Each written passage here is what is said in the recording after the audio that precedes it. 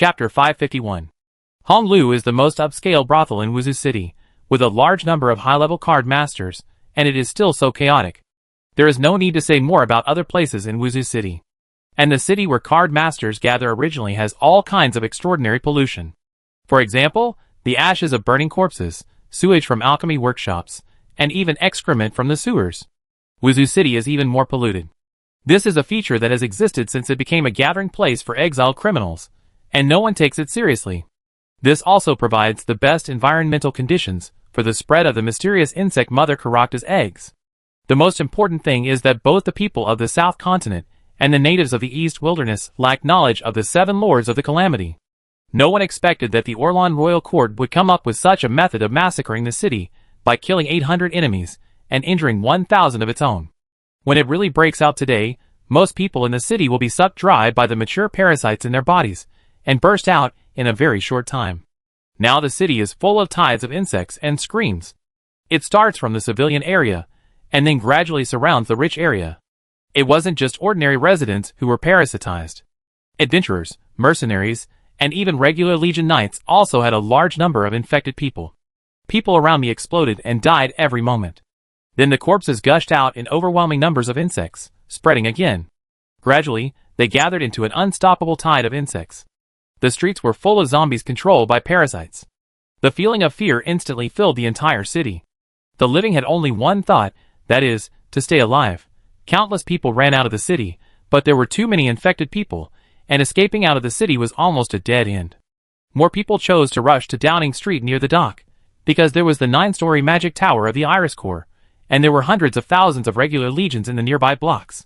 In an instant, gorgeous magic fireworks exploded all over the city.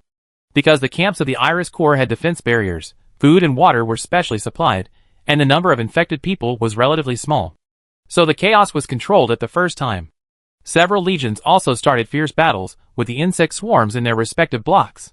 However, the number of bugs did not decrease, but increased as they were killed.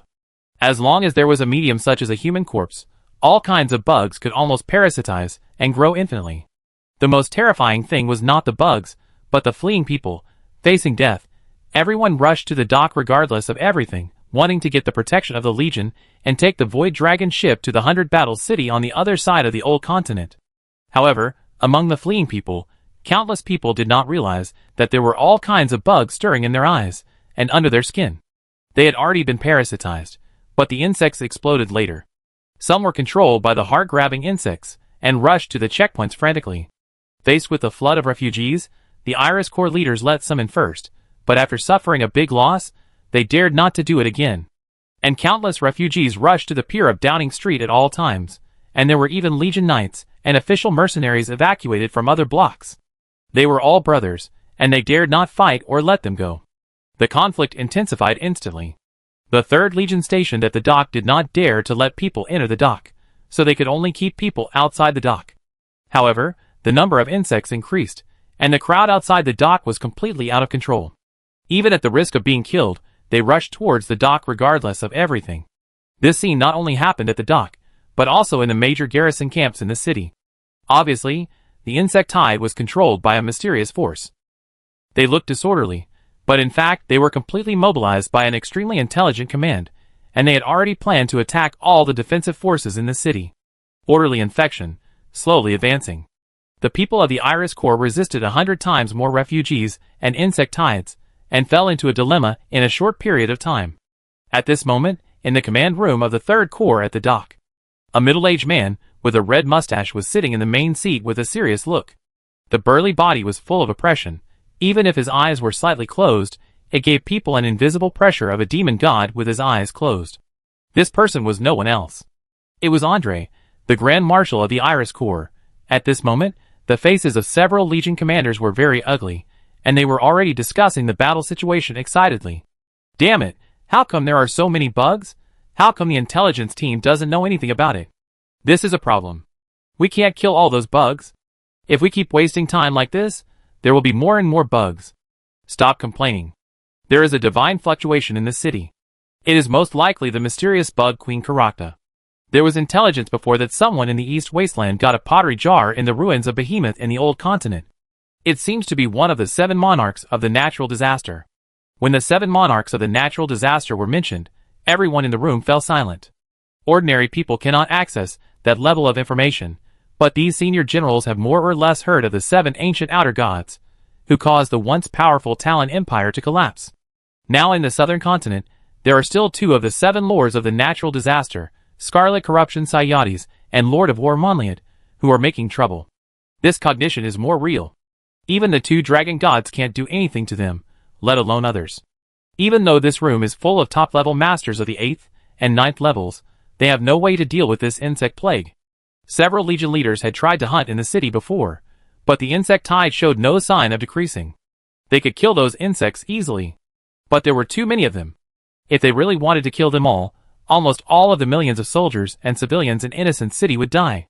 It's not that they don't want to fight, but there is no point in fighting to the death. The result is the same. Innocent City will inevitably fall. There is no point in occupying Innocent City without its residents. And if that happens, not to mention the losses of their Iris Legion, the Insect Queen should have grown to a terrifying level with enough psychics. By then, they may not have a chance to evacuate. When they thought of this, everyone looked very unhappy. The native king of the Orlan royal court is really cruel. In order to quickly consolidate the royal power, he let all the people be polluted by faith, and now he even released the natural disaster god. Have they really thought about how to end it? Yes, it's really stupid. Even if the native king took over the Innocent City in this way, he would not think that he could control so many foreign gods at the same time in the future, right? If we had known he was such a fool, we shouldn't have given him the chance to grow up. It's meaningless to say this now. Let's think about how to deal with it now. There are already many parasites in the barracks. If we continue to waste time, the pollution will spread, and the losses will probably become greater and greater. Yes, there are still abyssal rifts now, which can be separated. But if those parasites really go to the 100 Battle City in the west, everything we have will be ruined. What do you mean? People from the Innocent City must not be easily sent to the central continent. At this point in the discussion, all the Legion leaders took a deep breath, and all saw the viciousness of the opponent's move. If they handle it improperly, it will not only be the loss of Innocent City. The insect plague is like a plague. Once it spreads, it is out of control. This battle is not worth fighting. From the time the Orlan royal court sacrificed the outer god, the mysterious insect mother, it was destined to be a battle that would hurt both sides no matter how it was fought. Killing all the infected people would be useless. On the contrary, the longer it was delayed, the more people would be infected. But whether giving up or continuing to fight, the losses will be huge. They couldn't make a decision. Everyone looked at Marshal Andre lying on the chair. Time waits for no one. Seeing Andre closing his eyes and thinking, someone finally asked, "Marshal, now we?" Andre heard this, and he pondered for a long time, and still didn't speak. It seemed that he was making a very difficult decision. After a few breaths, he opened his eyes, and said in a deep voice with an expressionless face, "You withdraw first, I will stay here." All people going to Baijan City are quarantined on the spot, and are not allowed to contact anyone before they are completely purified and checked. Originally, he came here in person to catch a big fish. Unexpectedly, the small shrimps that came were not even small shrimps, but just endless insects. Andre knew that the Innocent City had been lost. There was no objection to holding on. He knew his realm better than anyone else. The mysterious insect Mother Karakta had no main body, and every insect could be the main body. Unless all the insects were killed, he would continue to exist, parasitize, and reproduce. How could he kill the outer god that countless powerful men in the Talon dynasty failed to kill? The current situation seemed to be that the new king of the Orlan royal court had gone mad and wanted to die together. What he lamented was not how many people would die this time. In his eyes, the death of low-level humans could no longer resonate. What he cared about was his own promotion ceremony. If this war ended here, he would not be able to take the last step. But fortunately, the constraints of the Holy See were not as strong as before. As long as they defended the 100 Battle City, they still had a chance in the old continent.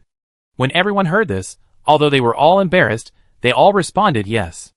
On the other side, Jisun led Rini and appeared in a chaotic city.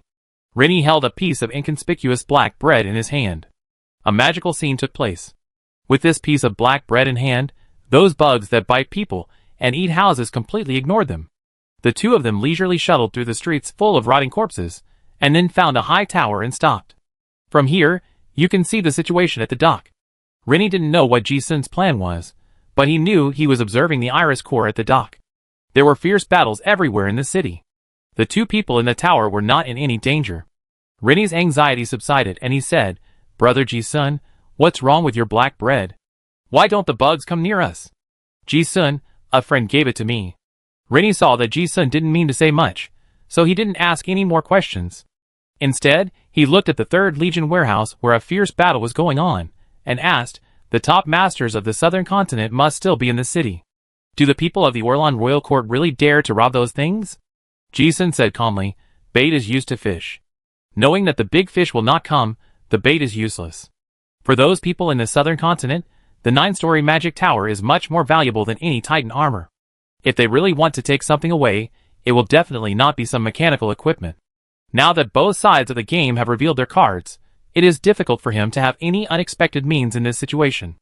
The only uncertainty was that Ji-sun didn't know how the Orlan Royal Court would take away the batch of things under the nose of the top masters of Iris. Is that so? Rennie didn't know much about the southern continent, nor did he know the cost of the 9-story magic tower. But after hearing what Ji-sun said, he no longer had any doubts. He didn't know when he found that he had a sense of trust in the young man in front of him that he would not question. It seemed that whatever this person said must be the truth. Especially after knowing that he was a friend of King Augustus, he felt that he completely trusted him. With the answer, Rennie also thought of the follow-up and guessed, "So, do you think Orlan's people will wait until those people start to evacuate before taking action?" "Yes." Ji-sun nodded. "Once the evacuation begins, panic will spread rapidly, and no one will care about any bait anymore, and they will definitely strive for the qualification to get on the ship. There are only 2 Void Dragon boats, and they can't carry many people in one trip." Hearing this, Rennie's expression also sighed inexplicably. Even he could see that this move by the Orlan Royal Court was a really stupid one. More than half of the people in Wuzue City were originally natives of the Eastern Wasteland. Not to mention the indiscriminate killing of innocent people, the consequences of this matter may even affect the entire Eastern Wasteland. But he couldn't get involved in matters of that level, so he didn't ask much. The mark on Rick's body was put by Ivan, so no matter where he went, he would be clearly located. Ji-sun was not in a hurry. He came out because he felt inexplicably depressed, so he came to take a look. The fierce battle in the city had nothing to do with them, and they couldn't intervene. Thinking of something, Ji-sun asked, "By the way, Rennie, how is your research on mechanical puppets going?" Rennie didn't hide it, and said, "Not bad. Currently, it's barely a 6th level combat power. But you know, the combat power of the puppeteer is greatly limited by the quality of the puppet. I'm a poor old man, and I can't get any good materials, nor can I buy good armor.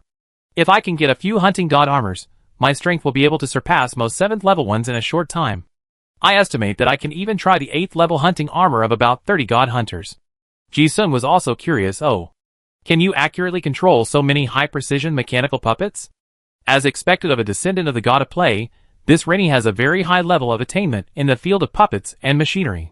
But last time, I heard him say that he could only control a few armors with puppetry, but now it has increased tenfold. This strength, if the puppets are really good, is only higher than that of the Orthodox King's 4 knights. Well, I've had some luck during this period." Rennie said modestly, "I thought I didn't have much time left to live, so I ventured into some other dimensional spaces that I didn't dare to go to before. Luckily, I came out alive, and got some things that are highly compatible with puppeteers. Of course, the most important thing is that I got some fragments of consciousness of the ancestors of my Shishin clan from Grey Mist relics.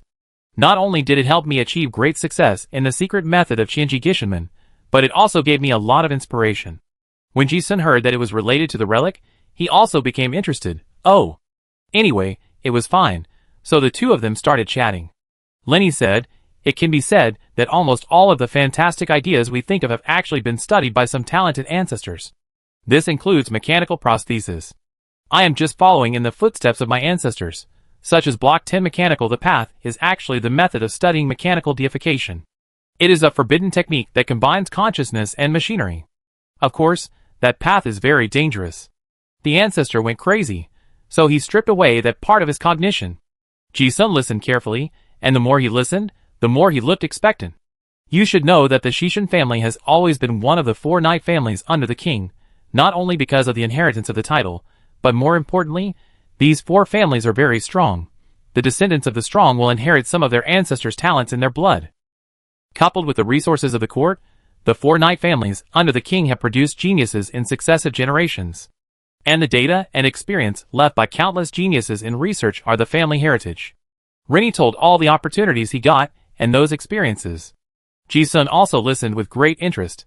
He realized that the mechanical technology tree of this extraordinary world has been distorted, and it has really distorted to the direction of mechanical gods. It is said that in ancient mythology, there is also a pure mechanical plane. Like the dragon titan, there are countless legends about mechanical gods. Ji-sun has never underestimated machinery, but he did not expect the upper limit to be so high. At the end, Rennie also said modestly, of course, machinery is not the mainstream of the card master civilization. At present, the knowledge and level I have mastered are far from being as powerful as the legend. It would be great if there were better research conditions. As he said this, he muttered to himself, it's a luxury, my old bones won't live long. Ji-sun listened to this, his expression unchanged, but he had a lot of thoughts in his mind. As for research equipment and materials, the New World Machinery City has the best in the world. With Rennie's understanding of mechanical technology and the information in his hands, he is fully qualified to be a minter there. As for staying alive, Rennie's lifespan was mostly caused by poisoning. This kind of acquired lifespan loss can be cured by the Sismak Holy Grail in Chujio's hand. But Ji-sun didn't intend to be a pushover. In his eyes now, equal exchange is the law of the universe, and the most reasonable relationship between people. Even friends. Ji-sun's mind instantly continued with a line of thought. This guy is not alone. He has the god of drama family behind him. Before he could think of how to speak, Rennie took the initiative to change the subject. By the way, brother Ji-sun, I have a question. I don't know whether I should ask or not. Ji-sun looked at his expression and actually guessed it, and said, but you can say it. Rennie had obviously been thinking about this question all the way, and finally he put down his old face and said, then I want to ask, Your Majesty, are you familiar with Your Majesty? Ji-sun knew what he wanted to say, and smiled, yes, I am quite familiar with you. He knew that it was not easy for a minister to ask this question, so he said directly, you want to ask what is going on with the kingship of Orin, right? There are not many people who really know the truth about the civil strife and usurpation of power in the Orin royal court. But Ji-sun is one of the very few people who know the whole story. Rennie looked a little embarrassed, but nodded, yeah. Ji-sun didn't say much, and said directly, this is a long story, and it has to start with the illegitimate daughter of the previous king of Orlan, D. Since Chujio chose the path of kingship, her experience could not be hidden. Even the tortuous experience of growing up as an illegitimate daughter was not a stain, but a plus for a great king. Ji-sun integrated Chujio with the White Queen source card, and later Arthur's lineage usurped power and killed people, and then the high priest Nan Sushang entrusted his son to him, and other things related to the kingship of Orlan were all revealed. After hearing this, Rennie's expression became more and more complicated. He realized that such a coup had actually happened in the Orin royal court. After hearing Chujio's experience, he became more and more angry at the current fake king in the Orin royal court. Originally, he thought that King Arthur might have been eager to restore the glory of his ancestors, so he was eager for quick success and made some unwise choices. Now, after hearing this, it turns out that from the beginning to the end, the throne was just a usurper who was greedy for the royal power. At the same time, doesn't it mean that their god of play family is an accomplice of the rebellion? Instantly, Rennie immediately felt that the family's honor was covered with a layer of dust. He was expelled because he was not as good as others. He never complained about the family, and was always proud of the family. But now, the 4 knights of the glorious king have become accomplices of the usurper? The opportunity is right in front of us. It just so happens that the exiled Majesty Chujio is a friend of a friend. The old puppeteer who was at the end of his life was inexplicably burning with excitement in his heart, and he had an idea that he wanted to restore the glory of the god of play family. Rennie believed Ji-sun's words without a doubt. This was not just trust between friends. It was because he grew up in the royal court. Although Chujio was not born when he was expelled, those words could not have deceived him. He knew the inheritance rules of the royal family very well. Someone who could fuse one of the 2 demon marks of White Queen and Tyrant was the heir to the throne. This was the rule that the 4 knights had to protect. In addition, only the heir to the throne recognized by the high priest could inherit the throne. No matter which condition, it is clear that His Majesty Chujio is the only legitimate heir to the Augustus royal family. After listening to Ji-sun's story, Rennie's mind was filled with emotion. Although Rennie was the loser in the family's internal struggle, as a puppet genius since childhood, he was also proud and angry. What's the point of supporting a fake king? It was fine to be alone before, but now that he knows that he has a grandson, the idea of continuing the family has suddenly risen again. After all, he is a family of the god of drama, a family of the 4 knights of the king with high honors. How can he be willing to bring shame to his family and let his descendants be loyal to the false king without knowing it? Thinking of this, Rennie's old face was frowned, and he looked at Ji-sun and said, "Brother Ji-sun, I want to ask you for something." When he met Chujio before, he was actually impressed by the king's aura. But because of the arrangement, many things were not said. Now, he has no worries at all. Ji-sun knew what he was going to say, and said, "Do you want me to introduce you?" "Yes." Rennie nodded solemnly, protecting his chest and performing the knight's loyalty salute. "If your majesty does not despise me, I beg your majesty to allow me to be loyal to your majesty. I will restore the glory of the god of drama family, even if I have to sacrifice my old bones." Ji-sun said calmly, "Okay. I will help you convey it."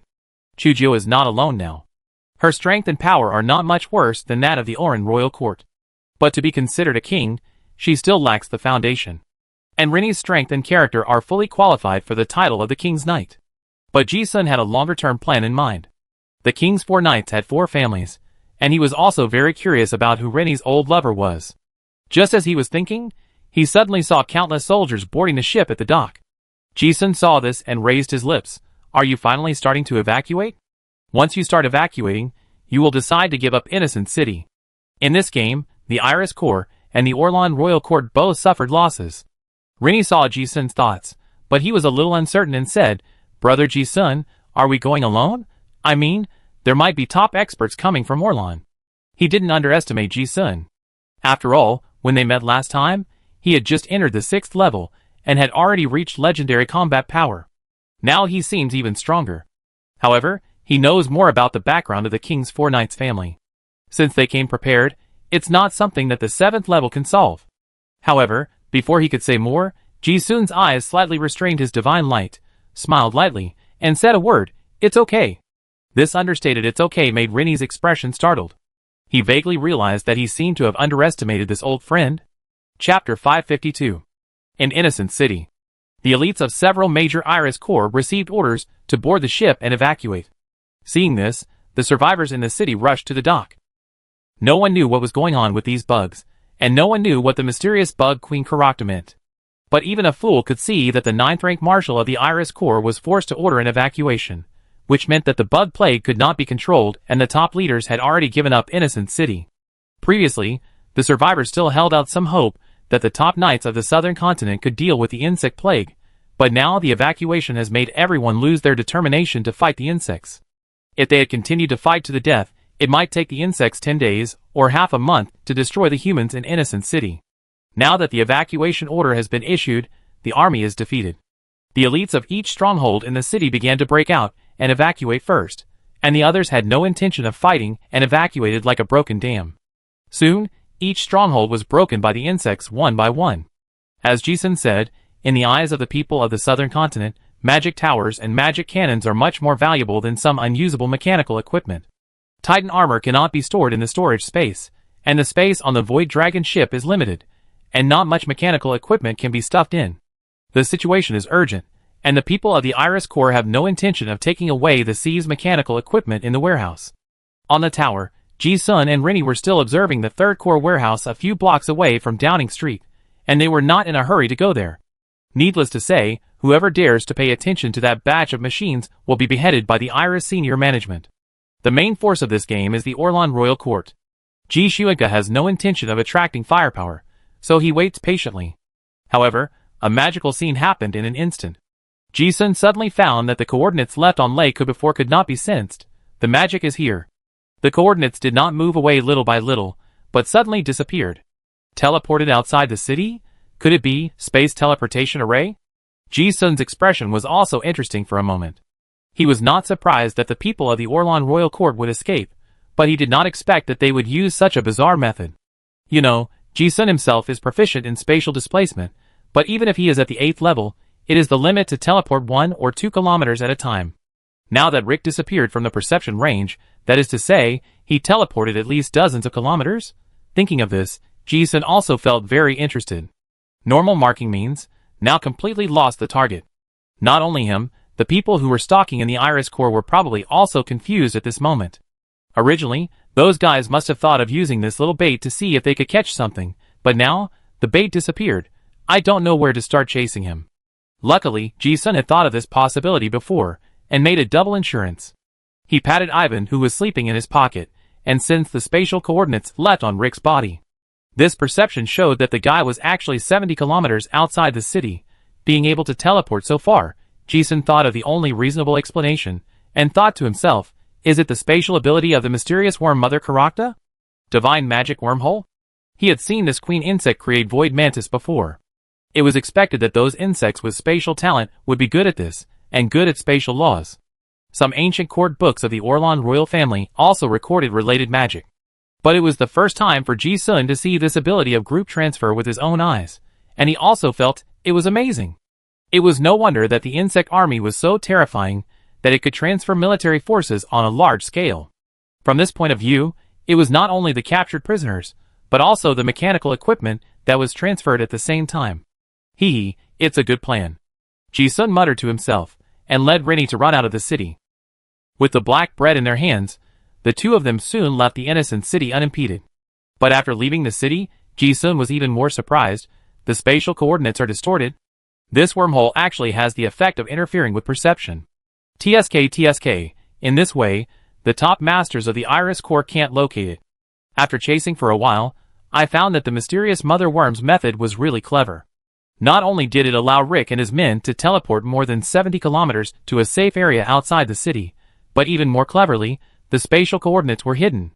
It was like the refraction of light in the water, where the fish looked somewhere, but it was not actually there. The distortion created by the Mother Worm near the wormhole was still irregular, so even though Ji-sun knew the coordinates were outside the city, he still came up empty-handed. Double insurance, almost foolproof. Fortunately, Ivan's spatial ability was very special. After getting close, he sensed it, and corrected the route many times before locating the exact location of Rick and his men. At this moment, in the rock formation above Innocent City, in the belly of an unknown mountain near the former Shangbang prison, a team of dozens of people had just teleported out of the twisted wormhole. Most of them were still wearing slave collars. They were the mechanics and high-level captives who were previously imprisoned in Innocent City as bait. Along with them, there were also a large number of boxes and the semi-finished Titan armor. In the belly of the mountain, a group of people had been waiting for a long time. Judging from the staffs and owl noble emblems they wore, the people who received them were mostly the Forbidden Spell Master Clan Herlanders, one of the famous 4 Knights of the King. 2 months ago, the 667 Secret Mechanical Research Institute was breached, and it was the Herlands clan who was responsible for guarding the base. The base was breached by the Iris Core, and the new king of Orlan was offended, so of course their clan took on the mission of the Innocent City this time. Patriarch, most of the key components of the Titan production line are here. The 003 armor is also intact. It's just that the blueprint is not there. Yeah. It was expected that those guys didn't put the blueprints together. It's enough to get these equipment back. Let's leave quickly, and clean up the collars and suspicious items on the way. Yes, Patriarch. After checking the equipment, the people who responded also breathed a sigh of relief. The stolen equipment is one of the 2 production lines that can produce Titan armor in the Orlan Royal Court. The semi-finished armor is also an important strategic item that has used up the rare magic metal collected by the Royal Court. Now that the things are back, most of the losses have been recovered. As for the Titan blueprints, the Royal Court has backups, so it doesn't matter whether they can be retrieved or not. The blueprints fell into the hands of those people in the southern continent, so they are of no use. Thinking that machinery is taboo in the southern continent, it is likely to be burned, so there is no need to worry. After roughly counting the items, these people did not dare to stay. One by one, the porters controlled the mechanical arms to lift the heavy equipment. Everyone followed the original plan, and quietly left along the planned evacuation route. The leader of the response was a white-haired old woman. Her name is Elsa Herlanders. Although she is not one of the 4 knights of the king of this generation, she is the patriarch of the Herlanders family. This time, in addition to retrieving the mechanical equipment that the royal court has ordered to be taken back, their Forbidden Spell Master family also has one more thing, which is to rescue the Herlanders family's rare Forbidden Spell genius, Rek, alive, because it is related to the inheritance of the family bloodline. Rek has shown an extraordinary affinity for thunder since he was a child. Later, in the family's talent test, his affinity for thunder elements is the highest in the court of the Orlan Royal Court in the past 3,000 years. This is a natural talent for forbidden spell casting. If nothing unexpected happens, Rick will also be the next of the king's 4 knights. For this reason, the old patriarch Elsa did not hesitate to take risks, and came in person. Seeing that his grandson was safe, the old man's face, which had been gathering in the middle of his brows, finally relaxed. The hissing sound of the neat boilers was endless. The atmosphere was not tense. They knew the plan of the royal court this time, and they also knew the danger has always been only when they were in the City of Innocence. Now that they have come out, it is impossible for anyone to catch up with them again. Walking on the mountain road, Elsa checked her grandson's body. After confirming that the people from the South Continent had not done anything to him, she was completely relieved and burst into tears. Xiaoke, I'm sorry for making you suffer during this period. Looking at this grandma, who had doted on him since he was a child, Rick comforted her. Grandma, I'm fine. The old woman sighed, and sighed repeatedly, saying that it was good to be alive. At the same time, she looked at her grandson's neck without a slave collar, and felt a little confused. She said cautiously, Xiaoke, tell Grandma what happened during the time you were captured by those people from the South Continent. There is nothing wrong with the body, but if something is done on the spiritual level, then it will be a big problem. However, after asking this question, she realized that she had thought too much. The people of the Southern Continent looked down on Dongwang's geniuses, who made treasures. At most, they were high-level slaves. Rick recounted his experience of being captured during this period. It was basically interrogation and torture, and then imprisonment. The intelligence personnel of the Southern Continent knew almost everything he knew, and there was nothing to ask. Then he was used as bait and imprisoned in the City of Innocence until he was auctioned recently. After hearing this, the old man was surprised and asked, You mean someone saved you before? Yes. When Rick saw the old man's expression, he said, I said it was definitely not someone sent by you, Grandma. That guy also said that he was asked by a friend. Haha, it seems that some other forces want to take advantage of Titan. But thinking back to the scene in the restaurant before, he felt that the guy's aura was very special. It was obviously not strong, but the aura seemed to be engraved in his mind, and could not be driven away. However, as soon as he said this, the old man asked back, the guy said he was asked by a friend? What does he look like? Did he tell you his name? Rick, that guy pretended to be a merchant from the Southern Continent. He looks good, but he is too arrogant. He is very cautious, and has never revealed his true identity. But a woman with compound eyes came to him before, and said she knew someone called Joker? The old man asked again, Did you see the mechanical arm on him? Rick didn't know why his grandmother asked this, but he said in a certain tone, No. The old man couldn't hide his concern in his tone. Is that person safe? Rick didn't understand the emotion that had been remembered for decades, and said truthfully, I don't know. The woman with compound eyes seemed to know him, so she didn't kill him. But then the insect plague came, and the whole city. Hearing this, the old man's cloudy eyes also fell into deep thought. This Elsa, the head of the Herlanders family, is an old friend of Rennie. When they were young, they were childhood friends who grew up together and loved each other. Later, the families arranged marriages. At that time, Rennie was the most talented heir of the God of Play family, and his family arranged a marriage with another person. Elsa and Rennie did not get together. This was normal in the aristocracy. Later, Rennie suddenly defected from the God of Play family, and his life and death were unknown. The two had no contact again. Elsa knew that Rennie's character would never defect, and guessed that there was another hidden reason. She was sad but helpless.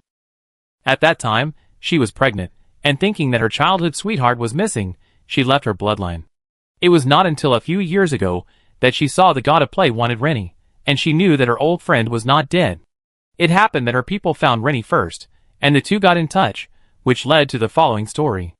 Originally, Elsa planned to keep the secret in the grave, but the current situation left her with no choice. She wanted to save her grandson, Rick, so she thought of her old friend in Innocent City. Although she knew that the royal court had a plan, the plan was extremely risky, and the probability of Rick being rescued alive was extremely low. At that time, almost all of the royal court's hidden men in the City of Innocence had been pulled out, and she could only seek help from her old friend. After all, Rick was also Rennie's grandson. Then, there was the matter of Rennie going to rescue people later. With her thoughts racing in her mind, Elsa sighed. After hearing what Rennie said, the old man had guessed that it was his old friend who took action. Otherwise, no one would gamble their lives and go out to save people in that situation. Lei Kejian's grandmother sighed and asked with concern, What's wrong, Grandma? I'm fine, aren't I? The old man forced a smile, and looked at the handsome grandson in front of him. After all, he didn't tell the truth. He just said, "No matter who it is, they saved you after all, and they never hurt you from beginning to end. You should always be grateful." "Oh!" Reich seemed to understand, but he also responded. The old woman spoke, and her complicated thoughts did not stop for a long time. She has lived for most of her life. As an old man of the Orange Court etiquette, she has seen too much. The struggle for power has always been cruel. Even within the 4 major knight families, there are also conspiracies and intrigues. She even suspected that some believers of the outer gods, and even the royal family itself, had played some dishonorable roles in the previous attack on the 667 Secret Mechanical Research Institute. The 4 knight families of the king are not only the guardians of the royal power, but also the decision-makers of some court affairs. Their Herlands family is also a conservative, who has always firmly opposed the royal court's use of the 2 sealed 7 monarchs of the natural disaster.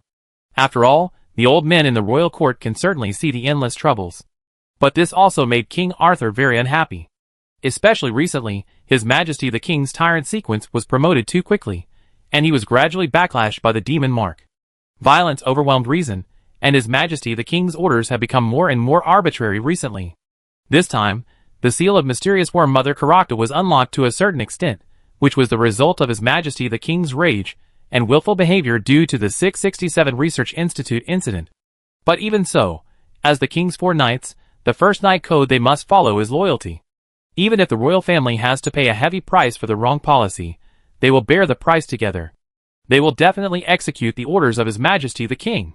Although the restoration of the Orléans royal court was successful, it also reached the highest level of control of the eastern wilderness by the Orléans royal family in the past 3,000 years. But the current situation makes Elsa confused. The Silver Moon sect has already dominated the government, and now the outer god has been released again. Even she, the ruler of the king's 4 knights, felt a sense of powerlessness. Even if the royal court really fought back to the central continent from the eastern wasteland one day, would the person in power still be King Augustus? Now it seems that neither the moon god nor the outer god can be controlled by human power. The situation that once destroyed the Talon dynasty seems to be repeated. Thinking of this, the old woman sighed again. She can't see the future of the Kashi civilization. Although she hijacked the equipment and people of the Institute today as planned, she became more and more worried. But I don't know why. It seems that she is at the end of her life. She doesn't care about power or interests anymore. Now that she has rescued her most beloved grandson, she seems to have no worries. Instead, the old woman thought of her old friend and murmured something that only she could hear clearly. It would be nice if we could see each other for the last time. Rick didn't know what his grandmother was worried about, so he could only follow silently. However, just when the group thought that they would not be caught up, without warning, a loud shout suddenly rang out in the team. "Who is it?" More than 100 pairs of eyes looked over, and saw that 2 cloaked people appeared on the stalagmites on both sides of the road at some point. Ji-sun looked at the Orléans Royal Court team that he had finally caught up with, and smacked his lips. "Oh my, it's really not easy to catch up with you guys." Fortunately, it was not far from the innocent city, otherwise he really couldn't say if he could stop them. Hearing this tiny muttering, Rennie's eyes twitched violently. Originally, he thought there might be some surprise attack plan, or a powerful comrade, otherwise he would not have chased them so rashly. However, he never expected that he would block the way of these people so blatantly. You know, the 4 knights of the king are the elite of the Herlands family. Crazy, must be crazy. He and this guy did such a crazy thing together. Feeling the murderous intent like a needle, Rennie couldn't help swallowing his saliva. But he was surprised, but he was not afraid. He would not live long anyway, so he came here to see his old friend for the last time. He had nothing to lose by going crazy. Seeing the 2 people blocking the team's way so brazenly, the people of the Oran Royal Court were all as if they were facing a great enemy, and they were not sure where the 2 people came from. The old man in the lead asked, "Who are you?" Ji-sun knew this guy and had seen him many times. Xiaolin, the Forbidden Spell Master, one of the 4 knights of the king. But the last time I saw him was in the Shinshu treasury, and the 4 guys were beaten up by Gong Wu. At that time, they were all legendary card masters, but now it seems that they are at the 8th level. TSK, the dream space of the moon god is really a powerful tool for cultivating top-level card masters. Ji-sun sighed in his heart. This is the foundation of the royal family. It's not surprising. Those who can advance to legend in that environment are all talented people. Hearing the question, Ji-sun also lifted his cloak openly, revealing his face full of playful smiles. If a fight really breaks out, his professional sequence cannot be concealed. After all, he is quite famous in the East Wilderness. He has been wanted almost all the way since he was a card disciple. Ji-sun remembered that the last time he was wanted in the East Wilderness was when he went to the Bai family extreme bandit city with Qin Rushi, and then killed the people from the Holy See of the southern continent who were chasing Ivan. The high-level officials of the Orlan royal court should all know his face. Sure enough, seeing him show his face, most of the people from the Orlan royal court on both sides of the road recognized him. The old people were still able to keep their composure, but the young man couldn't. Although Rick knew Ji-sun on the wanted list, it was the first time he saw him in person. He felt vaguely familiar. Looking at this guy's temperament and the strange smile on his lips, he suddenly realized, it's you. This guy is exactly the same as the one who bought him before. Seeing Ji-sun appear here, Rick is not stupid, and immediately thought of something. You are here for the Titan Mecha. As soon as these words came out, everyone in the Orlan royal court became nervous. Ah, it's me. Ji-sun looked at the murderous crowd of more than 100 people and grinned, without any fear. Instead, he looked at Rick and couldn't help but teasing, you are not stupid. I really came for these equipment. You? Rick was furious at this blatant robbery. Do you really think that there is no one left in my Forbidden Spell Master clan? The two sides were on the verge of a fight. The old patriarch Elsa in the middle of the team shouted, wait. She just exchanged a glance with the Forbidden Spell Master Qiao Lin, and knew that the person in front of her was very powerful, and it might not be wise to attack. At the same time, she also saw the other person next to Ji-sun, and became inexplicably expectant. Seeing that Ji-sun did not hide, Rick on the side also lifted his cloak, revealing an old face that was very popular on the wanted list recently. Others did not think much of this face, but the old patriarch Elsa looked at it, and her eyes trembled instantly. When old friends meet, both of them are filled with emotion. But in front of so many people, they didn't say a word. After a silent look, Elsa's eyes turned into doubt. You help outsiders to harm me. Of course, Rennie knew that his old friend misunderstood. Although it was true that Ji-sun came to rob. But he didn't harm her. If it was before, if Rennie knew that Ji-sun's purpose was to rob the Titan armor, he would definitely not show up. He and Ji-sun were friends, so he was also happy to see that the things in the Orlan royal court were robbed. As long as the old friend and grandson are safe, it doesn't matter. But now that he showed up, what's more important is that Rennie knew there is another legitimate King Augustus. After knowing this truth, he knew very well that all the loyalty of the four knights to the false king now seemed so stupid. Far from harming his old friend, he corrected their mistakes. But these words were obviously not said at the right time.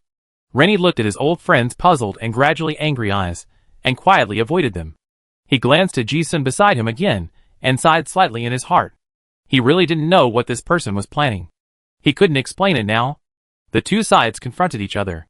It was obvious that the more than 100 people in the Orlan royal court had an absolute advantage in numbers, and there was also the top combat power of the Forbidden Spell Master Qiao Lin. In theory, as long as there was no 9th level, they could handle it. However, they were blocked on the road by Ji-sun and the other two, and everyone was silent, and no one dared to act impulsively. Because Ji-sun's playful smile on his face gave people a very strange feeling of uneasiness. It seemed that if they took action, they would definitely suffer a catastrophe. Although Ji-sun did not look at Rennie, he also noticed the resentful gaze between him and the old woman. Ji-sun grinned, and then confirmed that the relationship between the two was indeed deep. It was not that the old friend was used by someone. What others did not know was that it was precisely because of this confirmation that the violent murderous intent in Ji-sun's eyes was restrained. Otherwise, he really did not think that these people in front of him could stop him from robbing this batch of goods. The confrontation lasted for 2 breaths. Ji-sun took the initiative to speak, but he did not say anything related to the goods. Instead, he asked some seemingly irrelevant questions. Are you from the Herlands family? The team finally got the old woman to speak. So what? Although she knew that the two people saved her grandson, she did not give them a good look. She was not stupid. From the current situation, the two people saved people with bad intentions. They must have left a mark on her grandson, so they could track him down. Ji-sun did not explain much, and continued to ask, I am curious about a question. Are you loyal to King Augustus, or to the royal family of Orlan? The old woman didn't know why he asked this and sneered, Humph, I don't know who you are. But our Herlands family is the king's guardian knights. Don't try to sow discord. No matter what you say, it's meaningless. Ji-sun raised his eyebrows and said, Oh, then are you loyal to King Augustus? Some things are not suitable to be said in public. Telling the truth now will not only fail to achieve the purpose of persuading surrender, but will be regarded as having ill intentions. The old woman didn't say anything more after hearing this. Can't deny, can't deny. Ji-sun didn't ask any more questions. That was enough. The old woman was a little confused about the purpose of the two people, and asked again, "Excuse me, sir, what do you mean by stopping us?" The tone of voice carried the domineering of the King's Knight family, and it cleverly expressed the attitude that they didn't want to fight, but they were not afraid of a fight to the death. Ji-sun looked at the old woman, took a closer look, and sighed, as expected of the old patriarch of the Herlands family. I have to admit that these old nobles are indeed very powerful. But the camps are different, and Ji-sun will never show mercy when he starts to kill. He glanced at the mechanical equipment in the team and said directly, "I must take this batch of goods away." Before the more than 100 people below got angry, he said directly, "But because my friend has an old relationship with your family. I don't want to embarrass you. After all, you know that this place is not far from the City of Innocence. If a fight really breaks out, I don't care, but you will definitely not be able to escape." Upon hearing this, Rennie's eyelids twitched, and he glanced at Ji-sun beside him. His expression seemed to say, "Mentioning me at this time doesn't feel like a favor, but rather a hatred." As expected, his old lover glared at him angrily. Rennie didn't realize at this time that Ji-sun's words were really a favor for the sake of his friend's face. Ji-sun must take this batch of goods away. If he really encounters resistance, he really doesn't mind killing everyone here by himself. The more than 100 people of the Herlands family were furious. They were about to take action. However, the old patriarch shouted again, "Stop!" Her experience had long enabled her to see through people's hearts, but she couldn't figure out the young man with a treacherous smile on his face. But she had a strong sense of crisis in her heart, as if she really took action, there would definitely be very bad consequences. Looking at her old friend Rennie again, the old woman had an incredible thought. Could he really be helping me? But why did they join forces with outsiders? The old patriarch pondered for a moment, and finally asked Ji-sun, "What do you want?" Hearing this, Ji-sun smiled brightly and said, "How about this? A large-scale battle is not appropriate. How about we duel? This proposal is beneficial to both parties." The people of the Herlands family dared not speak out. And Ji-sun himself did not want to be targeted by the top masters of the Iris Corps for taking this batch of goods. Chapter 553. Ji-sun stood on the stone pillar, looking at the more than 100 people in front of him with stunned expressions, and grinned. Rennie beside him twitched his eyes slightly, and said in his heart, "Sure enough. When he was in the city before, he guessed that the strength of this old friend might have exceeded his imagination. And just now, watching Ji-sun swaggering and stopping the people of the Herlands family, Rennie had an idea in his mind that he couldn't believe. Could this guy be an 8th level? Now that he proposed a duel, this conjecture has become a reality. Without such strength, he would never be so calm. But how did this guy advance? Although the last time we met was more than a year ago, he was only at level 6 at that time, and he is already at level 8? However, before Rennie could be shocked, a cold shout rang out, "Humph! Do you really think that there is no one left in our Herlands family?" In a blink of an eye, the old man who spoke was surprisingly one of the 4 knights of the king, the strongest forbidden spell master Qiao Lin in the Herlands family. In their opinion, Ji-sun's proposal was full of humiliation. How could more than 100 people not be angry when someone pointed at their noses and asked them to duel? But after saying this, Qiao Lin had to admit that Ji-sun's proposal was the best solution. Of course, the most important thing was that he also saw that the S-level wanted criminal, who was once popular in the East Wasteland, was probably very strong, and a real fight would not benefit either side. Someone had to step down after someone else stepped up. Chieftain Elsa quietly looked at Ji-sun, unable to figure out his intention, so she asked, "Oh, how do you want to duel?" In her opinion, this guy was more likely to delay time. Ji-sun didn't have so many twists and turns in his mind. He said directly, "I just said that I must take this batch of goods. You will definitely not let it go. Since we have to fight, let's have a one-on-one duel. If I lose, I will retreat. If you lose, I will take the things away." As soon as these words came out, the people in the Orlan royal court were furious and stared at Ji-sun. This guy is really arrogant. Does he really think that there is no one left in their Herlands family? The forbidden spell master Qiao Lin immediately stood up and said coldly, "Since you are so confident in your methods, then I will try your methods." A very clever response. He just said that he would compete, but did not agree to the conditions of the bet. After all, this batch of mechanical equipment is related to the lives of the entire Herlands family, and it must not be lost. Ji-sun saw through the language skills of these old nobles. In other words, let's try it first, and then beat them up. However, Ji-sun really didn't want to play tricks with these people, so he said bluntly, if it was you who showed up, the fight might not end well. You? It would have been better if he hadn't said it. Once he said it, the people of the Herland's family in front of him were like cats whose tails were stepped on, and their fur exploded again.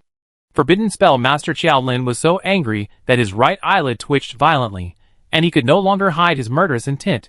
Your Excellency is quite arrogant. TSK. Ji-sun looked at him without getting angry, but the corners of his mouth raised, and he couldn't suppress it. He knew that he couldn't convince these people with words. While laughing, the shadow of the clown behind him appeared, and he chanted the spell, second solution, clown of all things. It's true that Qiao Lin, the forbidden spell master in front of him, is at the 8th level. But there is a gap between the 8th level and the 8th level. A true master of the same level can judge many things in an instant by revealing his aura. Ji-sun saw that Qiao Lin must have taken a shortcut when he advanced to the 7th level. He didn't rely on the comprehension of divine power to advance, but used the myth crystal core. Later, I don't know how he was forced to advance to the 8th level, but his foundation was poor, and the gap would become larger and larger in the future. His current situation is much worse than those 8th level dragons in the southern continent, not to mention Ji-sun. It can be said that it is not difficult for Ji-sun to kill him. However, the Herland's family is the family of the king's 4 knights after all, and they must have treasures in their hands. If a real fight breaks out, if Ji-sun doesn't go with the intention of killing, there will be no small noise. Seeing the clown's phantom appear behind Ji-sun, the situation instantly became tense. The more than 100 people in the Orlan royal court held various cards in their hands, and the guns and cannons on the mechanical arms were all pointed at him. Rennie's face changed drastically because of the murderous aura, like a steel needle, and he made a decision in his heart to prepare to fight the enemy together with Ji-sun. But before he took out the mechanical puppet, the whole valley suddenly seemed to be silent as if the mute button was pressed. Ji-sun's second magic solution not only had the pressure of the demon god, but also his divine power comparable to that of an 8th level dragon. This terrifying power of the demigod directly shocked everyone present. That was the pressure from higher life forms to lower life forms.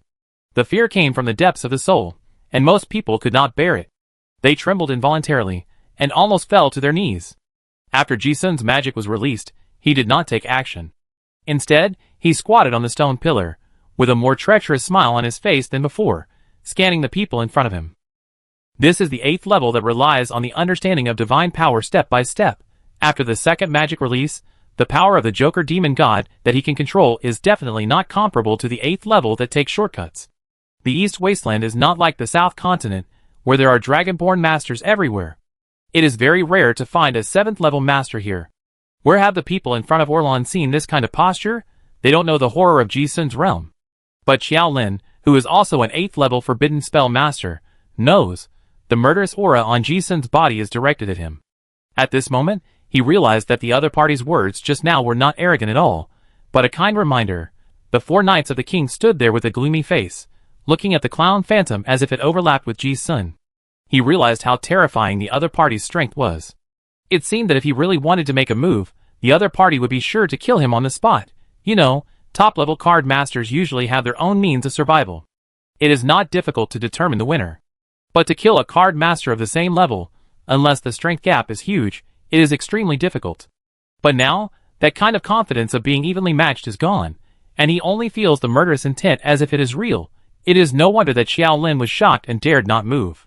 With Ji-sun's strength, even the 8th level dragon descendants of the southern continent would have to admit defeat, not to mention that he is an 8th level who took a shortcut. Others didn't know that at this moment, the 2 8th level masters had already fought once.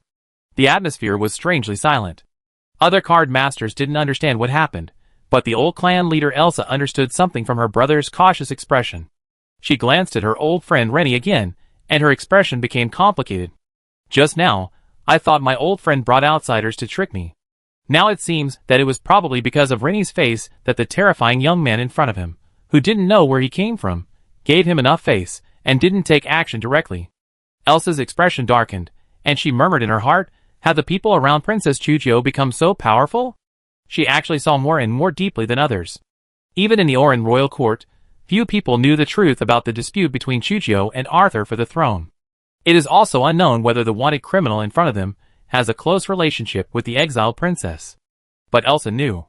Even from the moment she knew the other party's identity just now, she guessed that Ji-sun came to rob this batch of equipment, and there was something behind it. After all, the Titan production line is useless to ordinary people, so there must be a big force behind it. Especially the previous question. Loyal to the Orlan royal family, or loyal to the Augustus royal family. In fact, she had already guessed something at that time. However, the struggle for royal power is too complicated, and no one expected it to develop to this point. What the old woman didn't expect was that she guessed half right. Ji-sun didn't come here at Juju's request. They are friends, and there is no monarch-subject relationship. This production line is purely beneficial to the development of future scientific and technological civilization. I just took it when I came across it. Besides, Ji-sun also wanted to see what the Orlan royal court was going to do. He looked at Xiaolin and didn't do anything, and he also saved his face. Humiliation is not the purpose, and Rennie's favor still needs to be given. He turned to look at the genius boy Rick, who was already shocked and horrified, and said, I had an agreement with Rick before. Let's do this. I will fight him with the 6th level means. If I win, I will take this batch of equipment away. If I lose, I promise to give him a treasure, and you can take the treasure away. Of course, if I use a method beyond the 6th level of the law, it will also be considered my loss. Ji-sun not only wants to win, he also wants to change some stereotypes of the Herlands family. For example, let them know that there is an Orthodox Augustus princess outside, and she is already very powerful. Some things are like a flame on the grassland. Don't expect it to achieve the goal all at once.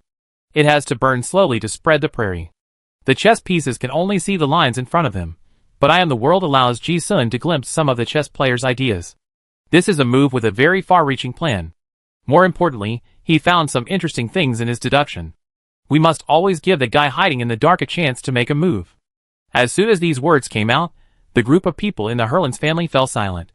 Ji-sun has given them enough face, and now is not the time to play tricks on them. Forbidden Spell Master Xiaolin said nothing, because he knew he had no chance of winning. Even if everyone attacks together, they may not be able to defeat the opponent, and may even attract the strong men from the southern continent of Innocent City. The old patriarch Elsa glanced at her brother's expression and finally sighed, Okay, on behalf of the Herlands family, I agree to this duel. Since Xiaolin, the strongest in the family, has no chance of winning, they have no choice. Besides, if they really want to duel, if they are both 6th level, the genius of the family that has not appeared in 1,000 years, Rick, may not lose. Hearing this, Rennie beside Ji-sun also breathed a sigh of relief. Just now, he was really ready for a big fight, and thought that if he really started fighting, he would not be able to explain it clearly. Unexpectedly, the situation changed suddenly. Rennie glanced at Ji-sun beside him with a little gratitude, and felt indescribably happy. Only then did he see clearly how meticulous this old friend's mind was. From the beginning, he seemed to have thought of this step. Although robbing things is still a bit weird. But at least no matter whether the duel wins or loses, the two sides don't have to tear each other apart completely. Rick was young and energetic. Hearing his grandmother agree, he couldn't help but shouted, Okay, I will try your methods. Even though he knew he was facing an 8th level strongman, the boy still had no fear. That kind of confidence was also based on his own strength. Ji-sun looked at him, and raised his eyebrows and smiled. He also agreed to the old patriarch's words, to give him some time to discuss tactics. Strength cannot be improved in a short period of time. Ji-sun certainly thought that the Herlands family would probably take out some treasures in order to win. But it doesn't matter. Ji-sun has no fewer treasures in his hands than anyone else. Even if he only uses the 6th level methods, he has no reason to lose. Instead, he felt that this scene was a bit familiar. It seemed that several senior card masters he had met before had all used this method to instruct him.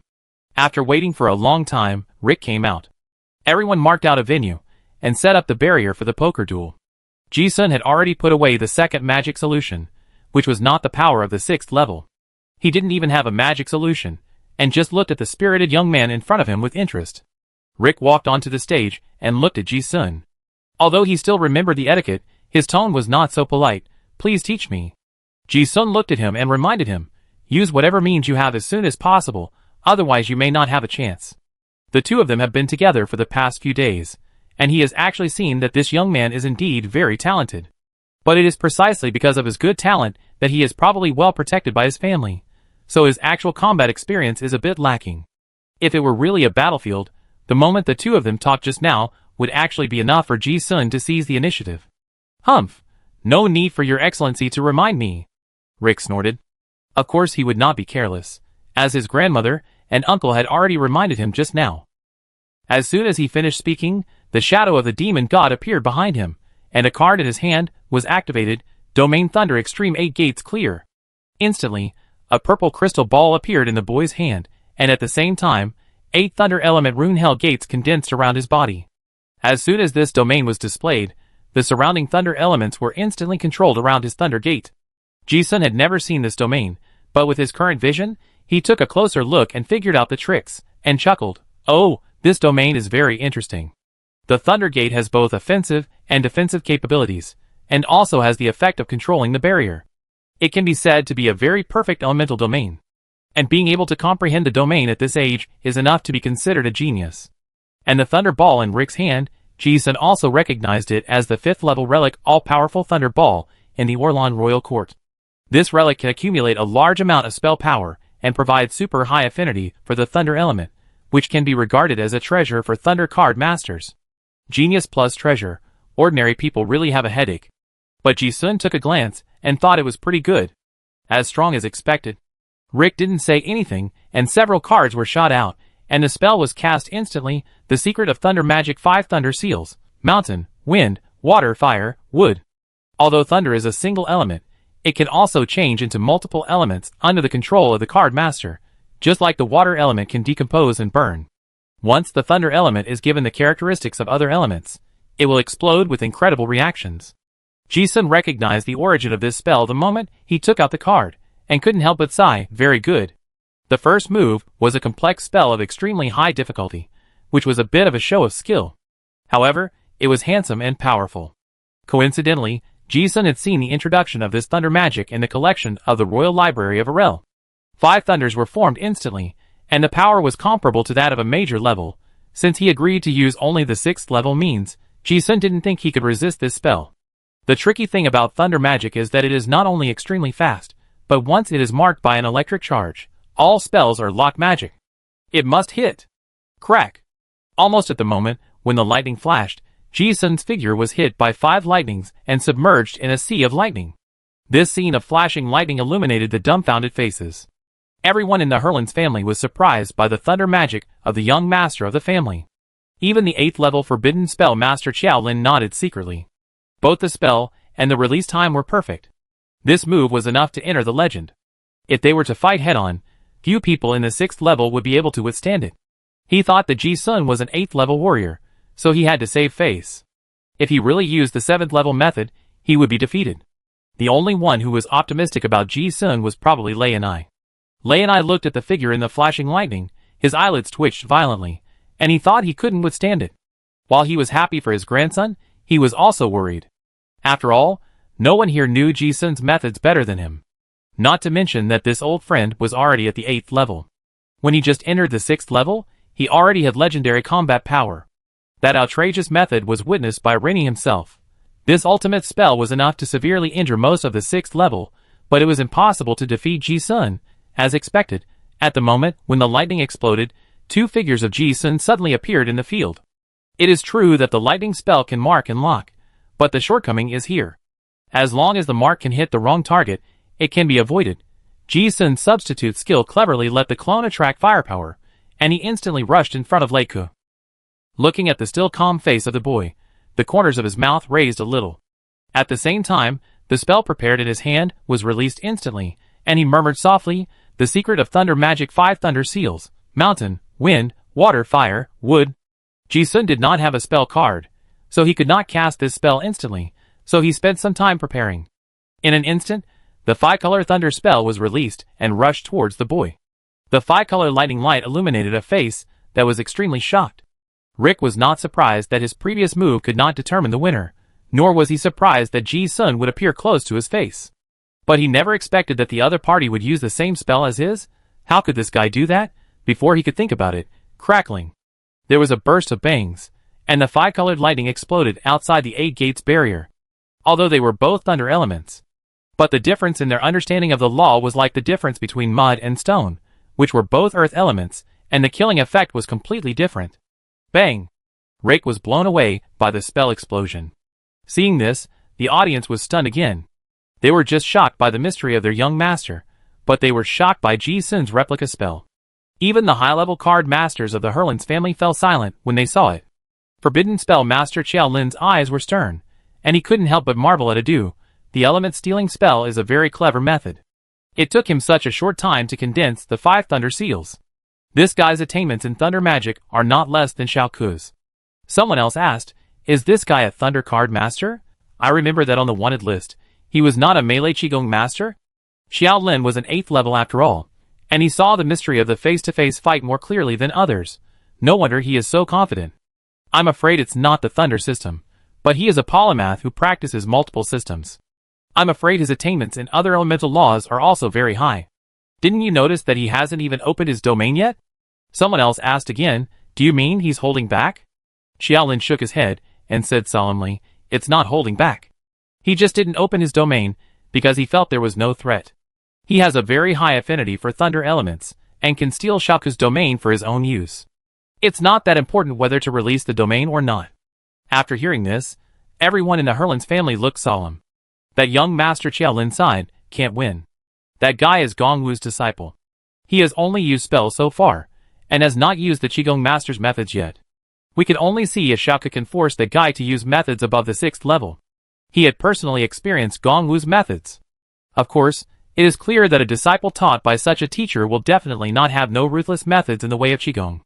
After this, everyone's expression no longer had any luck. Even the aura of the genius of forbidden spells that had always been proud of for 1,000 years was dimmed at this moment. At this moment, they saw the true talent of the Eastern Wilderness monster. Secret Technique Thunderstorm. Forbidden Technique Natural Disaster Thunder Realm. Secret Technique Thunder Prison. In the field, 2 voices and shadows were immediately caught in a fierce battle. Even Ji Sun had to admit that this Rick was really good. All his moves were extremely skilled spells.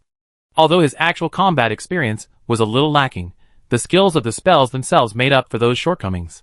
This guy was also very hardworking. In order to avoid losing, he even used many spells that were very taxing on his body. There were few means to restrain lightning spells. Normally, this one move of his was enough to crush his peers. However, Ji Sun had no weaknesses. He was not only proficient in lightning spells, but also in various elemental spells and martial arts. It was impossible for him to lose. Ji Sun used the same trick many times, in fact, to give Rick some pointers. Similarly, he also gave this guy the opportunity to find his flaws. Only when a flaw appears, the person hiding in the dark will have the chance to attack. In fact, Ji Sun discovered after just a few moves that although this Leica looked reckless, he was actually very scheming. After he saw that Ji Sun did not have the ability to determine the winner in a short time, he was holding back his big move. Ji Sun also cooperated with his performance and rarely used other spells besides thunder magic. After the 2 sides fought for dozens of rounds, the lightning field around them suddenly changed. That was a law power that was obviously higher than what a 6th level card master could master. The previous rules only restricted Ji Sun from using methods above the 7th level, but did not restrict Rick. What they didn't know was that Ji Sun was not arrogant. He deliberately gave these people the opportunity. Otherwise, he couldn't think of any possibility that he would be forced to reveal his flaws by Rick. Now, looking at the stone with 5-color spiral patterns in Rick's hand, Ji Sun's expression changed slightly, but he murmured in his heart without any surprise, "Are you finally ready?" But he was also a little surprised, because what Rick took out was actually a piece of element rune stone. The background of the King's 4 Knights family is indeed extraordinary. There are not many people in the entire plane who can recognize this kind of elemental treasure, but Ji Sun can. And coincidentally, he just happened to have a piece that he brought out from the moon well before. This is a natural elemental treasure that can allow the holder to elevate his understanding and control of the elements to a higher level and release spells that do not belong to his level. At this moment, Rick's face was pale. It was obvious that releasing the 7th level spell was a great burden on his body. He looked at Ji Sun in front of him indifferently, and his sharp edge was exposed. "It's over." Ji Sun looked at the lightning snake surging around him and frowned. He recognized the 7th level forbidden spell Thunder Order Storm, which was an indiscriminate range attack, range locking, and could not be avoided. When he killed the son of Heavenly Dragon, that guy used it. It can be regarded as the limit of the spell that Rick can master at this level. This move was not a threat to Ji Sun. But with the blessing of Elemental Rune Stone, If he wants to block it, he can only use means above level 7. Unless he risks being seriously injured, he will have to use level 7 means whether to decompose it or resist it. But if he loses, it means that Ji-sun will lose those Titan machines and equipment. He has no intention of breaking the contract. Seeing this, Ji-sun raised his eyebrows slightly, without retreating, and a touch of madness that has not been seen for a long time appeared in his eyes. The chi on his body condensed into black flames, and he chose to resist it. This scene shocked the people watching from the outside. Although he was an opponent, the forbidden spell master Qiao Lin couldn't help frowning and said in surprise, "Isn't this guy afraid of death? He actually chose to resist it?" Chapter 554. Ji-sun's body was filled with the dark golden luster of the Supreme Overlord body, and the black flame-like chi covered his whole body, forming a thick protective field. Seeing this scene, the spectators realized that he was really ready to fight hard. Elsa and Qiao Lin, two elders of the Herland's family, saw the scene, and they were expectant but also uneasy. This plan was what they had discussed before. That elemental rune stone is also the last trump card that Qiao Lin gave to Rick. This is the only way they can think of to force an 8th level card master to use methods beyond the 6th level. Although this plan is a bit unfair, taking advantage of the Helens family's inheritance treasure. But it concerns the future of the family, so they have to do this. And the only audience member who is worried about Ji-sun is probably his friend, Rennie. He looked at Ji-sun's plan to resist, and his expression could not hide his worry. He couldn't understand why an 8th level warrior would risk his life against a 6th level warrior. Could he really risk his life for a victory? But thinking about it, it suddenly made sense. When the brain is confused, it will usually automatically use past experience to find a corresponding explanation. Everyone present knew about Ji-sun from the wanted order of the Bounty Union. And the wanted order described an important feature of him, suspected mental distortion. This was the crazy impression left by Ji-sun when he attacked the young governor of the Chao family in Innocent City. Now it seems that this is the only explanation. Not only Rennie, everyone thinks so. Maybe it is a dispute between geniuses. On the other side, Rick, holding the treasure in the battlefield, looked at Ji-sun, who was in a tough position, and a cold look appeared on his face. The boy no longer had any contempt in his heart, only the determination to win at the cost of their family honor and life of the forbidden spell master. At this moment, he really understood why this guy said such an arrogant word when he was communicating with Ji-sun before. Have you ever thought that the talent you think you have is just barely worthy in the eyes of some people? At that time, Rick thought that this guy was mocking with ulterior motives. Now I understand that it is not the case. But that guy really has the qualifications to say this. The spell reproduction just now has completely beaten the pride of him, the genius forbidden spell master of the Herlanders family, into the dust. Only then did Rick clearly understand that his talent in thunder, which he was proud of, was just barely qualified to compete with him at this moment. Okay, since you won't dodge, let me try my last move. Rick roared in his heart, and the spell power continued to pour into the thunder ball in his hand. This Thunder Order Storm was included in the Forbidden Spell sequence because of its great power and harsh conditions for casting. More importantly, the backlash of the spell itself also put a great burden on the card master's body. This spell that surpasses its own level is like a body that can only adapt to warm water being thrown into boiling water. For Rick, who is still at the 6th level at this moment, it is like falling into a magma pool, and his body is on the verge of collapse. Thunder gathered, and the air around seemed to be burning. However, Rick showed no sign of retreating. The spell power was still gathering crazily. This scene made the senior members of the Herland's family, who were watching the battle, worried. If he was not careful, the thunder would not only fail to hurt the enemy, but would destroy Rick himself. In just 1 or 2 breaths, it seemed like a long time had passed in everyone's perception. The thunder gathered into a storm, and 8 terrifying thunder snake storms formed around Rick's body, which seemed to despise thunder. Even Ji-sun looked helpless when he saw this, and said to himself, this guy is really risking his life. He didn't see the determination of the boy in front of him to kill him. The spell he released had already put him on the verge of death.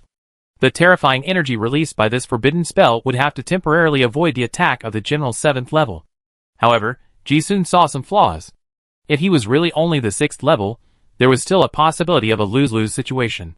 But if he did that, even if the genius boy of the Herland's family didn't die, his future would be ruined. Ji-sun didn't plan to do this. The moment he gathered his chi, the purple light of thunder had covered his figure in the field. No one saw him take out a colorful joker card and chanted a spell, poker game white dove of a winning hand. The rules changed quietly, and this spell was released to himself. The changed rule was healing. This allowed him to always keep a tie in a specific duel rule. This twist in the rules was impossible for the 6th level Rick to see through, as he was already immortal. Voila! Voila! The thunder washed the ground like a rainstorm. Ji-sun was already submerged in the sea of thunder. He clearly felt that the countless thunder snakes were like sharp knives, melting away the protective chi on his body's surface bit by bit. After only a moment, thousands of thunder snakes broke through the chi and hit his dark gold body covered with dragon scales. Accompanied by a destructive sound, like a torrent washing over hard rocks, Ji-sun also fell into a kind of pain, like a slow slicing. In the thunder light, if someone could see his expression, they would find that although it was hideous, the divine light could not hide his radiant spirit. The audience outside the duel field also held their breath, and didn't dare to breathe. It seemed that the slightest disturbance would put the two sides in danger. Everyone could see that after this encounter, the winner would be decided. The people of the Herlands family were also extremely nervous. If Rick won, it would be fine. This batch of mechanical equipment could be taken away, and their family would not be punished by His Majesty the King. But if he lost, the consequences would be unimaginable. Thinking of this, the eyes of several senior members of the Herlands family were full of solemnity. What no one noticed was that the eyes of the forbidden spell master Qiao Lin were flashing with a strange light. Especially when he saw that the figure in the lightning had not fallen, and his grandson was about to be attacked by the forbidden spell, Qiao Lin could no longer suppress the evil thoughts in his mind. Why not take advantage of the opponent's serious injury and attack him? As an 8th level card master, he certainly knew better than anyone that this was the best opportunity for a sneak attack. If it was a head-on battle, then Ji-sun would never put himself in such a dangerous situation. Now, the duel of suppressed realm is like a knight taking off his heavy armor. Both sides are still fighting hard. A little external force is enough to injure the other side. Although the honor of being a knight makes Qiao Lin ashamed of this. But for the family, he can give up everything. The upper limit of the duel barrier is only level 7. He can force his way in at this moment. If he hesitates, there will be no chance. If he loses, everything in the family will be destroyed, even if the sneak attack does not meet expectations. As long as it can injure the opponent, all the people in the family behind him can kill him together.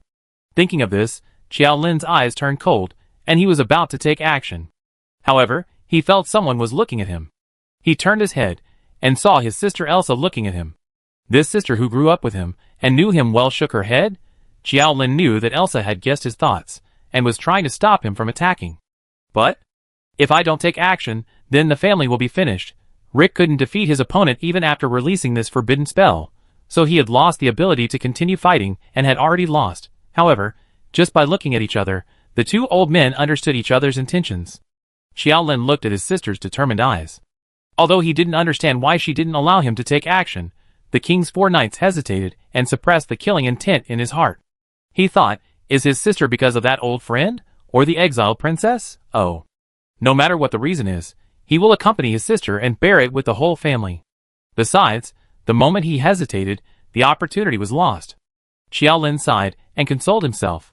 I hope it's right. Elsa, the clan leader, looked at her brother's dimming eyes, and her heart was full of complicated feelings. For the family, she was willing to give everything. But just now, she glanced at her old friend, and her intuition made her make this decision, which she didn't know whether it was right or not. She looked at the two people in the arena. Although Ji-sun's flesh and blood were burned in the Sea of Thunder, he still didn't use the power beyond his rank. On the other hand, the thunder light illuminated Rick's pale face. The burden of casting the forbidden spell was too great for him, and he was becoming more and more exhausted. It was likely that both sides would suffer losses. No one knew which of them would last until the end. The current situation seemed to be just waiting. However, before the senior members of the Herlands family could get too entangled, the situation suddenly reversed. Just when everyone's eyes were on the two protagonists in the duel, a ghostly third person broke into the barrier without any hindrance, quietly stretched out a dark hand, and patted Ji-sun's back. The opportunity for a sneak attack was fleeting.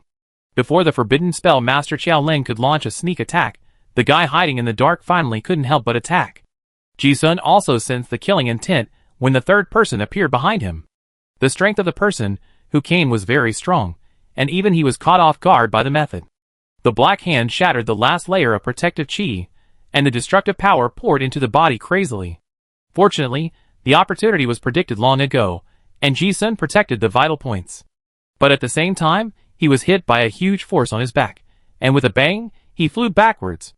A line of blood shot out from the sky, and he fell into the rocks, shaking the ground. No one understood what happened, and just watched a figure fly out. At this time, Rennie reacted and shouted, "Brother Ji-sun." As he spoke, dozens of cards shot out from his hands, and the mechanical puppet army was already guarding him, and he entered the combat state at the first time. Glancing at the ruins with dust rising from the sky, Rennie was furious and stared at the group of people from the Herlands family. How could he not understand that these guys actually chose to sneak attack in a despicable way? As one of the 4 major knight families under the king, Rennie despised this behavior from the bottom of his heart. When the clan leader Elsa saw the questioning eyes of her old friend, her expression was complicated for a moment, but she couldn't explain it. And she herself was also very confused. She had obviously stopped it, so why did someone still take action? Everyone's eyes turned to the sneak attacker who appeared on the ring. At first glance, it turned out to be just an inconspicuous junior in the family, a girl named Jillian. Elsa was not stupid. The one who could sneak attack and severely injure the 8th level warrior must not be Jillian. It was someone else. She had guessed a little. It turned out that the king did not completely trust their Herlanders family, and the team had already arranged for surveillance. Thinking of this, the remaining light in Elsa's eyes dimmed as the head of the clan. Although Rennie knew that he was definitely no match for the people in front of him, he still took out all his mechanical puppets, with a determined look to fight to the death. He rushed towards the ruins where Ji-sun had fallen, and shouted anxiously, "Brother Ji-sun." He rushed over and saw Ji-sun lying in the ruins covered in blood. His clothes were covered with traces of burns from lightning, but his skin had completely healed. His injury came from the bloody wound on his chest, which was surrounded by a trace of silver light. At this moment, it was those silver threads that were preventing the healing green light from healing the wound. One more breath. Rennie looked at Ji-sun's heaving chest, feeling anxious and fortunate. Just as Rennie turned around to scold the attacker, he saw Ji-sun suddenly flipping out a card with a small gray pattern on the back and a starry sky on the front. Before Rennie could understand what was happening, Divine Art Starry Sky Exile had already been released. Just at this moment, a ray of moonlight came. The soft moonlight was like the sharpest blade in the world, easily cutting through the protective barrier formed by more than a dozen mechanical puppets. As the moonlight passed by, those extremely strong alloy limbs were smoothly split in two, leaving a smooth cut. Seeing his mechanical puppets being annihilated in an instant, Rennie's eyes were horrified, and he realized how terrifying the means of the person who attacked him were. Just when he was ready to be split in two and die, the magical reversal happened again. Lei and I looked at the wisps of moonlight that were almost a foot away, but it was as if there was a crack in the space, and the silver light was completely annihilated in the void. Lei and I was stunned. After surviving the disaster, he suddenly realized that it was Ji-sun who attacked. But before he could think about it, as soon as this move was made, he seemed to hear a female voice behind him. Normally, a sneak attack would cause serious damage, and then a moonlight magic would be used to kill even the strongest 8th level. However, what the sneak attacker did not expect was that the magic was actually banished. The woman on the other side did not attack again, because she knew that she had no chance. "Brother Ji-sun." Lenny looked at Ji-sun and stood up, and called out in surprise. Ji-sun nodded at him without further explanation. He stood up, glanced at the wound that could never heal, and the arc of his mouth could no longer be suppressed. "TSK, I was almost killed. I haven't experienced this kind of pleasure of walking on the line of death for a long time. If I hadn't used the Color Joker Curse God card to change the rules and hold on for a breath, I would really die." But even so, the divine pollution of the wound forced him to use the black magic gloves to suppress it. At the same time, he also guessed the identity of the attacker. The one who could seriously injure him was not an ordinary top card master. Ji-sun looked up at the woman in the black dress opposite him, and said in a relaxed tone, "Long time no see.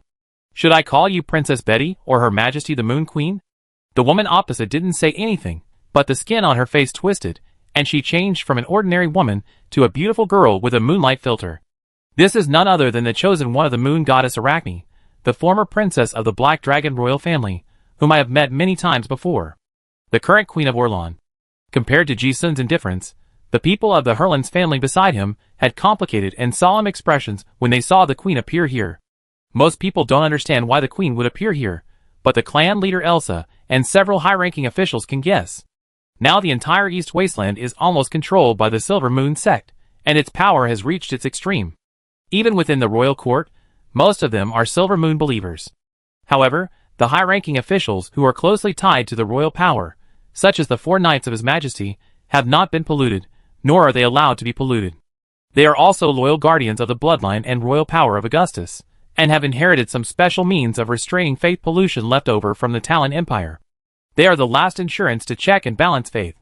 Previously, because of the need to expand the power of the church, the Silver Moon sect had no conflict with these royalists.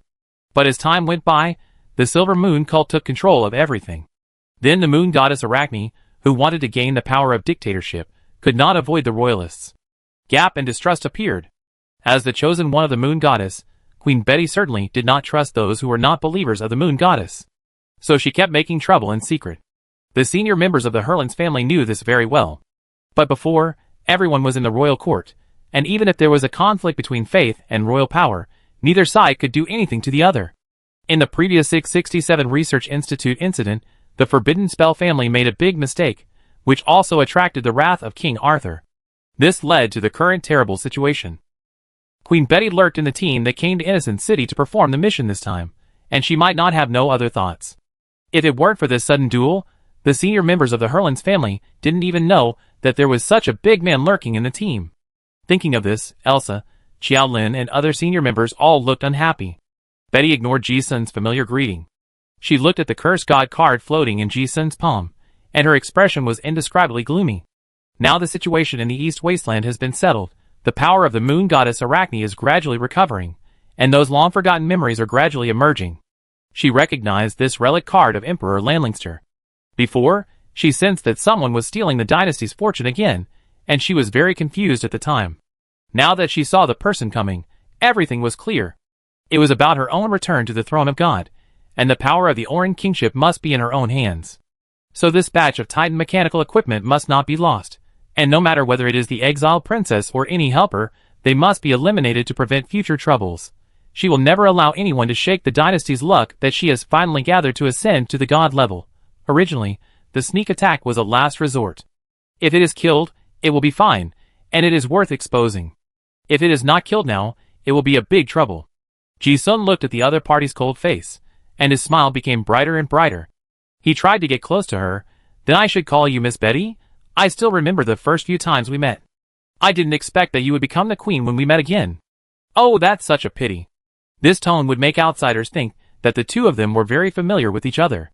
And there seemed to be some ambiguous relationship that could not be explained. Not only the Hurlins family had doubts about gossip in their faces. Rennie beside him was also a little unconfident. Could it be a debt of love? Rennie thought of the scene of Betty killing someone just now, and couldn't help but shudder in his heart, remembering the experience of being poisoned by his fiancée. His brother Ji-sun is not really in cahoots with Queen Orlan. The various images in Rennie's mind have diluted the stiff atmosphere of the confrontation.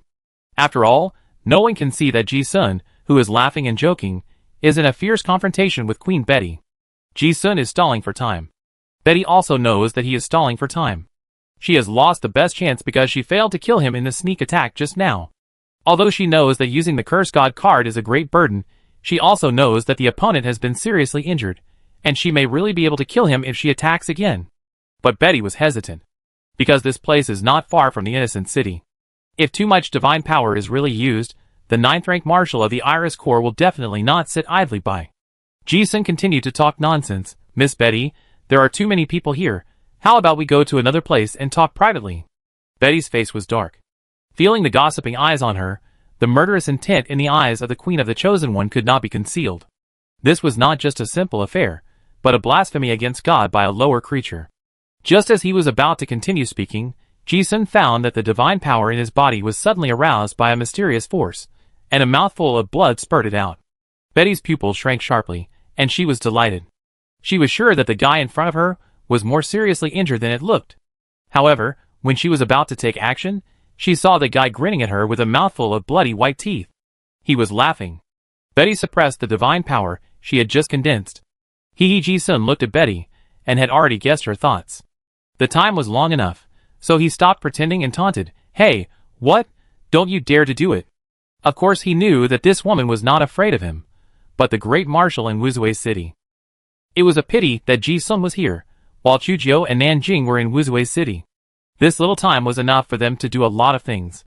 When Queen Betty saw Ji-sun's playful expression, she suddenly realized that it was not good. The solemnity between her eyebrows indicated that she had no intention of staying. In an instant, her figure blurred, like the shadow of the moon in the water, which was about to turn into moonlight and escape. But at this moment, a sneer like a dragon's roar came from the void. Want to leave? Humph, it's not that easy. Hearing this, Queen Betty's face changed drastically.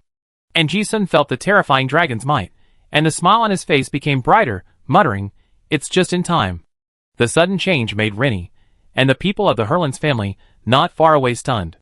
They were incredulous. The people of the Iris Corps were chasing them, never expected that the situation would develop in this direction. It turned out that the real purpose of that person was here. The top leaders of several forbidden spell families realized that from the beginning, the duel seemed not so important. Marshal Andre of the Iris Corps had been holding back his anger for a long time. After waiting for so long and setting up such a big game, he wanted to catch the big fish of the Oran royal court. However, the fact is that the big fish was not caught. Even such an important stronghold as the innocent city was destroyed by the insect plague, and the Corps suffered heavy losses. Seeing that they were about to end in a big defeat, they did not expect that the surprise would come to them inexplicably. Now that the Queen of Oran came in person, how could he let her escape so easily? The terrifying supernatural power wrapped in the dragon's might chased after the disintegrating moonlight. Chapter 555.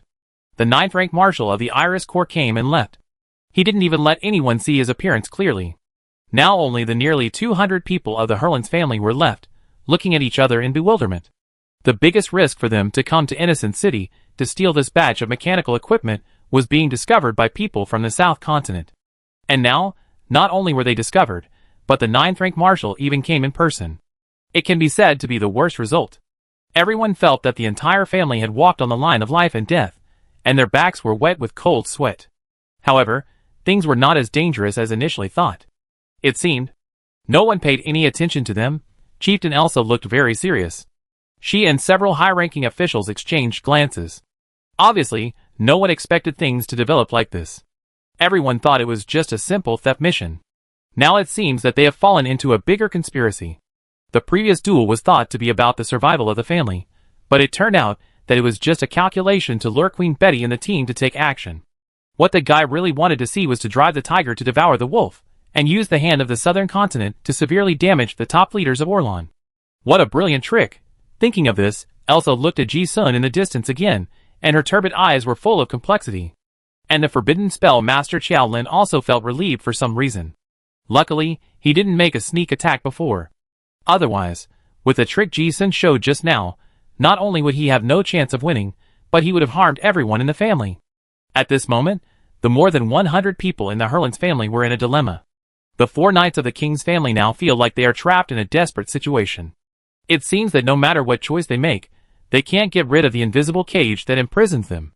Their eyes all turn to the young man, who was vomiting blood not far away. Only then did they realize that the indifferent smile on his face had never disappeared. Ji-sun looked at the eyes of the group of people in front of him, and knew that they were overthinking. Although he was not surprised by the current situation, because this was one of the countless plans deduced before. But before this, he didn't know that the person hiding in the team was Queen Orlan. But he didn't mean to explain. The appearance of the queen was one of the most ideal situations for Ji-sun in the deduction. They also wanted a big fish to come to Innocent City this time. Now, the big fish really came. Betty is the chosen one of the moon goddess Arachne. She is also the carrier of the power and faith of the old god. Death cannot be killed. As long as the faith is not extinguished, the gods cannot die. But it will definitely not be pleasant. Andre, who has half a foot in the threshold of godhood, knows how to deal with gods better than ordinary people. The moon god Arak will not abandon this chosen one, and there is a high probability that he will be severely damaged. And this is the best result. When Ji-sun deduced the situation in the East Wilderness, he found that there was a big problem, that the closed East Wilderness gave the Silver Moon sect too good development convenience. In the professional terminology of the game, the enemy hero developed too well, and her rhythm must be disrupted to make the subsequent plan smoother. I just happened to encounter the incident of Innocent City, so I also want to trick the moon god. At the moment, it is just an emergency that I have been prepared for. Just as Ji-sun was thinking, the blood in his chest was agitated again, and a mouthful of blood spurted out. Rennie, who was standing by, looked at him and asked hurriedly, "Are you okay?" He looked at the wound that was shining with silver light, and his expression was very solemn. Ji-sun shook his head. Turning around, he looked at the people of the Hurlins family and said lightly, "According to the bet, the things belong to me. You go first." Without this batch of goods, the people of the southern continent will not bother you. The tone was not as arrogant as a winner. It was just a calm statement of a fact. Hearing this, Elsa, Xiaolin and other senior members of the Herlands family said nothing. Of course they saw the situation clearly. Rick in the arena had collapsed. Although he was not dead, his curse power was exhausted and the forbidden spell backfired, so he had no strength to fight again. And Ji-sun was still alive and well, and the outcome was already decided. Besides, even if there was no bet, everyone could see clearly that the man in front of them had the ability to forcibly seize the machinery from the beginning to the end. The two sides were hostile to each other, but they did not use violence directly, which was really for the sake of Rennie's face. The clan leader Elsa glanced at Ji-sun, and then glanced at her old friend with the corner of her eye, and sighed in her heart. Then she said without further ado, "Okay, as agreed before, our Herlands family lost. But clan leader..." More than 100 people all changed color when they heard this. They knew very well that this time, His Majesty the King had issued a death order. If they could not get back the machinery, they would be severely criticized and punished after they returned. It would be better than dying here now. If they fought hard, they might have a chance to gamble their lives. The young boy Rick also struggled to stand up, trying his best to force his body to recover the magic power, wanting to fight again. "Grandma, I haven't lost yet." Elsa interrupted the indignation of the crowd. She looked at Ji-sun, and did not forget to say, "Thank you for your mercy, sir." Ji-sun smiled. In the past, he didn't like people like Jia Yu who always spoke in secret, and had to rely on others to guess what they said. Now he understands that some things cannot be said openly. Although the meaning is the same, it will change when it is put on the table. Just like now, other people didn't understand the deep meaning of the conversation between the two people just now, and only thought that it was about Ji-sun letting Rick go in the duel. But Ji-sun knew that the old patriarch of the Herlands family actually understood the way he gave their family. From the beginning, the duel proposal and the subsequent identity hints were all for giving a way out. As a proud family of the King's Four Knights, some ways out can be taken secretly. But if someone says it out loud, it would be a humiliation. No matter what, it is impossible to agree. Ji-sun knew that the old woman understood what he meant and cooperated tacitly. The old patriarch Elsa had made up her mind, and it was difficult for others to say anything. Just when the more than 100 people were about to leave, a spiritual array suddenly appeared beside Ji-sun, and two people in cloaks rushed over. It was Chujio and Nanjing. As soon as the two came out, they frowned at the seriously injured Jishuan. Jishuan gave them a look that said, "It's not a big deal," and the two women didn't say anything. Rennie, who was beside them, had seen Chujio and Nanjing before. When he saw them, he quickly and respectfully protected his chest and saluted as a knight, and said in a deep voice, "Your Majesty." After a pause, he said to Nanjing, "Lord Nan." Although Chujio was a little surprised to hear this title, she understood something when she exchanged glances with Jishuan and nodded in response. However, seeing this slight nod, Rennie was instantly excited, with a flattered look on his face, and lowered his head even lower. He knew that this nod was the recognition of King Augustus in front of him. For him, an expelled knight of the king, it was a great honor.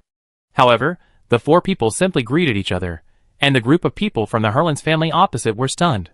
"Your Majesty?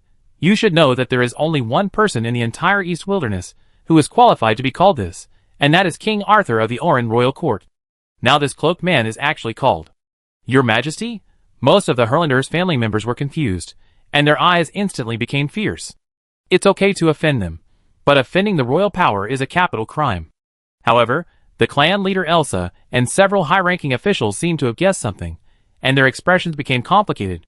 They knew that the late king had an illegitimate daughter, and they also knew some of the secrets that Queen Catherine used means to make Arthur succeed to the throne.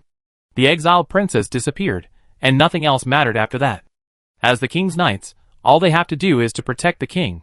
But now that the exiled princess has appeared, the situation is different. And there is also Nanjing, the heir of the high priest lineage that they have watched grow up. This puts the Herlands family in a dilemma. They recognized him, but dared not speak.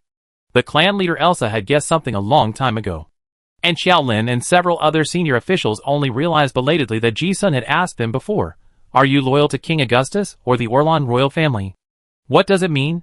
Now, two kings in front. No matter which side they stand on, they will put themselves in a situation of disloyalty and injustice. The current king of Orlan is the king they are loyal to, and the exiled princess in front of them is the king who should inherit the throne according to Augustus's ancestral precepts. Those who understand the situation remain silent. Those who don't understand still don't understand why the tribe's top leaders haven't expressed their views. The scene fell into a strange silence. Fortunately, Chujio didn't take off his cloak to reveal his identity. Although she grew up in hardship, she was kind-hearted. She was not willing to use contracts to force people to submit. After all, these knights of the king were important ministers loyal to the bloodline of Augustus. If there was any conflict, it was a dispute within their royal power. As long as they were not enemies, there was no need to involve those innocent subjects.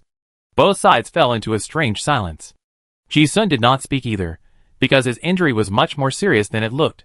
The divine power was running wild in his body, and the pollution at the level of the law was too strong. This was an injury that could not be suppressed by the undead curse. But when he turned around and saw the solemn atmosphere, he also understood something. Chujio didn't know how to respond. The people on the other side didn't know how to respond either. Chief Elsa didn't leave, and the rest of the Herlands family didn't move either. It seemed like there was a strange feeling that no one dared to move without the king's order. Ji-sun saw this and chuckled. It's definitely not good to presumptuously issue orders. Thinking of something, she took out a staff directly from Ivan's mouth in her pocket. As soon as the staff came out, everyone on the opposite side was shocked. Because they felt an indescribable terrifying thunder element, as if they saw an incomprehensible god. Xiaolin and Reich felt it even more. As soon as the staff came out, they immediately sensed the surroundings, and even their own thunder elements were suppressed. It was like the king appeared, and all the thunder elements bowed down. They immediately realized that this was a thunder treasure. Originally thought that Ji-sun took out the scepter to take action, the Herlands family became nervous. But seeing that there was no killing intent on his face, I realized that I had misunderstood something. This staff was nothing else but the trophy Zeus Thunder Scepter obtained from killing the heavenly dragon Saint Teresa. Ji-sun took out this artifact, as if he didn't care about its value at all. He looked at the young boy Rick and said, "This is what I promised you before. If you lose, I will give you a weapon." This Zeus Thunder Scepter is one of the 3 artifacts forged by the ancient Cyclops. The holder has absolute control over thunder. It also fits your career sequence. Treasures can only be used to the greatest extent in the hands of the right people. No one Ji-sun knows can use this Thunder Scepter. Forcing it to use is a waste of good things. On the contrary, this Leiku is the most suitable. As he said, Ji-sun did not give people time to react, and threw the scepter directly. Before Leiku could react, he felt a heavy stick falling into his hand, and then it seemed to stick to his hand. His eyes and body could not resist the treasure that was like a dream lover. When Ji-sun saw this scene, a slight surprise flashed in his eyes. Sure enough, not everyone can hold the artifact. The artifact spirit will also recognize the owner. Without super high element affinity and potential, it is even impossible to hold it. Ji-sun tried it before, and he was reluctant. It was not because his affinity with the thunder was not high enough, but because he was not compatible with the thunder scepter. Another reason is that he killed the previous owner of the scepter, so there is always some gap. When fighting with Rick just now, Ji-sun thought that this kid might be able to do it. Now it seems that it is indeed possible. Artifact? The Herlands family watched Ji-sun take the artifact Zeus Thunder Scepter directly. They are the knights of the king who have followed the Augustus royal family for generations, and they are not the lower class people who have never seen the world. They know what the artifact means better than anyone else. If we really want to compare the value, not to mention the subsequent impact, this artifact scepter is definitely much more valuable than the semi-finished Titan armor and the production line. After all, this is a treasure that can mobilize the rules of the universe, and it is the ultimate weapon that any card master dreams of. This treasure alone is enough to make the countless years of treasures of the Herlands family pale in comparison. This is even a crucial opportunity for their family to regain its glory. However, such a treasure was given away just like that. Is there any conspiracy? The expressions of the Herlands family members were different. They could not figure out Ji-sun's purpose, but everyone's eyes were fixed on the scepter flashing with lightning. Rick also stammered, "I didn't win you. I don't want this scepter." For the first time, he felt that he had no confidence in what he said. Countless voices in his heart refused to let him return the treasure, and even the spirit of the scepter showed affection, but his reason still made him clearly realize that this thing should not be his. Ji-sun said nonchalantly, "Take it. I used a superclass treasure in the duel just now, and the victory was not glorious. Since I promised, this is what you deserve. It can also be regarded as compensation for your family." In the previous game, being able to force himself to use the Curse God card, in fact, Rick had already won. He already had the advantage of understanding the rules, and using the Curse God card, a relic of the Great Emperor, was really a bit of bullying the weak with the strong. Although Ji-sun used the Curse God card to prevent sneak attacks, a game is a game, and using super level means losing. Ji-sun will not go back on his promise. Treasures are only valuable in the hands of people who can use them, not in the warehouse where they are useless to himself and the people around him. It is better to leave them to useful people. What's more, the significance of this Thunder Scepter of Zeus is not just an exchange for gambling. If they really accepted it, then many things would have a huge impact in the future. But Rick felt that he should not accept it. If he really had to fight again, he had no confidence that he could beat the opponent in front of him, who had already convinced him. But he wanted to refuse, but he couldn't say a word of no. He could only look at his grandmother for help. The scene fell into a brief silence again. The young generation like Rick didn't understand the deep meaning of Ji-sun's move. But the clan leader Elsa and several high-level people must have understood. Ji-sun represents not only him, but also his friends. If they do not accept this favor, it is best to return it on the spot. However, this is something they cannot refuse. And Ji-sun's words of compensation just now even set the stage. The people of the Herlands family were worried about being punished for failing the mission. Now the situation cannot be changed anyway, and there is one more artifact. This is more like an exchange, which makes people feel delicately balanced. After pondering for a long time, the clan leader Elsa glanced at Ji-sun, and then glanced at Chujio and Nanjing, who were covered by cloaks, and fell into deep thought. In just 1 or 2 breaths, it seemed like many years had passed, and the old face instantly became even older. She knew that her current decision might affect the future fate of the entire family. But she also saw more clearly that the current situation in the East Wilderness was that the belief in the Silver Moon had already suppressed the royal power. From the moment Queen Betty appeared just now, Elsa, as the clan leader, actually knew it well. Their loyal king has lost trust in the 4 guardian knight families.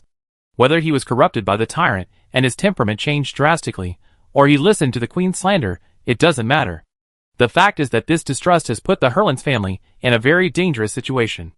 If this mission fails, and they can't bring back this batch of mechanical equipment, their Forbidden Spell family will definitely be punished, and the Silver Moon Queen will definitely take the opportunity to exclude them.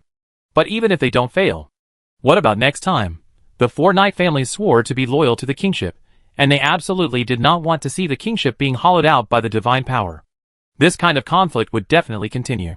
There would definitely be another exclusion, until the moon goddess completely controlled the kingship. And once suspicion is formed, it is like a broken cup. Even if it is repaired, it will not be intact. As the head of the family, Elsa has to consider more and longer-term things. If there had not been this incident today, they would still be loyal to the Orlan royal court until the last moment to protect the knight's contract and promise, even if it means leading the family to destruction. But now Elsa hesitated. Another King Augustus appeared. If that person left without revealing his identity, she would not hesitate too much. Whether it was the loyal King Orlan or the orthodox King Augustus, their Herlands family followed the ancient contract. There would be no psychological burden. But now, Ji-sun gave a gift that their family could not refuse. Just thinking about it, Elsa heard a request-like inquiry in her ear. "Grandma?" Xuanlian looked at her and saw that her grandson was looking at her with eager eyes. Elsa saw the passion for the scepter in his eyes, and suddenly felt enlightened. These old bones of theirs will be torn off eventually. The young generation is the hope of the family. Thinking of this, she smiled and nodded, and said to Rick, "Since it is this gentleman's kindness, then accept it." Rick's eyes lit up when he heard it. Yes. With permission, it seemed as if the scepter in his hand belonged to him. The young man didn't care about his weak body, and couldn't restrain the excitement in his heart, but when he heard a light cough, he suddenly realized it. He said to Ji-sun, "Thank you, sir." There was no arrogance, no hostility, only respect and gratitude. It turned out that from beginning to end, this guy didn't say a single big word. He did what he promised. This made the young man admire him. And he also saw that the people in front of him didn't have any ill will towards their family. Ji-sun smiled back. The things were delivered, and the purpose was mostly achieved. In his eyes, he saw a line of destiny. The fate of the Herlanders family has reached a fork in the road, and today is the key turning point. Some things cannot be said clearly, but the facts are like this. The situation in the East Wilderness is different from that of the rebel dragon army. After all, the inheritance of the Orlan royal court has never been broken. Arthur's maternal family has a complex marriage network and has blood ties with many large families. It can be seen that he can ascend to the throne. Ji-sun didn't think that Chujio, who had no foundation in the Oran court, could make those old ministers and families surrender just by relying on blood. Some persecution and suffering are needed to obtain more reliable loyalty. The knight families under the four kings have grown to be very large, and there are various factions. There are no fewer loyal to King Arthur. This time, the Titan armor and equipment were lost, and the Herlands family would inevitably be implicated when they returned. This is suffering. Ji-sun knew this. The clan leader Elsa also knew it. She had not made a good choice at the crossroads, and many people in the family had not made a good decision. But after returning this time, some people will force them to make this decision. People standing at their level see far more than ordinary people can imagine. Ji-sun looked like he had given a magic weapon, but in fact it was a big move that would only show its effect after a long time. He still had enough time to plan the future chess path. If he played it right, the gains he brought would definitely not be comparable to a magic weapon. This is enough to affect the situation of the entire East Wilderness. If you don't make the right move, then you will become an enemy. Even if you kill them, you can get your things back. It's not a loss. Ji-sun looked at the people of the Herlands family, who were leaving one after another, his thoughts racing, and the luster in his eyes became deeper and deeper. He didn't know since when, he also liked to tinker with these layouts and plans like that mushroom head. Maybe it was the influence of the 8th level fusion unparalleled National Scholar professional card, but Ji-sun felt like he liked this feeling. It was a feeling of anticipation, of planting a seed, and waiting for it to blossom and bear fruit. Chujio also silently watched what Ji-sun did. She guessed Ji-sun's deep meaning, and there was no need to explain their relationship, and a hint of gratitude was cast in her eyes. The people of the Herlands family left, leaving behind equipment and the Titan machine. Ji-sun and his companions were not idle either. They took in what they could, and let Ivan swallow what they could not. However, before they finished cleaning up, a terrifying breath suddenly swept over. Rennie suddenly woke up and shouted, "Be careful!" He found that this was the breath of the top powerhouse, who appeared before. However, before he finished speaking, a terrifying dragon breath appeared in the sky. Ji-sun didn't seem surprised. He raised his hand, and the clown card in his hand appeared. The Void Exile instantly offset the terrifying dragon breath. Chujio and Nanjing beside him also entered the combat state instantly. The four of them looked at the sturdy middle-aged man who teleported in the void. The person who came was no other. It was the 9th level powerhouse, who came before to chase Queen Betty Marshal Andre. Chapter 556. It's coming so fast. Ji-sun used the Curse God card to banish the terrifying dragon breath, and couldn't help but spit out another mouthful of blood.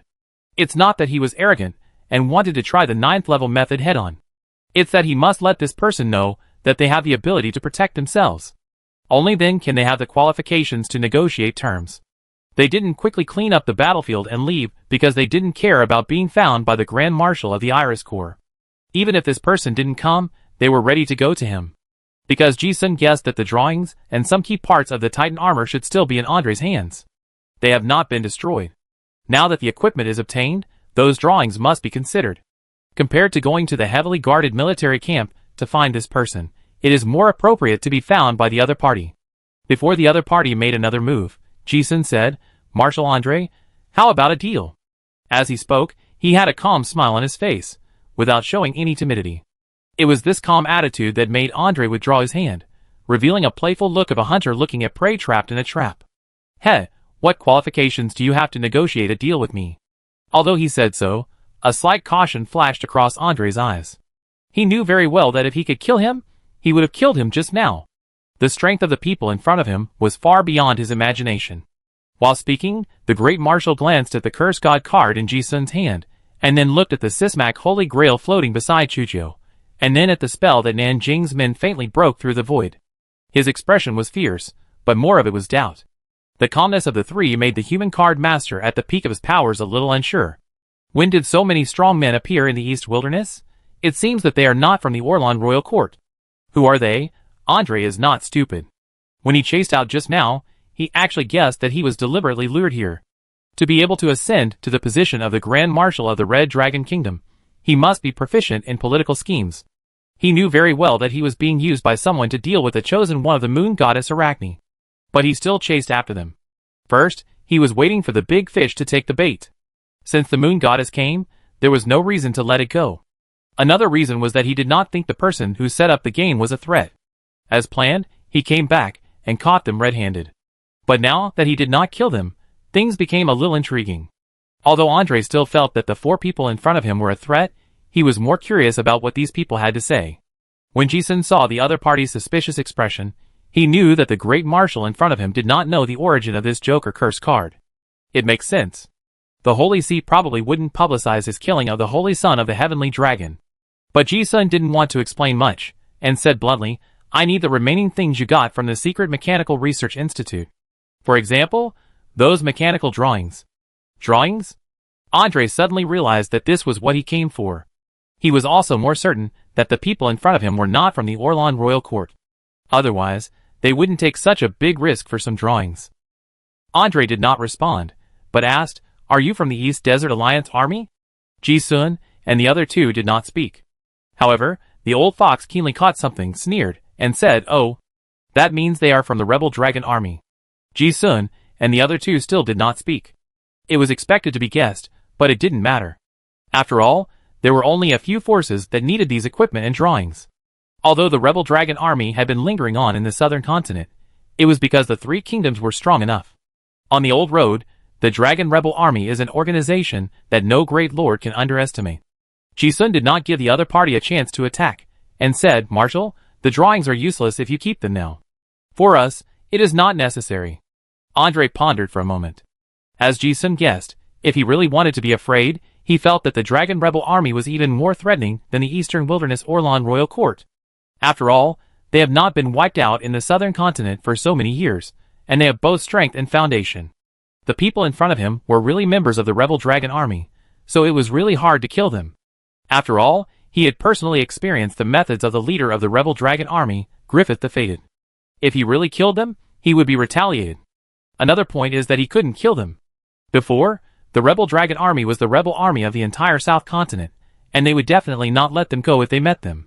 But now in the Old Continent, their Iris Corps wanted to build an independent territory, and it was not a wise move to provoke this trouble. As for those mechanical drawings, they could be said to be strategic bait before.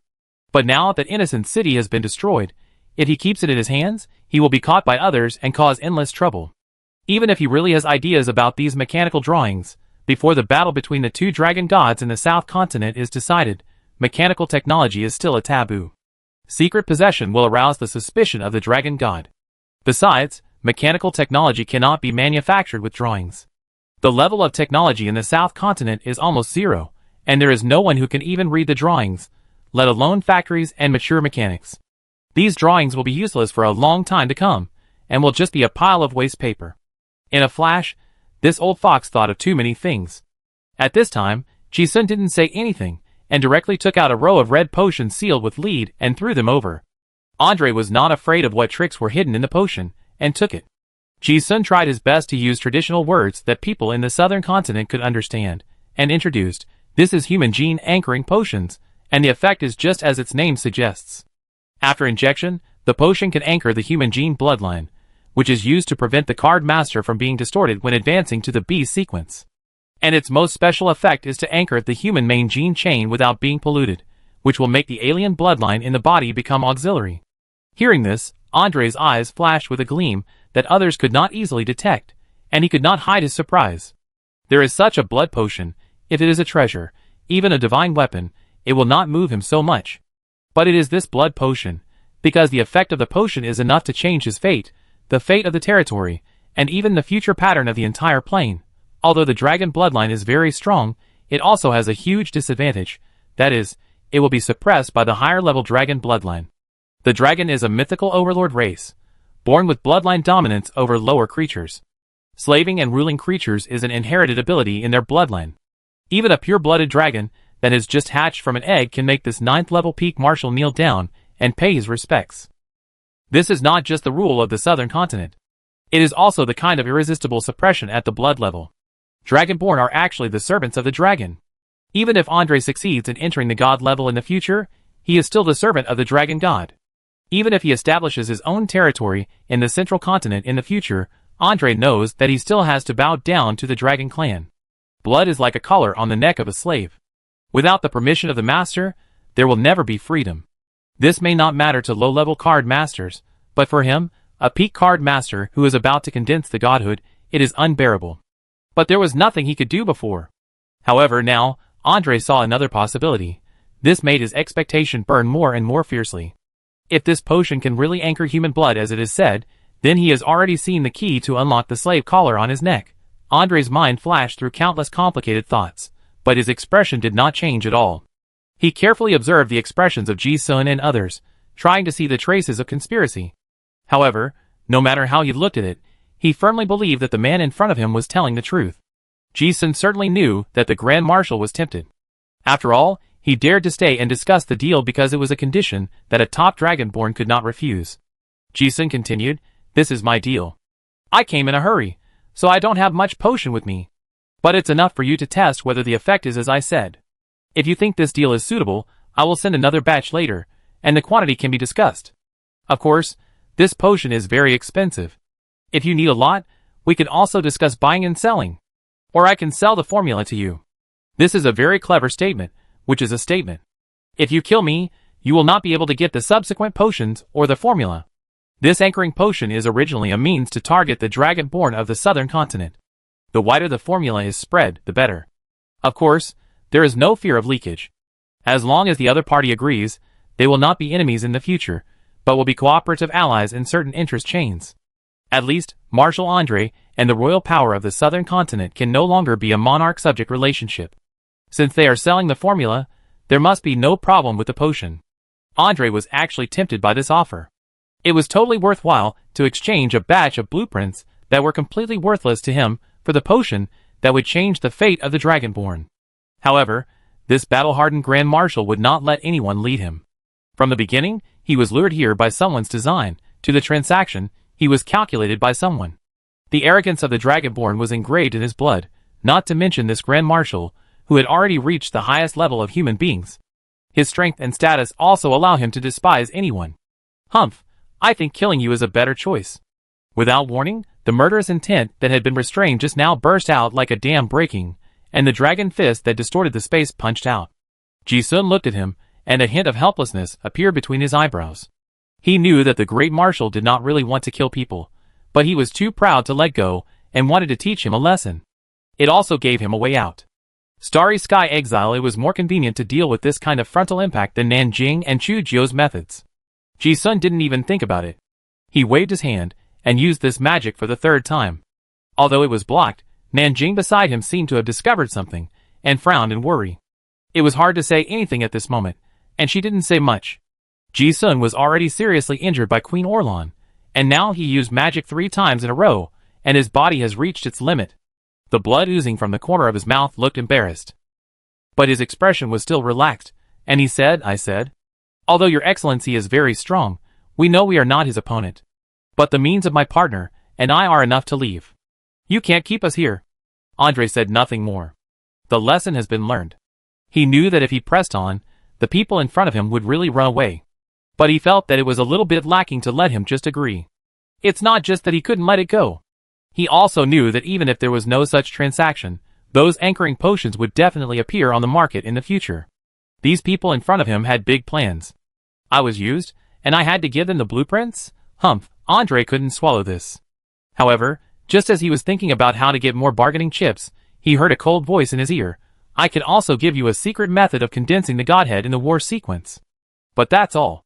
If you continue to make things difficult, the deal will be over. The tone was not dragged at all, and people could hear the decisiveness of leaving as soon as they said they would.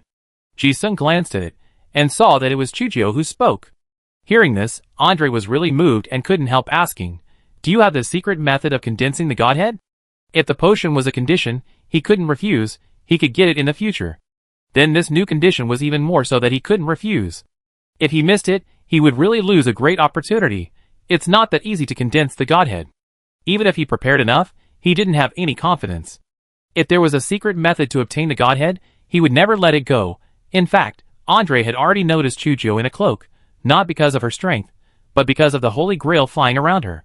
Being able to control the Holy Grail of kingship means that this person has the destiny of kingship. And there is no doubt that he must be a member of the royal family of the royal court in Dongwang.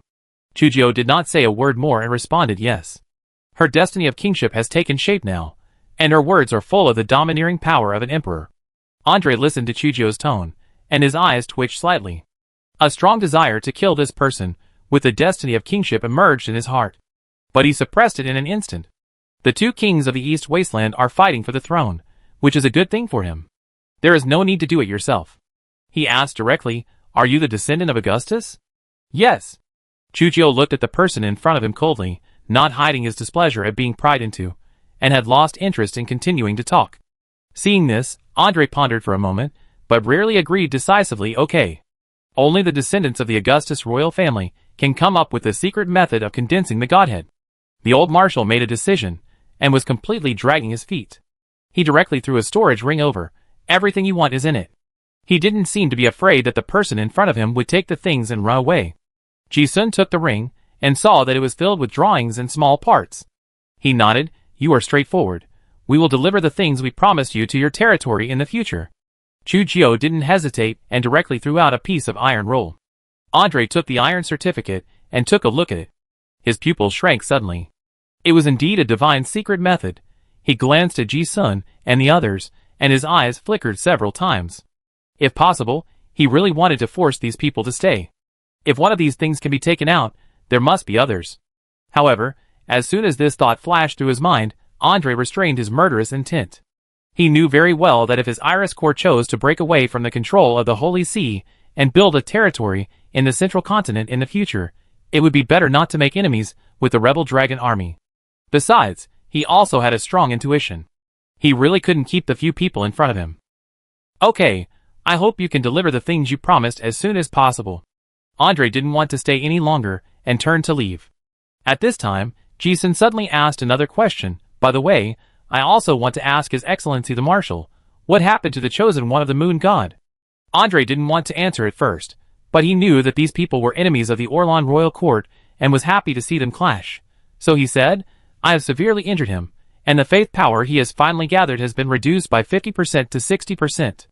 For a long time in the future, he will not dare to show up again. Before he finished speaking, he disappeared.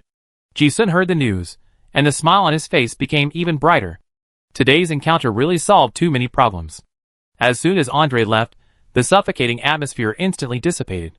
Ji-sun and the other two were not affected at all. After all, this was a plan that had been discussed long ago. However, Rennie, who had been behind them, and was completely unaware of the situation, finally breathed a sigh of relief at this moment. He watched the man really leave, and then he realized that his forehead was already covered with cold sweat. The scenes just now really made Rennie use up all the shock in his life. Ji-sun, this guy, actually negotiated a deal with the Marshal of the Iris Corps, and it worked. Thinking back, from the duel at the beginning, to the sneak attack by Queen Orlan, to the current deal, it turned out to be this guy's plan. No, the plan had already begun when Han Lu met him. And the impact of this plan is very far-reaching, far beyond the present. When Rennie thought of this, he couldn't help but take a breath. The cold sweat on his forehead was not only the pressure of the 9th-level strongman, but also the amazement of Ji-sun's far-sighted layout. It turned out that before he knew it, the gap had become so big that he needed to look up to him.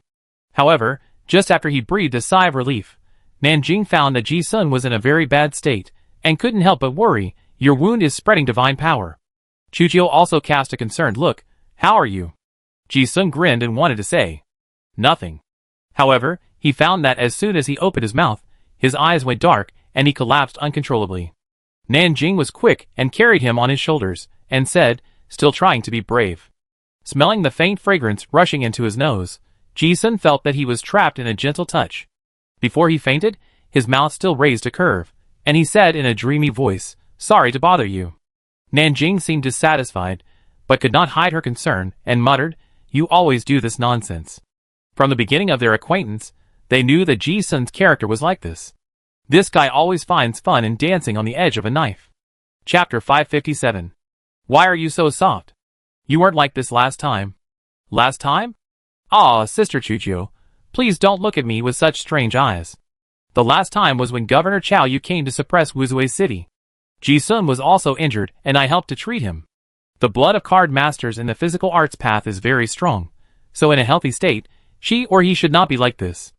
Oh!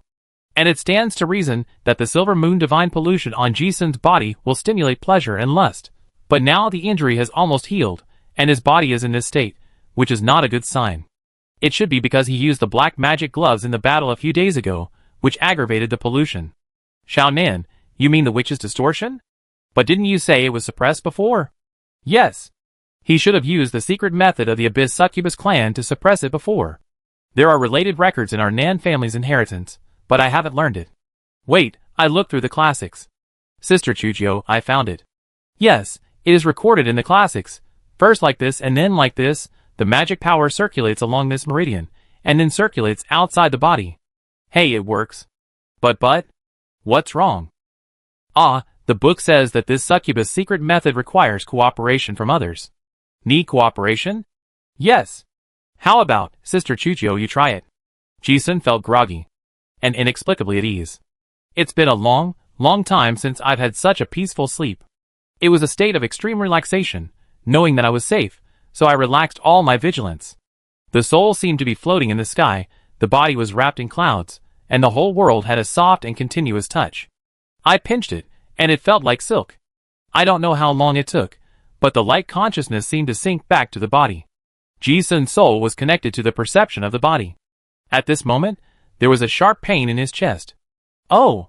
I remembered, it was the wound left by the sneak attack of Queen Orlan. There was a remnant of divinity in the wound, and the erosion of the high-level law was not so easy to deal with.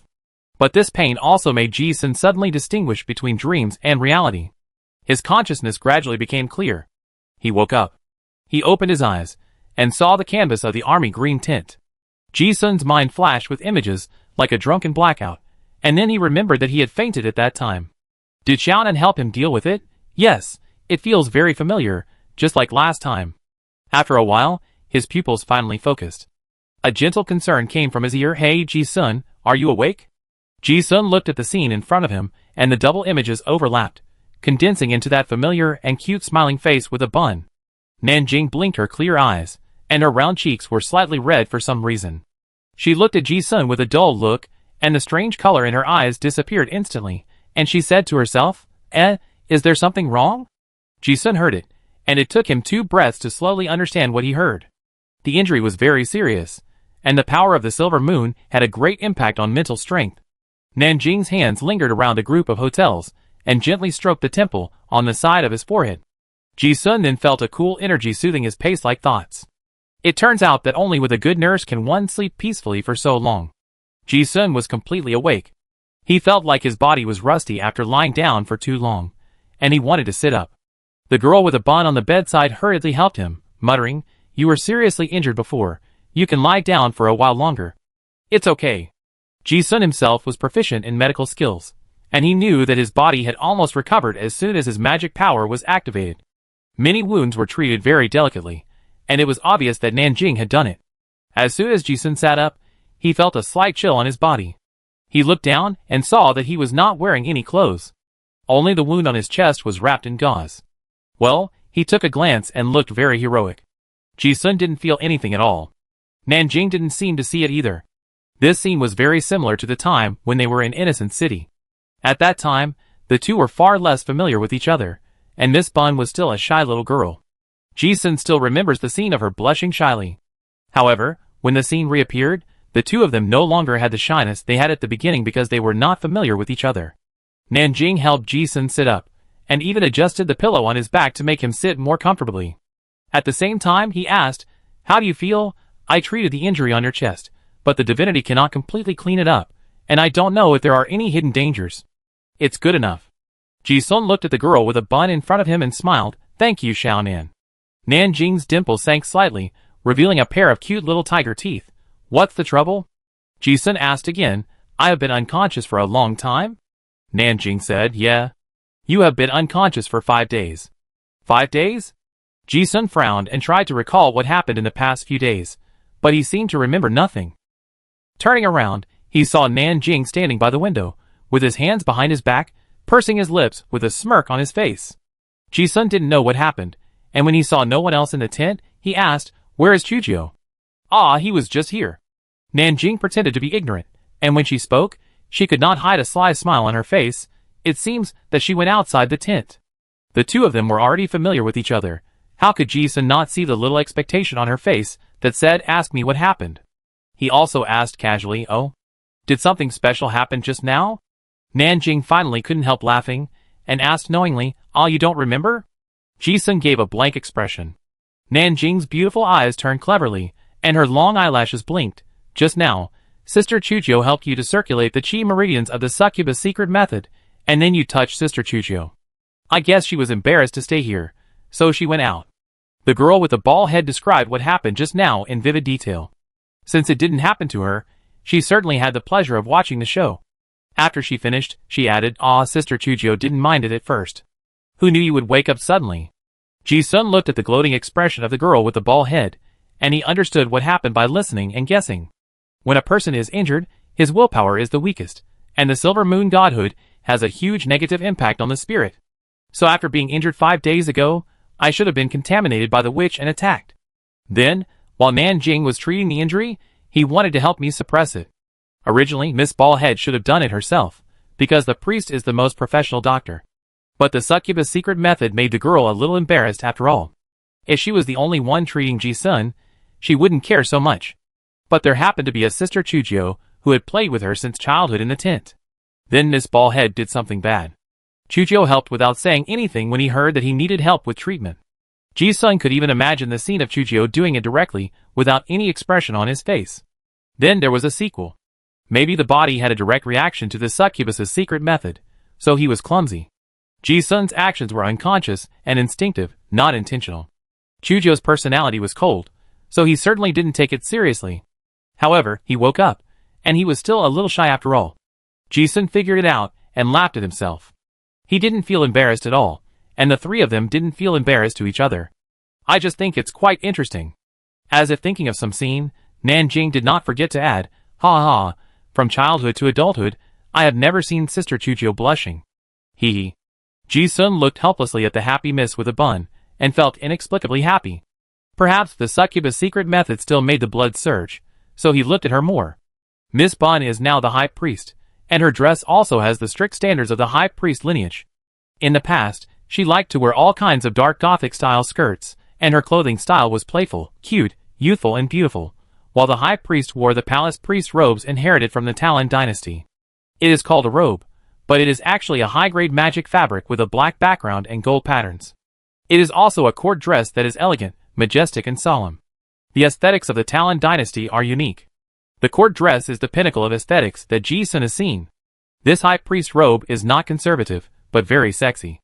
The fabric has a full sense of drape, silky like satin, and a texture like black pearls, showing the golden thorn flower, a unique divine pattern of the high priest. The neckline is deep V, and the slits on both sides of the skirt are very high, up to the hips, but covered by a hazy veil. The slender legs are looming. This kind of skirt takes into account the mysterious solemnity of the high priest profession, and confidently shows the beauty of the body.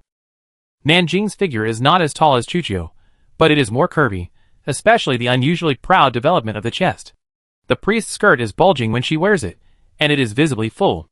Originally, this kind of priest's skirt also has a shawl and a cape to match, and at least there is a shawl to cover the sexiness when outside.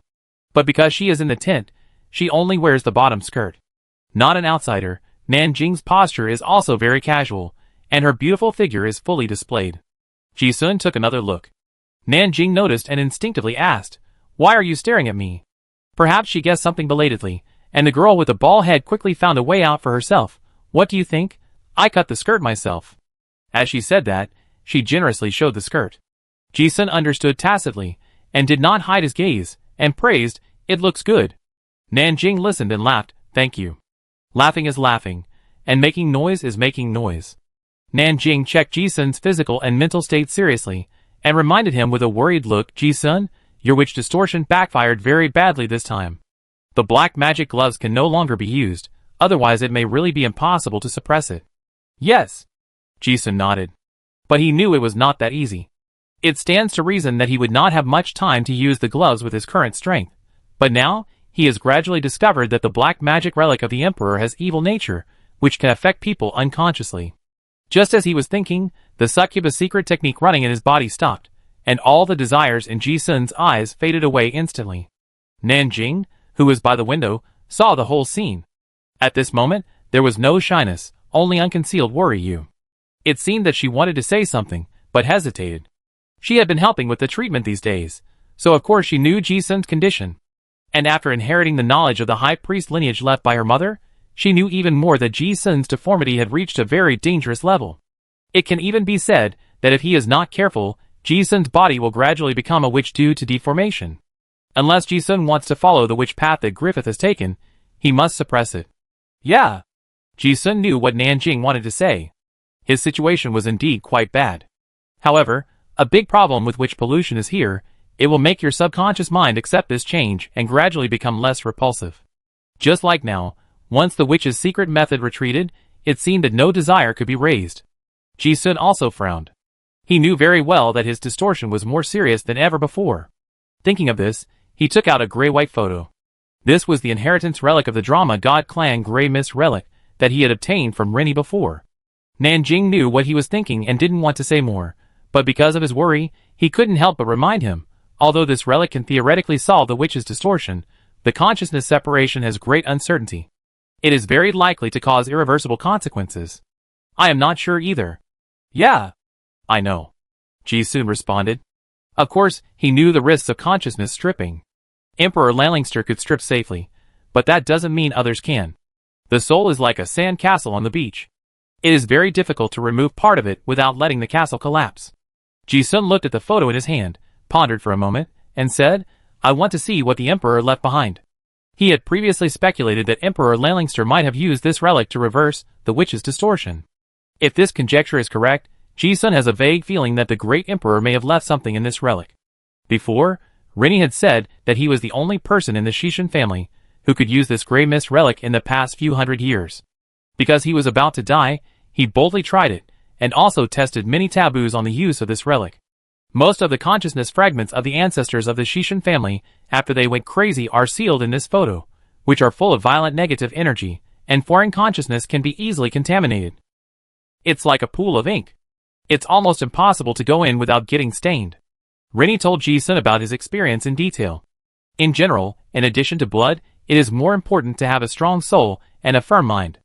Blood can make the ancestors of the God of Play clan not hurt you as much as possible. And the strength of the soul is the only hard requirement for going deep. After Ji-sun practiced the secret method of my heart is the universe left by Emperor Lalingster in the dead zone, he had enough powerful divine power to stabilize his soul, and his soul was already very stable. At least several levels stronger than Rennie. He has deduced it many times, and this basically meets the conditions for using the relic of safety. Now his distortion is sometimes good, and sometimes bad, and the changes are very serious. Ji-sun also wants to go in and take a look. Ji-sun looked at Nanjing's worried expression, and explained the situation of this Grey Mist relic, and some of Rennie's experience. Nanjing heard that he just wanted to take a look, and didn't say anything else, just said, oh. Then I'd be here. If anything happens, I can still help you. Yeah. Ji-sun nodded. Having this high priest by his side is indeed the best protection. There is no need to be so polite between partners. After a few days of rest, I was a little confused when I woke up just now, but my current state is actually very good. Ji-sun meditated and adjusted his thoughts. After a while, he slowly tried to probe his mental power into the Grey Mist relic.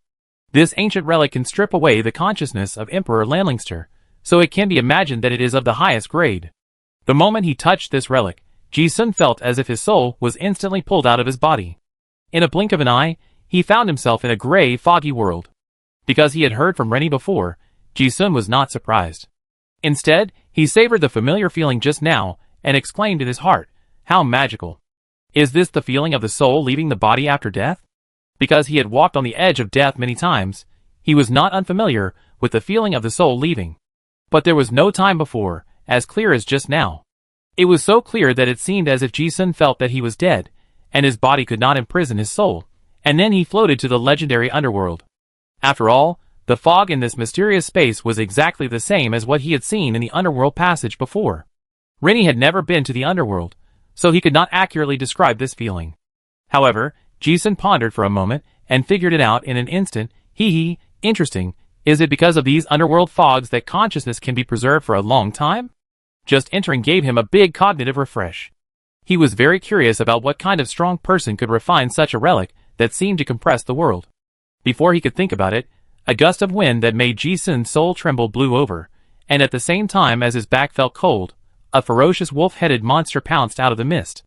Ji-sun stared at it, and his divine power was instantly unfolded, and the wolf-headed monster instantly collapsed. This is the risk that Rennie said. It is not a monster, but a fragment of consciousness. There is a very classic proverb in this world that if a person is separated from the body, the soul will be a strange monster. Gray Fog Relic. There are a lot of these consciousness monsters in this relic. They will instinctively pounce on any strange soul that enters their territory. Although they were very powerful when they were alive, countless years have passed, and their consciousness has long been worn out.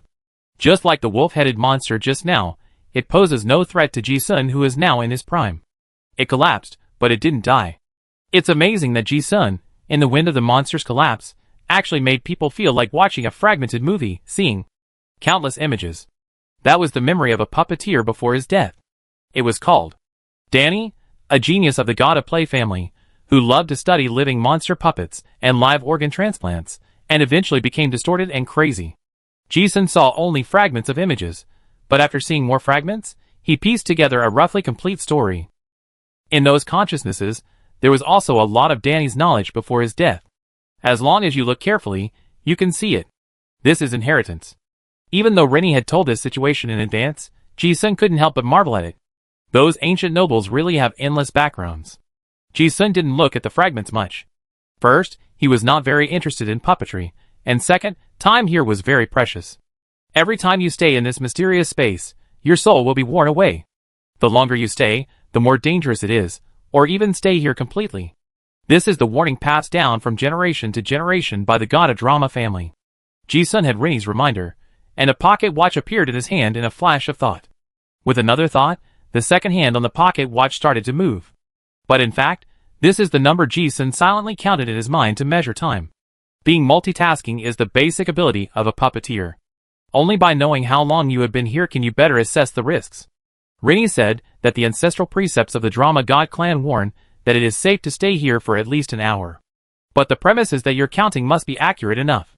You must also be able to correctly identify the direction. Ji-sun looked at the time on the pocket watch, and without hesitation, he strode into the fog. No one knows how many monsters like the ones before are there in this space. But one thing is clear, they have their own territory. After encountering one, a large area nearby is safe. Ji-sun walked along like this, and encountered several monsters along the way, and easily sent them away. According to Rennie, this world is a bit like a sphere. The deeper you go, the stronger the monsters are. He is only on the periphery, because that is enough for him. There is a lot of puppet knowledge in the fragments of consciousness of those monsters. Ji-sun was somewhat interested, but the knowledge was too fragmented, so he didn't waste time collecting it. Instead, he continued to go deeper. Rennie described in detail his experience of coming here countless times, and Ji-sun quickly determined his location. Then he followed the information, and walked all the way without any obstacles. Ji-sun's soul was much stronger than Rennie's. After dispersing several aggressive monsters, the distance was beyond the maximum distance that Rennie could explore. Originally, Ji-sun didn't plan to explore this relic world in one go, thinking that he would come here a few more times, get familiar with it, and then go deeper step by step. However, the amazing thing was that after walking for a while, he was surprised to find that the fog in front of him had dissipated, and he didn't know when he walked into a foggy city. Black Rose Tavern? Ji-sun looked at the sign in front of him and the orange gas street lamps that looked like ghost lights, and immediately realized that he seemed to have come to a tricky monster territory. No, the tavern was full of people, with a group of strange drinkers. Ji-sun felt that this might be a monster's lair. However, when he saw this inexplicably appeared tavern, he was not afraid at all, but his eyes were full of interest. Tisk, interesting. Ji-sun glanced at his pocket watch and muttered to himself. After a split second of decision, he tapped the ground with his cane and walked into the tavern door that looked like something out of a fairy tale without hesitation. Chapter 558. Rennie said that there was only a gray world and endless monsters in the Gray Fog relics. He never said that there was a town inside. There was also a magical Black Rose Tavern. Even in the inheritance of the entire Drama God family, there was no mention of the origin of this tavern. Ji-sun became very interested. The architectural style was also very old. The Gothic-style spires were not as sharp as those of today, but had many more artistic patterns. Ji-sun recognized that this was the early style of the Talon Empire. The space in this relic is a bit like a dream world. If the consciousness is strong enough, it can create things out of thin air, just like the pocket watch in Ji-sun's hand. In other words, this town and tavern are most likely formed by some very ancient fragments of consciousness. There is no eternal matter in the universe, and the same is true for consciousness. This means that the existence that created this town has a powerful consciousness beyond imagination. Ji-sun only thought of one possibility. That was Emperor Lanlingster. The stone bricks at the entrance of the tavern were wet because of the fog, and there was a pot of black roses at the entrance. Ji-sun carefully observed the environment, and at the same time silently analyzed the preferences of the consciousness that created this tavern. After entering the door, he saw the whole picture of the tavern at a glance. The simple wooden seats were no different from those in ordinary taverns. However, the drinkers were not human, but various strange monsters. Pig-headed people who ate like a mountain of fat, short and greedy dwarfs, flame demons with 2 horns, bearded old men with 6 arms, toad monsters with flowing poisonous gas, and grumpy bear men. Strange forms. They all look like they are not easy to mess with. The monsters didn't make a move, and Ji-sun didn't want to cause trouble, so he just glanced at them, and didn't look at them anymore. He looked at the drinkers very carefully. But the drinkers' eyes seemed a little unscrupulous. Hey, a very strange guy has come. Yes. But Rose Town hasn't seen a newcomer for a long time. I hope this newcomer can live longer. The strange thing is that although it was clearly the devil's language, Ji-sun understood it. His mind raced, analyzing all the information captured by his senses. Danger? I'm weird? Ji-sun certainly knew there was danger. But it was precisely because of this feeling of walking on the edge of a knife that he was looking forward to it more and more. He looked at his pocket watch and saw that there was still enough time. Ji-sun walked to the bar of the tavern like a regular customer and instinctively chose a high stool against the pillar. Because this position had the best view, he could see most of the scenes in the tavern and the door, and there was no space for someone to attack him from behind. It was not a deliberate choice of position, but a habit of caution. However, as soon as they sat down, the expressions of the more than 10 monster drinkers in the tavern became very strange. In an instant, they looked at Ji-sun with caution, as if they were afraid of touching some taboo. Those monsters didn't say anything, but drank silently, and even the whispers between them could not be heard clearly. Ji-sun didn't understand why the attitudes of these monsters changed as soon as he sat down. Glancing at the lizard bartender, he saw a teasing expression that said wait for the show to begin. But the bartender didn't say anything, only asking, "What would you like to drink?" Ji-sun looked at the wine list and asked directly, "What kind of wine do you have?" Since all the drinkers knew that he was new, there was no need to act mature. The lizard bartender read out the wine list: Dew of the Dream God, Angel's Kiss, Devil Tiani, Wind Dragon Soul. It seemed to be similar to the taverns in the real world, with all fancy names for the drinks. When Ji-sun heard these names, he wanted to find something special. But he couldn't find any, so he just picked one that sounded good to him. Wind Dragon Soul, how much is it? The bartender said expressionlessly, half a 9th level soul per cup. Ji-sun realized something was wrong after hearing this. Drinking in this tavern is so outrageous? The trading currency is actually souls? And what kind of wine is this? How can it be worth half a 9th level soul? The feeling of outrageousness in his heart suddenly came over him. But it was outrageous. Ji-sun was really interested, and he asked, "Can I buy on credit?" The 9th level soul was a sky-high price for others, but he happened to have one. It was the cardinal that Griffith killed before, and it was sealed in the soul-sealing pottery figurine, the soul-sealing relic. But the thing was outside and not brought in, so I could only buy on credit. It seemed that he was not afraid that Ji-sun would default on the payment, and the bartender nodded readily, of course. Sign the contract and pay on time. Okay, have a drink. Ji-sun waved his hand and wanted to try it. The bartender turned around and opened the wine cabinet, revealing all kinds of bottles and cans of different sizes. Although there were no labels, it was unknown what was in those bottles. But Ji-sun took a special look and saw some magical beast souls swimming in some translucent bottles. Dragon, Behemoth, Griffin, Three-Eyed Nightmare, Demon King Spider, Hellhound, Fallen Evil Hydra. This glimpse once again shocked Ji-sun's heart. It felt like watching an old man brewing medicinal wine in his previous life. If I was not mistaken, these jars were actually filled with various mythical creatures, many of which Ji-sun had only seen in ancient books. At this moment, he finally understood why the price of this wine was so outrageous. If the materials in front of him were really what he thought, they would really be worth the price. And when Ji-sun looked at the lizard bartender with a nonchalant expression, he suddenly realized that this bartender might be the spirit of the entire relic. The bartender took out a dark green bottle and poured out a glass of wind. Yes, it was wind. Ji-sun could see with his naked eyes that what came out of the bottle was not wine, but the law of wind element visible to the naked eye. While he was in shock, the wine glass had been handed to him by the bartender. While handing over the wine glass, Ji-sun clearly felt that a certain contract had been signed. It was as if the soul was pawned to the devil, and it was a sense of restraint that the soul could not be redeemed without paying enough. Hee, what a powerful method. It was the first time that Ji-sun had seen this way of signing a contract. That is to say, if this guy had ill intentions towards him, he would have no chance to resist. Thinking of this, he did not hesitate at all and took a sip of the wine glass. Originally, he wanted to taste it first, but he did not expect that the wine would go down his throat smoothly. Ji-sun only felt a coolness in his throat, and at the same time, his body seemed to be floating, light and fluttering, as if he was drunk. The taste of this wine gave Ji-sun an indescribable complexity. However, this was not the most surprising thing. Because enlightenment appeared. You took the spiritual medium wind dragon soul, mental power plus 200, mental power training gain plus 1000%, lasting 10 days, wind element affinity plus 15. Seeing this, Ji-sun was really shocked. Although he guessed that this wine was a treasure, he didn't expect it to be so outrageous. You know, his mental power value on the panel is only more than 1,000, and it increased by 200 at once. Moreover, the elemental affinity has skyrocketed. This saved Ji-sun several years of hard training. What's going on? This wine, this tavern, this town. What's going on? At this moment, Ji-sun suddenly realized that the people of the Shishin family may have underestimated the role of Grey Mist Relic. Or maybe, Rennie's rank has not yet touched the qualifications to use this relic correctly. And because he is at the 8th rank, he can barely enter the tavern? Ji-sun thought of many possibilities. But no matter what, just with this glass of wine, he can be sure that this is a treasure trove of inheritance, a treasure trove of various souls. The magician must learn spiritual power, and this relic is a perfect match.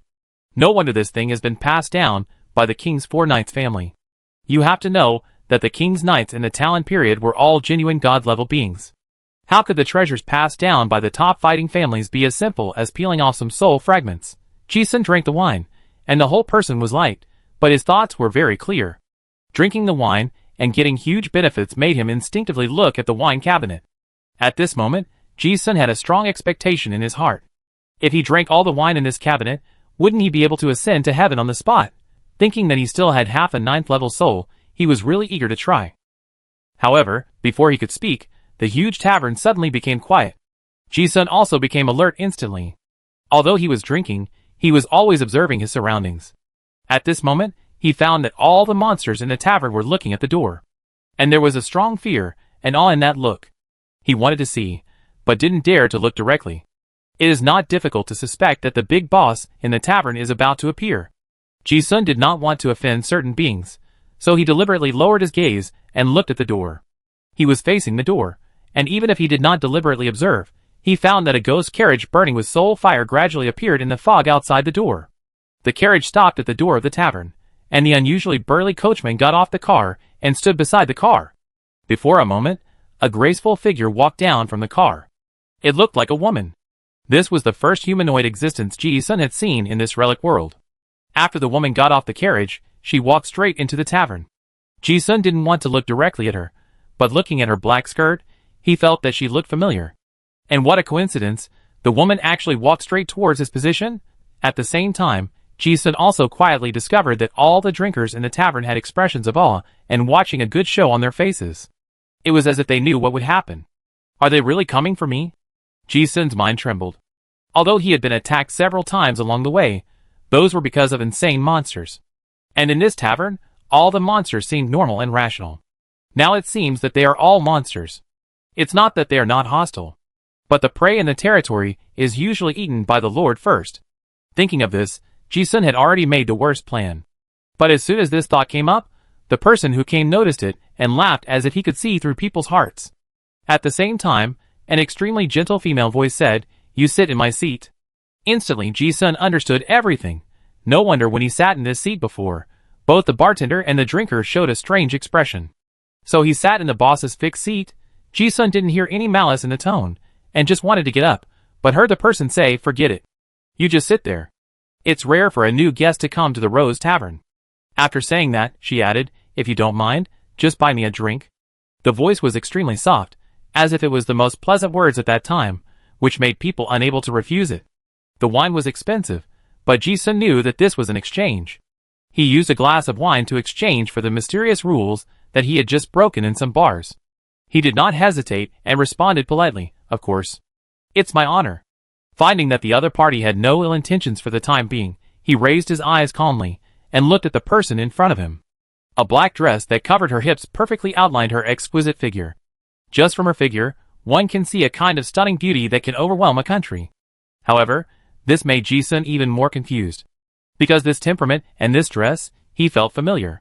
Looking up from the slender neck, a face that was so breathtaking came into view.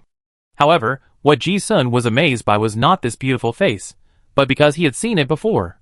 The person in front of him was the Emperor Lanlingster, who had seen it in the other dimension of the bandits of Black Crow Castle in the southern continent.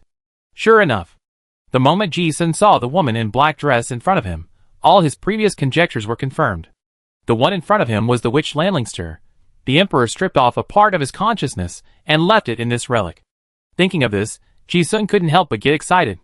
You have to know that this is different from the fictional scene in the different dimension. The relic contains the consciousness that the Emperor himself stripped off.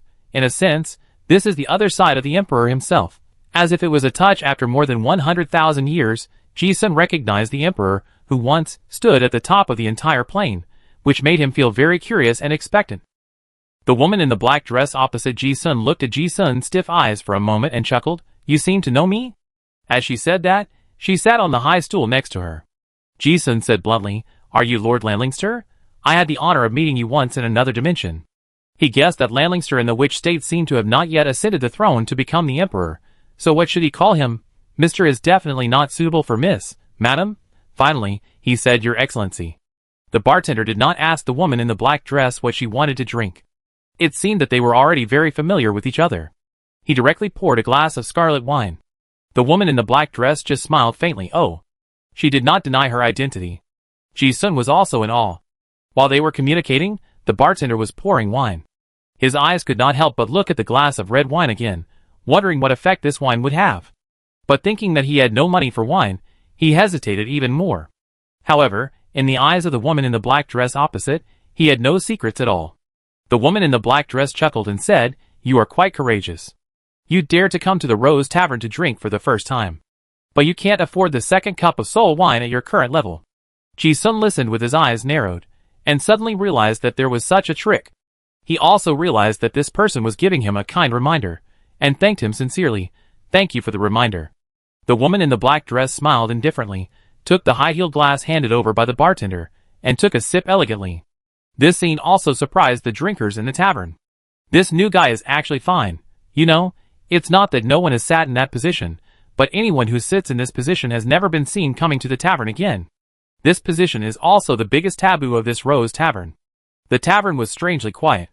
It seemed that the monsters in the tavern did not dare to look directly at the woman in the black dress, but looked at the newcomer as if he were a monster. On the contrary, Ji-sun himself did not feel anything. He looked at the witch-like Emperor Lanlingster in front of him, and couldn't help saying, "Your beauty is really as unparalleled as the legend says. Before, I only caught a glimpse of it in the other dimension, but now I can see it clearly right in front of me." This kind of charm, like the sun, really makes Ji-sun feel like he can't take his eyes off it. He has no desire, but only sincerely praises the ultimate beauty in the world. The black-dressed woman's beautiful eyes turned cleverly, and she pursed her lips lightly. "Oh, really?" As she said that, she looked at Ji-sun and said, "You are not bad either." Ji-sun didn't think anything of it at first, thinking it was a normal response. However, he paused for a moment, and then thought about it carefully. "I praised your beauty, and you said, you are not bad either. What do you mean? I am also beautiful."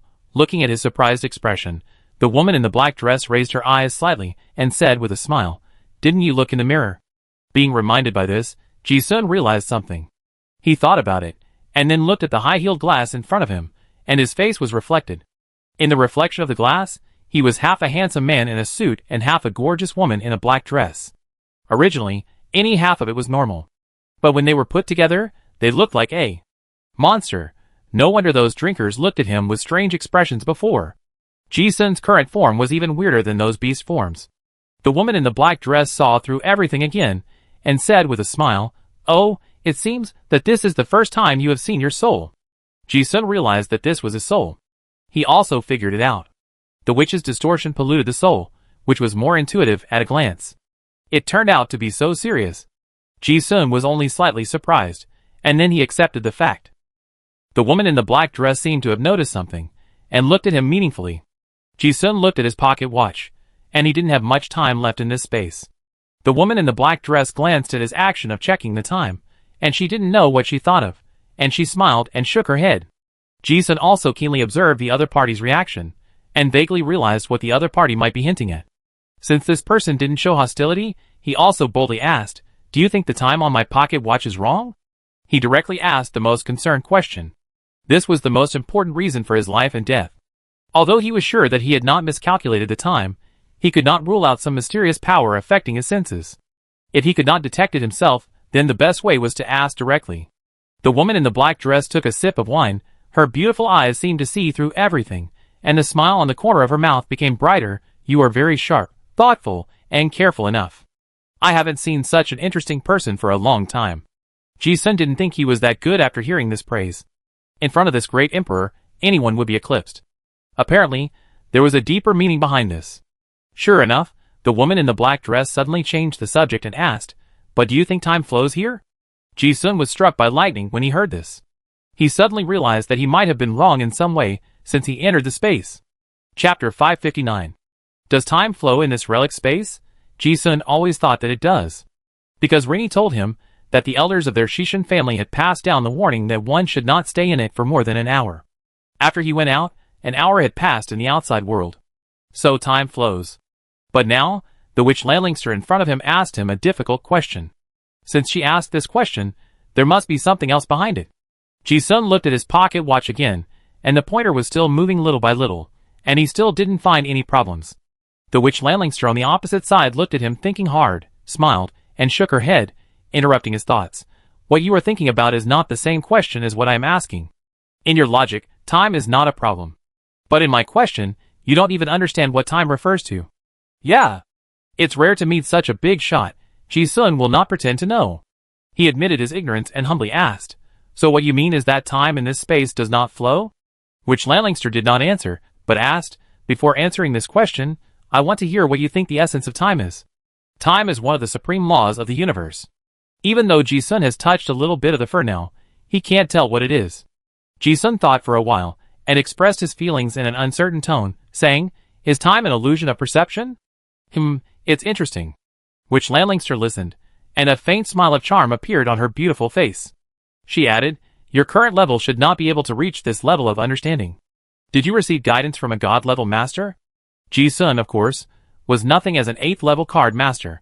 The higher the level, the more you know, and the stronger the feeling of knowing nothing about the universe. He said truthfully, "I once had guidance from a senior named Su in the disaster field of a netherworld terrain. Once in the ruins of Xiamu City, he, Catalina, and the old man Su and his grandson had taken the train with the time field. Now that I think about it, it was because of old man Su's advice that I was able to survive." "Oh, you encountered Basix's nether train?" Hearing this, the witch Landlingster seemed to have thought of something and said, "It's a good opportunity, that's right. But before answering this question, you have to know what this relic is." "Ah, isn't this the inherited treasure of the Drama God clan?" Ji-sun looked at that beautiful face, and cast a curious look. After drinking that glass of wine just now, he knew that this grey mist relic was not as simple as he thought. Its true value was not only those fragments of consciousness, nor the magical soul wine in this tavern, nor even the fragments of the Emperor's consciousness in front of him. At least not all of them.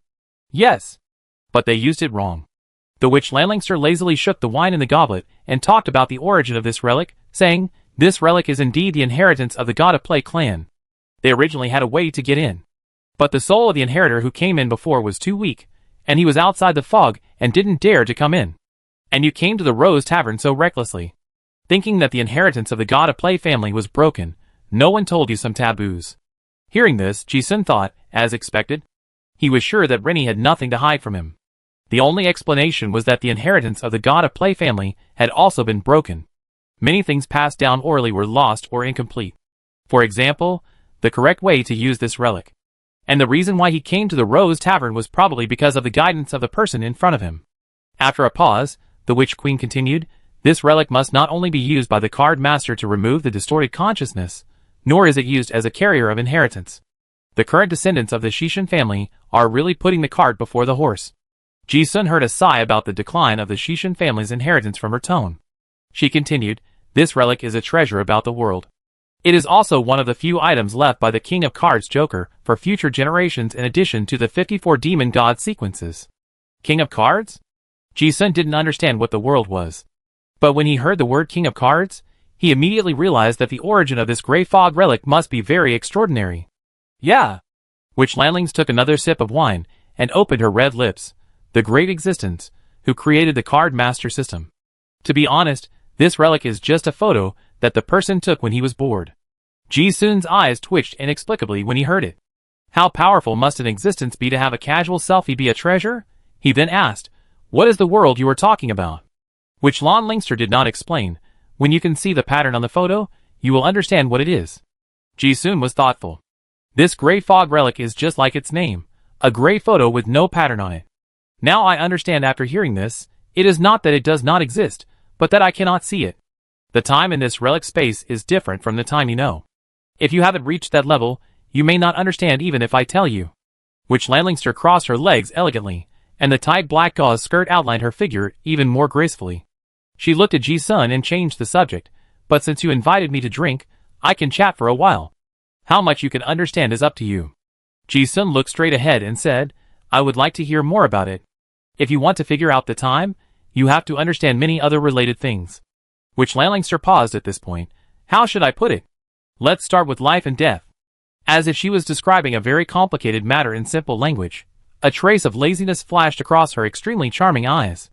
She asked, when you first entered this space, did you feel as if your soul was immersed in a different world and experienced a feeling like death? Yes. Ji-sun nodded. Which Landlingster asked again, how does it feel to experience death? Ji-sun recalled the feeling when he came in, and the experience of the soul leaving the body was still clear. Yeah. Very good. Which Lon Lingster listened and smiled, and suddenly changed the subject. Then why do you think you are still alive now? When these words came out, Ji-sun's eyes glared instantly. He vaguely realized what the other party was going to say. Which Lon Lingster smiled gently with good understanding, and continued, or to be more precise, what makes you think you are alive in the real world? Not in a different dimension, not in a novel, not in a dream of a higher dimensional consciousness. Ji-sun fell silent. Because someone had asked him the same question before. That time, he met Pharaoh, the last Lightseeker of Terran, in the different dimension of the siege of the city. At that time, the other party asked a similar question, how can you be sure that you are alive? Or how can you be sure that the world you are in is the real world? This is a question that has troubled Ji-sun for a long time, and he still cannot answer it. Seeing Ji-sun fall into long thoughts. Which Lon Lingster raised her eyebrows, and felt that she could answer this question in a few words. She asked again from another angle, everything in the universe will eventually die because of the flow of time. Do you think this is right? Ji-sun affirmed yes. This is the law of the universe, he observed. If he is not sure about this, then everything he has constructed about the universe will collapse. However, as soon as he said this, Ji-sun heard a question that made him frown again. So, do you think I am alive or dead now? Turning his head, he saw a smile on that perfect face, patient and gentle. Ji-sun's head hurt again. His thoughts were tangled like a tangled mess. He knew very well that the person in front of him was a fragment of consciousness that Emperor Landlingster had stripped away. Then the question came. Since she had consciousness and could talk to him then, was she alive or dead? Ji-sun couldn't describe this blank cognition. He turned his eyes to the person sitting opposite him. Can I hear the answer first? Which Landlingster's long eyelashes flickered a little smile at this tricky question, but she did not refuse to answer, and gave a direct answer, I am alive, but not alive. Because you are aware of my existence, so I exist. I think, therefore you are? Ji-sun listened with a self-deprecating expression. I didn't understand. Well, how should I put it? Which Landlingster pondered for a moment, made an analogy, and said, oh right. Someone once told me that it's like a storybook.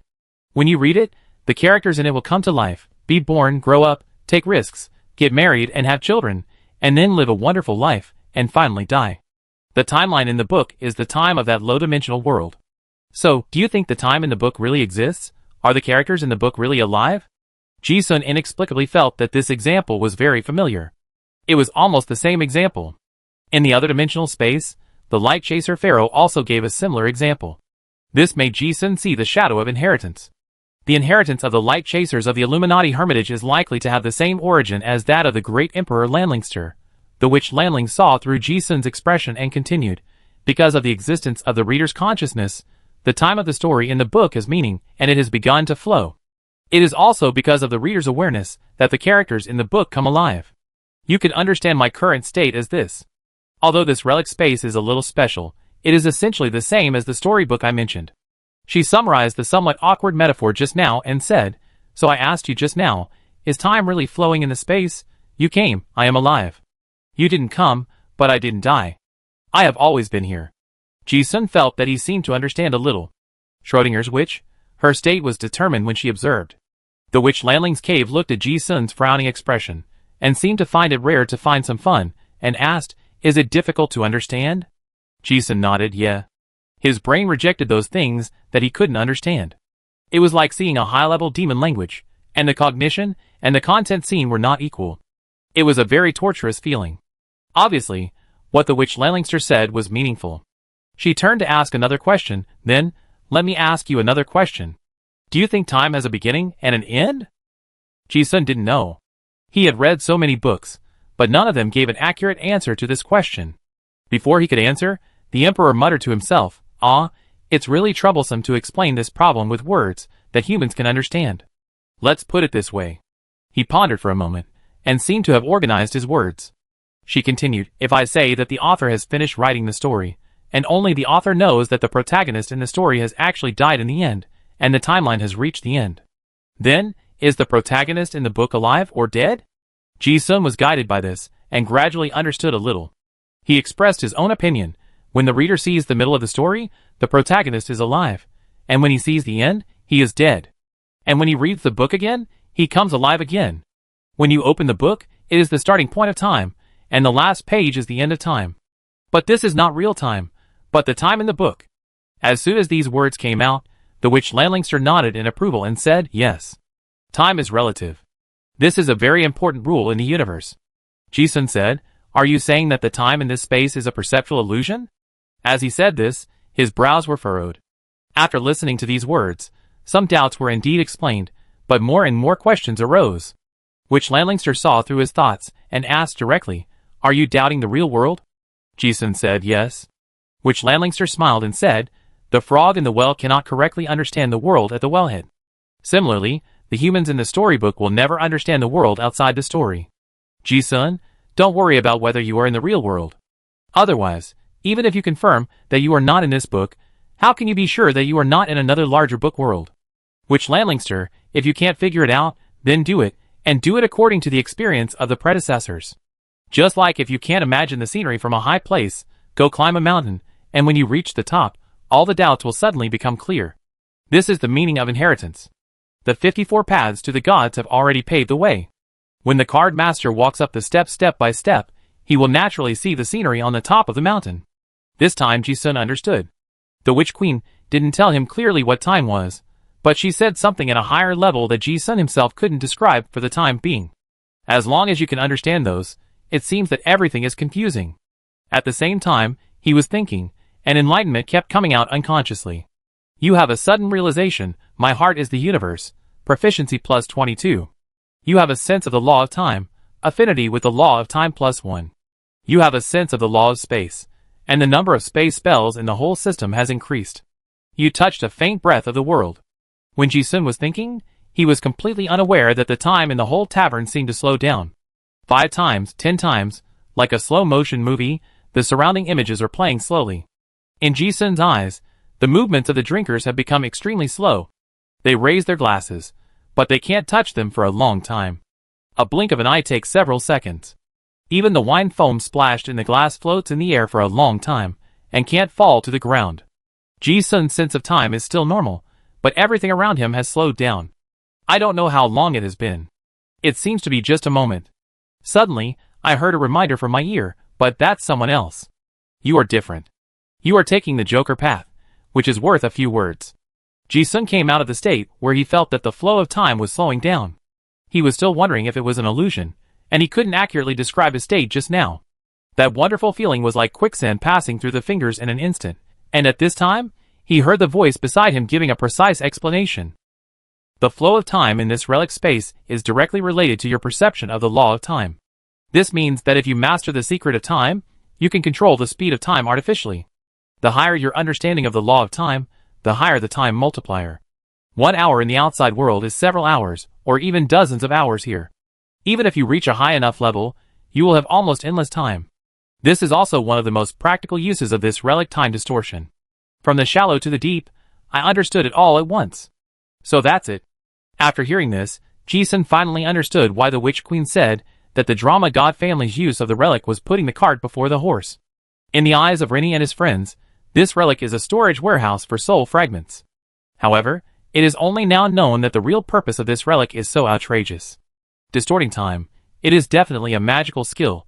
In space, there are 10 times, 100 times more time to comprehend knowledge and laws. What can others compare with? After confirming that this relic has such a magical use, Ji-sun also understood why there are so many god-level strongmen in the Talon Empire. So this is the meaning of heritage and inheritance. This is just the inheritance treasure of one of the 4 knights of the king. It is hard to imagine how powerful the empire must have been when the great emperor established the Talon dynasty, and how many top-level warriors it had. Huh? Ji-sun let out a long breath. His chaotic thoughts seemed to have been sorted out a lot. Looking at the beautiful woman opposite him, she still had the most gentle and elegant demeanor in the world, and her dark crow eyes flashed with a faint charm under the light. Ji-sun stood up and saluted respectfully. "Thank you for your guidance, senior." The witch Landlingster didn't care.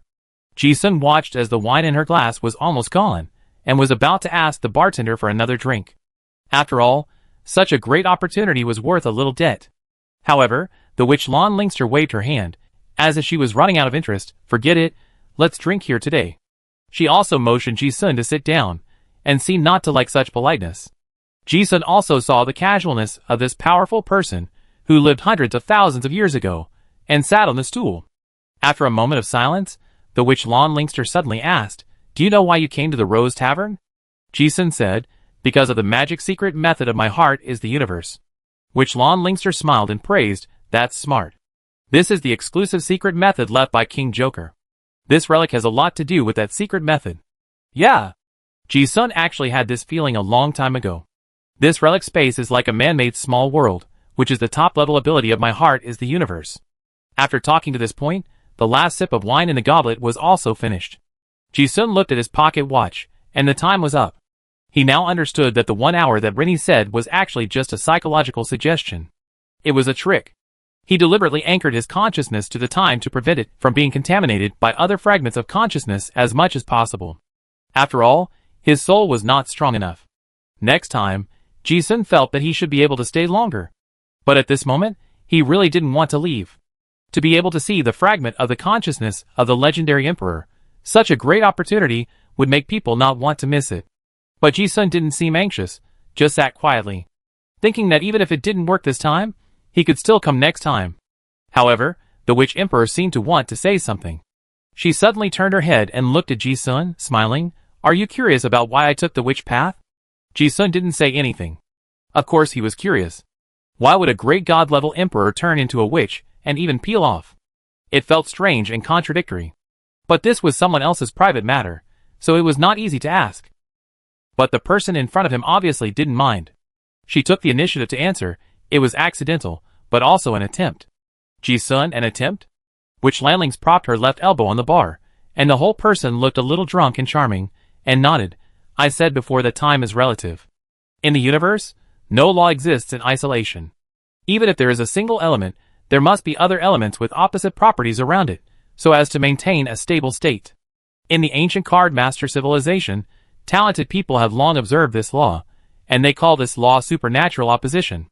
This is one of the supreme rules of the universe, and it is also the only way for the card master to improve his status after condensing the godhood." Ji-sun vaguely realized that he had touched some of the ultimate secrets of becoming a god. The beautiful woman in front of him smiled. "So now you know why I want to take the witch path, right?" Ji-sun confirmed. "Because of the opposite nature?" He had heard this statement before. But when he heard it from the emperor, he was inexplicably shocked. Before, it was just a hazy light in the fog, but now, he saw a lighthouse clearly, pointing the way forward. Someone has successfully walked this path. "That's right," Witch Landlingster said. "I have tried many ways to achieve that absolute opposite balance, but all failed in the end. until I was contaminated in some accidental events, and later discovered the secret of the witch's distortion process. The witch's path can stably achieve the opposite balance of the extraordinary characteristics in the body. Hearing this, Ji-sun fell into deep thought. What exactly is the opposite that can make this emperor choose the distorted witch to balance? And, is there no other way? Forget it. You can't understand many things even if I tell you now. Witch Lan Lingster didn't want to go deeper. But she suddenly changed the subject and looked at Ji-sun, with a smile on her lips. But, I think it's actually a good idea for you to go the witch route. Ji-sun frowned, his expression slightly strange. It's not that he questioned this, but when an authority said this, he really had an idea in his mind to seriously consider this matter. However, before he could think about it, the witch Lan Lingster denied it first. Ha ha ha, I'm just kidding. I think you are more suitable for the gentleman route. She then said, there are many ways to balance the opposites in the universe. The witch is just one of the paths I tried. It may not be suitable for others. Later, after breaking through the status, I found some other methods. Oh! Ji-sun instantly became alert. He knew that this was the time for the emperor to teach the real thing. But after saying that, the witch queen showed a hint of teasing on her face and asked, guess why I left 2 inherited demon marks of K of Spades Tyrant and Q of Diamonds White Queen for future generations? Ji-sun vaguely guessed something. These 2 sequences are opposite in nature, which Lan Lingster didn't seem to mind saying a few more words. But time didn't allow it, so she said, well, your partner is calling you. If you don't go out, she's going to come in to find you. And your soul has begun to be polluted by the tavern. It will be no good for you to stay any longer. Ji-sun knew she was talking about Nanjing outside. Because they had agreed before, if something unexpected happened, Miss Wanzitu would definitely call him back by force when the time came. Ji-sun stood up and bowed like a gentleman. Thank you for your advice. Witch Lan Lingster smiled and waved his hand, not caring. Just when Ji-sun felt that his consciousness was beginning to blur, he suddenly heard a few whispers in his ear. Do you know why I told you so much? Some words must be said to others after all. Nothing exists forever. My consciousness is going to disappear. Chapter 560. The gentle whisper of the Witch Queen was still echoing in his ear, and the gray world in front of Ji-sun had begun to dissipate. His eyes were focused. In front of him was a military green marching tent. There were also 2 pretty faces full of concern. Chujiu and Nanjing watched Ji-sun's consciousness return to his body, and both pairs of crystal eyes showed a look of relief. Nanjing also personally touched Ji-sun's forehead, using the power of the spell to soothe his soul that had not yet completely stabilized, and asked Ji-sun, are you okay? The little hand was warm, and Ji-sun felt a refreshing coolness, and his soul was synchronized with his body. His mind was loaded with too many soul-shaking thoughts, which made him a little distracted. Yeah, it's okay. Hearing Ji-sun's words, Nanjing breathed a sigh of relief and said to himself, you really scared me just now. Your body suddenly showed signs of rejecting the soul. Then the time came, I was worried that something happened to you, so I called you back. Although Chujiu didn't say anything, his eyebrows relaxed. Ji-sun glanced at Chujiu and Nanjing in front of him and said, yeah. Sorry to bother you. He knew what the rejection that Miss Wanzitu was talking about was. It should be a side effect of going to the Rose Tavern. The tavern gathered the strongest fragments of consciousness in gray fog relics, and not everyone can sit there. Those monster drinkers have extremely strong consciousness pollution capabilities, and staying there for a long time will pollute the soul. Fortunately, he met Emperor Lan Lingster, otherwise Ji-sun's soul might not be able to come out alive. Of course, without that person, he probably wouldn't be able to enter the tavern.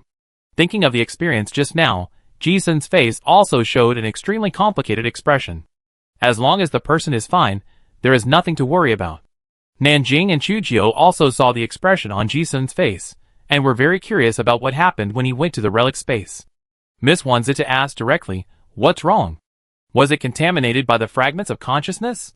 After accepting the inherited knowledge of the high priest lineage, she knew too many secrets, and she also knew about this secret treasure Grey Mist relics. This relic is the inheritance treasure of the God of Drama clan, which contains many ancient consciousness fragments, and the risk is extremely high. She was originally worried that Ji-sun was affected by those ancient consciousnesses, but she didn't expect that Ji-sun's opening words shocked the 2 women on the spot. I saw the witch consciousness of Emperor Lan Lingster. Ah? When these words came out, Nanjing and Chujiu both looked at him in surprise. Although they had heard Ji-sun's speculation before, and agreed with it. But it has been more than 100,000 years, and the consciousness fragments separated by the Emperor still exist? Yeah. Ji-sun's eyes were filled with complicated thoughts, and he added, Not only did I see him, but we also talked a lot. That's why it took some time. Really? This statement completely aroused the interest of Chujio and Nanjing. Miss Wanzita looked very interested and confused, and asked, has the consciousness of the ancestor emperor not dissipated yet? But, the drama god clan has not heard of anyone seeing that person for thousands of years. Ji-sun didn't know why, but just expressed his guess, I don't know either. Maybe it's because my career sequence is Joker that she is willing to show up. Also, the inheritance of the god of play family has been interrupted, and they have a misunderstanding about the use of this gray mist relic. Maybe no one has been to the tavern in recent generations. This made the two women more interested. At least in the inherited memory of the high priest that Nanjing knew, there was no record of the consciousness of the great emperor, which the three of them are the closest partners to each other, and Ji-sun has nothing to hide. He started from the experience when he first entered, saying, when I entered, I encountered many monsters formed by fragments of consciousness. When he heard the words that the witch queen murmured when they parted, he actually knew that the conversations in the tavern before were not just for himself. It was also through his mouth that he told the future generations of the card master civilization. Ji-sun carefully told the whole encounter process, and he also wanted Nanjing and Chujio to think about whether there was anything they had overlooked. Hearing that there was a tavern in this space world, and a group of strange drinkers, it seemed like a fairy tale, and the two women's crystal eyes showed disbelief. However, after hearing Ji-sun's description of the monster drinkers, Nanjing suddenly thought of something and exclaimed, you mean, there is an old man with 6 arms among the drinkers? Ji-sun, yes. Nanjing's expression became strange, and he said, that may be one of the 4 knights of the last king of Terran, the strongest puppeteer known as the Thousand Hands Shilu, Samir Roger. He has a special soul talent, and is the legendary 6-armed Yama subduing god. And in history, because his soul talent is too special, he may have been distorted. Ji-sun was suddenly enlightened, but it was not surprising. The monsters who could sit in that tavern must have been extremely powerful card masters in their lifetime. It is also likely that they are the distorted consciousness stripped by the ancestors of the god of play family. He described the appearance of several other people. Although Nanjing did not identify them accurately, he also guessed the possible identities of several of them. As expected, they are all top puppeteers recorded in Terran's history. As soon as the story of this tavern began, Nanjing and Chujio were shocked. Like Ji-sun, they felt as if they had walked into a history book and met the big men in history face to face. Nanjing asked anxiously, what happened next? Then I drank a glass of wine. Ji-sun slapped his head when he said this. Oh, I have to pay for the wine I bought on credit. As he said this, he took out the soul-receiving pottery figurine and poured the soul of the sealed 9th level cardinal into it. The moment the soul entered the photo, Ji-sun clearly felt that the previous credit contract disappeared. He now understood that this was the correct way to use this relic. Some powerful souls were needed, as an exchange, to get the soul wine brewed with souls from the Rose Tavern. This was also the necessary energy to maintain the existence of the consciousness fragments inside. After he finished all this, Nanjing also understood what happened and asked in surprise, what kind of wine is worth a 9th level soul? Very magical soul wine. Ji-sun looked at his panel and found that his mental power and wind element affinity had increased dramatically, which confirmed that the wine was really effective. When he told Nanjing about the effect of the wine, he finally understood and said, that should be the soul wine of the secret method of the Netherworld clan in the myth and legend. It is brewed with the soul and offered to the gods. I didn't expect the legend to be true. The legend says that it is a fine wine that only gods can drink. Ji-sun also heard it for the first time and said, you can try it next time. Okay. Nanjing agreed casually, but the three of them smiled bitterly at each other. Wine is a good thing, but the price is really ridiculous. When their strength is really enough to hunt the 9th level, the wine will not be so attractive to them. Because I sat in the wrong seat, I happened to sit in the old seat of the Emperor. Later, she came in the nether carriage and talked to me. It was really beautiful. Ah, is the ancestor Emperor really that beautiful?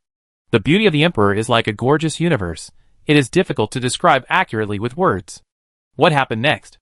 Then the Emperor and I talked about the law of time. Ji-sun told the conversation word by word. Chujio and the other two gradually became serious. The three of them were already strong in the field of top card masters, and they had touched the ultimate secrets of some plain laws. Now, when they heard the Emperor who had reached the peak talk about his experience of climbing, their experience was completely different from that of ordinary people. This is why Ji-sun wanted to say it. The same world seen by everyone is actually different. The three of them complement each other, and can get closer to the true meaning of the emperor's statement. Especially Nanjing, she can understand the deep meaning of those words better than Ji-sun and Chujiu. Although she has inherited the lineage of the high priest, the initiation style inheritance method is direct, but it also tests her own talent. It's like eating, how much nutrition can be absorbed, and the food requires her body's digestion ability. The complicated inheritance of the high priest's lineage is like a stone stuffed in her stomach. Nanjing needs to work hard to digest it. Originally, it was difficult for her to digest it quickly at her current state, but Ji-sun's description of the enlightenment and guidance of Emperor Lanlingster was like a digestive pill, which accelerated the digestion of the complex inheritance knowledge in the sea of consciousness. She could also share the part she understood with Ji-sun and Chujiu. This talk lasted for several hours. The three of them talked and chatted, not noticing the passage of time. Finally, Ji-sun talked about the last few words of the Emperor's whispers. The story ends here. Chujiu and Nanjing both have the same complex expressions as Jishuan, who is still unsatisfied and has gained a lot. Miss Wanzi aside, this relic actually has the function of time distortion. The Shishin clan actually only regards it as a soul container. It's really a waste of heaven's gift. The Grey Fog Tavern is also a treasure trove. I want to go and see it someday. I might even meet the Emperor after drinking a glass of wine. Chujiu was also in a state of confusion, and rarely spoke. It turns out that the ancestor emperor tried the witch path in order to try to achieve the balance of extraordinary opposites. According to what I know, this may be a necessary condition for breaking through the middle godhood. No wonder there are records in the royal family's inheritance that one should attach importance to the understanding of opposites from a low level. Yes, Nanjing replied.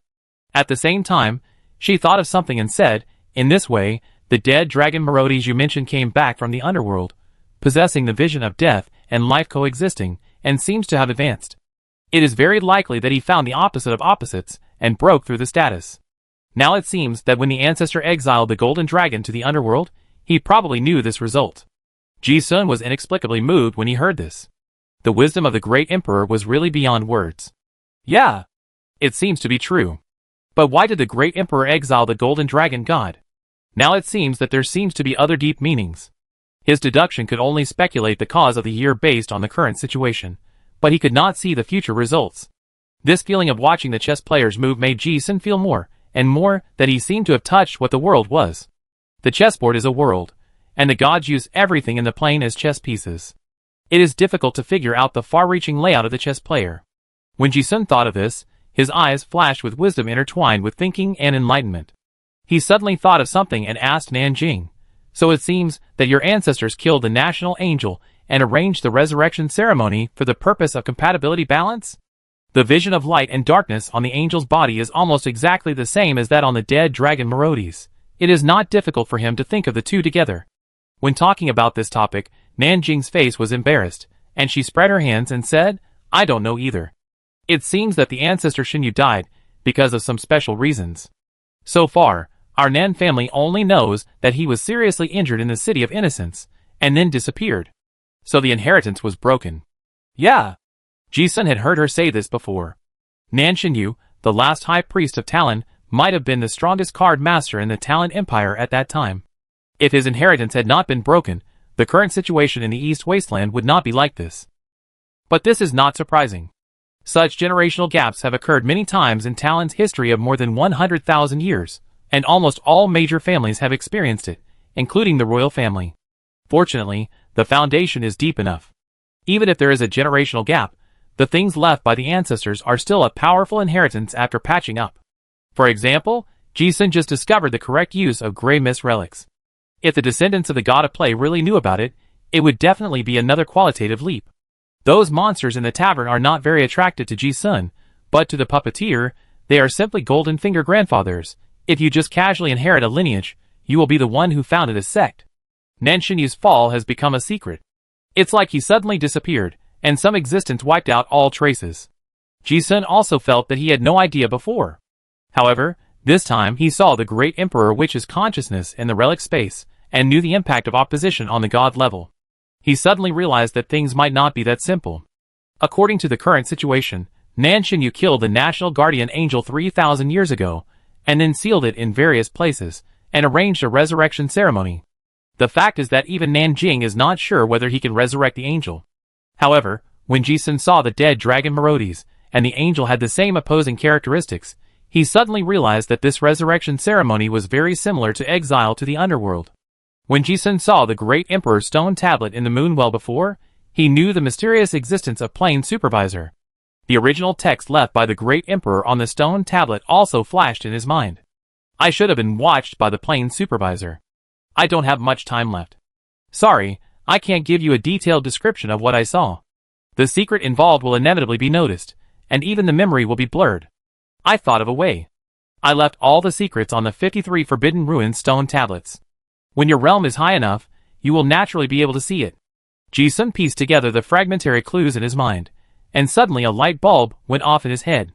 He looked at Nanjing and said in surprise, "Could it be that your Nan family ancestor noticed something, and then was interfered by some mysterious force, forcing him to choose to disappear?" Miss Wanzita seemed to suddenly wake up when she heard this. You mean? Ji-sun nodded, but didn't say anything more. Chujio's crystal eyes trembled, and he obviously understood. The three of them realized that they might have touched on some hints hidden under the truth, left by their ancestors through their actions. According to the great Emperor's steel, certain taboos cannot be left in the inherited memory, nor can they be recorded in any secret book. People can only rely on themselves to find clues in the long river of history. But there is an exception. That is Old Man Su. The immortal is like a secret carrier of a human figure. But the reason why he was not discovered by the so-called Plane Supervisor is that he chose to use forgetfulness to avoid certain possibilities of being detected. Ji-sun seemed to have suddenly figured out everything. All signs indicate that Nan Xinyu knew the method of breaking through the godhood of supernatural opposition. Then he used it on the weeping angel. It may be an attempt, or it may be some far-reaching layout for future generations. Even Nanjing's mother went to the underworld, and may know something. But she can't say it clearly. She can only warn Ji-sun to pay attention to the perception of supernatural opposition. They know that the ultimate secret of the world cannot be told, and even if they know it, it will be discovered by the supervisor and erased. But those card masters who knew the truth still tried their best to pass on the truth. They tore the truth into pieces, like a puzzle, and when someone in the future is qualified to find it, they can piece it together, and know the truth of the world that was erased by some mysterious power again. As soon as these words came out, the tent instantly fell into a solemn silence. Ji-sun and the other two fell into deep thought. It's terrifying to think about it. Although the temperature was not low, the three of them felt a slight chill on their backs. But this atmosphere didn't last long, and Ji-sun's mouth gradually raised a curve. Hee, it's getting more and more interesting. This wonderful world made him feel a sense of mystery that he had never experienced before. It was a kind of unknown fear that gave Ji-sun a strong expectation to uncover the fog even though he knew that the darkness was full of dangers. What exactly is the Plane Supervisor that the Emperor mentioned? What is the world outside the card master plane like? And what secrets are engraved on the 53 Forbidden Ruins stone tablets? Wait. Many thoughts came to Ji-sun's mind. Chujio and Nanjing were already very clear about Ji-sun's character. They were not surprised that after guessing some truths, this guy could still show an attitude different from ordinary people. However, as one of them was the descendant of the emperor and the other was the high priest, the two women felt more responsible. Ji-sun did not expect that he had only gone to the relic space once, but he actually connected the previous fragments and mysteries together, and got a possibility that seemed very close to the truth. But it was not a good topic to continue the discussion, so the three did not mention it again. At this moment, a little cutie came out of Ji-sun's pocket, rubbed his sleepy eyes, and muttered, "Ji-sun, I'm hungry." The three of them came back to their senses. They had been talking for a long time and forgot about Ivan, a little guy who needed to eat at a fixed time. Ji-sun was unconscious these days, and it was Nanjing who fed her. Ivan was very familiar with her. The little cutie looked at Miss Ballhead again and repeated, "Sister Xiaonan, I'm hungry." Nanjing stood up, touched Ivan's head, and smiled. "Okay, I prepare it now." Ji-sun originally wanted to help prepare food, but Miss Wanzita said he was injured, so she didn't let him stay in bed. The wound on his chest was still a little painful from meditation, so he just laid down. The previous communication with Chujio Nanjing gave him a deeper understanding of what Emperor Lalingster said. And there are some things that only Ji-sun can understand. Like the theory of time relativity said by the Emperor. The Emperor should be pointing to the world. I am the world and my heart is the universe are both constructs of the logical world. Is there any connection between idealism and materialism? In other words, after understanding the world, the laws of time and space can be understood naturally. Ultimately, it points to the ultimate mystery of the universe, such as the creation of the world? Did the gods create the world? Could the legend be true? But as far as it seems, those foreign gods, dragon gods, etc., are not capable of creating the world. In other words, what the great emperor wants to express is a higher realm of God than his superior god. Ji-sun lay on the bed, staring at the top of the tent, his mind racing. He repeatedly thought about the great emperor's metaphor of the world as a book. Gray Fog Relic is an independent and special world. It is said to be a book, but it is also very special. When external consciousness enters, it can change the fragments of consciousness inside. This metaphor is difficult for others to understand. But Ji-sun was deeply touched because of his own magical experience. He thought of his experience of traveling through time for 100 years. That feeling was extremely similar. The world was like a book. Ji-sun relied on the time and space stamp, a time relic, to open the timeline of 100 years ago as a reader and met the fisherwoman. Then he tampered with the story in the book like a reader and added his own traces. This was very similar to his experience in Gray Fog Relics. Ji-sun couldn't figure out why he could change history. Even now, his cognition has many contradictions. Obviously, that was not the ability of a low-level card master at that time. But that stamp. He knew that he was still the frog in the well in the emperor's metaphor. Before jumping out, he could not accurately imagine the outside world. Thinking of this, Ji-sun put aside those complicated but clueless thoughts. He took out the dull stamp. There was also a black and white photo. In the photo, the girl standing under the rose wall was still smiling like a flower. "Miss you, long time no see." Ji-sun looked at the photo, muttered to himself, and a gentle smile appeared on his face. He gently stroked the smiling face in the photo, and his memory seemed to return to the scene of the two standing in front of the camera 100 years ago, and the smile on his face became more gentle. The happy days he and the smiling girl appeared in his mind like a slideshow. Unconsciously, some insights appeared in those pictures. Ji-sun suddenly thought, Gray Fog Relic isn't it a photo itself? He then realized that he had come into contact with several relics related to the laws of time and space. So why do these common items in life have these magical effects? Photos are the coordinates of events, time and space, tickets are the evidence of spatial displacement, and stamps are the direction of time and space travel. Ji-sun suddenly thought of something in his mind, and sat up suddenly. In the moment of enlightenment, he vaguely felt that he seemed to have grasped something. The laws of space and time seemed to be materialized in the photo in front of him at this moment. However, an even more magical scene appeared. The trans-time and space stamp in his hand, which had already turned gray, actually had a hint of color at this moment. Although there was only a hint of color that was almost imperceptible to the naked eye, there was indeed a change. Does this stamp need to be charged by the law of time? Ji-sun already understood that he seemed to have touched the mystery of the law of time just now. At the same time, expectation appeared in his eyes. At this moment, he entered the magical state that Emperor Lanlingster had compared. He was in the perspective of a reader, and could see his own timeline in the story. Enlightenment appeared, and you touched the mystery of time, years, and space in your perception, and your understanding of the law was plus 49. But it was a pity. That mysterious feeling came quickly and disappeared quickly.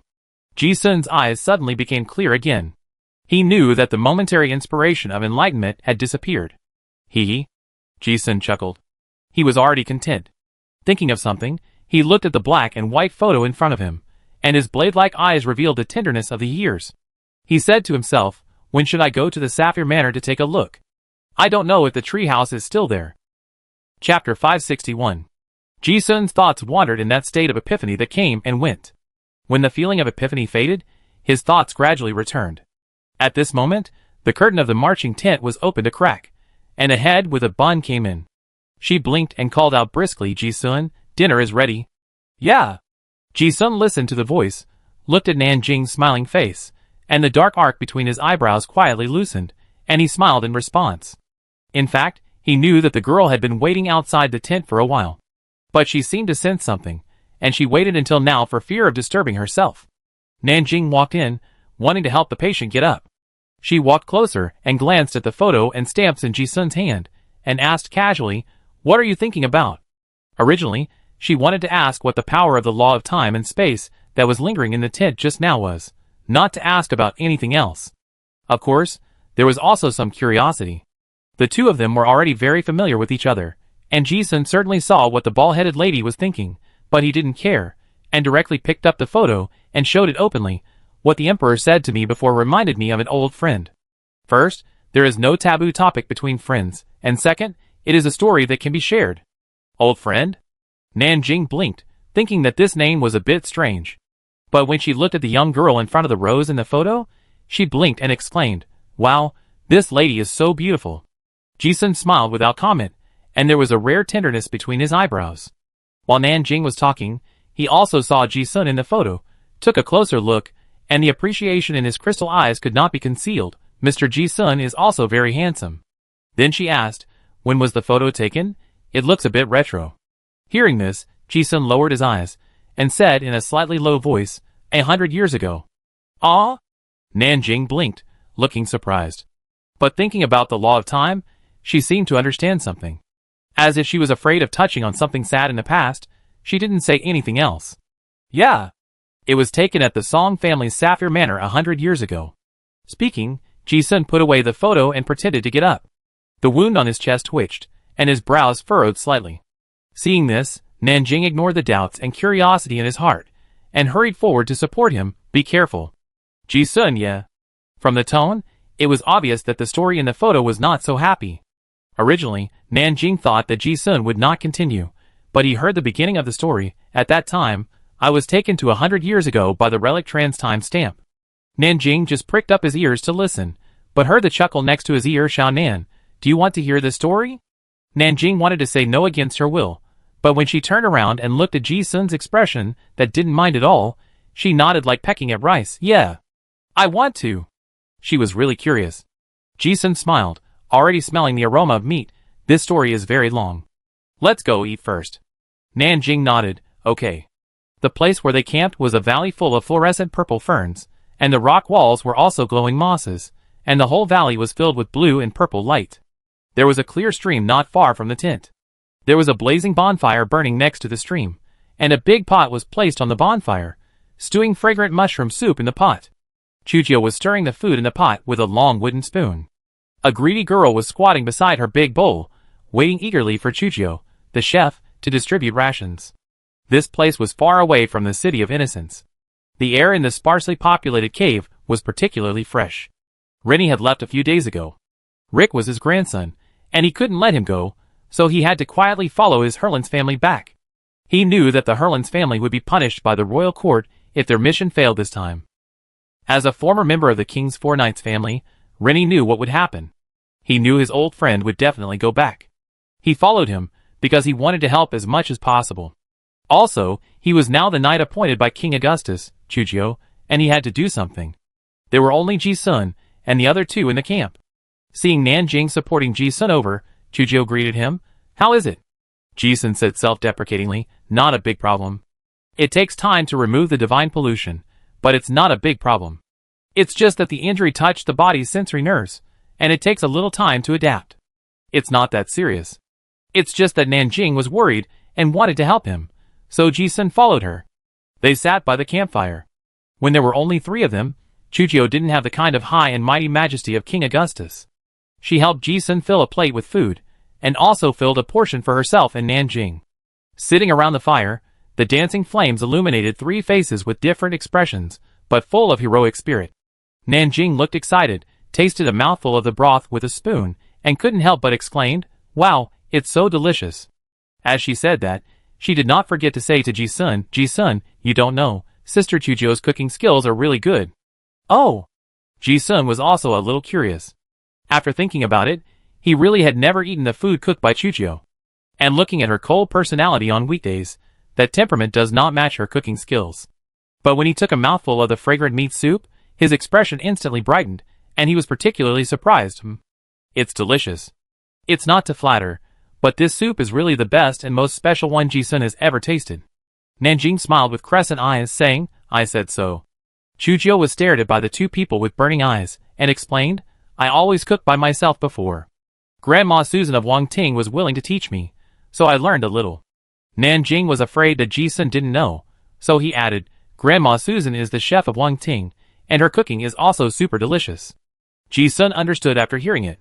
Chujio is an illegitimate daughter, and she is not spoiled like those noble ladies. She has to do everything by herself since she was a child. Ivan on the side was even more enthusiastic, slurping and showing off. The delicious food seemed to have put the three of them in a better mood. Nanjing did not forget the topic just now, and said, "By the way, Ji-sun, how did you travel back 100 years ago?" Chujio listened with a slightly confused expression. Nanjing explained to her excitedly, "Sister Chujio, Ji-sun is talking about his story of traveling back 100 years ago." Traveling through time? Hearing this, Chujio also became very interested. Yes. This matter has to start with a relic stamp. Originally, they thought it was an adventure story like that in another dimension, but when Ji-sun started talking, both girls could sense something unusual. The reason why Ji-sun was willing to share this story was not only because Chujio and Nanjing were best friends. More importantly, he had listened to the advice of Emperor Lanlingster on time before, and suddenly realized something. He had gone to the relic space before, and saw the witch Emperor Lanlingster in the state of neither dead nor dead, and he finally realized the world for the first time. The Emperor guided him, and saw the rules of the universe that humans cannot see. Ji-sun once felt extremely sad because of Miss Yu's death. The fact is that he has never lost anything. Song Yu did not leave, but her life was frozen in time. The former self met the girl with a smile like a flower. That experience did not disappear because of the past, but was hidden in the romantic time. Ji-sun has never realized more clearly than now that time is relative. This human being cannot touch the higher level rules of the universe. It turns out that time can be traveled through. It's like the reader turns back to the previous page and sees the previous story. Ji-sun's understanding of the law of time is not deep enough now, but he is very sure that Miss Yu is waiting for him in time. Wait for the day when he will look through the storybook of time again and go to see the girl who cried and waited for him in time. He is also looking forward to meeting the girl again in time. Look at her bright smile in her favorite rose bush. Then, we met in Honolulu 100 years later. Unfortunately, that was the last time I saw her. The story has come to an end. Ji-sun's black eyes reflected the dancing flames, and a smile rose unconsciously at the corner of his mouth. It was because of that special experience of traveling through time that he had an inexplicable understanding of the law of time. This made him open-minded about the years. He could face everything. Suddenly, an old friend passed by, and when he looked back, a certain lady with a bun-like head had red eyes. Her eyes were crystal clear, and her voice was as soft as a mosquito. "Ah, Miss Yu really likes Mr. Ji-sun." She actually waited for 100 years for a sentence. Chujio's expression was normal, but his eyes were gentler as he looked at the fire. Ji-sun smiled generously. He could tell that story, which showed that he had figured out a lot. Chujio and Nanjing were both top-level extraordinary card masters, so they could see the change in Ji-sun's mentality and his extraordinary understanding of time. His generosity made the sad story less sad and more yearning for and thinking about the romantic time. Ji-sun thought while eating. Meeting each other was already a good sign of fate, and he was very satisfied. Nanjing was still immersed in the story, and she didn't know what she was thinking about, and her face was a little melancholy. She suddenly asked, "Ah, Sister Chujio, what does it feel like to like someone?" Chujio glanced at the girl with a bun head, and the slightly helpless silence responded to two questions. "How do I know? Why do you ask my serial questions?" Looking at the helplessness of her friend, Nanjing stuck out her tongue, and a cunning look overflowed on her face. Turning around, she asked Ji-sun again, "Ah, Ji-sun, what do you think it feels like to like someone?" If someone had asked this question before, Ji-sun would not have been able to answer it. But now, he thought it was very complicated, and casually summed it up with a sentence he saw in a book. "Well, it's probably someone you want to entrust the rest of your life to." "Oh!" Nanjing showed an expression as if he understood. Soon, a hint of mischief spread in her crystal eyes, as if she had thought of something, and said something shocking. "Then Sister Chujio should like Mr. Ji-sun. She said that you are the only friend of the opposite sex that she can trust with her life." After these words came out, Chujio's expression instantly became strange. She looked at the mischievous Nanjing, wanting to say something but not knowing how to say it. Is this what they meant by trust? Ha ha ha. Chujio's expression was very, very rare now. This was due to her personality and the influence of the extraordinary sequence. Ji-sun had never seen her show such an expression before, and laughed out loud without any worries. It was this hearty laughter that immediately diluted the awkward atmosphere that had not yet had time to thicken. Nanjing made a cute face at Ji-sun and said, "Did I understand it wrong?" Chujio didn't know how to respond, so he raised his eyebrows and stopped looking at the two of them. He laughed and was naughty. Nanjing was really curious and looked at Ji-sun for help. "Ah, did I really understand it wrong?" "Not wrong." Ji-sun laughed and added, "But it's not quite accurate." Nanjing heard it, and showed a strong expression of curiosity. Oh? Well, how should I put it? Ji-sun knew that Miss Wanzatu was simple-minded and really lacked some emotional cognition. He thought of a sentence in the book again and said slowly, like is the person who has been haunting in the past, the person who hopes to spend the rest of his life with him in the future, and the person who can get along with him happily at present. Oh! Nanjing showed that she was thinking seriously. Before, she was concerned about her mother, and no one else. She didn't know what would happen in the future, and her little head had never thought about anything other than the duties of the high priest. As for now, aren't they getting along very happily? Now equals happy equals Chujio? Hey, a strange geometric formula suddenly popped up in Nanjing's mind, and her eyes widened suddenly. The thought that suddenly flashed through her mind did not go through her brain at all, and she blurted out as if she had discovered a new world. Then Mr. Ji-sun likes Sister Chujio? When this was said, Chujio's eyes twitched slightly for no reason.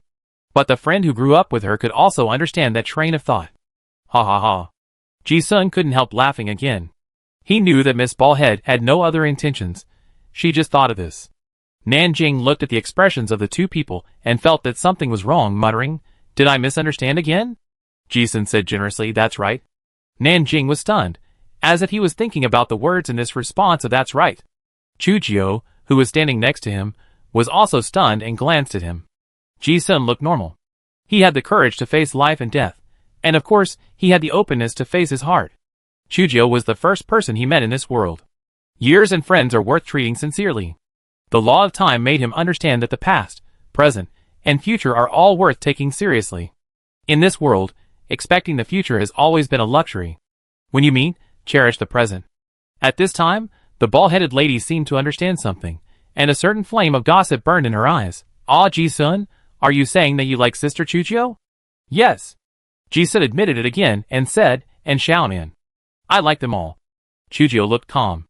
Before Nanjing's expression of eating melons appeared on his face, he froze. Did he eat melons myself? It seemed that he was expecting to hear it, but when he heard it suddenly, he felt a little flustered. Nanjing glanced at Ji-sun, as if he was wondering if this like was the one he understood. It seemed to be, but it wasn't. It didn't seem to matter. The indifferent attitude of the two people around her instantly calmed her slightly confused mood. She replied, "Oh?" The girl with the bald head seemed to be no longer curious and very happy, with a bright smile on her face again. Being together with friends makes one very happy. The atmosphere of the three people's dinner was the same as before, harmonious and harmonious. They talked about some of the emperor's instructions, some of their experiences in extraordinary practice, and some of the trivialities of life, occasionally joking, and they were very happy. After dinner, Ji-sun returned to the tent to rest. Originally, he wanted to meditate, but his wound was not suitable for sitting for a long time, so he lay on the bed again. He took out the collection of books from the library of the Royal Academy of Arel, and started to read them. These were advanced dragon language books made of high-level monster leather. The words on them were like mysterious symbols. Once you understand them, they will fly into your mind one by one. If you can't understand them, your brain will refuse to accept those super-level knowledge. They will pass by in front of you, making you drowsy. After the battle with the heavenly dragon saint, Teresa, Ji-sun deeply felt the gap in his knowledge of advanced dragon language magic, and he has been making up for it. However, these books are about dragon language forbidden spells that he has a hard time reading, most of which are powerful magic above the 9th level. As he read, his mind became a little groggy. Ji-sun thought that his injuries might not have recovered, so he prepared to take a nap. But in a blink of an eye, he saw that there were 2 beds in the tent. The 3 of them should live in the same tent on weekdays. This is nothing. It was like this many times before. But today, Chujio and Nanjing had no intention of coming in to rest. Ji-sun was just feeling strange when he sensed someone outside the tent. After standing for a while, Ji-sun saw that she didn't come in and asked Xiaonan. Hearing the greeting, Nanjing opened the tent and walked in. I don't know what happened just now. There is still a trace of discomfort in her eyes. Ji-sun's eyebrows moved slightly and guessed something, and asked with a smile, "Is it time for treatment?" "Yes." Nanjing seemed to have a way out, and muttered, "I originally asked Sister Chujio to come. She won't come." As she said that, she glanced at Ji-sun, which meant that it was you who touched her before. Ji-sun, of course, understood the subtle changes in Miss Ballhead's expression and laughed. The hearty laughter diluted all the discomfort. But Nanjing saw something different in his expression and frowned. "Ji-sun, your distortion is very serious." She was a little embarrassed because she was still a girl and was a little shy about the difference between men and women. But at this moment, she did not see any pleasure in Ji-sun's eyes. As the high priestess, she knew very well what was going on. Yeah. In fact, Ji-sun knew it very well. But this kind of distortion will distort his soul, and his heart will not reject it. If Ji-sun had not made a plan for himself, he would not have thought of actively suppressing the distortion. Nanjing also knew about the witch's distortion. She immediately regained her seriousness as a professional doctor, walked to Ji-sun's bed, and said, "Have you noticed that your appearance has changed?" As she said that, she took out a mirror and said familiarly, "Half of it is the original you, and half is the other distorted witch." Ji-sun looked at himself in the mirror, his eyebrows and eyes slightly delicate, and was not surprised. He just said, "I have seen the appearance of my soul in the relic space before." In his heart, at least a few voices felt that this situation really didn't matter. Nanjing pursed his lips, without any hesitation, and said, "I will help you suppress it." Ji-sun didn't say much, and cooperated. He took medicine when he needed to take medicine, and used mana when he needed to use mana. Nanjing also handled it seriously. As a high priest, of course, he has inherited too many secret techniques. In the past few days, she has also looked up a lot of information for Ji-sun's distortion. She now knows that the effect of the joyful dream is minimal, and the mental suppression will increase the risk of distortion. The best effect is the succubus secret method, which is a secret method that cultivates the soul and the body at the same time. After all, she is a little shy and doesn't know how to say it, so Miss Ballhead can't say this method out loud. She is not sure if she will refuse if Ji-sun asks. Probably she would agree. Well, it would be better if Sister Chuchio was here. Maybe we could discuss it. At least like before, there is someone to help. Nanjing was busy with his hands, and his mind was also wandering. Miss Wanzada seemed to have entered the role of the doctor, handling it very seriously, without distraction. Ji-sun's eyes were still clear. One was because of the distortion, and the other was that the relationship between the two was actually closer than pleasure. Trust, tacit understanding, sharing weal and woe, being able to entrust life and death, and soul resonance were much more important to them in their demigod realm than physical pleasure. In Ji-sun's eyes, Nanjing was like a piece of porcelain held in his palm, and he was very careful not to bump into anything.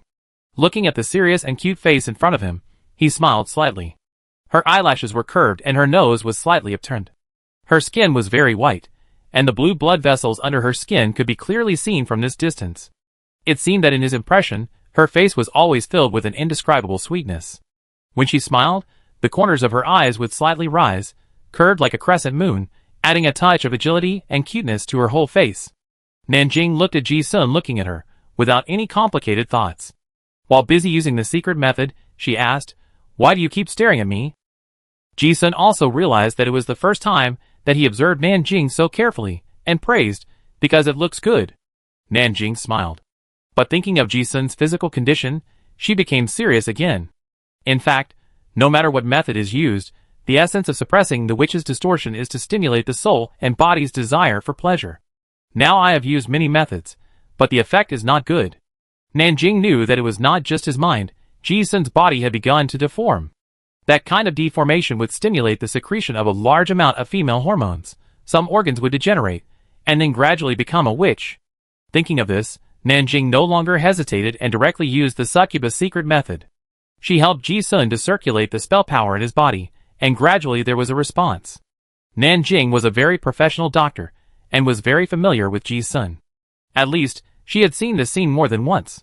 But for some reason, as she watched, her pretty face suddenly turned red. But she was asleep before, so she didn't feel anything. Now she was awake, and being looked at by that gaze, the girl was always a little embarrassed. She felt that Ji-sun was looking at her, but she didn't reject it in her heart. Seeing that the succubus secret method was working well, she felt good, and sometimes she didn't hesitate to help. Nanjing just felt that something was missing. After thinking for a while, he said to himself, it would be great if Sister Chuchio was here. Although Ji-sun smiled, he didn't dare to speak.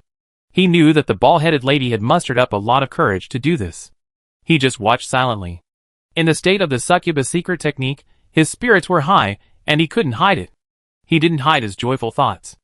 Nanjing blushed slightly, buried his head, and continued to help suppress the distortion. Neither of them spoke. It seemed that silence eased the embarrassment. Okay. After more than half an hour, Nanjing exhaled a foul breath. His chest rose and fell a lot, and he didn't know whether it was because of nervousness or too much consumption of magic power. Just like when Mrs. Miss taught Ji-sun and Chin Rushi the secret of succubus, although there was some physical contact, it was just enough. It had some effect, but it was not perfect. Ji-sun was very satisfied that this girl with a bun could do this, thank you. Perhaps because she had been watched all night before, Nanjing was also very calm in her heart, and happily accepted it. Well, I will help you if you need it in the future. As she said that, without waiting for Ji-sun to say anything else, she turned off the magic lamp beside her. Have a good rest. The tent was plunged into darkness, but Ji-sun could clearly see the cute red face and said okay. He laid down on the bed and closed his eyes. He felt refreshed. Nanjing's bed was right next to him. There was a rustling sound, as if she had changed into pajamas, and then there was no movement. The tent was very quiet, with only the sound of even breathing. Ji-sun had consumed a lot of mental energy because of his trip to the relic space, and he was about to fall asleep drowsily. But suddenly, it seemed as if someone slipped into his quilt and got into his arms. With his arms full of warmth, Ji-sun instantly realized that it was Nanjing's girl. Before he could speak, the girl in his arms, who had already blushed, said in a way that only she could hear, "Don't talk." Chapter 562. Nanjing felt that he had not slept so peacefully for a long time. It seemed that he had had a long and beautiful dream. In the dream, there was a beautiful story like a fairy tale. He became a carefree princess in the story, lying on the grass with yellow flowers blooming in the sunny white castle, surrounded by soft and tender green grass, and the warm sunlight on his body was a subtle touch that made him feel extremely relaxed. Suddenly looking back, he saw a man in a white suit on the hillside standing in the wind and smiling brightly at him. The sunlight was slightly dazzling, and I couldn't see the face clearly.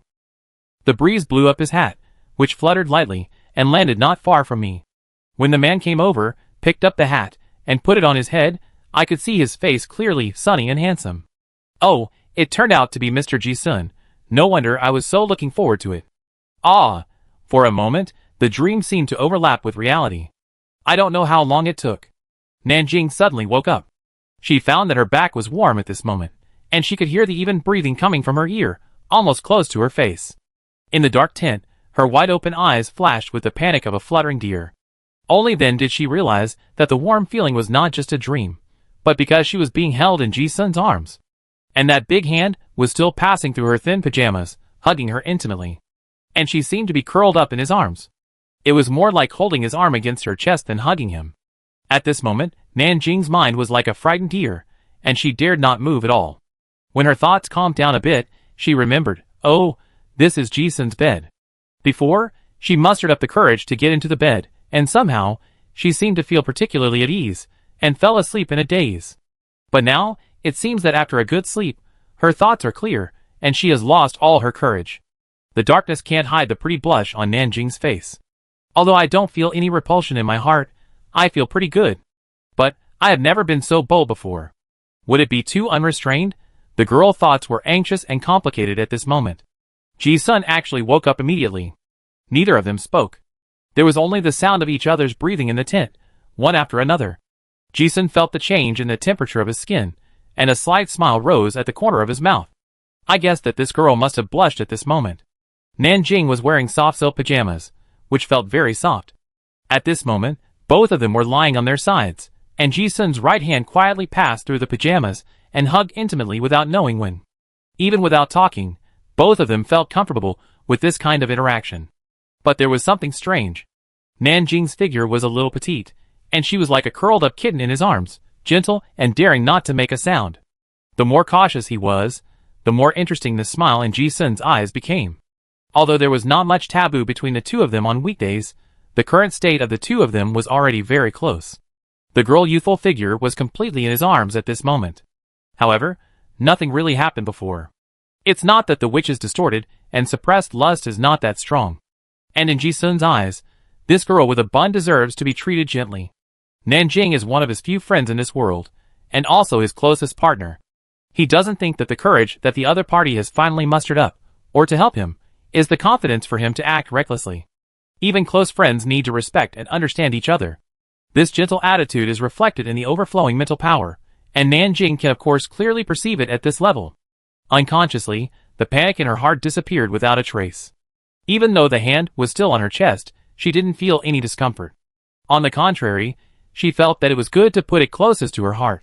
Although it was a little more intimate, it was not so embarrassing. After all, this was not her bed, but she climbed up quietly. If the other party was a little more presumptuous, she would seem to be right. Yeah, that should be it. Nanjing knew that Ji-sun was also awake. Although she didn't say anything, she guessed that the guy behind her must be laughing at her blushing face. Nanjing also felt a little rash. Why did she suddenly get so excited and make such a bold move? Also, she was so proactive. Why didn't it seem like anything happened? Although the two of them were in an intimate posture, she remembered it very clearly, that's all. She just felt very comfortable, and then fell asleep in his arms. Although she also guessed Ji-sun's thoughts. But after all, she was a little unconfident. For example, maybe she was not pretty enough, or her figure was not so attractive. Thinking of this, the girl's thoughts began to wander again. No one spoke first in the darkness, but it seemed that the two of them had a subtle tacit understanding, and the body's reaction to what the other thought was immediately revealed.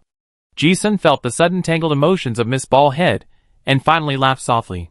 This chuckle broke the silence, and Nanjing could no longer pretend to sleep. She knew the guy behind her was laughing at her, and pouted her lips a little aggrieved, but couldn't help but whisper, "Why are you laughing at me?" Ji-sun said, "Because I think Xiaonan is very cute." Nanjing didn't know why he said that, but felt that he was comforting herself, so she kept silent.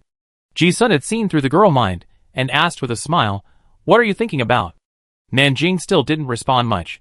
But she didn't say anything, but the hand on her chest moved. Nanjing thought Ji-sun was going to pull his hand away, and she thought this position was a bit awkward. She quickly loosened her embrace, wanting to let the hand go more easily. But she didn't expect that the hand was pulled out from her chest, but it didn't mean to move away, but climbed up. Ah! Nanjing was a little flustered by this sudden attack, and she just cried out softly, but suddenly stopped. She was afraid that her scream would make people hear her panic, and she was also afraid that the guy behind her would misunderstand that she would mind. It was this tangled thought that caused the blush on her cheeks that had just faded to come back again, and before she knew it, her entire neck was red. And because she had slept and her mind was clear, Nanjing clearly felt that the hand was very gentle. But it seemed a little unscrupulous. Nanjing couldn't help but murmur in her heart, "You didn't move before, but now you are really rude." I don't know what she thought of. The grievance on Nanjing's red cheeks just now disappeared instantly, and a hint of shyness and reservedness emerged. The two of them were still hugging each other, and she was of course the first to sense the burning joy. She dared not move again. But she murmured in her heart, "So he is like this." If it was before, she was not sure whether it was the joy secret or something else, but now she was sure, well, it was because of herself. Nanjing didn't know why, but she seemed to feel happy inexplicably. Ji-sun quietly expressed his attitude with his actions. The delicate touch in his hand was really irresistible. This lady with a bun-like head is even more extraordinary and majestic. Full of fragrance. If we really want to talk about pleasure, the body in front of us is definitely extremely charming, not to mention such a lovely girl. Nanjing did not say anything, tacitly agreeing to such intimate actions. The buttons of her pajamas were unbuttoned unconsciously. Although she was covered in the quilt so that her spring light would not be exposed, the feeling of the empty upper body still made her a little nervous. This contact was larger than ever before. Originally, she had mustered up her courage and could accept everything. But she clearly felt some indescribable touches, and the girl's face was a little embarrassed. Although her body had been touched before, the girl with a bun head didn't know why she was still so at a loss. She didn't say a word the whole time, and she was so nervous that she didn't know where to put her hands. Ji-sun didn't rush, but gently stroked and quietly wandered on the smooth skin. Sometimes it felt strange. I was so nervous when I wasn't touched. But after getting close, I found that the nervousness turned into a very pleasant contact. When the pajamas were somehow pulled down to the ankles, there was no cover. Nanjing's tense body relaxed completely. It seemed that there was nothing to be shy about. But she still didn't say anything, and didn't do anything, even daring to move her side-lying position. Suddenly, I heard a wisp of hot wind blowing into my ear.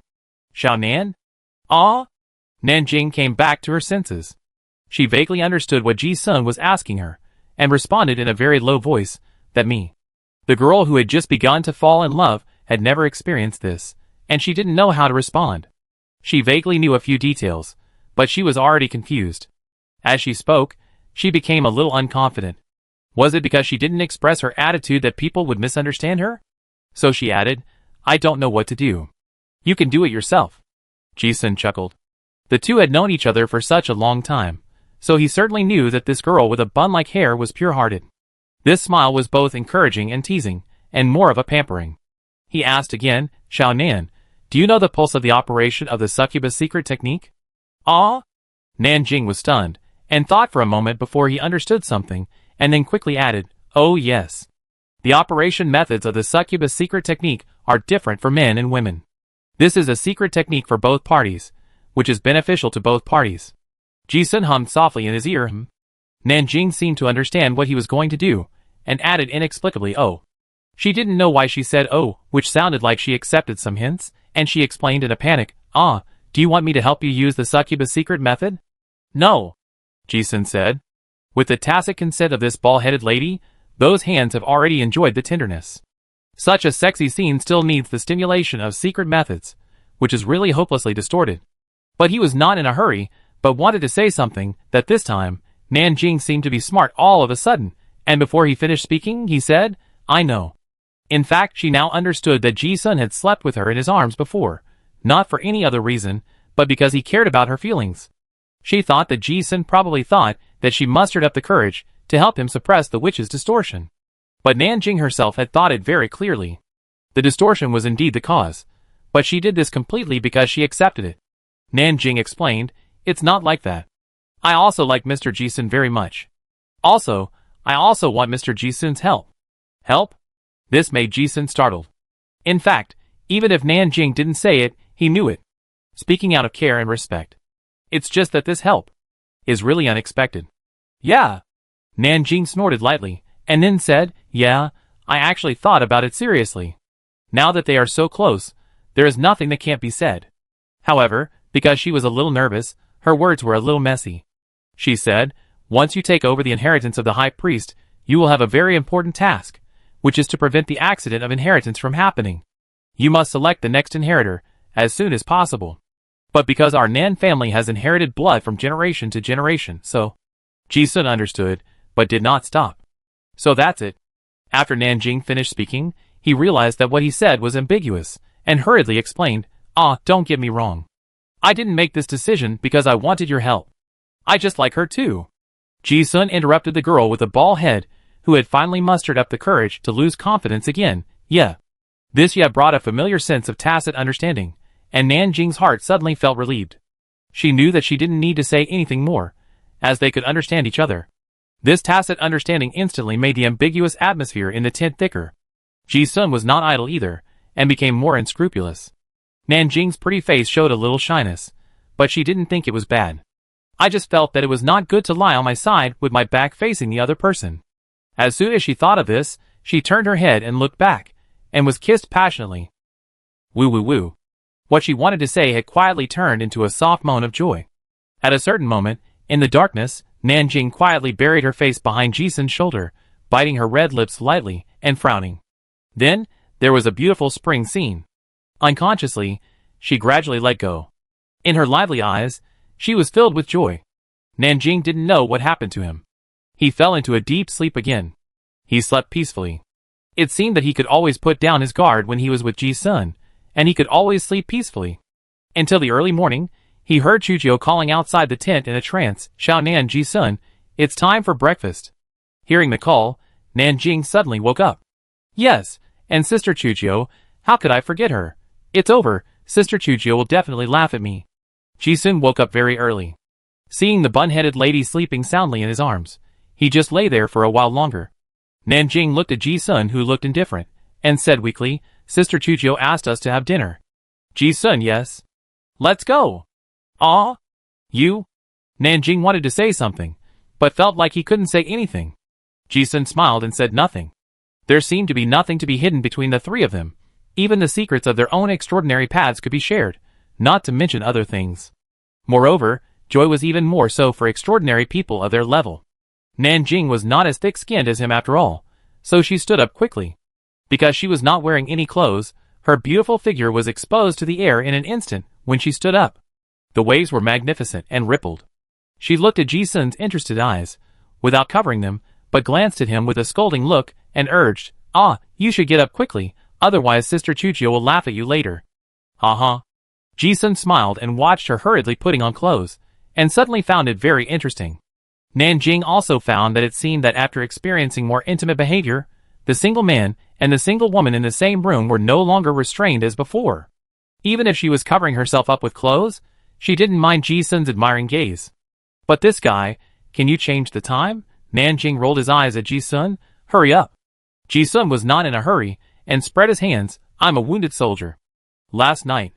Nanjing had an expression of I don't believe it on his face, and finally said helplessly, forget it, I help you. Ji-sun was just joking, of course. He put on his clothes himself. But Nanjing still came to help very considerately. Ji-sun didn't refuse, but just looked at the little panic of the bun-headed lady, and added, I came back last night on the 9th day of the first lunar month. I rested for a while. Then I went out in the morning. Chujio didn't want to disturb them, but she thought that the succubus secret method should be almost finished, so she came back. Then she saw it. But she didn't leave, and there seemed to be no need to be shy between the three of them. She greeted Ji-sun, and rested as usual. Ah! When Nanjing heard this, he had an expression of the sky is falling and his cheeks turned red instantly. Then why didn't you call me? Ji-sun asked back, why call you? Nanjing thought the same. If she had bumped into him last night, she would have no idea what to say. Her thoughts were in a mess, and she didn't know why she walked out. When the two of them walked out, Chujio had already prepared breakfast. Ivan, the little loli, was also very supportive, and had already started showing off. Seeing Ji-sun and the other two coming, Chujio greeted them without any strange expression, come and have breakfast. Ji-sun also sat down calmly by the campfire, took the plate handed over by Chujio, and said thank you. Nanjing also sat in his own seat next to him, but he didn't dare to look at his friend. It seemed that the situation of teasing Chujio yesterday had reversed, and now it was her turn. But Chujio's personality would never gossip. She didn't mention anything about the tent, and was as calm as ever. Instead, she talked about business. I just got the information from the organization. The Orlan Royal Court is gathering troops, and there should be a big move. Nanjing pricked up her ears, as if changing the topic made her see a savior. Ji-sun was not too surprised. Innocent City was the last stronghold of the southern continent in the East Wasteland. Now it has been pulled out, and even the void route of the Gold Nugget Wharf has been disconnected. The mysterious insect Mother Karakta has obtained millions of spiritual mediums, and has become a force to be reckoned with. Even if the Grand Marshal of the Iris Corps comes, he may not be able to get any benefits. The East Wasteland is now extremely bad, due to the Silver Moon Faith, and the insect plague that pollutes the environment. They did not want to cause trouble for themselves. Now it can almost be said that the East Wasteland is completely controlled by the Oran Royal Court. The Orlan Royal Court did not dare to make any big moves before because it was afraid of the Iris Legion. Now that all those people have withdrawn, of course they have to do the final cleansing operation. In addition to the population of the Revolutionary Army that has moved to the far north wasteland, the biggest threat to the East Wasteland can only be the New World Science and Technology City, which has the most powerful mechanical technology and resources in the world. There is also Chujio, the contender for the throne. Chapter 563. This time, the Orlan Royal Court assembled a large number of troops, and they should be heading for the New World Science and Technology City. There was intelligence pointing to the Alliance Army before, and spies had infiltrated there. The New World Machinery City is the Alliance Army's largest mechanical technology and logistics support base, and the Orlan Royal Court is also heading for the Alliance Army. If a real fight breaks out, Miss Carter will definitely come back to help. In this battle, King Arthur intends to completely solve the problem of the East Wasteland. And the 9th day. That Arthur is coming for you this time too. Yes. I know. By the way, is there any action from your hermitage? I feel that in this situation, I feel that Jia you will come to interfere. People in the organization are already gathering in the East Desert. The three of them sat around the fire, talking about the latest intelligence from the Illumination Hermitage. Ji-sun also deduced various possible situations in his mind. But no matter which situation, it all pointed to one result, the decisive battle. All three of them saw that the Oran Court was going to use a decisive battle to completely solve the problem. The reason why Ji-sun was not surprised was that if he were in King Arthur's position, he would definitely do the same. After all, the East Wilderness seemed to have centralized power, and even the regime assisted by the Silver Moon Faith was more stable than the old Oran dynasty that collapsed 200 years ago. But this was only an appearance. The actual situation of the royal court was actually very bad. In order to consolidate the royal power, King Arthur used a lot of reckless means. The Silver Moon Sect, the Seven Lords of the Calamity, the Southern Continent, and the Alliance Army are all fatal hidden dangers. But the biggest threat to the throne of the new King Arthur in the entire Eastern Wilderness is still the New World Science and Technology City. After all, the most powerful mechanical technology in the entire plane is not the secret research institutes of the Orlan Royal Court. It is the New World Science and Technology City that the Song family has been planning in the wilderness for nearly 100 years. There are already technologies for mass production of mechanical armor, and factories with complete personnel and equipment. And now Ji-sun has obtained the Titan mechanical drawings and key production materials. There is also the endless supply of high-end resources from the Alliance in the Old World. It can be said that if the New World is given some time, they can even produce a batch of Titan armors with considerable data, as well as countless Hunter God level and other armors. When the mechanical army is formed, it will be a torrent of steel that no one can resist. The longer Arthur wants to fight a decisive battle, the less likely he will win. The current situation of the Orlan Royal Court is very similar to that of the late Terran dynasty 3,000 years ago. If you can't solve the problem, then you will be solved by the problem. Moreover, Chujio came to the East Wasteland this time for her nominal brother. It was not only the personal revenge for the murder of her mother, but also because she was the Orthodox King Augustus. That was a duty engraved in her blood. The Augustus family was not only the royal bloodline left by Emperor Lanlingster, but also the carrier of the inheritance of the Kashi civilization. Ji-sun did not think that this was the royal family flattering themselves, but history proved that Emperor Lanlingster had laid out too many arrangements that influenced future generations. He even suspected that the fall of the great emperor was directly related to protecting the continuation of the entire Kashi civilization.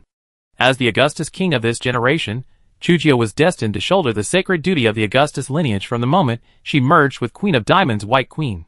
Arthur's current actions have pushed the entire Kashi civilization to destruction, and she must take back the kingship.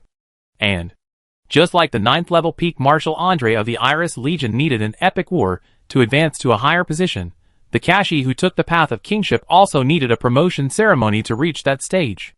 The best ceremony for the king's fate is to ascend the throne. Even though Chujio is not too keen on the king's power, Ji-sun has too many futures in his eyes. Every step now has a crucial impact on the future. The three of them ate and chatted leisurely. Like any other time before, there was nothing special. The three of them were already accustomed to this relaxed relationship. But today was slightly different. Nanjing, who usually talked the most, didn't speak much throughout the whole process. He just ate silently, and would only speak softly when asked occasionally. Fortunately, Chujio didn't have any gossip in the whole process. This made Nanjing feel as if he had been pardoned. Ji-sun didn't find it strange. Chujio's occupation sequence is to practice the Wuxing Jinshu in the 52 forbidden magics of the devil, and he takes the path of being ruthless and desireless, and not being hurt by all methods. It is said that when you practice to a high level, you will be free from human desires. The weaker the human desires, the stronger the strength.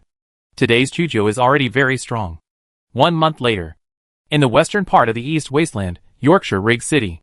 This was once the territory of the Capone family, one of the 5 major federal senators, and it has the largest green copper mining area in the Federation.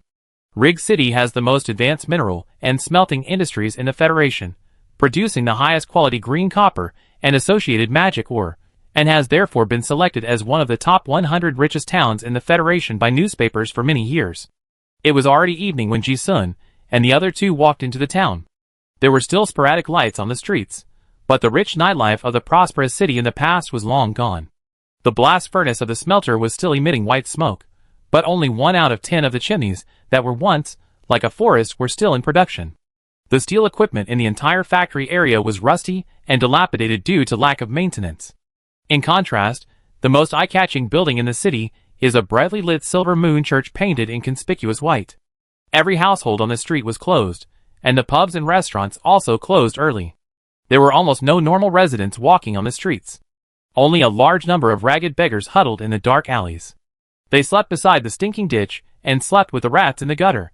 This was completely different from the Rig City that Ji-sun had seen in the newspaper. This mining city used to have a large number of mining tycoons, not to mention beggars. Even the poor were few. Because the mines provided a lot of jobs, even the ore that fell from the trains beside the tracks could be exchanged for a few pieces of black bread to fill their stomachs. But now, the city is full of desolation. The three of them walked on the street, and saw the Silver Moon believers, who looked like withered everywhere. They did not go to work, nor did they cultivate land and plant crops. They just prayed in a daze towards the towering white bell tower of the church. After praying for a while, it seemed that they received spiritual feedback, which made them forget hunger and cold, and they lay on the ground with a satisfied look and fell asleep. Along the way, this strange scene can be seen everywhere in Rig City. Ji-sun was not surprised. He knew that these refugees would become the current situation not only because of the war. More importantly, it was the nature of religion. During the time when Ji-sun was in the Royal Academy of Arel, he read a lot of religious books in order to understand the ruling method of the Holy See. Let's not talk about other things for now, but one characteristic of the theocratic society is that the living environment of the lower class must be very bad. Only suffering can make people believe in God. When humans cannot change the bad environment by their own strength, they can only place their spiritual hopes on the illusory gods. Therefore, if theocracy wants to flourish, the rulers must not let most people live too well. People must be eager for gods, so that the power of faith can be gathered to a greater extent. If people are already living a rich life, then gods are not so important. Looking through history books, you will find that behind many wars, plagues, famines, conspiracies, and other disasters, there are actually shadows of theocracy. So Ji-sun was not surprised to see the situation of these refugees.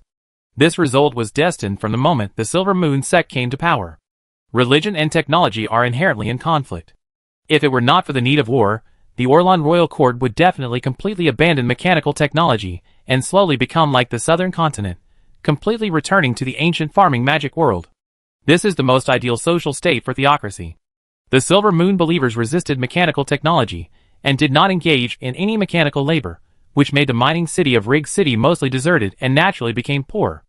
This is also a microcosm of the entire East Wilderness today. Ji-sun can understand, and Nanjing actually understands it too. But as a high priest, she has a compassionate nature in her blood, and her eyes reveal pity. Looking at those beggars who were starving to the point of being skinny, she couldn't help but give them some bread. However, few adults were grateful for the bread they received, and believers were only grateful to the gods. On the contrary, the desires of children were not as strong as those of adults, and they were not polluted by faith to a great extent. Not long after, a group of pale and skinny child beggars followed Ji-sun and the other two. Nanjing also distributed food one by one, and the children left happily. Rig City is the only way for the Orlan Royal Court Army to conquer the New World Science and Technology City. Ji-sun and the other two came here because they deduced that this area should be the battlefield of the decisive battle between the two sides, and came here to check the location in advance. In addition, Rennie sent a message, and he brought the exiled Herland's family to surrender. As Ji-sun guessed, the Titan armor production materials were lost in Innocent City before, and even though the Herland's family was the king's knight family, they were also severely punished by King Arthur. Because of the contract between the royal family and the Guardian Knights, the direct line of the Herland's family was not exterminated, but was also exiled. The moon goddess Arachne wanted to completely control the kingship, and the disobedient 4 knights of the king would definitely find a chance to remove them. Exile was also expected. But in fact, Ji-sun and the others understood that this was also a conspiracy between King Arthur and the moon goddess. Because Ji-sun had shown up to rob before and let the Herland's family go, people could actually guess some of the situation. Now if the people of the Herland's family are unwilling to be exiled, they only have one choice left, that is to surrender to Chuchio, the Orthodox Augustus. If she accepts, her position will be exposed. If she does not accept, then Chuchio will not be able to meet other old ministers of Orlan. Chuchio chose the former. Although there may have been hostility in the past, the 4 knights of the king are all loyal guardian knights of their Augustus family. As a king, she has the responsibility and obligation to accept loyal subjects. Ji-sun's choice of friends made no sense. Although he knew the risks, he was really curious about what King Arthur was going to do. In the current East Wasteland, there were not many people who could pose a fatal threat to the 3 of them. The agreed time was tomorrow.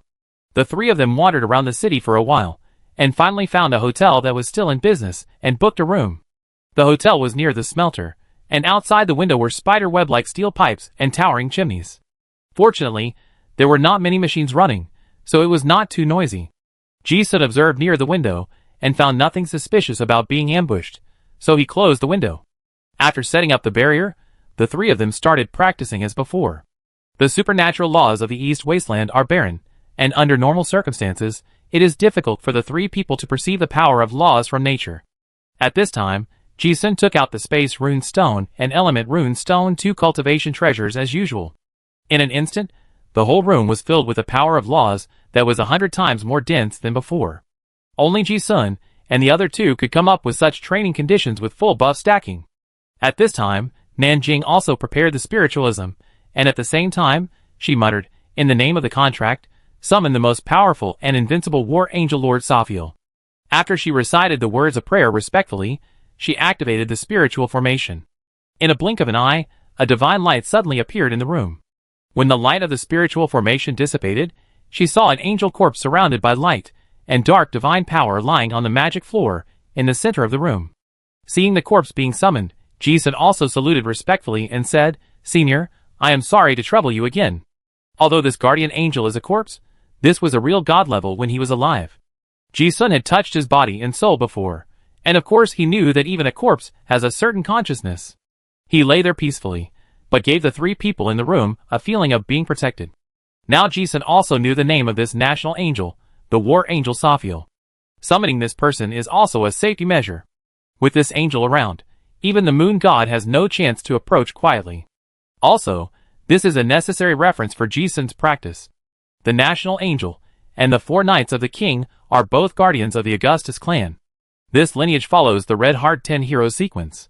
Ji-sun wants to learn the exclusive secret method of the hero sequence of the Lightless Sun, and the best reference for his understanding is this person. The black energy overflowing from his body is the dark matter energy that the Lightless Sun has cultivated to a very high level. As long as he gets close to her, just like getting close to a fire to comprehend the law of fire, Ji-sun will find that his proficiency in the magic of the devil will skyrocket. So Ji-sun often asks Nanjing to channel this person to assist in his practice. And just a few days ago, he was surprised to find another change. Ji-sun got guidance from the fragments of the witch Lanlingster's consciousness in gray fog relics. Now it is basically certain that the interweaving characteristics of light and darkness on this Terran guardian angel are the supreme rules of the universe that only gods can access, supernatural opposition. Originally, this was a field that card masters below the god level could not, and would not touch. They would not touch it because human energy was limited. Specializing in one path was enough to reach the god level. Being greedy would affect the progress of cultivation. There was no need to touch the opposite nature. And the reason why they could not touch it was that their realm was not high enough. Although Ji-sun's route was like that of polymath, he was proficient in many laws, including the opposite law. But in fact, this was only a very shallow application of the law. Compared with supernatural opposition, it is like comparing a fish tank at home to the endlessly circulating sea. Ji-sun could not understand this concept at first. Until 7 days ago, when he accidentally discovered during his routine practice that his witch distortion and normal body had reached a delicate balance, he suddenly understood what the strong opposition of light and dark divinity on the angel's body was. Although it cannot be described, the panel clearly shows that after Ji-sun sensed the opposition balance, the speed of practicing the secret method of Lightless Sun increased by 100 times. Yes, it is the 100-fold cultivation efficiency that makes people unconfident. When he discovered this, Ji-sun thought he was having an illusion. He asked Nanjing and Chujio, and they did not notice anything unusual. But after trying to stabilize that state many times, Ji-sun was surprised to find that there was really a magical power that helped him practice. He could not understand the mysterious power that was no longer in his cognition, but he could compare it to a fulcrum of a lever. The mysterious power helped him to reach an extraordinary understanding that was many levels beyond his own understanding. This made Ji-sun very happy. He realized that this was the magical opposition. Ji-sun suddenly understood why Emperor Lanlingster used witches to balance his extraordinary power. Just the efficiency of practicing 100 times, Ji-sun was very excited. But the only trouble is that you must maintain that delicate balance of witch distortion. If you indulge in it a little, the distortion will deepen, and the balance will be broken. Fortunately, Nanjing helped to suppress it these days, which allowed Ji-sun to stay in that delicate balance of witch. It also allowed him to practice at a speed 100 times faster than Muguang Dari. Ji-sun looked at the angel corpse in front of him, looked at Nanjing Chujio and nodded. Without thinking too much, he crossed his legs and entered a meditative state.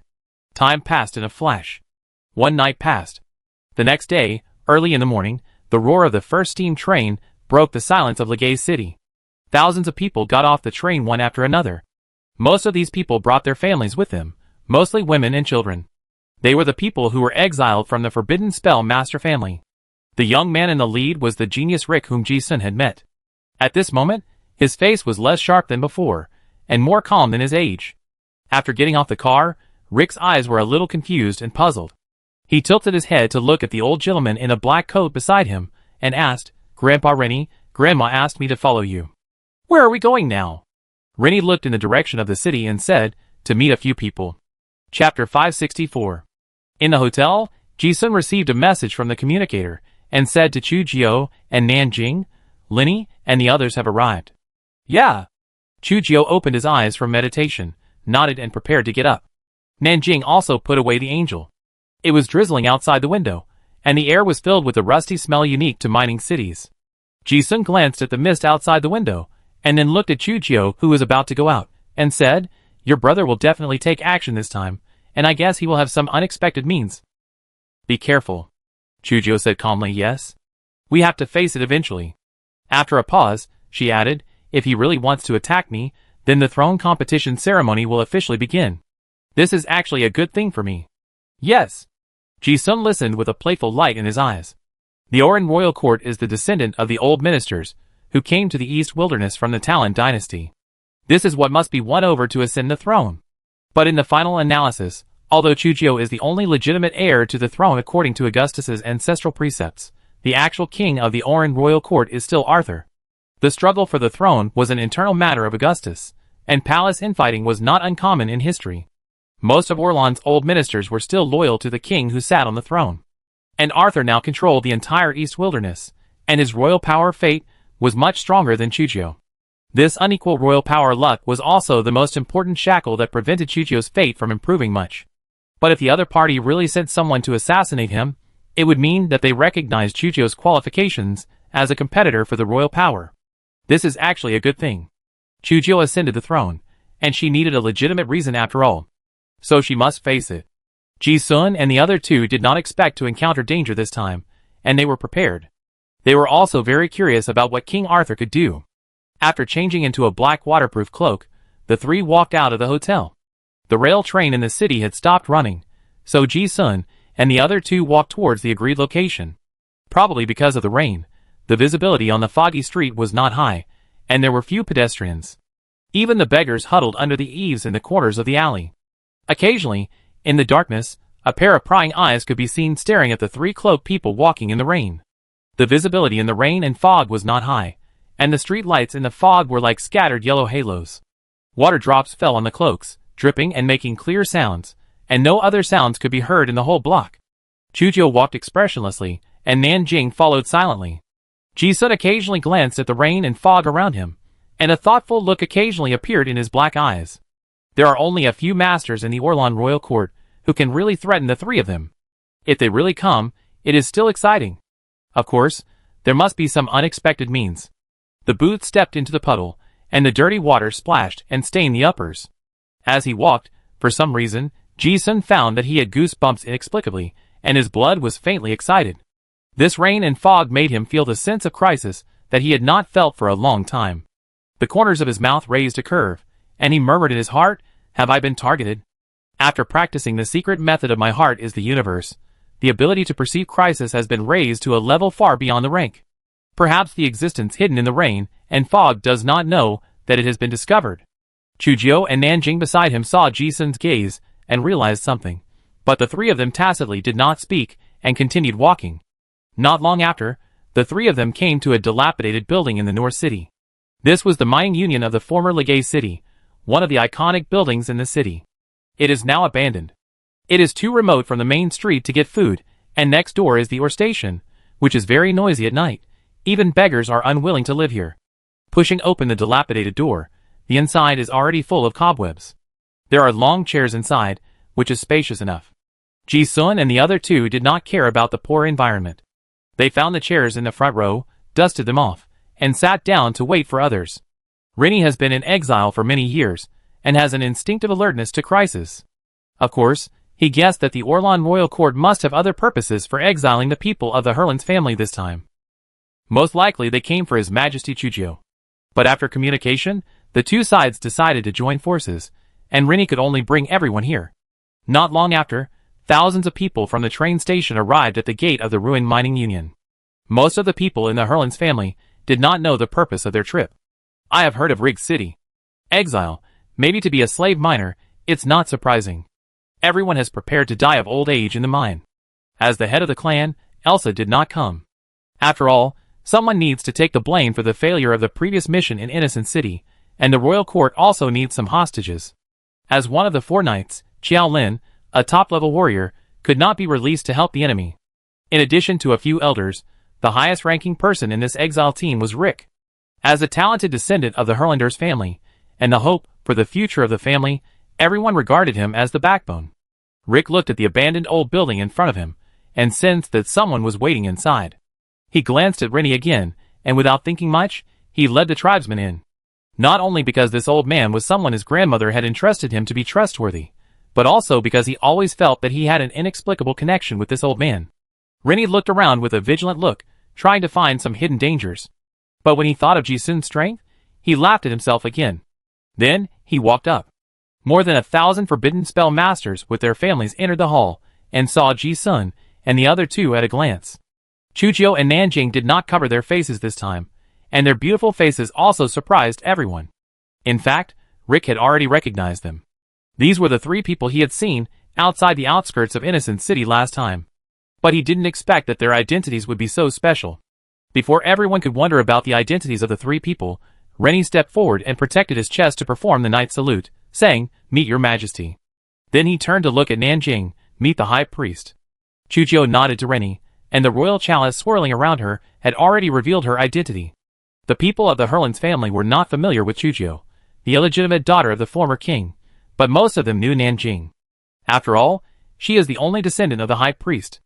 As for the newly appointed high priest, the Bai family, no one of the 4 knights of the king recognized it. Hearing Rennie's address, everyone understood that they were in front of a member of the Augustus royal family, and the true high priest of this generation. Chujio's identity can be discussed separately, but this is the Nan priest.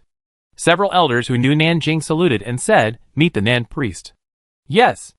Nanjing nodded and introduced, "This is His Majesty Chujio, the daughter of the previous king, who has merged the queue of Diamond's White Queen mark, the legitimate heir to the Augustus royal family's royal power." When these words came out, everyone fell silent. Among the more than 1,000 people, some were the backbones, who had gone to Innocent City before. They had actually guessed some of the hidden secrets a long time ago, probably another fight for the throne. As a family of the 4 knights, they knew very well that only the heir to the throne recognized by the high priest of the Nan family was the legitimate king. But there have been many fights for the throne in Orlan's history of more than 2,000 years, so the people of the Herlands family were not surprised. Usually, for ministers like them, it is best not to choose sides in such palace infighting. Just be loyal to the one on the throne. But now the situation is different. The tyranny of King Arthur of Oran has chilled the hearts of the people of the Herlands family. Their family has been loyal to the royal family for generations, paying too much blood and life. Unexpectedly, the result was that the whole family was exiled. Those who can come here are all sinners, and they are more or less unwilling in their hearts. Originally, they thought they would be exiled prisoners for life, but now, there is another choice at the crossroads of fate. And it seems that this is a more correct choice than before. The empty Union Hall fell into silence for a while. Everyone looked at each other, and their eyes turned to the young man Rick in the crowd. Seeing the eyes of the tribe members fall on him, Rick suddenly understood the deep meaning of the words that his grandmother said before leaving. This is the moment to decide the fate of the family. He will choose the future path for the Herlanders family on behalf of the family. Rick instantly felt that he was carrying an extremely heavy pressure on his shoulders, and there was a bit of depth between his brows that did not belong to a teenager. He glanced at Rennie, and knew why the old man brought him here. But he also deeply understood that this decision was difficult. If he was not careful, he would lead his people to an irreversible situation. Rick was unable to make a decision for a moment, but suddenly he saw Ji-sun beside Chujio, with a slightly different expression. Originally, he thought that this was the enemy who caused his family to suffer, but after going back and thinking about it carefully, he realized that this person actually saved him and the entire family. Regardless of whether the mission failed or not, their 4 knights family now had no place to stand in the royal court controlled by the Silver Moon sect. Being exiled may be the best way. Besides, the thunder scepter of Zeus in his sleeve was given by this person. When Rick thought of this, he could not feel hostility in his heart. According to the ancestral system, the one in front of him was the Orthodox King Augustus, the king that they swore to protect during the era of the 4 knights. But the one sitting on the throne now is also the king. The family had sworn allegiance before. Rick was in a difficult choice. Finally, seeing the atmosphere becoming more and more solemn, his eyes were stern, and he suddenly understood the deep meaning of Grandma asking him to come. A few years ago, at the coronation ceremony of King Arthur, it was his grandmother and second grandfather who swore allegiance as the clan leaders, and because of his young age, he was not qualified to go to the palace. In other words, he did not have to worry about violating any knight's oath. When Rick understood the deep meaning of the elders, he also understood that they had actually made a choice for the future of the Herlanders family. Thinking of this, Rick did not hesitate. He stepped forward and respectfully performed the knight's salute like Rennie, "Meet Lord Nan. I have met His Majesty Chujio." As soon as he expressed his opinion, the people of the Herlands family followed suit and greeted him. A new historical turning point in the East Wasteland seemed to become clear at this moment. Ji-sun had expected this scene. He did not embarrass the Herlands family outside the suburbs of Wuzue City, but he had already seen this day. As the four knights of the king, their identity as guardian knights had already determined the fate of their entire family. They must be closely tied to the Augustus royal family. The moon goddess Arachne would not let the four knights of the king stay in the royal court, and Arthur also needed them as bait. Now the royal court lineage can't accommodate them at all. So many seemingly many choices, in fact, there is no choice at all. However, Chujio, who has no foundation in the East Wilderness, still has a long way to go to ascend the throne. Ji-sun didn't expect anything about the result. No matter how the people of the Herlands family choose, it won't affect it. What he cares more about is where the assassin sent by King Arthur is hiding. The fate of the king is extraordinary. Chujio is no longer the illegitimate daughter who did not understand the royal rules at all. Under Griffith's teachings these days, she has the temperament of the superior King Augustus on the throne. Facing the salute of everyone, she also responded with full dignity. At this moment, it seemed that her fate of the king suddenly improved a lot. As the high priest, Nanjing also stood there seriously, with a stern look and a gleam of wisdom in his eyes. Ji-sun also found the two women interesting. When the three of them were together in private, they were not so serious. However, even though he was watching, Ji-sun's sense of crisis became stronger and stronger. He scanned the more than 1,000 people in front of him, carefully distinguishing the expressions on each person's face, and did not find anything unusual. However, the sense of crisis was as real as the substance. At the same time, Rennie was also alert. He also observed the surroundings. Strange, where is it hiding? Unexpected? Ji-sun couldn't figure out where the sense of crisis came from, and his mind was spinning and deducing.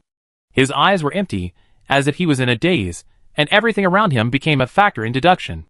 An important feature of the deduction of I am the world is that it allows everything to happen, so as to bypass the limitations of one's own cognition and get the judgment closest to the truth.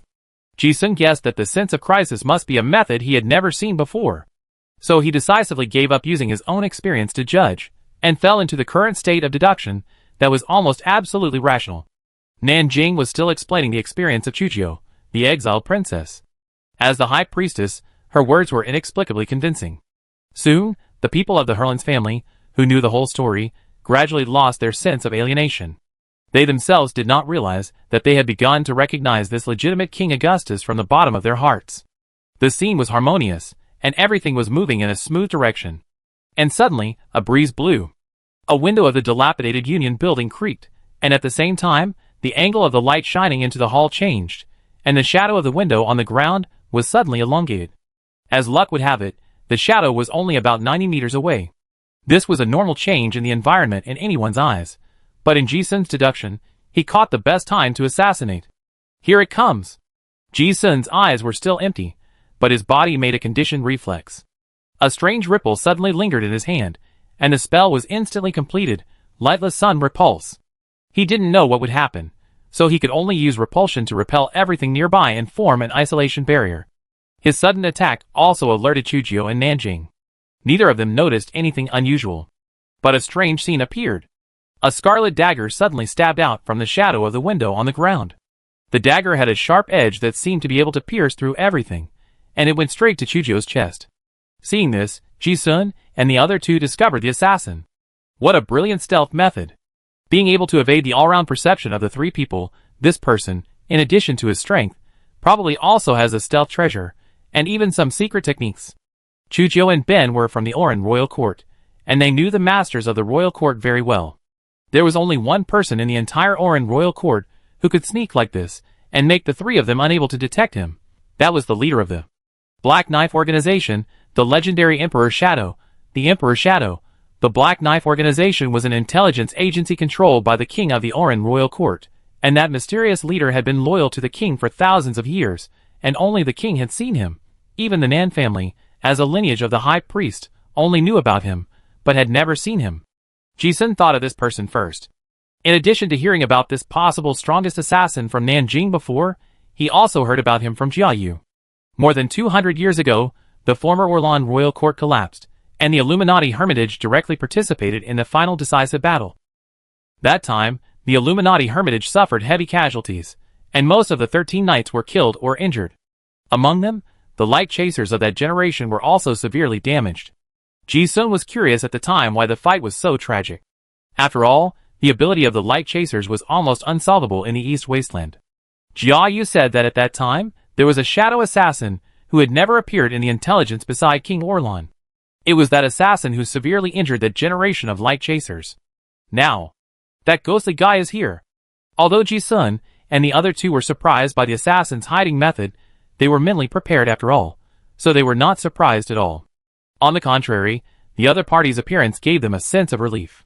Moreover, the stealth ability of this guy hiding in the shadows is indeed extraordinary, but in terms of strength, Ji-sun doesn't think that there are people in the East Wilderness who can kill people under his nose except for a few gods chosen.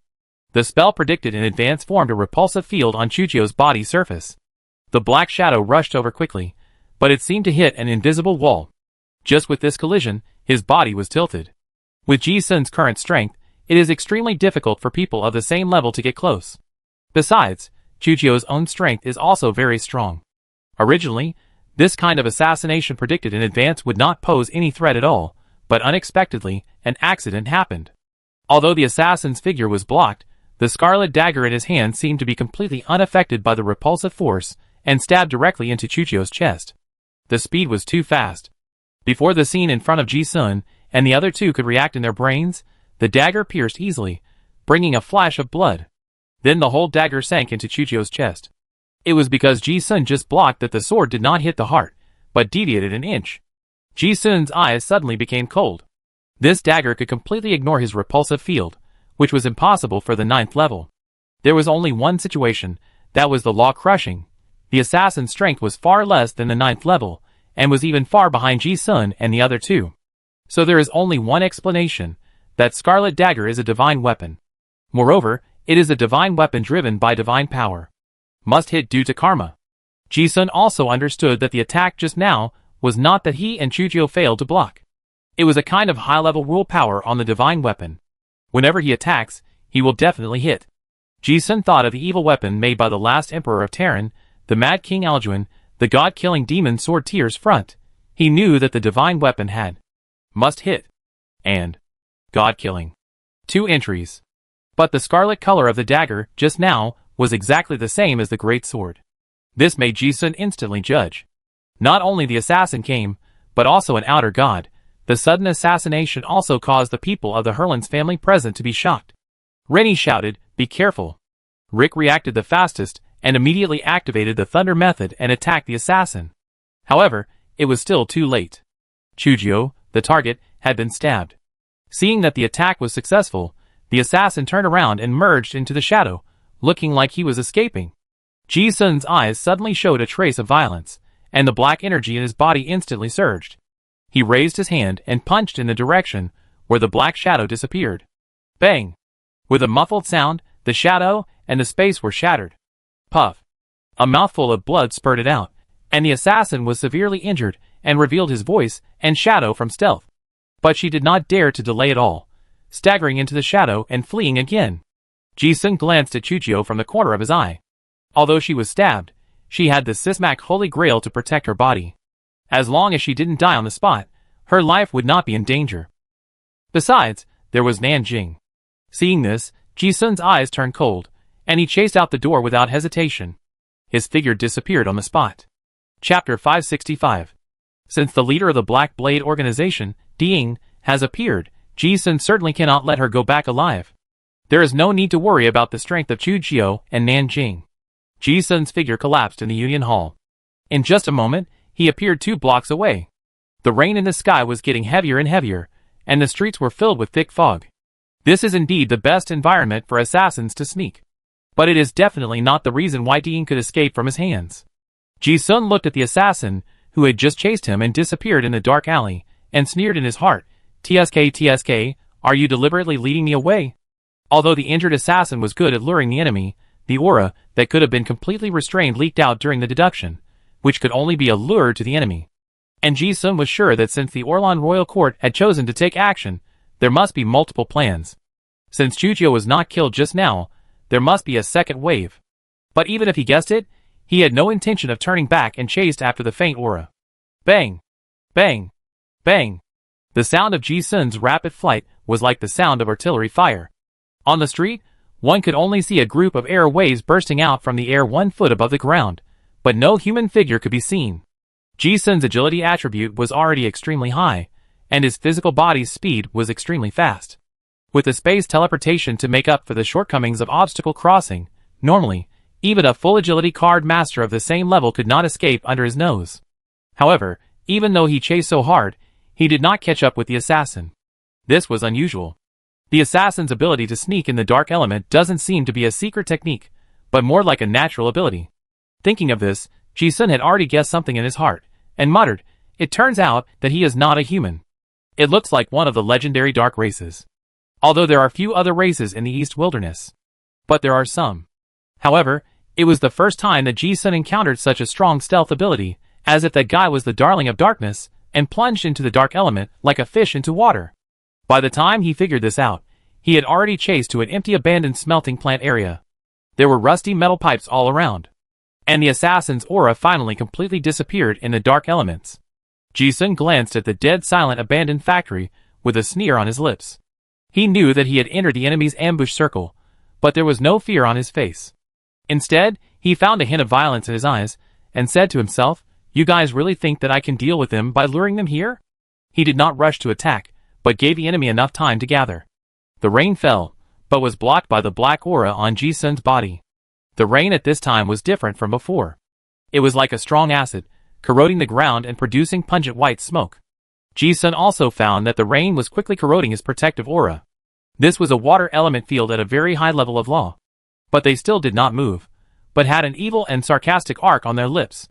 When he tilted his head to look at the several burly shadows gathering in the darkness in front of him, the corner of his mouth showed an expression of interest in watching the opponent reveal his true form, and muttered, "It turned out to be the legendary elemental calamity golem. I didn't expect to see this magic in the East Desert. Elemental King Lagros? Not even a chosen body came, but only a few golems. TSK, I was underestimated." Ji-sun had seen this mythical magic in the library of the Royal Academy. A 3-meter-high gargoyle was formed in each of the 4 directions, with 4 colors representing the 4 elements of earth, wind, water, and fire. They also represent the 4 major climate disasters of hurricanes, earthquakes, volcanoes, and floods. The threshold for casting this magic is extremely high. Being able to summon a golem is already a forbidden spell.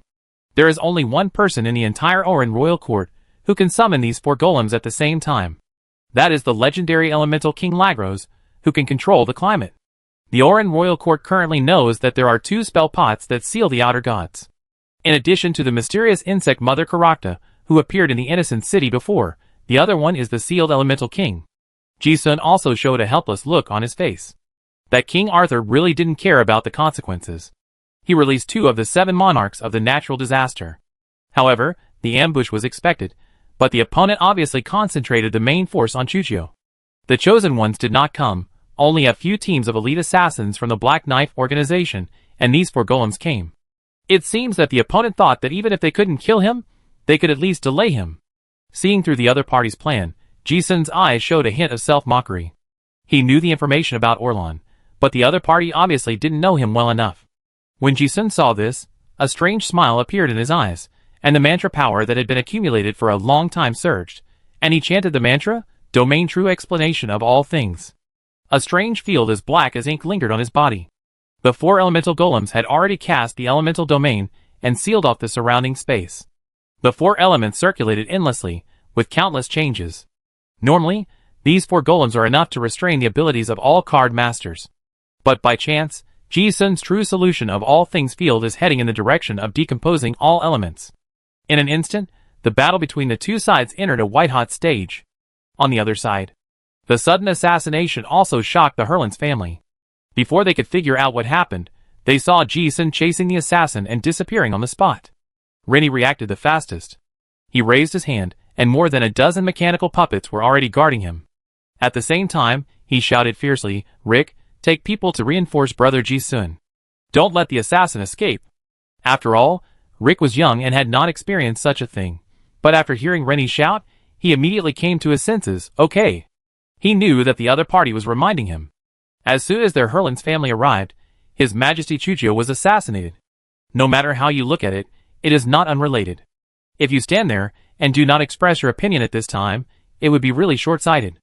Although most of the family members exiled this time are the elderly, the weak, women and children, they are after all the forbidden spell master family of the 4 Kings Knights, and their combat power is also extraordinary.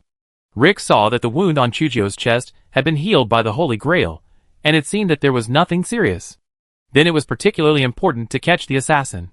This was related to the reputation of the guardian knight of the Hurlins family. He did not delay at all, and instantly entered the combat state, saluted and said, "Your Majesty, I'm going." Chujio nodded yes. Although she did not think that Ji-sun needed help, this was the situation that she had expected when she discussed with Ji-sun before. Even though these people were old servants of Orlan, she didn't need some subordinates, who were not loyal enough to her. In addition, she had to transfer as many people as possible to see what hidden dangers were hidden in the people of the Hurlins family. Rick shouted without hesitation, "Kreia, Denise, Robertson, Sina, Pal, follow me." As soon as he finished speaking, his whole body flashed with lightning, and he used Thunder Shadow Instant Body to rush out of the door like teleportation. A dozen elites from the families followed closely behind him. Almost as soon as the group of people left, a gust of evil wind blew in the huge Union Hall. The air was filled with a terrifying atmosphere like the coming of a severe weather disaster. Chujio looked normal. Nanjing glanced at it and muttered, "The will of the elemental King Lagros has arrived." She guessed it, but there was no change either. Although he is one of the 7 lords of the natural disaster, since he has been canonized as the moon god's servant by the moon goddess Arachne, the divine power that Lagros can currently possess can also be estimated. Thinking of this, Nanjing's eyes shone, and the 9-pointed star's spiritual formation above his head gradually became clear. Spiritual communication Imperial Court. The assassination was expected, of course, it was prepared. The location where Ji-sun was ambushed was half a city away from the Union building. But the battle was very loud, and the chaotic elemental power that was exaggerated like a flood back into the city could be clearly felt even across half the city. The surging wall level was so high that even the legend Rick was pressed to the point of having difficulty breathing. Damn it! There are also ambushed by experts. Rick looked at the fighting at the end of his vision, and then he saw the general layout of this assassination. The royal court obviously has multiple backups, and is determined to complete this assassination. At the same time, he also thought of it as the Black Knife Organization. As the King's Knight family, the people of the Hurlins family know the horror of this organization better than outsiders. Since they have appeared, they must have prepared a means of killing. Damn it! Damn it! Those guys in the royal court, they used them as bait. This was the first time that Rick led such a complicated conspiracy, and his mind was in a mess. But even though he thought that His Majesty Chujio would encounter a second wave of attacks, he thought about Rennie's instructions again, and did not turn back. There were still most of the family's combat power there, and the guards were completely sufficient. If the clan members could not stop them, it would be useless for him to go back. The only thing was to die in battle. Rick had only one thought in his mind now. Since Mr. Ji-sun was blocked by Fukuhei Dao, according to the style of that organization, he must be in danger. The boy's mind was very simple. He thought that no matter how dangerous the front was, he had to at least repay the favor he owed before.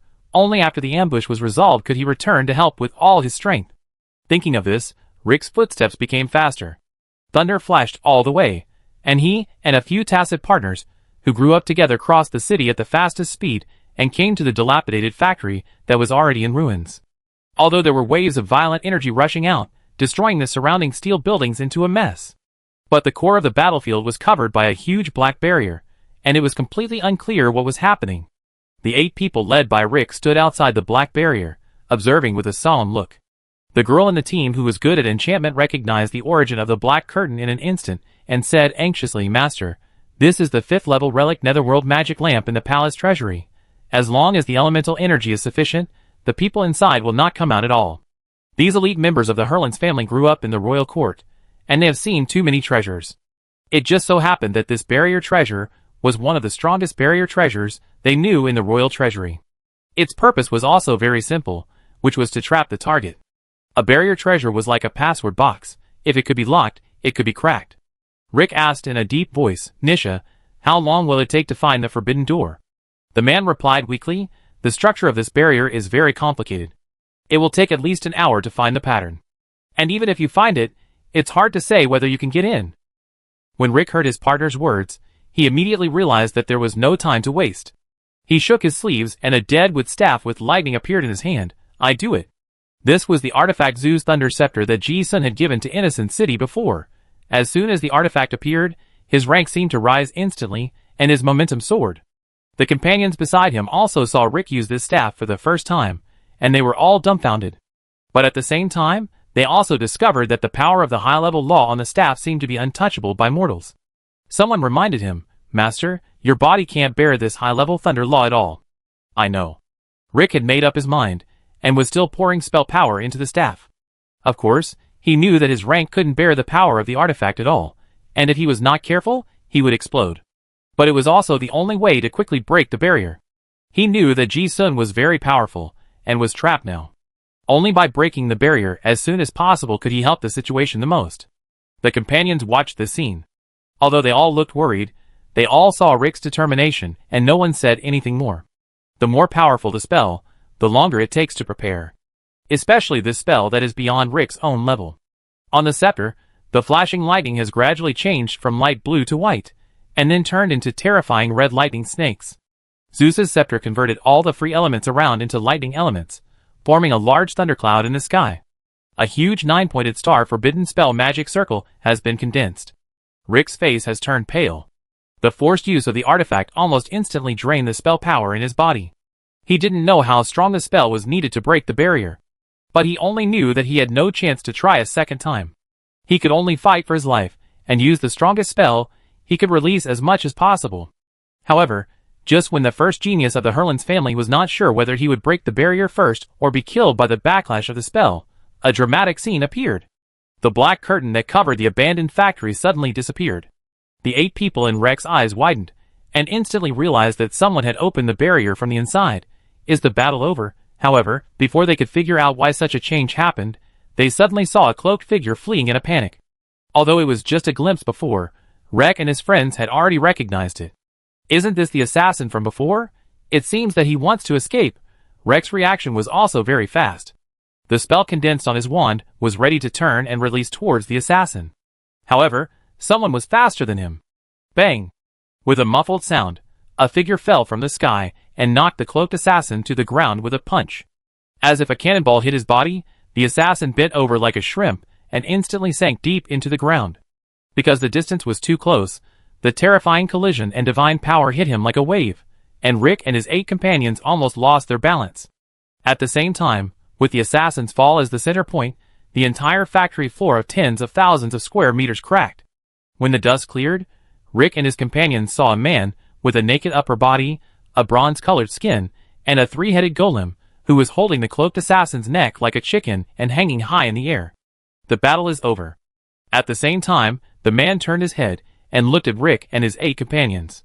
The murderous intent and divine power of the previous battle still remained in his eyes. It was this one look that shocked the 8 young men. Rick had never seen Ji-sun's 3-headed golem, but he knew the phantom of the clown demon behind him, and was horrified. His true strength is so terrifying.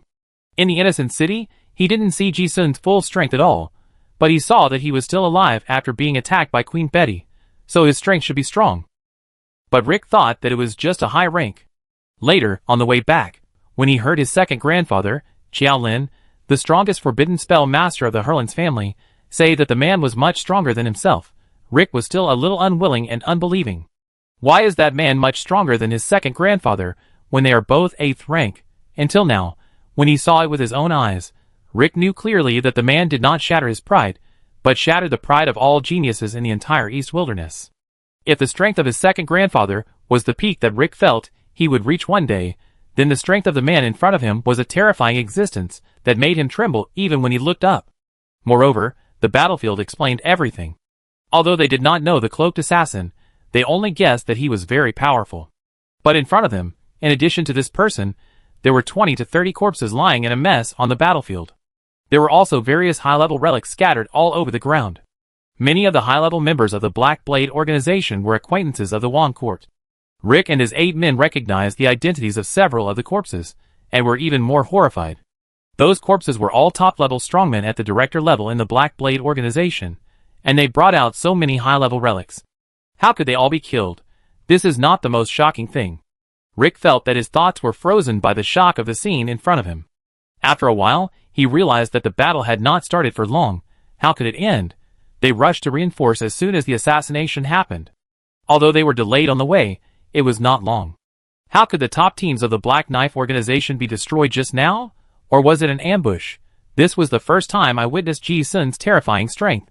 The 8 people of Reek couldn't help swallowing their saliva.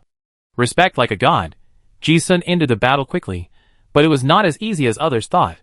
The most important reason for being able to solve the enemy so quickly was that the Oran Royal Court knew nothing about its own domain. His ability was just right to restrain the 4 elemental golems.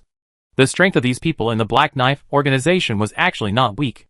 After all, it was the strongest intelligence organization of the Oran Royal Court.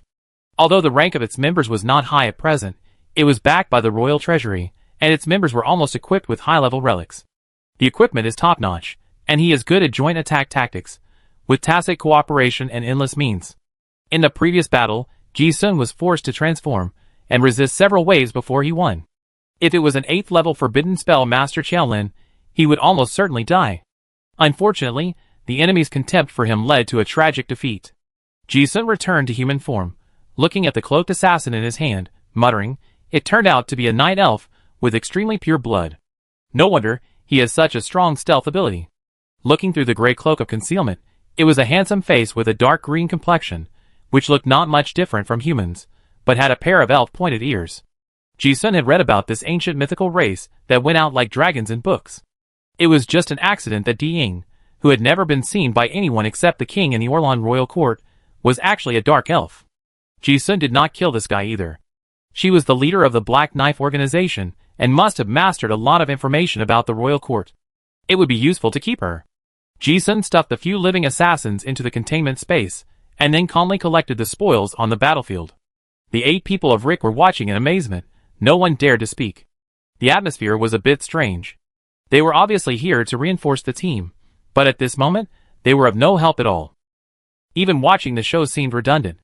Before they could be shocked, a visible cold wave hit the far side of the block, and the air that was just drizzling with rain instantly condensed into countless flying snowflakes.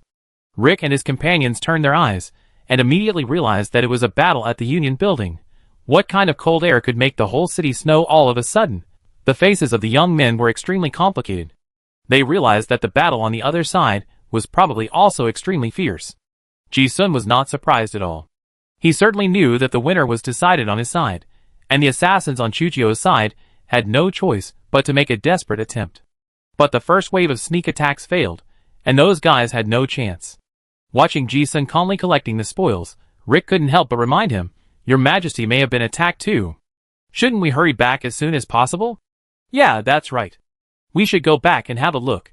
Ji Sun seemed to realize it belatedly and responded, "If we go back now, we might be able to stop a few guys who are escaping." Lake looked at Ji Sun's casual attitude, and his eyes twitched, but he didn't know what to say.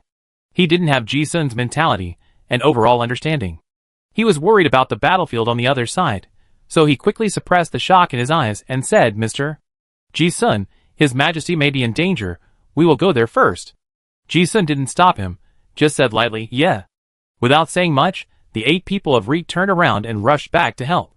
Soon, the 8 people of Reek returned to the Union Building that separated half of the city, panting. When they arrived, they saw a world of ice and snow. Large areas of buildings were already sealed in the crystal ice. The power of the high-level law that made people's scalps tingle had not yet dissipated. The ice law wrapped in the cold wind in the air was like a blade, cutting people's skin and stinging. All signs showed that there had indeed been a battle here just now. However, when Rick and his companions saw that His Majesty Chujio was safe and sound, and the southern priest also looked normal, in addition to the strange appearance of a few ice sculptures, the more than 1,000 members of the Hurlins family were stunned. The eyes of Rick and his companions twitched again, and they realized that they seemed to be late again. The continuous inner shock made them feel that the scene in front of them was unreal. But looking at His Majesty, they felt an inexplicable awe in their hearts.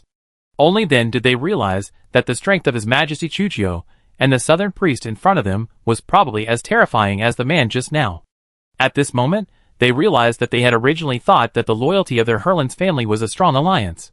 But now it seemed that the mysterious and powerful His Majesty Chujio took them in when they were in a desperate and weak situation. Chapter 566. Ji-sun followed the traces of the breath and destroyed several assassin contact points, then returned to the mining union building without haste. When he came, the battle here had already ended. The whole city was snowing, and the buildings in the 2 blocks here were frozen into crystal-clear ice sculptures. The air was filled with a biting chill. Ji-sun sensed the strength of the law in the cold air. Although he had expected it, he couldn't help but sigh in his heart. Chujio is really strong. But then again, the law of kingship is really overbearing. This is not just the law of extreme cold, but also the blessing of the law of kingship. It's like a spell that ignores defense penetrates. Even Ji-sun's body protection can't completely block it, let alone other people. As soon as Ji-sun came back, he suddenly felt a ray of eyes looking at him from above. He leaped up to the clock tower in the dilapidated factory with white air, where there was a beautiful woman in a white corset, looking around vigilantly. Seeing someone jump up, she was not surprised. Ji-sun smiled and greeted, "Miss Bai, long time no see." The woman in white nodded, "Yeah." It was none other than Dark Peacock. His talent of annihilation divine light also restrains various elemental fields. Nanjing channeled her over, and it seemed that the previous elemental King Lagros had been beaten a lot after his will descended. Dark Peacock did not like dealing with humans. Seeing Ji-sun coming up, she had no interest in staying after chatting for a few words, and said, "The environment here makes me uncomfortable." "You are here. I will go back to the castle first." "Yes." Ji-sun smiled and nodded, not caring. After all, she was a lord from the dead zone, and coming to the element-poor East Wasteland was like a fish landing on the shore. Even breathing was uncomfortable. Compared to other places, this peacock and the 2 elemental elves now preferred to stay in the Royal Tomb Castle in Rune Highlands. Speaking, Peacock said hello to Nanjing below, and disappeared in the spiritual formation in a blink of an eye. Ji-sun did not go down to join in the fun. Chujio is conferring the title of the Forbidden Spell Master family. This assassination is actually a good thing, to some extent. As Chujio said, when her brother who sat on the throne of Orin attacked her, he also recognized her identity as a contender for the throne. The ceremony of this double king's battle has officially begun. The dynasty fortune of the Orin dynasty will also flow to her, a contender for the throne. And after this assassination, the people of the Hurlins family headed by Rick are probably completely convinced of this exiled princess. White Queen, the terrifying strength not only proves the legitimacy of her royal power, but also dispels all the doubts about her power from those people before. And Chujio has the secret book of imperial enthronement of the Augustus royal family. This relic of the royal fortune handed down by the Talon dynasty, once enthroned, is more meaningful than the official position of the Orlan royal family. Because it is related to the blessing of luck, it can be seen with the naked eye that not only Chujio's royal power has been qualitatively improved, but those people of the Hurlins family are even worse. When they were exiled to Rig City, their luck had been exhausted to the end. The dead atmosphere suddenly became like new buds sprouting from the soil, with a vigorous new vitality. Ji-sun's own name was on the secret book, and he knew how far-reaching the influence of this luck on people was. This is the highest law of destiny in the universe. The vassal ability of the king's power is almost the fastest way to change the fate of a person or a family in the world. After the canonization, it has an unspeakable positive impact on the card masters of Rick, who are deeply tied to the king's power. Watching the enthronement ceremony not far from the bell tower, Ji-sun also saw the fate lines being rewritten, then extended to the future. Counting the Rennie of the God of Play family, and the current Forbidden Spell Master family of the Hurlins family, there are already 2 of the 4 great knights under King Augustus. The royal power is becoming more and more stable. In Ji-sun's eyes, it seems that he has seen the future of the White Queen ascending the throne. In fact, the help of the 1,000 people of the Hurlins family to Chujio is very limited. But what is really important is the subsequent impact of this incident.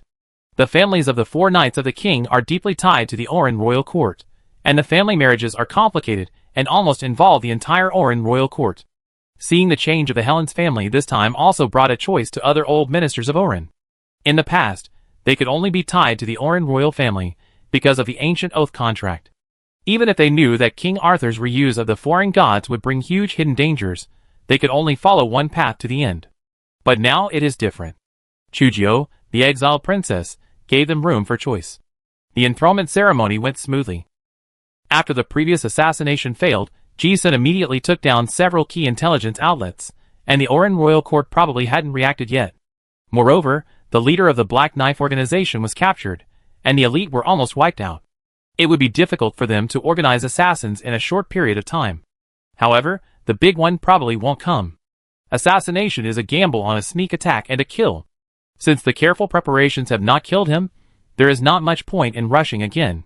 After the enthronement ceremony, except for Rick and some elite fighters, who stayed to guard Chujio, all the other people of the Herlands family left Rig City. Most of those who left were the elderly, the weak, women and children. This was about to be the battlefield of the decisive battle, and they had to go to a more remote place to ensure their safety. Chujio's final plan was to move them to the old continent. There have always been top masters among the king's knights, so there are actually many talented seedlings in the Herlands family. But the East Wasteland is too barren. This place limits their growth ceiling. Moreover, the new King Arthur has now released 2 of the 7 lords of the Calamity. Once out of control, the East Wasteland is likely to become a polluted land in the future. It is also the most reasonable choice to use the old continent as the main development area of the future kingdom. Just like the original Talon Empire. After the canonization, Ji-sun and his group did not continue to stay in Rig City, but went to camp in the suburbs. After all, the location has been exposed. The city is full of Silver Moon believers. Although they do not pose a threat, it is not good to be watched all the time. If it was just Ji-sun and the other 2, they could have just pitched a tent anywhere. But now there are dozens of people, so it's a lot more complicated. Besides, the dignity of the royal family is still needed. Although Chujio didn't care about those details, the king's knights like Rick couldn't be vague. A group of people pitched more than a dozen tents, with special officials, guards, cooks and maids. The camp was very lively. Ji-sun was not interested in the excitement, so he stayed in the tent to practice. Before he knew it, it was already night. The camp they chose was in a forest formed by an abandoned mine, and it was quiet all around. In the tent, Ji-sun was still counting the spoils of war. It must be said that the assassins of the Black Knife organization really brought too many treasures, and they were all good relics with strong combat practicality. Ji-sun counted them one by one, memorized the functions of the relics, and also wanted to analyze some intelligence from them. The few people who were captured had been interrogated, but not much useful intelligence was obtained. The Black Knife organization is a professional intelligence organization with a strict structure. Even the elite members only know fragmentary information. The remaining leader of the Dark Elf Emperor Shadow can definitely be dug deeper. But Ji-sun is not sure that he can get information after waking her up, and can also ensure that she is not dead. He plans to try again after Nanjing is empty. After all, the bald-headed lady is a professional in the information in the soul. This wait is very late. Being a king is not just a name, there are many things to deal with. Especially now that the war is imminent, Chujio has a lot of arrangements to make, how to subdue those old ministers of Terran as peacefully as possible. This is a very complicated matter. There are also plans for the future kingdom, arrangements for the subjects, etc. Nanjing, as the high priest, also has to help deal with them. Ji-sun thought of Katarina, the leader of the Alliance army, who was also very busy all day. He thought that with his personality, he really had no interest in power at all. The magic lamp in the tent was shining with a dim yellow light, and Ji-sun was reading a pile of seized information. Behind the assassins of the Black Knife organization are also families, especially the leader, the Dark Elf. There are many secret books of inheritance related to the Dark Elves in her storage ring. This is a rare book that cannot be found anywhere else. Ji-sun is particularly interested in the scrolls written in the ancient Elven language. As he was looking at it, the curtain of the tent opened. Chujio and Nanjing walked in. Finally finished. As soon as she entered the tent, the lady with the bun-haired head, who had been serious all day, couldn't hold her face anymore and muttered, I'm so tired. I really dealt with so many things today." Chujio's face was as calm as ever. Ji-sun smiled and called the 2 girls over, saying, "Are you done? I just have something to tell you." As he said that, he threw the captured Black Knife leader Ding out of the oil painting space. When Nanjing saw the dark-skinned man with pointed ears, he was also surprised and said, "It turns out to be a dark elf." No wonder. Even the Nan family, the high priest, saw Di Ying's true body for the first time. Nanjing knew what Jisun meant, so he was ready to use soul means to search for information. But at this time, a muffled groan was suddenly heard in the tent.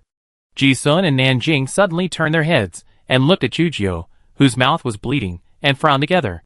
They knew that this was due to the wounds from the previous assassination. Although it was not fatal, it was far from as easy as it looked. After holding on for a day, without anyone around, Chujio finally showed signs of fatigue. Nanjing hurried over and supported her while asking with concern, "Sister Chujio?"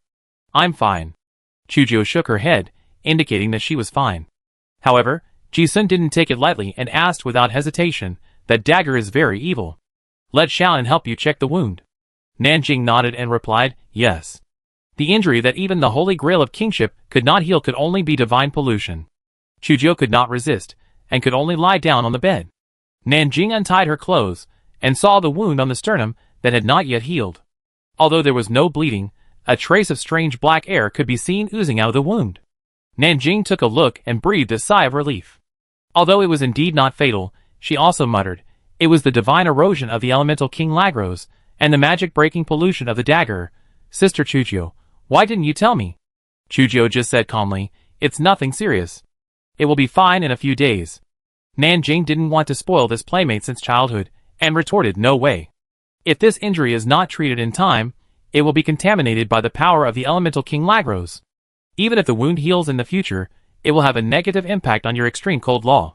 Then, she said in a tone that could not be refused, "Sister Chujio, lie down well. I will help you deal with it."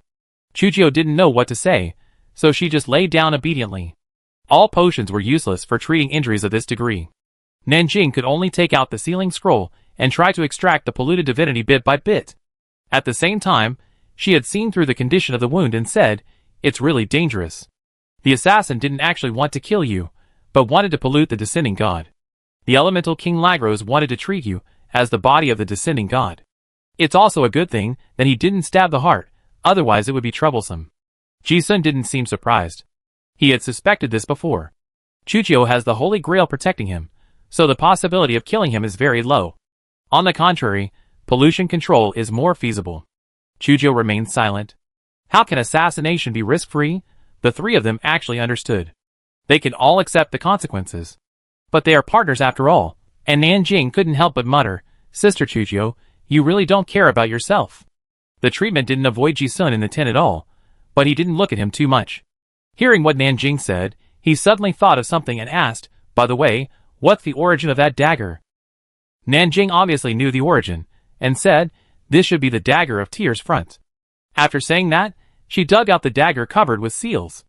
Jisun felt very familiar with the name and asked, "What is the relationship between this dagger and the magic sword Tears Front?" Nanjing said, "They are made from the same ore. At the beginning, there was a piece of magic gold god meteorite black iron in the Terran treasury, which was said to be obtained from the mythical battlefield. His Majesty Krosa, Mad King, ordered the lava dwarf godsmith to forge the god-killing demon sword Tears Front. After the forging was completed, there was still a little left, which was forged into a dagger. The magic iron used for forging is said to be the cursed gold after the gods fell.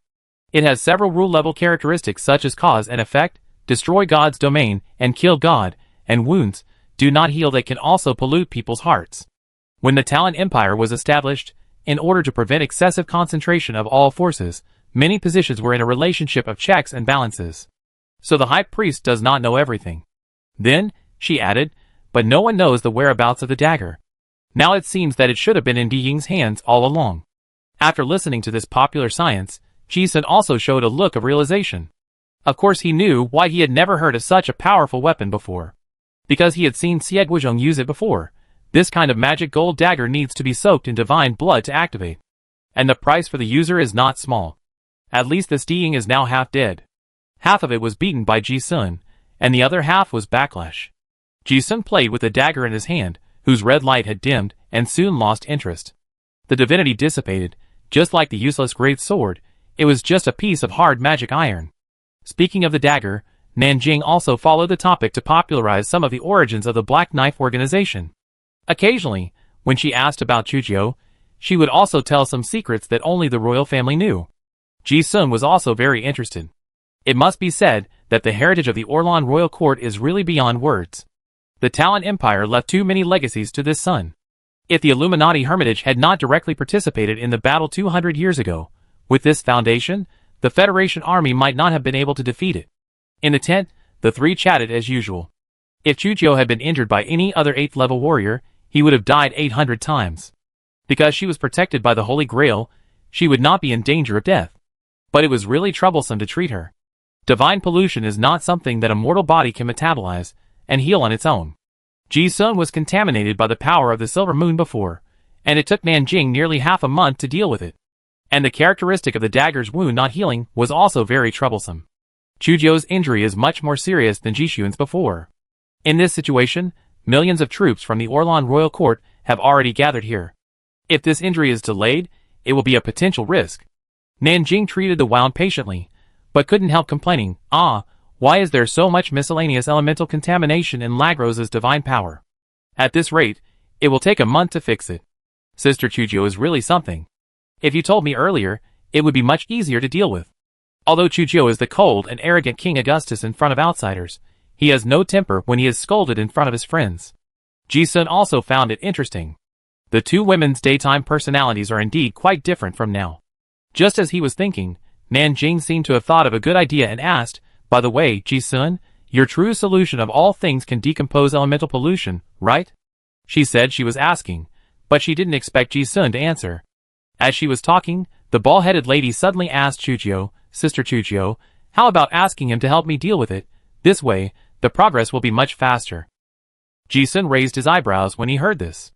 This bald-headed lady is so familiar with me now, of course she won't be polite to me. I don't know if she wants to be lazy or tease Chujio, but she said it anyway. There was silence in the tent for a moment, but Chujio responded calmly, yeah. Then I troubled Jishun. Hearing this, Nanjing turned his head and greeted Jishun, who was flipping through the classics, with a sly look in his eyes. Jishun smiled helplessly. Since Chujio spoke, he didn't hesitate and walked over directly. The three of them were not so shy. We had always lived together before, and if we were to talk about spring scenery, we had seen a lot. And now Nanjing was almost not shy about helping Ji-sun suppress the witch's distortion. Chujio didn't mind, neither Ji-sun nor Nanjing minded. Ji-sun walked over and saw at a glance that Chujio's shirt was open, revealing the wound on the sternum. Chujio's skin was unusually white, and her chest was not very majestic, and she was lying flat, only slightly rising and falling.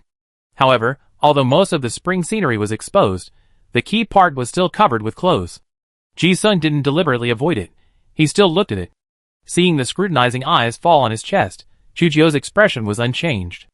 Ji-sun just took a look, then walked to the other side of the bed, and helped Nanjing to treat the wound very seriously. This man with a bald head is a professional doctor, and he is not joking. Chujio's injury is indeed quite troublesome. The divinity of the elemental King Lagros is mixed with a lot of high-level elemental law pollution, almost all elements such as earth, wind, water, fire, gold, wood, etc. The extreme cold law of the 9th day of the lunar calendar was in conflict with those laws, and was also polluted. If you want to deal with it, it feels like separating the colors from the paint colors that have been melted together on the drawing board, and then picking them out and decomposing them one by one. It's a headache to think about it. And Ji-sun's ability is just right to decompose quickly. With his help, the progress is indeed much faster. Just like the three of them getting along on weekdays, the atmosphere in the tent did not change because of a little spring light. Ji-sun did not look sideways, and even if he occasionally caught a glimpse of the spring scenery, he would quietly appreciate it without being shy. Chujio didn't seem to care. Originally, she didn't speak, and the atmosphere was relaxed and harmonious. However, Miss Wanzita felt that such a serious atmosphere was a bit boring. They were the closest friends, eating and sleeping together on weekdays, and there was no alienation between them. Her eyes flashed cunningly, and she suddenly asked Ji-sun, "What do you think of Sister Chujio's figure?" Ji-sun knew that she wanted to do something bad, so he didn't say anything. Chujio was also speechless, ha ha ha. Nanjing seemed to be very interested in Chujio's frustrated look. It was a rare opportunity to tease her, and she would not easily miss it. Thinking of something, she boldly poked her chest with her finger. Originally, this intimate behavior was not a big deal for two best friends who often bathed together. But Nanjing poked at herself, and did not forget to secretly glance at Ji-sun. She was afraid that the other two did not know what she meant, and raised her eyebrows and snorted, Perhaps because she had a lot of cognition with Ji-sun, this bald-headed lady became much bolder. That expression seemed to say, "You are familiar with mine, why don't you try it? Sister Chujo's is very different." But the tent is so small, how sharp is the perception of the top-level card master? Of course Chujo noticed it. But she couldn't walk even if she lay down, so she simply closed her eyes, and let him tease her. Chapter 567. Time flies, and nearly a month has passed. In the mines on the outskirts of Rig City, Ji-sun and his camp moved every 3 to 5 days, and were not disturbed. However, every day, intelligence about the advance of the million-strong army of the Orlan Royal Court came in, and the sky over this mining city, in the west of the East Wasteland, was increasingly shrouded in the shadow of war. And there were more and more people in the camp. The reconnaissance vanguard teams of the Revolutionary Army, the Dragon Rebel Army, and the Alliance Army had already come to conduct advanced reconnaissance. Many parties formed a temporary alliance to prepare for the upcoming decisive battle. In the tense atmosphere of the war, Chujo and Nanjing also became busy. As King Augustus and the High Priest, they have a lot of government affairs to deal with every day. After the last time the Herlands family swore allegiance, the influence it brought also spread rapidly throughout the East Wilderness. There are constantly old ministers of Orlan coming to Chujo, the exiled princess. Those people are almost for the same reason as the Herlands family. He was exiled by King Arthur and the Silver Moon cult, who were going further and further down the path of tyranny. Of course, there may be a small number of spies. But it doesn't matter. The last assassination failed, and the largest intelligence organization of the Orange Court, Black Knife, lost most of its top leaders. Those who returned alive were also punished by the furious King Arthur, and now it is completely paralyzed. In the tense atmosphere of the war, everyone was busy. In comparison, Ji-sun seemed very idle. He is an idle person. His daily work is to read books, practice and comprehend. His life is no different from the past. This day, in the tent, on Ji-sun's table, there are some scrolls with soft lines and mysterious symbols. There is also a cloaked man standing next to him with an indifferent expression. In other words, this high elven language is actually an elven magic, and reciting it can attract the dark elements to gather. Nothing strange. Elven magic is the natural language that is closest to the rune symbol. How about this sentence? How do you pronounce it? This sentence is the natural magic of the water element, which cannot be chanted by human voices. In fact, no matter what kind of advanced language, such as demon language, dragon language, elven language, etc., they are all extraordinary symbols describing the laws of the universe. Just like the 52 paths of the card master, different races and civilizations take different paths. Each kind of advanced language can give people inspiration to draw inferences from one instance to another. And the elven language, like the dragon language, is not for humans to learn, and cannot be learned. Ji-sun would not miss such a learning opportunity, when he suddenly met a pure-blooded dark elf, who knew this advanced language. One question, one answer. Ji-sun studied very attentively. Yes, this cloaked man was the leader of the Black Blade organization, Diying, who was captured alive before. After Nanjing searched the soul, and got the information, he did not kill the captive.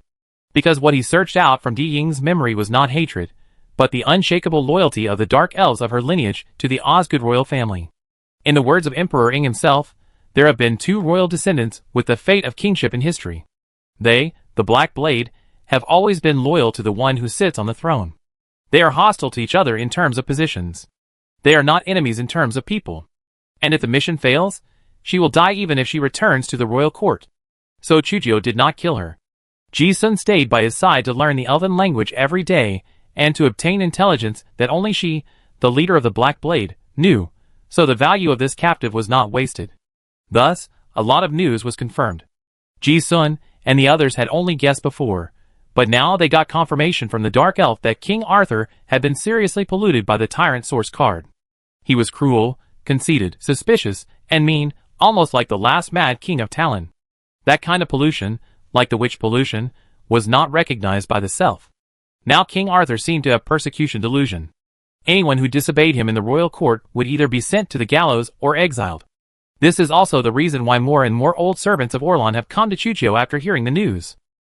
There are more on the way. Diying was left in the camp by Chujo, without shackles or anything. Ji-sun also brought her with him during the day, and he was not worried that she would cause any trouble. After all, her injuries may not be healed in her lifetime without the help of top doctors like Nanjing. And she didn't want to escape. 2 days before waking up, this dark elf was still unwilling to escape, but Ji Sun's strength didn't give her any chance at all. After staying for a few days, probably because he saw that Chujio's royal power was soaring every day, Ji Sun obviously felt that her idea faded. Every day, apart from waiting for meals, he would explain some elven language to Ji Sun, and then hide in the dark alone. The leader of the Black Knife organization was like a tamed wild horse, becoming more and more low-key and less sense of existence. Ji Sun thought this was a good sign. Suddenly, a hearty laugh came from outside the tent. Brother Ji Sun, last time you said that the secret method of Qianji Gishinmen was the idea of condensing the divine fire. I got something new from the fragments of consciousness left by the ancestor. Please help me figure out what's wrong. A sturdy man walked in. It was Rennie. The wide robe could not hide his highly mechanized metal suit.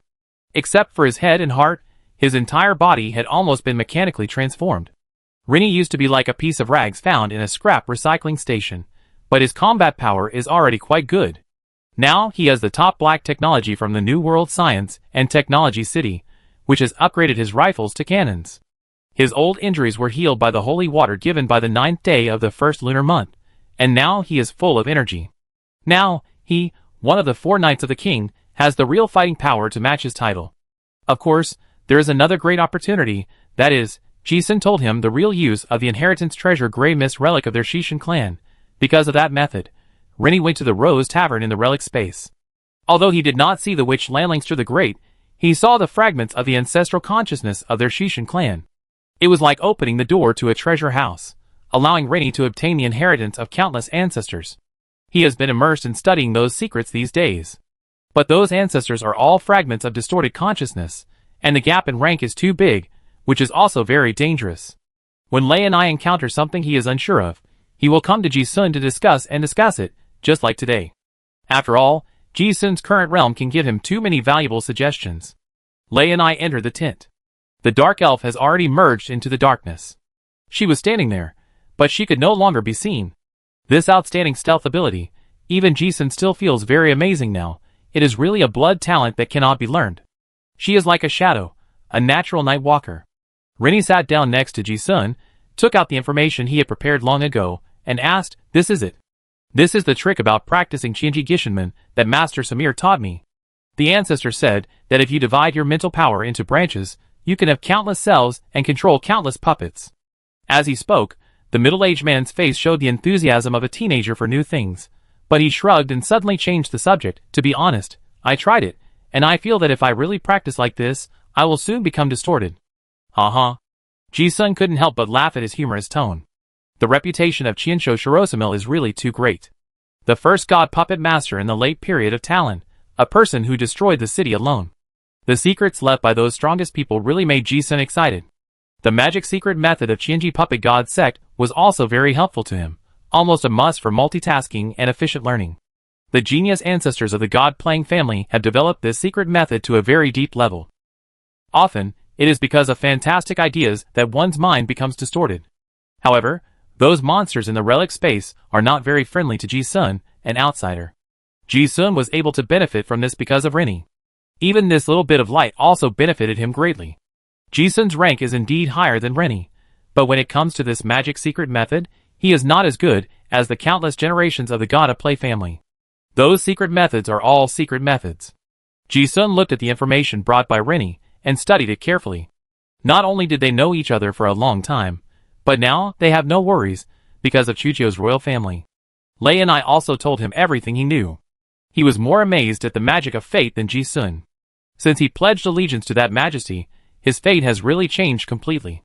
He has changed from an old guy with one foot in the coffin to the current trend of being the first puppeteer in the East Wilderness. And the momentum of this luck has not diminished at all. This allows Lei and I to see a more distant future. It's not just Rennie who has such a change of fortune, but also those people of the Herlands family.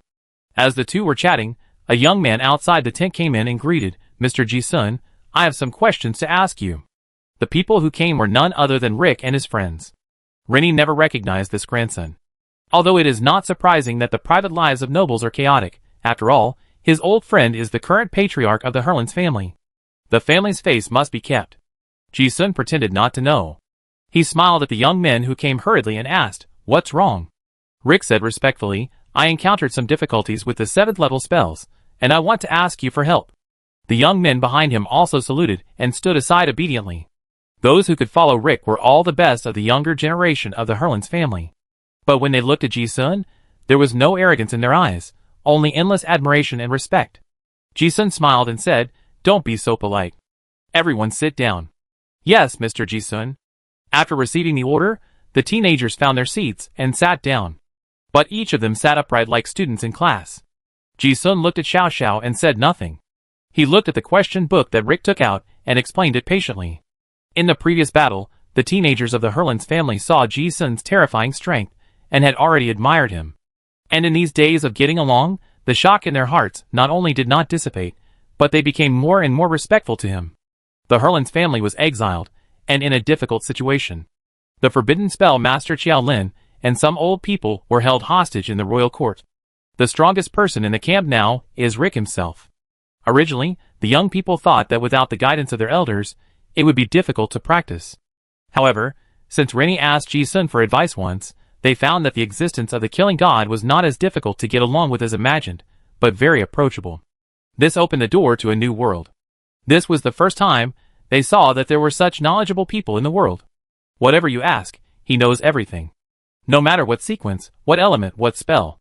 Even if it is a secret spell he has never seen, he can understand it with a little explanation of the principle, and can also give correct and efficient suggestions. Ji-sun's huge rank gap, as well as the countless books he read in the Royal Library of Arel in his mind, gave these young people from the East Wilderness endless shock. The young people were flattered and benefited greatly. They regarded Ji-sun as a teacher, and gradually came more frequently. The one who came the most was Rick. He was at the threshold of the 7th level. As a genius that the Hurlins family had not seen for 1,000 years, he also had his own pride. But it was because of his pride that he was more awed. After seeing Ji-sun, a figure who was like the ceiling of combat power, the young man's heart was full of endless admiration and yearning. Rick now also knew the difference between the two ways of advancing to the 7th level. He did not want to use external objects to enter the 7th level. Instead, he wanted to walk and comprehend the divine power advancement. Coincidentally, Ji-sun could give him the most direct guidance. When Rick found that Ji-sun did not feel offended by his asking for advice, he would often come back to ask humbly. When he came, his friends would also come to listen. Ji-sun would always say that he would help solve the problems in their problem books, although it would take some time. But he did not think it was a waste. When teaching others, you need to express yourself in an organized way, which will also consolidate the knowledge you have mastered. It is like oral presentation instead of reflection, which is also a way of self-improvement. Moreover, this Rick is not only the grandson of Rennie, but also one of the 4 knights of the king of Chuchio, so it is easy for him to give some pointers. The tent was filled with a harmonious scene of humbly asking for advice. Ji-sun explained patiently, and Rick and his group of teenagers listened carefully. Occasionally, they would raise questions, and Ji-sun would explain them one by one. In this way, time passed quickly, and 2 hours later, it was time for lunch. Rick and his group of teenagers stood up with a sense of satisfaction, and said in unison, "Thank you, Mr. Ji-sun." The boys were also very sensible. They knew that Ji-sun's time was precious, so they only delayed him for a short time each time. What was said today was enough for them to digest for a long time. When they had new questions, they would compile them into a question book again and ask again. Ji-sun nodded, and the boys bowed and left the tent. Rennie, who was watching from the side, was also full of satisfaction in his cloudy eyes. Ji-sun also smiled and said, "Your grandson is really good. He will definitely be able to enter the realm of top powerhouses in the future." Rennie also sighed yes. It must be said that a genius is a genius. He is also a genius who specializes in an elemental system. Rick's learning progress is very fast. Even if Ji-sun occasionally explains some dragon language magic that is difficult for ordinary high-level card masters to understand, he learns very quickly, and can draw inferences from one example. Even many of his strange ideas are things that Ji-sun has never thought of. Rick already has most of the conditions to become a top-level strongman, but the upper limit is indeed a bit low in the environment of Dongwang. As luck would have it, just as they were about to go to eat, the guard came in. "Mr. Ji-sun, the New World Mechanical City team will be here soon. His Majesty asked me to inform you." "Yes." Ji-sun listened with a hint of anticipation on his face. He stood up and said to Rennie beside him, "I'm going to pick up a friend." Rinny, okay. Not long after, a burst of steam boiler jets suddenly came from a mountain forest northeast of the camp. Ji-sun, who had been waiting on the tree branch for a while, looked at the mechanical armored army team marching in the distance and smiled as he won. More than a dozen of them are all specially made Hunter God class armor, equipped with various top-level equipment with different functions. Flame Demon Mechanical Spray Gun, Backley Magic Light Blade Military version 3.0, Thor Impact Cannon, Invisible Force Field Current Device, Volcano Gravity Hammer, War God Magic Shield version 5.0. Ji-sun saw many rare blueprints become reality in front of him. This is the most elite mechanical team in the New World Mechanical City, and it is also the pinnacle of mechanical technology in the world. He was very familiar with the leading armor, which was the semi-finished Titan-class armor that was sent over before. Now it was modified by Dong Chi, the paint became more beautiful, and many new equipment were added. The most special thing, of course, was the modified mechanical angel arm. It was this mechanical team that attacked, and even with Ji-sun's current strength, he felt a strong sense of oppression. Both sides stopped, and the leading mecha opened the mask, revealing Dong Chi's pretty face, and the joy in her eyes that could not be hidden. She couldn't wait to unbuckle her seat belt, waved excitedly and said Ji-sun. Then she jumped up from the mecha. Ji-sun hugged Dong Chi, who jumped into his arms and smiled. Chi-Chi is getting more and more beautiful. Yeah. Dong Chi seemed very happy to be praised, buried his head in his shoulder, and whispered, "It's been a long time since we last met." This sentence, "It's been a long time since we last met," made people hear the joy of reunion and the burning longing. Ji-sun thought about it and said, "Yes. Long time no see. The last time we met was before we went to the South Continent. It has been a long time since we last met." This Miss Chi-Chi has also changed a lot. She has lost her youthfulness and is more beautiful and confident. The figure wrapped in the liquid leather is more graceful and sexy. The biggest change is the heroic spirit that she exudes. When she came out of the mecha just now, she gave people a domineering aura that was half as powerful as the Titan armor. Dong Chi hugged her for a while, then looked up at Ji-sun. "Wow, Ji-sun, you have changed a lot." Ji-sun smiled and said, "What has changed?" "Yeah." Dong Chi hugged him without hesitation, looked at him carefully, and said, "I can't say it either. It just feels different from before." Hee. Ji-sun didn't know what change she was talking about. Maybe it was the promotion of rank, or the change of witch distortion. Oh, I'd take a closer look later. A dozen teammates on the side were still eating melons, and Dong Chi didn't hug him intimately all the time. She blinked, suddenly thought of something and asked again, "I heard that you have advanced to the 8th level?" Ji-sun smiled and said, "Who did you hear that from?" "Miss Carter." When Dong Chi said this, a sly look flashed across her eyes. After a pause, she added, "She also said that she was looking forward to our next meeting." Ji-sun then remembered the joke agreement he made with Catalina when they parted last time. He didn't expect that the Lionheart lady actually told Dong Chi about it. Dong Chi looked at Ji-sun, and her eyes couldn't hide the joy of reunion after a long separation. Her pretty face never left a smile. She kissed him openly. "Yeah, I miss you." Ji-sun also responded, "Yeah, I miss Miss Chi-Chi too." Dong Chi enjoyed this gentle time together, and thought of something else, looking at his beloved car not far away. "Also, thank you for your gift. I like it very much." "I'm glad you like it." Ji-sun smiled. He robbed the Titan armor not only for the technology, but also as a gift for Miss Chi-Chi. She is the only one who is most suitable. As he said, Ji-sun said, "Let's go to the camp first. It's time for lunch." Dong Chi nodded yes. She waved her hand and said, "Come on, get on the mecha, I take you." Ji-sun looked at the control room with various sophisticated instruments curiously, and asked, "Can this mecha still accommodate 2 people?" Originally, it was not possible. Dong Chi tilted her head, and looked at her own armor, then looked at Ji-sun, and said, "But because of the space reserved for heavy internal armor, the control space is actually very large. Now there is no need to fight, you can squeeze in with me." Ji-sun listened and said, "Oh."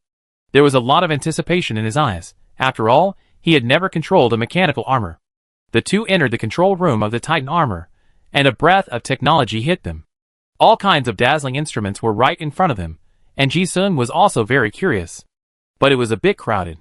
The two bodies were almost pressed together. The liquid leather jacket felt great, and Ji-sun felt the gentleness, and felt more novel, huh? Dong Chi did not shy away, and laughed generously. "Ha ha, we can try it later." As he said, he pressed the switch, the boiler was deflated, and the control room was closed. The mecha ran wildly. Chapter 568. Soon, the mechanical team arrived at the camp. Ji-sun and Dong-chi did not take the mecha when they approached the territory, but walked instead. First, the Titan mecha was snatched from the Hurlins family, and they had to take their feelings into consideration.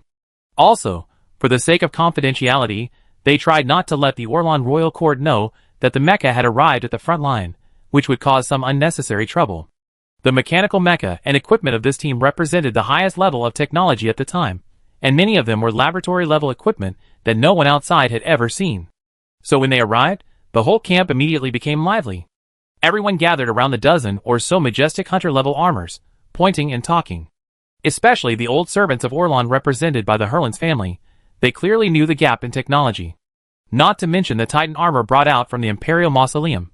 If we really talk about the level of technology, the New World Science and Technology City will crush any other forces for at least decades. Because the New World Science and Technology City represented by Dong-chi is an important ally, Chujio and Nanjing also came out to greet her in person in the camp. In the tent, several important representatives from both sides gathered together. Although Ji-sun knew them, it was the first time for both sides to meet. This was an official reception. Nanjing, as the high priest, greeted them warmly. Ms. Chi-Chi, welcome. Ms. Nan, hello. Dong-chi responded politely, and then greeted Chujio, Ms. Chujio. However, she was originally from a gang and had a straightforward personality, so she didn't use a too unfamiliar title. It was more like a greeting between friends. As soon as she finished speaking, she did not retract her gaze. Her eyes fell on Chujio and Nanjing's faces, and she smiled and added, Ji-sun told me about the two of you a long time ago. As expected, they are both very beautiful. After saying this, Nanjing and Chujio couldn't help but glance at Ji-sun on the side. Of course, they also knew the relationship between Dong-chi and Ji-sun. This person is related to the Song family and the Revolutionary Army, and the relationship is not too distant. As a middleman, Ji-sun looked at the two sides' obviously meaningful eyes, and could only smile helplessly. Originally, it was because they had just met for the first time, but seeing that the other party didn't mind, Nanjing also restrained a bit of seriousness and praised, Miss Chi-Chi is also very beautiful. This opening instantly diluted the unfamiliarity of the two parties' first meeting. Soon, the two sides started chatting. Of course, the topic was all about this decisive battle. King Arthur of Augustus assembled 1,000,000 troops, and came fiercely, targeting other forces in the entire East Wilderness. Dong-chi came here on behalf of the New World Science and Technology City to discuss how to fight this decisive battle. The Song family spent decades of hard work to build a science and technology city in the far east wasteland. It is almost impossible to relocate. It would take more than a year or two to relocate a large base of that level. Moreover, the resources and mineral deposits there are hard to find elsewhere. If they really want to move, they can only move to the old continent. However, the situation in the old continent is also a situation of lords fighting for hegemony, which is not better than the situation in the east wasteland. Until the last minute, the New World Science and Technology City will not move there. And everyone understands that the problem of the East Wasteland is best solved, not avoided. Otherwise, when the Silver Moon sect and the 2 Seven Lords of the Calamity really become powerful, they will sooner or later perish like the Talon dynasty even if they hide in the old world. This time, several local forces in the East Wasteland formed an alliance to completely solve this problem. They chose Rig City because there is a canyon called the Devil's Gate about 100 kilometers east of the city. It is the throat that the Orlan army cannot avoid when advancing eastward. The best geographical location for the decisive battle. Ji-sun originally thought that his presence could ease the estrangement, but now it seems that it is not necessary at all. The discussion at this meeting was all about business, and he knew most of the content of the discussion. However, there are still some procedures between the two organizations. He couldn't stand the rigid rules, so he left the tent. Outside the tent, there were already many people watching the excitement. Everyone gathered in front of the dozen or so mechanical armors and pointed and talked. Seeing Ji-sun coming out, Rennie immediately greeted him, Brother Ji-sun. He is a puppeteer, a mechanic, and a maniac who transforms human mechanical prostheses. He is considered an alternative card master. So when he looks at these experimental equipment in the New World Science and Technology City, he understands it better than others and is more jealous. Ji-sun walked over. The middle-aged man Rennie winked and asked, Hey, Brother Ji-sun, I heard that you are very familiar with the young female general in the New World. Ji-sun knew he was talking about Dong-chi, and smiled, Yeah. Chi-Chi is my friend. Hee. Rennie smiled, Of course he knew what friend meant. After all, he was young once. But what Rennie cared about now was not gossip, but he glanced at the equipment and asked, hesitatingly, "Can you tell your friend later so that I can try those equipment?" After all, he was not thick-skinned enough, so he was still a little tactful. To be honest, some of my ideas for mechanical puppets are just missing some key equipment. The configuration of this team opened my mind immediately. This is a standard mechanical armor team. The configuration of the armor is not randomly installed, but takes into account heavy equipment, firepower, assault, control, reconnaissance, supply, etc. to cope with various combat situations. In the eyes of the puppet master, Rennie saw the subtlety at a glance. The essence of the puppet army is the same. The various puppets with different functions cooperate with each other, which will produce an effect of 1 + 1 greater than 2. Ji-sun knew that Rennie's attainments in the field of mechanics were not low. After this guy got the inheritance of the ancestors of the Drama God clan from Grey Mist relics, the mechanical puppet army has taken shape. All that's missing is some top-of-the-line equipment. If they can really get this much equipment, Rennie's combat power alone might be able to match that of a large army. Ji-sun certainly knew what he was thinking and smiled. If you want to see it, you can do it now. Ji-sun knew most of the dozen or so companions that Dong-chi brought with him, and he had saved them last time. He was quite familiar with a few of them. As he was talking, the young mechanics who were waiting next to their mechas also saw Ji-sun, and they all greeted him warmly, "Mr. Ji-sun." Ji-sun remembered the name of the black-skinned boy who waved, and nodded in response, saying, "Jibu, my friend wants to try your mecha." Of course. The boy named Jibu greeted the two of them enthusiastically, and then opened the cockpit of the mechanical armor that no one else could touch on weekdays. Rennie knew the importance of armor to mechanics, so he had never asked before. "I didn't expect Ji-sun's face to be so useful." Ji-sun glanced at Rennie and added, "But these equipments are not mass-produced in the laboratory yet, and many of them are customized equipment. I ask for you later. If there are more, let them give you some reference." Rennie was already satisfied to try out those top-level mechanical equipment, and now hearing this, his eyes lit up. "That's great." The meeting lasted for several hours before Dong-chi and his friends came out of the tent. This time, they came to discuss some top secrets that were difficult to explain using the communicator. The mechanical army of the New World had other reconnaissance missions, and did not plan to stay in the camp overnight. After dinner, Dong-chi and his friends prepared to leave. Ji-sun escorted them out of the camp. He also had a chance to spend time alone with Dong-chi. In the forest, more than a dozen mechas returned the same way they came.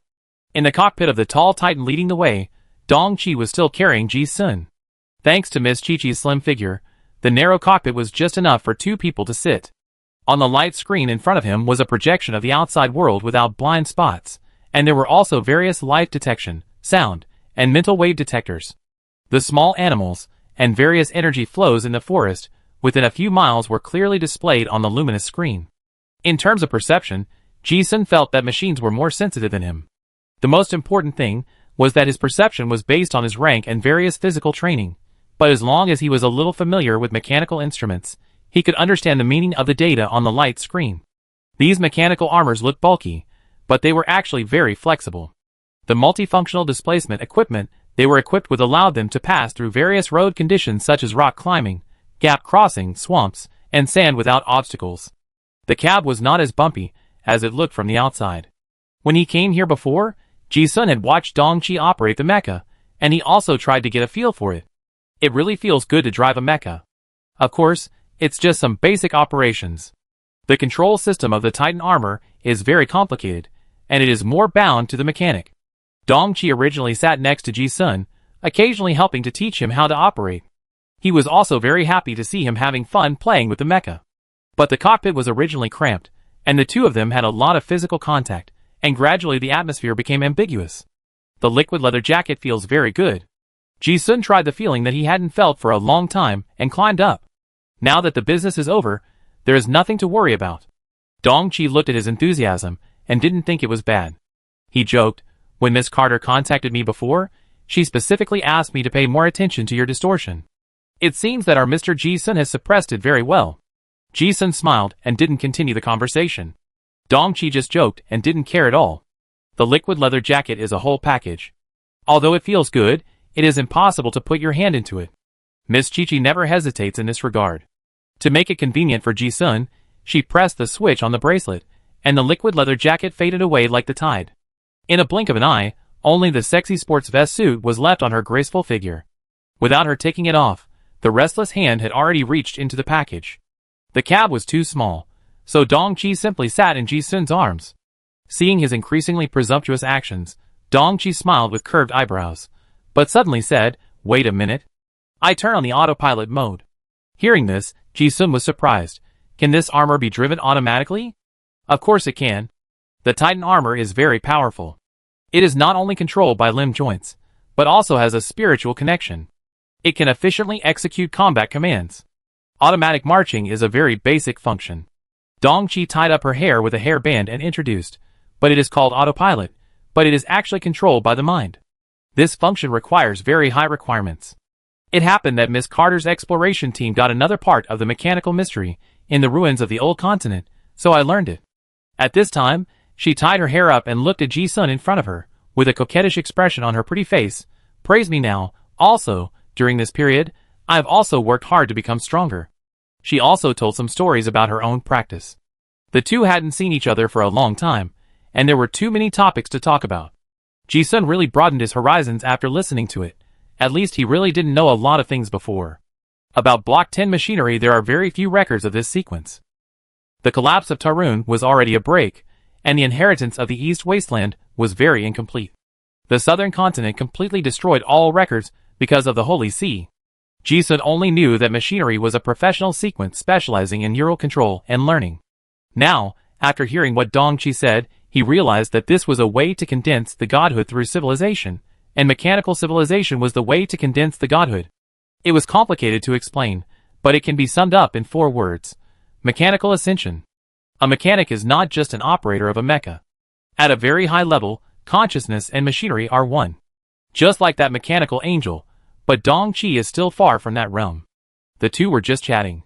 As they chatted, the cockpit was filled with spring. Miss Chi-Chi was naked. She stood proudly in front of him, and her body fragrance filled Ji-sun's nose.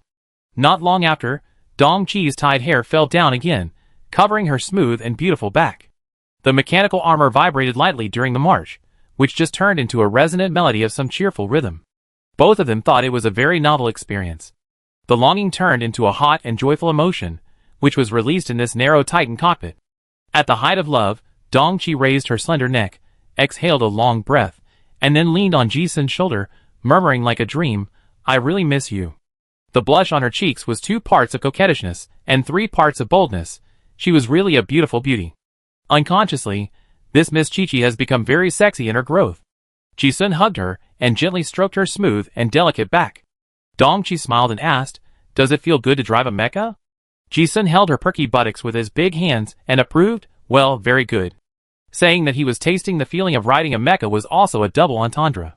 Dong-chi certainly understood, blinking with an unconcealable joy in his eyes. "Ha ha ha, I think it's good too." The gentle touch of the ears rubbing against each other swept over his body, and Ji-sun felt his interest rekindled. Dong-chi sensed it, and smiled slyly. She didn't refuse, but just said, "Oh, let's talk about it later when we set up camp." After all, they were still on the road, and even if Miss Chi-Chi was bold and unrestrained, it would be bad for her to stick to Ji-sun for too long. If something goes wrong, the friends will be very surprised. Ji-sun knew it, of course. There is still a lot of time, no rush. Dong-chi's clothes are easy to handle. After putting on the sports vest, the liquid leather jacket will cover the whole body. She also helped Ji-sun wipe the lip marks on his cheek very considerately, and said with a smile, "If the friends see it, they will laugh at you." Ji-sun laughed. After putting on the clothes, he talked about business. He asked, "By the way, Chi-Chi, do you have another mission this time?" "Yes." Dong-chi said, "In addition to investigating the movements of the Orlan army, there is another very important issue, which is to find the energy module of the Titan armor." Ji-sun cast an inquiring look. "Oh?" Dong-chi explained, "I and the experts at the base have carefully studied the drawings you sent before, and found that the energy module required by the Titan armor is dozens of times more efficient than the Hunter God armor, and the energy storage level is also several orders of magnitude lower. The energy modules we can manufacture cannot meet the needs of this top armor. Just like the magic energy blade that comes standard with this mecha, it can't last even a minute with a Hunter God level energy module, and can't fight on the battlefield at all." Ji-sun also understood after listening. The entire production line and drawings of the Titan armor were obtained before, but the energy module was missing. Perhaps this is the most important reason why the Orlan Royal Court is not in a hurry to retrieve it. Without an equivalent energy module, even if the New World can produce the Titan armor, it can't be used at all. It's just a pile of useless scrap metal. Dong Qi's can be used, or the golden ball of power gem that Ji-sun gave him before. But there is only one golden ball, and the problem of mass production of energy modules must be solved. Dong Qi said, according to reliable intelligence, the Oran Royal Court has assembled at least 1 million mecha warriors this time, so the supporting mechanical maintenance will definitely keep up. I suspect that some Titan energy modules can be found in those logistics troops. As long as we can get a few pieces, even if we can't copy them, we can provide energy for those heavy Titan equipment we copied. Is that so? Ji-sun understood her plan as soon as he heard it. You mean, you are going to sneak attack the logistics troops of the Orlan Royal Court? Dong Qi nodded yes. The reconnaissance troops in front have confirmed the target. I see when I get there. At this point, Ji-sun suddenly thought of something and said, if that's the case, I may be able to find accurate information. It just so happened that they had captured the leader of the Black Knife organization before, and that dark elf was the leader who had all kinds of top-secret information. Dong Qi's expression brightened up after hearing this. Oh? That would be great. Ji-sun was not so optimistic, saying it would be much more convenient. But it would also be more dangerous. The Oran Royal Court also had experts in place, and they knew that Ding was captured alive, so they would never take the chance of not leaking the information. So the information Ding knew was probably out of date, or Oran would use it as bait. Dong Qi also said seriously after hearing what Ji-sun said, yeah, that's true. But before she could think about it, Ji-sun said casually, it's okay. I go with you. Anyway, it's okay, so it's good to go for a drive. He also wanted to see with his own eyes what the million-strong army of the Oran Royal Court was like. If there was a trap, it would be difficult for the people of the Oran Royal Court to keep him. Dong Qi's eyes lit up when she heard it. Really? But at the same time, she immediately worried, but it will be very dangerous. She agreed that she could take the risk alone, but she didn't want Ji-sun to fall into danger because of her. It's okay. Ji-sun smiled calmly. Of course he knew she was really worried. But it seems that Miss Chi-Chi has an accurate understanding of his strength. Ji-sun said again, I want to leave. There are not many people in the Orlan Royal Court who can keep me now. Ah? Hearing this, Dong Qi's expression was stunned for a moment, and she was inexplicably surprised. That familiar feeling immediately surged into her heart. She recalled many times they had adventured together in her mind, and seeing Ji-sun's expression, it seemed as if she saw the most reassuring confidence. Always. She realized that this close friend who she had known for a long time must be very, very powerful. Dong Qi was pleasantly surprised and agreed without any worries, yes. Ji-sun decided to go with Dong Qi's team, not just to help. He also wanted to verify a conjecture. Power Gem Gold Ball, it is used to assist the magic secret method of attracting the gods to fall. And this golden ball is the energy core of the Titan armor. This is a coincidence. Ji-sun has now cultivated this magic secret method to a very high level, but he has also fallen into a bottleneck. It seems that no matter how much he cultivates, it is difficult to improve significantly. After he was promoted to the 8th level, he felt something was wrong. It was as if he had glimpsed the true meaning of the laws of the universe.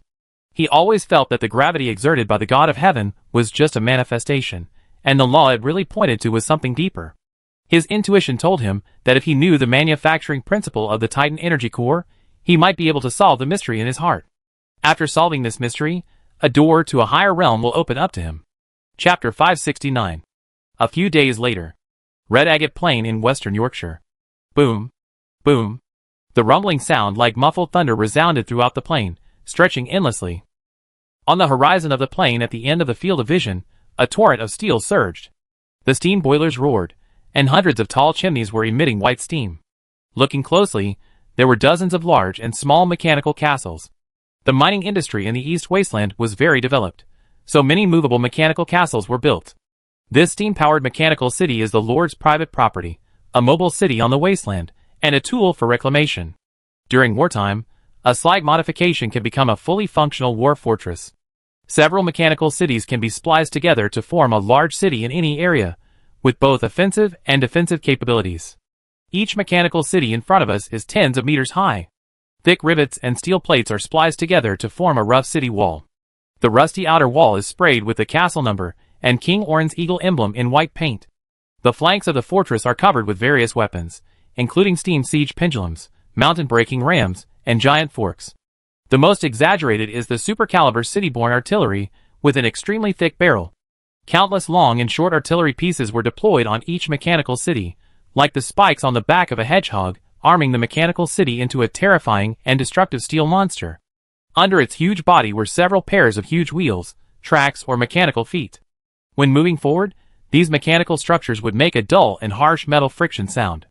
These steel castles were slowly rolling over the land, heading towards the eastern battlefield. Wherever they passed, the tracks and wheels left gullies several meters deep on the plain. This is a heavily armed army composed of mobile mechanical cities, an inconspicuous one among the millions of troops assembled by the Orlan royal court. The equipment is not elite. But what others don't know is that this is one of the important logistics core of the Orlan side. While this steel torrent is slowly moving, hundreds of fully armed mechanical warriors have been ambushed on a small hill in the distance. The air is filled with a murderous atmosphere. These are the elites from the New World Mechanical City. They have loaded their guns and are ready to start the ambush. The leaders were Ji-sun and Dong Qi. Through the telescope, Ji-sun saw a mechanical city with the number 66 sprayed in the steel torrent, so he gestured to Dong Qi beside him and said that Mechanical City AL66 is the mechanical city that provides energy modules in the Oran royal court. If it weren't for the information he got from Ding before, he wouldn't have thought that such an ordinary second-rate army would be one of the most important logistics support teams on the Oran side. Yeah. Dong Qi nodded and said, if the enemy is only a visible force, it won't be difficult for us to escape unscathed. Although they have an absolute numerical advantage compared to the distant enemies, the mechanical city has the advantage of attacking the city. They have more than 20 hunting god armors, and a titan in the New World, and their combat power should not be underestimated.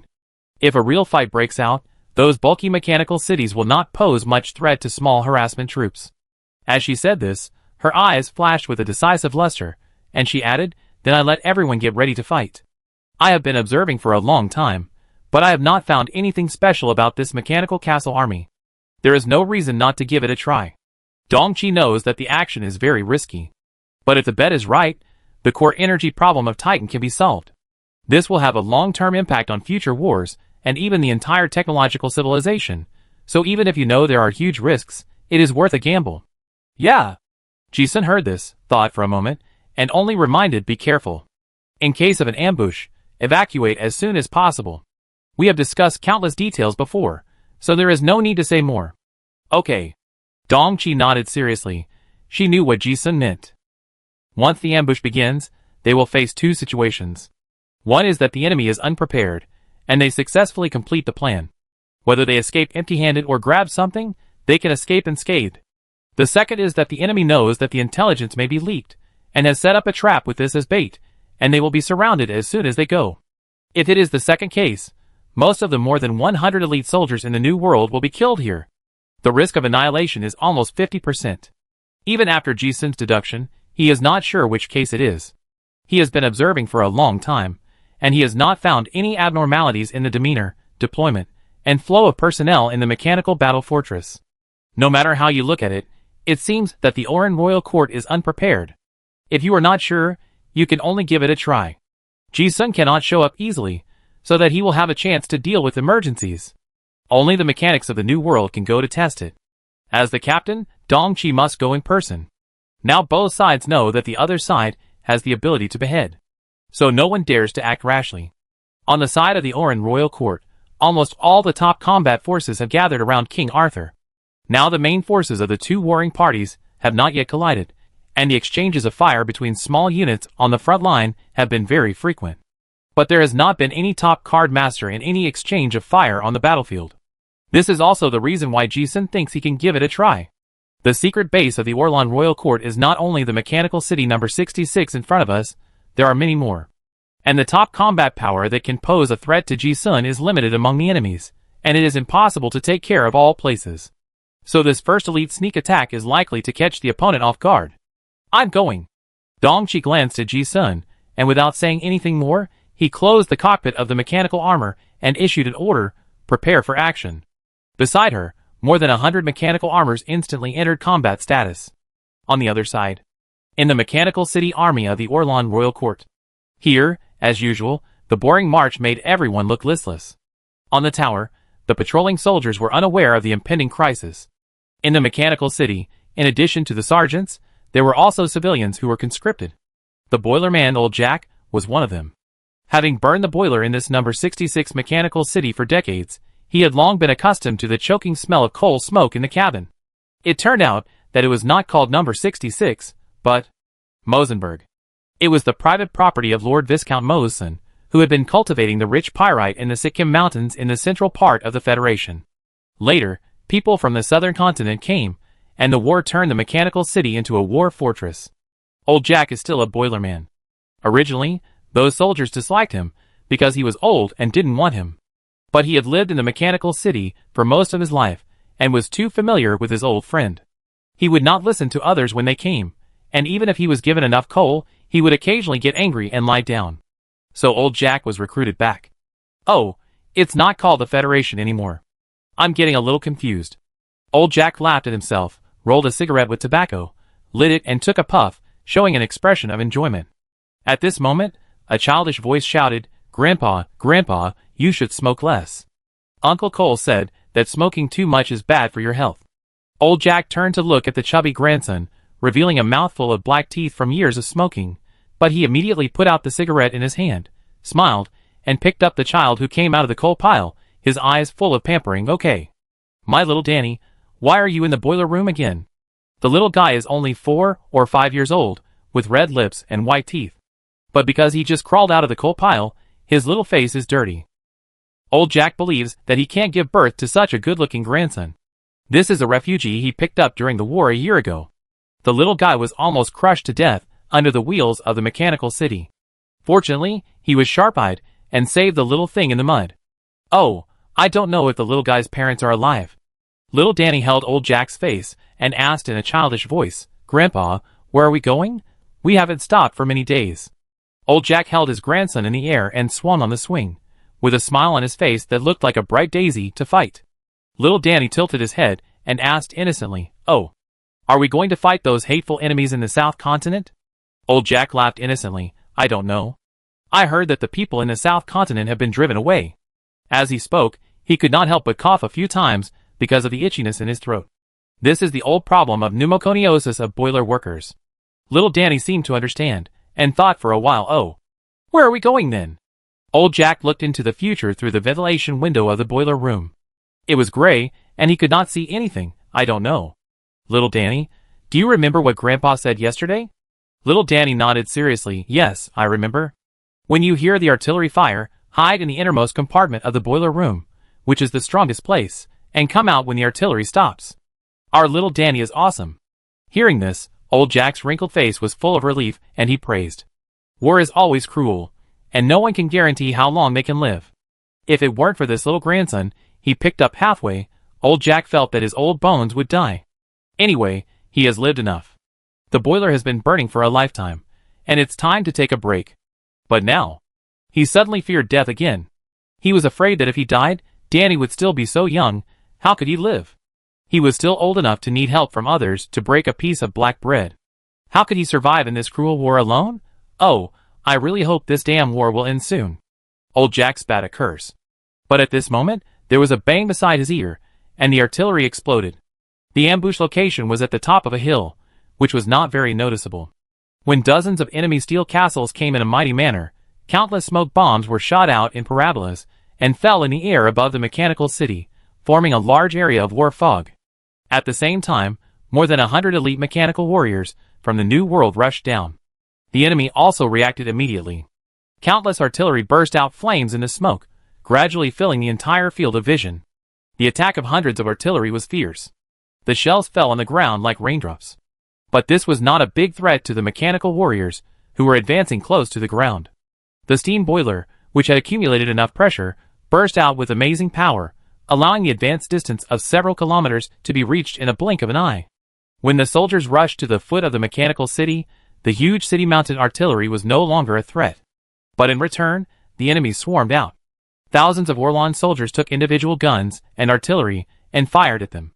The heavy close-in defense guns on the turrets of the city wall also showed colorful flames. The enemy's mechanical warriors also rushed out in groups. Bullets poured down like a rainstorm. Dong-Chi took the lead, holding the magic shield to block the front and attract fire. Countless bullets and shells hit the mecha, and the field of vision was already a sea of fire. But the Titan armor's excellent defensive armor made it unstoppable in the midst of thousands of troops. Both Dong Qilai and Shi were elites. They had tacit cooperation and already mastered tactics. The spearhead tactics also allowed them to withstand the firepower and pierce the enemy's defense line in the first time and rush into the hinterland. Their goal was also very clear. They rushed directly to the number 66 mechanical city. Mechanical hooks were ejected, piercing the steel plate outer wall, and then pulled up the heavy mecha and jumped up. In a short time, Dong Qi led a dozen people to attack the deck of the mechanical city. The two sides launched a fierce street fight in the mechanical city. Dong Qi waved the magic city blade with a dazzling blue light, cutting the steel deck like mud. She was alone in front, and no one could stop her. In a blink of an eye, the group rushed into the core area of the mechanical city. The other teammates also faced thousands of times more enemies, and launched fierce interception and cover. The more than 100 people in the New World relied on their equipment advantages to temporarily gain a foothold in the enemy base camp. Everything went as planned. On the other side, Ji-sun hid in the mist in the distance, carefully observing the entire battlefield. He wanted to see any trace of the breath of the top strong, or there were signs of the generals of the will of the outer gods. If they appeared, he would not hesitate to take Dong Qi away first. However, what surprised him was that the battle went very smoothly. It was almost the smoothest situation he had deduced before. Without encountering any accidents, the New World team successfully entered the core area of Mechanical City number 66. Although the Orlan Royal Court also had some God Hunter armor and 2 7th level card masters, this was not a big threat to Dong Qi and his team, who were well equipped. As long as they evacuated in time according to the plan and were not surrounded by the army, it would be a perfect raid. However, it was this smoothness that made Ji-sun feel more and more strange. I always felt that something was wrong. But the information fed back in the communicator showed that Dong Qi had a smooth journey. Just when Ji-sun thought that the Orlan Royal Court might have moved the energy module manufacturing base because of the information leak, Dong Qi's good news suddenly came from the communicator. Found it. Ji-sun listened to Dong Qi's progress being smoother than expected, and his expression became more and more strange. Originally, he thought he needed to take action, but now it seems that he doesn't need to do anything at all. Just when Ji-sun was still wondering if there was something wrong with the equipment, Dong Qi confirmed again that this number 66 mechanical city was the energy module production base. She was an expert in machinery, and would definitely not be wrong. Not only equipment, but also drawings, and a large number of raw materials and finished and semi-finished products. Then they were packed and taken away. Although there were many things, there were space equipment with Ji-sun's characteristics, and many equipment were packed in at once. The whole raid lasted less than half an hour. From beginning to end, Ji-sun did not feel the breath of any top-level strongman. It was not until he saw Dong Qi cut open the wall of the mechanical city with a knife and rushed out of the city with his men that he dared to believe that the plan was really going so smoothly. The battle went more smoothly than expected. Dong Qi rushed in with his men, and then rushed out again. The entire number 66 mechanical city had been destroyed in the fierce exchange of fire, and was riddled with holes. Corpses and mechanical equipment were scattered all over the ground. The more than 100 people from the New World did not stop at all, and rushed out all the way under the artillery fire. They ran for dozens of miles, and the pursuers behind them were completely out of sight. The Kalan wetland in the southeast of the Red Agate Plain is a restricted area for large machinery, and also the agreed assembly point. Dong's rear guard team of more than 70 people arrived last, and the several teams separated from the New World finally gathered here. After taking inventory, although they also suffered some losses, it was much better than expected. With extremely low losses, it brought great success. It was definitely a perfect surprise attack. Ji-sun had walked out of the fog in the wetland early, and he was not sure that there were no pursuers until he saw Dong Qi coming back. Everyone was extremely excited. Ha ha ha, we succeeded. It's so cool. Our mecha is much stronger than those guys in Orlan. Yes. You didn't see that the captain is awesome. We were at the front. The enemy's artillery was right in front of us. My heart was so nervous that it almost jumped out. But the captain destroyed the enemy's hunting god armor with a single slash. I can't believe it. We faced hundreds of times more enemies, but we actually completed the mission. That idiot Rock, I told you that the improved E3 magic missile can't be used at close range. This guy almost blew himself out. I pressed the wrong button in a hurry. The crisis was over, and everyone relaxed from the tense state of battle. They excitedly chatted about the details of the previous battle. No one knew how many possibilities Ji-sun, a bystander, had deduced in his mind. Even now, he was still thinking, could it be that they deliberately set up bait, deliberately let someone take the things away, and then chase them? But he quickly rejected this idea. Now the situation is a decisive battle, there is no need to do these. Dividing troops to lure out bait is far worse than the plan of encircling and killing on the spot, and there is no need to do it.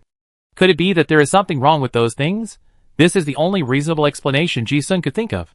Only in this way can it explain why the Orlan royal court did not take it seriously. At this time, Dong-chi also came over. Opening the control room, the delicate face was revealed, and there was nothing wrong. The two nodded in agreement. Ji-sun asked, so?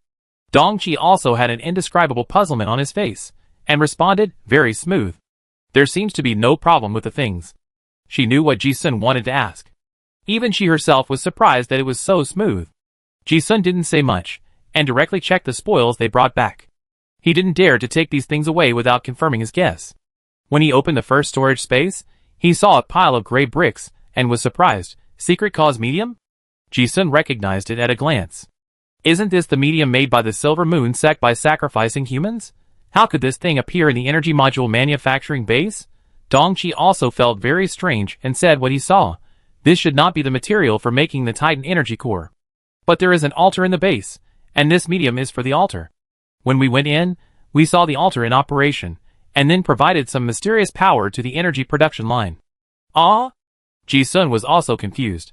How did theology and science get mixed together?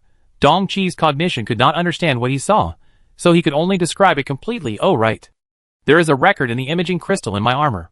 As she said this, she turned on the light screen, which was like a dash cam, recording the entire scene of the previous battle. Ji-sun looked over. From Dong-chi's perspective, he saw the altar. Looking at the layout of the 4 pillars surrounding the moon, he recognized it as the Silver Moon altar at a glance. Dong-chi didn't understand the secrets of the ground formation, but Ji-sun understood some of it, and said in surprise, space magic pattern? Hey, the space law is used to condense the Titan energy core? This time he was really surprised. After watching for a while, he finally understood why the people in the Orlan royal court were not guarding strictly. Because this formation is very strange. Only divine power can activate and produce that kind of energy module. In the Eastern Wasteland, only the Orlan royal court has this ability. I don't know whether this Titan core was originally produced in this way, or whether it was a grafting trick. Through the mysterious spiritual medium, the formation is activated, the divine power is gathered, and then guided to the formation that should have been brought out from the tomb of the Mad King Alduin, and a mysterious power begins to condense. Then this mysterious power is poured into the mechanical magic cube, which becomes an energy module. This is the same manufacturing principle as the energy module of the God Hunter armor, but the process is completely different. Dong-chi didn't understand it at all and asked, ah? Power gem gold ball, isn't it driven by gravity? How can it be the law of space? This question asked Ji-sun's biggest doubt. He seemed to understand something and said, I seem to understand that the gravity released by the secret method of attracting the gods may not be a special force as I thought before. Now it seems that the law it points to should be the law of space. After a pause, he said in a deep voice, gravity is just a kind of symmetry manifested by the distortion of space. Dong-chi didn't understand at all. Ji-sun didn't explain much, because it was just an idea, and he was not sure that his idea was correct. He needed more evidence. Thinking of this, he directly found the storage space that encapsulated countless drawings and started to look through them. As the drawings quickly passed in front of his eyes, Ji-sun's suspicion finally disappeared. After seeing those blueprints, he finally confirmed that the people of the Orlan royal court did not attach importance to the secret research base of the Titan energy module. It was because even if someone took the blueprints, they could not build it. The method they used required divine power to support it. Ji-sun and his team could not sacrifice countless people to create a secret medium as a source of divine power, and there was no god who could help them handle the complicated conversion ceremony. Therefore, these blueprints and equipment would be useless if they were robbed. The Orlan royal court can definitely replicate some more. Ji-sun felt a little depressed for a moment. It seemed that he had been busy for a long time, but it was useless. Looking at the expectant eyes of the crowd, he didn't dare to directly say that the things that everyone risked their lives to grab were completely useless. But Dong-chi knew Ji-sun very well. She looked at his subtle expression changes, and seemed to see something. Although her expression was the same, she couldn't hide her disappointment in her crystal eyes. After all, she came here with great expectations, And just now, she was overjoyed because the plan went smoothly. Now that the great joy of harvest has been lost, it is hard to be happy. Others saw the lost expression hidden in Dong Chi's eyes, and vaguely guessed something. However, before the gloomy atmosphere spread, Ji-sun saw the outline of the blueprint, but his pupils suddenly shook. Is this the production blueprint of the Power Gem Gold Ball? Although Dong Chi did not understand the complicated Tarun ancient language for a while. But looking at the gold ball, with a detailed description of the structure on the blueprint, she immediately confirmed that this was the gold ball in her hand. She looked at Ji-sun. But she saw an extremely strange expression. Dong Chi thought something had happened and asked quickly, "What happened?" Ji-sun's eyes twitched for no reason, and he said in a strange tone, "I seem to know how to make this golden ball a power gem." He finally understood why this armor was called Titan. Because the most important material list on the blueprint had a word that others couldn't understand, called the sorrow of the Titan god. This is an ancient language before the chaotic era. Now it is called Titan. And the material on the blueprint is translated as Titan Godhead Fragment. Chapter 570. Ji-sun had never expected that what he had come to steal was the manufacturing equipment for the Titan Mech's energy core. But when he looked at the contents recorded on the blueprint, he was surprised to find that it was actually the production method of the golden ball of Power Gem. He had previously guessed that the golden ball was artificially made. Now, looking at the detailed principles on the blueprint, he finally confirmed this.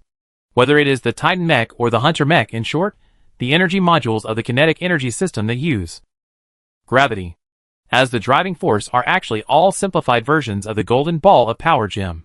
The reason why it is a simplified version is that the original version requires a kind of god-level material. No wonder. Ji-sun pieced together all the fragments of information in his mind and roughly understood everything. Before, he and the Revolutionary Army went to explore the dead zone of the southern continent and encountered a monster lord who had fused with the Titan Godhead Fragment. That kind of lord has an acquired ability to control gravity. At that time, he suspected that controlling gravity was the innate ability of the Titan Protoss, which was given to the fusion through the Godhead Fragment. Another guess is whether the gravitational talent obtained by the Warcraft through the fragments of the Godhead is consistent with the affinity shown by the golden ball of Power Gem. Now it seems that they are the same thing. They are all the gravitational phase shown by the same extraordinary law. The mechanics who developed this energy system must have known the magical effect of the Titan Godhead fragments, so they designed the energy module driven by gravity. Since there are finished Titan armor and energy core blueprints in the tomb of Mad King Alduin, it is reasonable that there are some Titan Godhead fragments in stock. This is also the reason why the Orlan Royal Court is not afraid of the blueprints being stolen, because other materials can be found in ruins and mined in mines. However, things like Godhead fragments are impossible to have. But it just happened. Ji-sun came back from the adventure in the dead zone with more than a dozen pieces of Godhead fragments of different sizes. These drawings and equipment would be a pile of rubbish to others, but in his hands, they just happened to be all the conditions for making the golden ball. He carefully studied the requirements on the drawings. The larger the fragment of the Godhead, the stronger the energy core. If he just wanted to make the energy core required for the Titan-class armor, he could probably make hundreds of them with the fragments in his hands. Wouldn't that mean hundreds of Titan armors? Ji-sun couldn't help but take a breath of cold air when he thought of that scene. If there were really hundreds of Titan armors assembled into a legion, even the 9th level would be beaten and run away. Now it seems that it is definitely not a coincidence that the mechanics of the Talon Empire named this level of Mecha Titan. It is made by using the innate ability of the Titans. It may even be made to restrain the ability of the Titans. This is the wonderfulness of technology. Even the materials of gods can be used as energy. At this point, Ji-sun also completely understood why there was a moon god altar in the manufacturing base in the number 66 mechanical city. Because only divine power can drive that complex conversion device and create a gravitational energy module like a battery. Among the finished and semi-finished products that Dong Chi snatched, there are 2 nearly finished semi-finished golden balls. Ji-sun looked at the drawings and found that almost as long as the Titan Godhead fragment was inserted and the final packaging was completed, 2 Power Gem gold balls could be made. This was a bargain for them. And there were some other ones that were a little worse, probably the energy for the Hunter God armor. Dong Chi tested the strength. The energy module made in this way was nearly twice as efficient and durable as that of the New World. It was also thanks to the discovery of this secret in advance. Otherwise, if a fight really broke out on the battlefield, even if the two sides had the same mecha, the New World would suffer a great loss. Time passed quickly, and it was late at night. In a nameless valley, the New World group camped and rested. The successful surprise attack during the day gave these young mechanics great encouragement. By the campfire, everyone was eating dinner, while excitedly reviewing the details of the battle. In the tent, Ji-sun was surrounded by a dozen boxes filled with blueprints. He was still flipping through them carefully, frowning from time to time, as if reading was very difficult. Indeed, this was the case. The quality of this blueprint was almost the highest that Ji-sun had ever seen. A lot of mechanical knowledge on it had already reached the peak of the technology tree of this plane. Even with Ji-sun's current knowledge, it was very difficult to understand. Compared with the black technology on the blueprint, Ji-sun is more concerned about those space spells. Because, this is the most important evidence to express the nature of the law of gravity. The flame spell points to the law of flame, and the storm spell points to the law of wind element. This is the law, so the space spell appears, which means that the essence of the golden ball is the law of space. And after researching so far, Ji-sun has basically determined that gravity is not a special force at all, but a phase of space distortion. Just like the wind, rain, thunder and lightning that humans can see, they are all the phases of the elemental law in the universe and nature. Just because humans can create fire by friction doesn't mean they can understand what the law of fire is. Similarly, Ji-sun can use the mysterious magic of attracting the gods to create gravity, but he can't understand why this gravity comes from. Now he understands. After the space is distorted, the extraordinary affinity of attraction is manifested in nature. This is not the law of space, but a more advanced law of the universe. Ji-sun's current cognition cannot understand, nor can he accurately describe this discovery to his brain. That's why it's so difficult to read. But the enlightenment is very subtle. You have comprehended the high-level secret of guiding the heavenly gods, and your skill proficiency has increased to LV7 max. You have comprehended the secret of the spatial rules, and your skill level is LV1, 0/100. About 2 hours ago, when Ji-sun had a flash of inspiration, the enlightenment suddenly emerged. The bottleneck of the magic secret method of guiding the heavenly gods, which had been bothering him before, has been broken. This made Ji-sun clearly feel a kind of comprehensive of this magic secret method. In analogy with the martial arts, it is considered a breakthrough to the Grandmaster realm. Perhaps it is the holy realm like Gongwu? Ji-sun is not sure. However, the strange thing is that the experience value has reached the top. Another experience bar appeared on the panel. He tried to continue meditating on the secret method of attracting the gods to fall, but the new experience bar did not move. Ji-sun could not even understand what the experience bar was. But from this moment on, he was also certain because of this enlightenment that he had touched a more profound law of the universe. Enlightenment is expressed by the will of the plane using words that can be understood by one's own cognition. If you still can't understand it, then it can only be that the thing you understand is beyond your own understanding. Ji-sun knew that this was a good thing. Now that you can't understand it at a low level, don't worry. Just take it slowly in the future. I don't know how long it took. A person walked in from outside the tent. Ji-sun looked up and saw Dong-chi coming in with a cup of hot tea. Have some tea. Dong-chi handed the teacup over, and then sat next to Ji-sun. She looked at the pile of information, glanced at it for a while, then frowned helplessly and complained, it's so complicated. What did you see? The drawings were the original information of the Golden Globe. Even with her current level, it might be okay to copy it, but it was impossible to understand it. Ji-sun took a sip of the warm tea, and felt relieved in his throat. He organized his words and said, gravity is the phase of space distortion. Dong-chi blinked, and his crystal eyes flashed with a stunned look of I heard it, but didn't understand it. Didn't you say it before? Ji-sun said, it was just a guess before. Now it's confirmed. Simply put, the law of gravity is actually space. The law of space is one of the supreme laws. This is obviously beyond Dong-chi's understanding. There is no formality between the two. Miss Chi-Chi looked at Ji-sun quietly and muttered, in the new world, the old professors all praise me for my outstanding learning talent, but being with you always makes me feel like a fool. Ha ha, Ji-sun laughed after hearing this. It's not that you were stupid. I was also confused when I looked at this blueprint. Dong-chi was joking, of course. She didn't really want to understand the meaning of that sentence, and when she heard Ji-sun say it was difficult, she didn't care anymore. He turned over and rode in Ji-sun's arms, and asked intimately, is it so difficult? This posture is very intimate. Ji-sun was afraid that the teacup would be overturned and get on the blueprint, so he quickly put it down, and held her perky buttocks, and said yes. There are many extraordinary principles on this blueprint, which cannot be understood by card masters below the 9th level. This may have involved things at the level of rules that only the gods can understand. Otherwise, the people of the Orlan royal family would not have used the Silver Moon altar to produce energy modules. I see.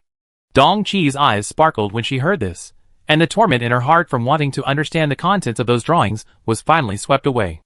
At the same time, she realized what Ji-sun had just said, and asked back, "So you understand it?" Ji-sun shook his head, "Not really. Just some insights." Dong Qi didn't ask about things that he couldn't understand. He was like a fangirl who was very supportive. She smiled and said, "You are so amazing." Miss Chi-Chi, wearing liquid leather, looked like a black cat at the moment. Although she was wild, she was really soft.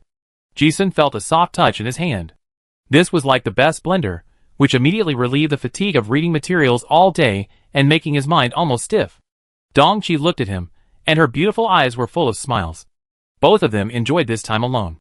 Ji-sun was playing with the ball in his hand with great interest while talking about the results of his research. When Dong Qi heard that Ji-sun had the main material of Golden Ball of Power Gem, he was also extremely shocked and said, "You mean you have that kind of god-level material?" Ji-sun said, "Yes. I got it by chance." Dong Qi felt like he was dreaming and became excited. Doesn't that mean that Golden Ball of Power Gem can be artificially made? Although he got the blueprints when he robbed the secret base of the Orlan royal family before, the process was too smooth. Seeing the moon goddess altar, she had actually guessed that the production restrictions must be extremely large, and it was probably useless. Unexpectedly, she heard such a shocking turn now. Ji-sun confirmed, "Well, as long as the materials are sufficient, it can be made. But the grade of the one in your hand is very high, and the current materials cannot make it." The golden ball in Dong Qi's hand was what Ji-sun got in the alien space in the Third Holy Grail War, Outpost War. After reading various materials, Ji-sun basically determined that the timeline of that space should be a civilization in the chaotic era. Most of the relics produced by ancient civilizations were made by gods, and mortals cannot replicate them at all. Theoretically, what can be produced now are all degraded products. However, even so, Dong Qi's eyes were shining, and the surprise in her heart was beyond words. There were 2 semi-finished golden balls in the previous spoils. Doesn't that mean that we can make 2 golden balls in a short time? She knew the terrifying effect of the golden balls very well. Ji-sun nodded yes. At present, no other use has been found for those fragments of the godhead, except to transform the blood of the Warcraft Lord. It can also be used to make golden balls. In his deduction, the best use of this material is to make the Titan mechanical team take shape as soon as possible to respond to emergencies. He talked about his plan, and Dong Qi's pretty face was more and more shocked. "Ah, you mean, the materials you have can theoretically make more than 100 Titan energy cores?" Ji-sun said lightly yes. Dong Qi's eyes were shining, and he seemed to see more than 100 Titan armors appearing on the battlefield at the same time, and even his breathing became a little heavy. She knew the current technological capabilities of the Eastern Wasteland better than anyone else, and she also calculated, because Miss Carter found some Titan component blueprints in the ruins before, the New World has always had research materials and equipment, and there is no shortage of them. If we delay for a few more months, we should be able to produce 2 or 3. If we have more time, the New World Workshop should be able to produce several units per month. In the future, we will have a large number of truly top-level mechanical armors. Yes. Ji-sun also nodded in agreement, but a trace of thought flashed across his eyes. What's missing is time. At present, the 2 dragon gods of Nandalu are fighting each other, and the 2 outer gods, Scarlet Corruption and Lord of War, are also busy gathering their divine power. That is, they have not spared their hands, otherwise those guys will never allow the mechanical technology of Dong Wang to develop. Dong Qi certainly knows this. But machinery is now the most important pursuit in her life, and she will never give up even if the road ahead is difficult. She thought of something and asked again, "Can we find more fragments of that godhood?" Although she and Ji-sun would not mind gains and losses, it would be better to have a stable source of production for such a treasure. Ji-sun shook his head. "It's basically impossible." He added, "That place is very dangerous. Even if you go there, you may not come out alive. It's almost impossible to go there again. The risk in the dead zone is very high, and there are too many secrets hidden. For example, no one knows what happened to Emperor Lanlingster at the bottom of the deep pit that caused him to be severely injured. Ji-sun didn't dare to guarantee that he could come out alive if he went again." "Ah, that's a pity." Dong Qi heard Ji-sun say this, and gave up the idea. The unexpected good news has made Miss Chi-Chi in a good mood. She is already very satisfied, and her laughter lingers in the whole tent. Haha, the Oran royal court really suffered a loss this time. They probably thought that the drawings and equipment we snatched were useless, so they didn't deploy heavy troops. Unexpectedly, it gave us a great convenience. This smile seemed to sweep away the depression of the day. Speaking of this topic, another thought flashed through Ji-sun's mind, and he said, it may not be completely unplanned. If I were in the enemy's situation, in an important base that would most likely be regarded as a strategic attack target, I would definitely arrange some means. Even if I knew that I couldn't stop them, and knew that it would be useless for the other party to take away those equipment, at least I would discuss them. Dong-chi didn't think as much as he did, but she was used to not being so smart around Ji-sun. Did they arrange anything? Ji-sun shrugged, I don't know. Dong-chi, you don't know? She thought that Ji-sun had quietly resolved some hidden crisis. She didn't expect to hear this unexpected answer. Ji-sun looked at Miss Chi-Chi's expectant eyes and laughed at himself. I don't know everything. It's just that there should be some arrangements in the deduction. Dong-chi said, oh. The fact is that the plan has been perfectly achieved, and there is no point in thinking more. Ji-sun also thinks so. On the other side. A few hours ago, the logistics corps of the Orlan Royal Court that was attacked had already left. The battlefield was left with a mess of craters, and the broken number 66 mechanical city. The New World team's previous attack was very precise, and most of the battles were concentrated on this mechanical city, so that the entire mechanical city was almost completely destroyed. Not only was the overall structure cut into several parts, but the equipment and artillery in the mechanical city that could be disassembled were also dismantled by others. Only a pile of scrap metal with almost no value was left. All the living people were rescued, but no one noticed that there was a small compartment converted from an abandoned pressure ball in the boiler room at the bottom of the number 66 mechanical city. When little Danny heard the sound of gunfire, his grandfather stuffed him into the storage room. After waiting for a long time, his grandfather did not come to open the door, and the little guy fell asleep unknowingly. After sleeping for a long time and feeling hungry, little Danny groped in the dark compartment. He remembered what his grandfather said, that he had to wait until the gunfire stopped before going out. He carefully put his ear to the heavy iron door of the cabin, paused for a while, and cheered excitedly, oh, no more gunfire. The little guy put up a small stool and hung himself on the door handle. He was too weak, so he put his whole body weight on it, and then he heard a click, and the iron door opened. It was pitch black outside. The little guy has been in the boiler room for a year. He is familiar with every corner here. Grandpa. Grandpa. Little Danny groped his way to the boiler in the dark, calling out. The empty mechanical city echoed with a childish and weak call. But no one responded to him. Little Danny gradually became a little scared. He started to jog along the way. Finally, he saw the familiar and tall steam boiler. There was still some unburned coal in the boiler, and the weak flame illuminated most of the dilapidated boiler room. The ground was wet, which was dried blood. Uncle Cole, Uncle Geraint, Big Jim. Corpses were everywhere. Little Danny was terrified, and the flames illuminated a pale little face. Grandpa, Grandpa. The little guy looked around in panic, trying to find his grandpa. He ran too fast and tripped over an iron pipe. He fell on the iron rack with a bang. His head hit his head, and tears filled his eyes. Little Danny was about to cry, but he looked up and saw a familiar old face. It was old Jack. But he was dead. He was hit by a heavy iron plate.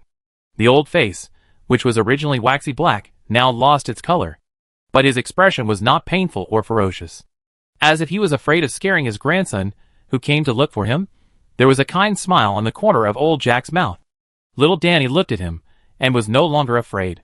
He hurried over and shook old Jack's shoulders, as if to wake him up, Grandpa, Grandpa. But after calling for a long time, old Jack still did not respond. He just lay there quietly. Little Danny reached out, and pulled old Jack's clothes, trying to pull his grandfather out. But the body was too heavy. The tender hands didn't have enough strength, and they slipped and sat on the ground. Little Danny couldn't wake up his grandfather, and he seemed to understand something. He was still shouting, Grandpa, Grandpa, and the tears in his eyes suddenly flowed down, crying loudly. In the huge ruins of the mechanical city, there was only one little guy, sitting helplessly in the dark, on the cold iron plate. The cry echoed around for a long time. He sat beside old Jack's body, and cried for a long time. Perhaps he was tired. Little Danny wiped away the tears from his eyes, climbed up again, and touched the door again in a trance. In the little head of the little guy, who had not yet understood what death was, there was only one thought. He wanted to pull his grandfather out. His little hands clasped tightly on the edge of the steel plate. He bit his upper lip tightly, holding back the tears in his eyes, and exerted his greatest strength, and his little body trembled. But the steel plate was too heavy.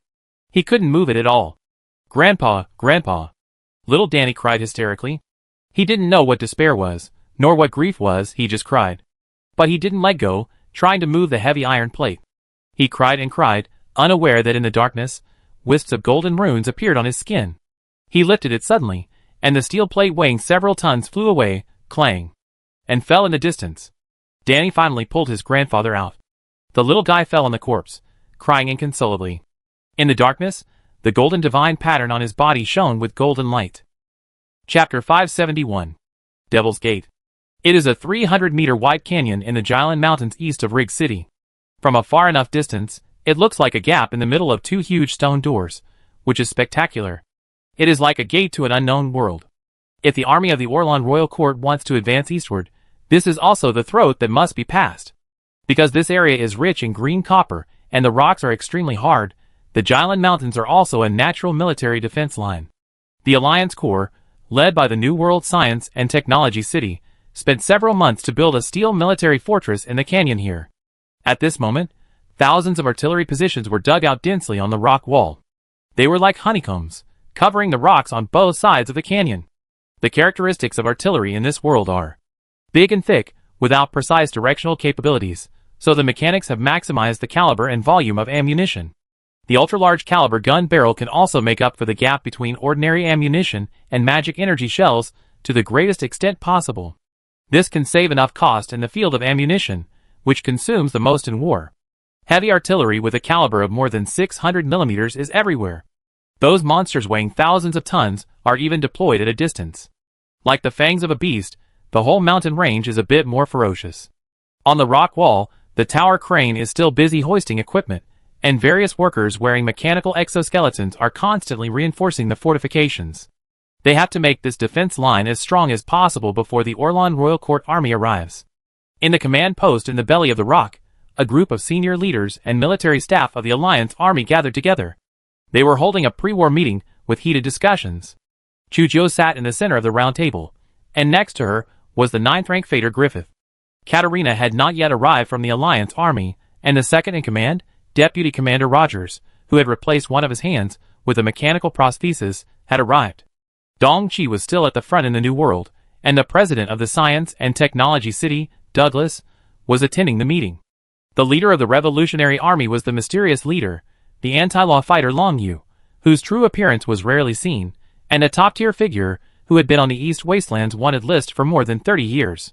He was a silent white-haired man. His age was hard to tell. He looked like he was in his 20s or 30s, but the light in his eyes was unusually deep. Ji Sun also sat at the round table, but he hardly spoke. He was more like a mascot, a bridge for the major forces to build trust and quickly run in. There were maps hanging on the walls of the conference room, and a sand table near Rig City in the middle of the table. The staff were summarizing intelligence. According to the intelligence just received, the vanguard of the Orlan Royal Court has arrived in Rig City. The main army of King Arthur is only 1 day away. They should be assembled in the next few days, and will launch an attack. According to the current intelligence, the main army assembled by the Orlan Royal Court consists of 13 army groups, with a total of more than 1 million people. There are also logistics and slave armies, with a total of more than 3 million people. Our main forces are the Alliance Army and the New World Mechanical Army, and there are only 100,000 people who can participate in the war. If we really have to confront them head-on, we basically have no chance of winning. So we can only fight a positional war. Yes. The Jialan defense line already has a strong enough firepower configuration. Our artillery range is also generally better than that of the Orlan royal family. The difference in numbers is not very important in a fight. As long as we drag it out long enough, the Titan armor on the New World side will be offline, and our chances of winning will become higher and higher. We are indeed not afraid of a normal war. However, Arachne, the moon goddess of the Orlan royal court, and the 2 foreign gods are a big problem. What we have to worry about now is the bad climate, insect plagues and faith pollution. Yes. The logistics department is already focusing on defense. Everyone. How is the decapitation plan going? As long as King Orlan dies, the enemy will collapse. It's very difficult, almost no progress.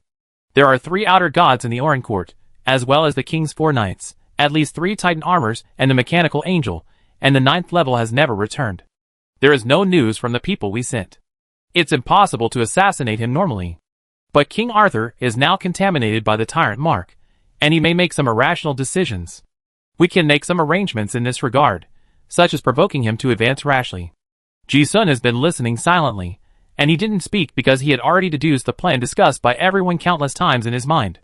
As of now, the outcome of the battle between the two sides is indeed difficult to determine, and there are too many uncertain factors. On the surface, the Orin royal court does have an absolute advantage. But as discussed, the bloated and huge million-strong army also has many disadvantages, and the biggest uncertainty is the tyrant Arthur. Now, a large number of old ministers of Orin are still surrendering to the exiled Princess Chujio every day, which shows the situation inside the Orin royal court. Ji-sun seemed to see the mad King Alduin, who was deserted by his friends and relatives at the end of Talon. King Arthur is now the biggest uncertainty. Neither side has the ability to behead the other, so they can only fight to see who can drag it out to the end. Although the coalition forces have fewer people, they also need fewer logistical resources, and the dispatch is efficient, so they can concentrate their superior forces to fight a sharp knife battle. Besides, the ironclad Jylin defense line, as long as there is enough ammunition, the longer the battle lasts, the more advantageous it will be. But this is the normal situation. There are too many accidents in Ji-sun's deduction. The 3 outer gods are just one of them. There is also the Iris Corps that has withdrawn from the East Wilderness, and is secretly spying, and even the dragon god of the South Continent. The 2 outer gods may not really ignore this side.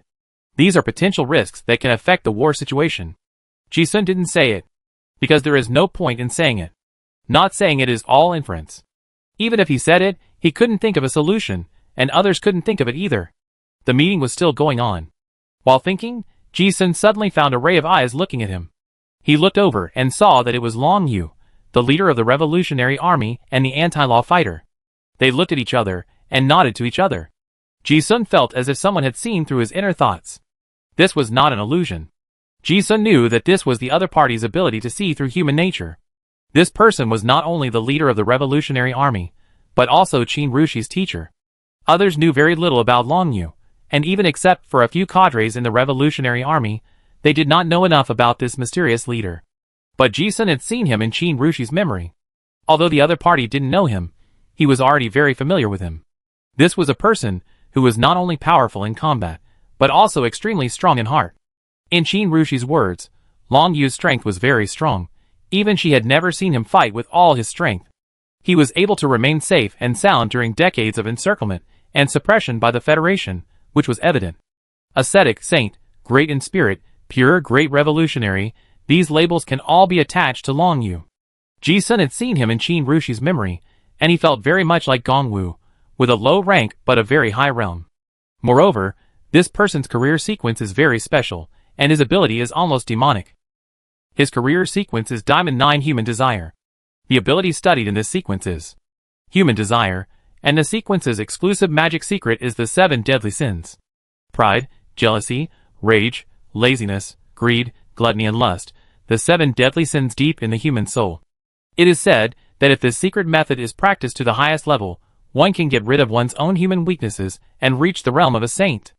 This is a profession that has insight into human nature and powerful abilities. However, the title of the Godhead pointed to by Path 9 is Destruction, which is even more interesting. Ji-sun was looking at the anti-lawman Long Yu. The other party was also looking at him. Ji-sun certainly saw that the man seemed to be very interested in him. Not long after, the meeting ended and everyone left one after another. Anti-lawman Long Yu had just arrived at the Jylin defense line today, and had not had time to say hello. Ji-sun also met him for the first time in the conference room. He just stood up and prepared to chat, but the white-haired Long Yu took the initiative to greet him. Young friend Ji-sun. This young friend is not arrogant. This guy has been on the wanted list for more than 30 years. It is said that he had white hair when he was on the list. It is estimated that he must be very old. Ji-sun also politely said, Senior Long? Not only because of age, but also because the other party is Qin Rushi's teacher, it is also polite to use honorifics. Long Yu didn't pay much attention to the details of the address, and smiled and said, No need to be so polite. He said, I heard the cadres talk about you before, and today I see that you are indeed extraordinary.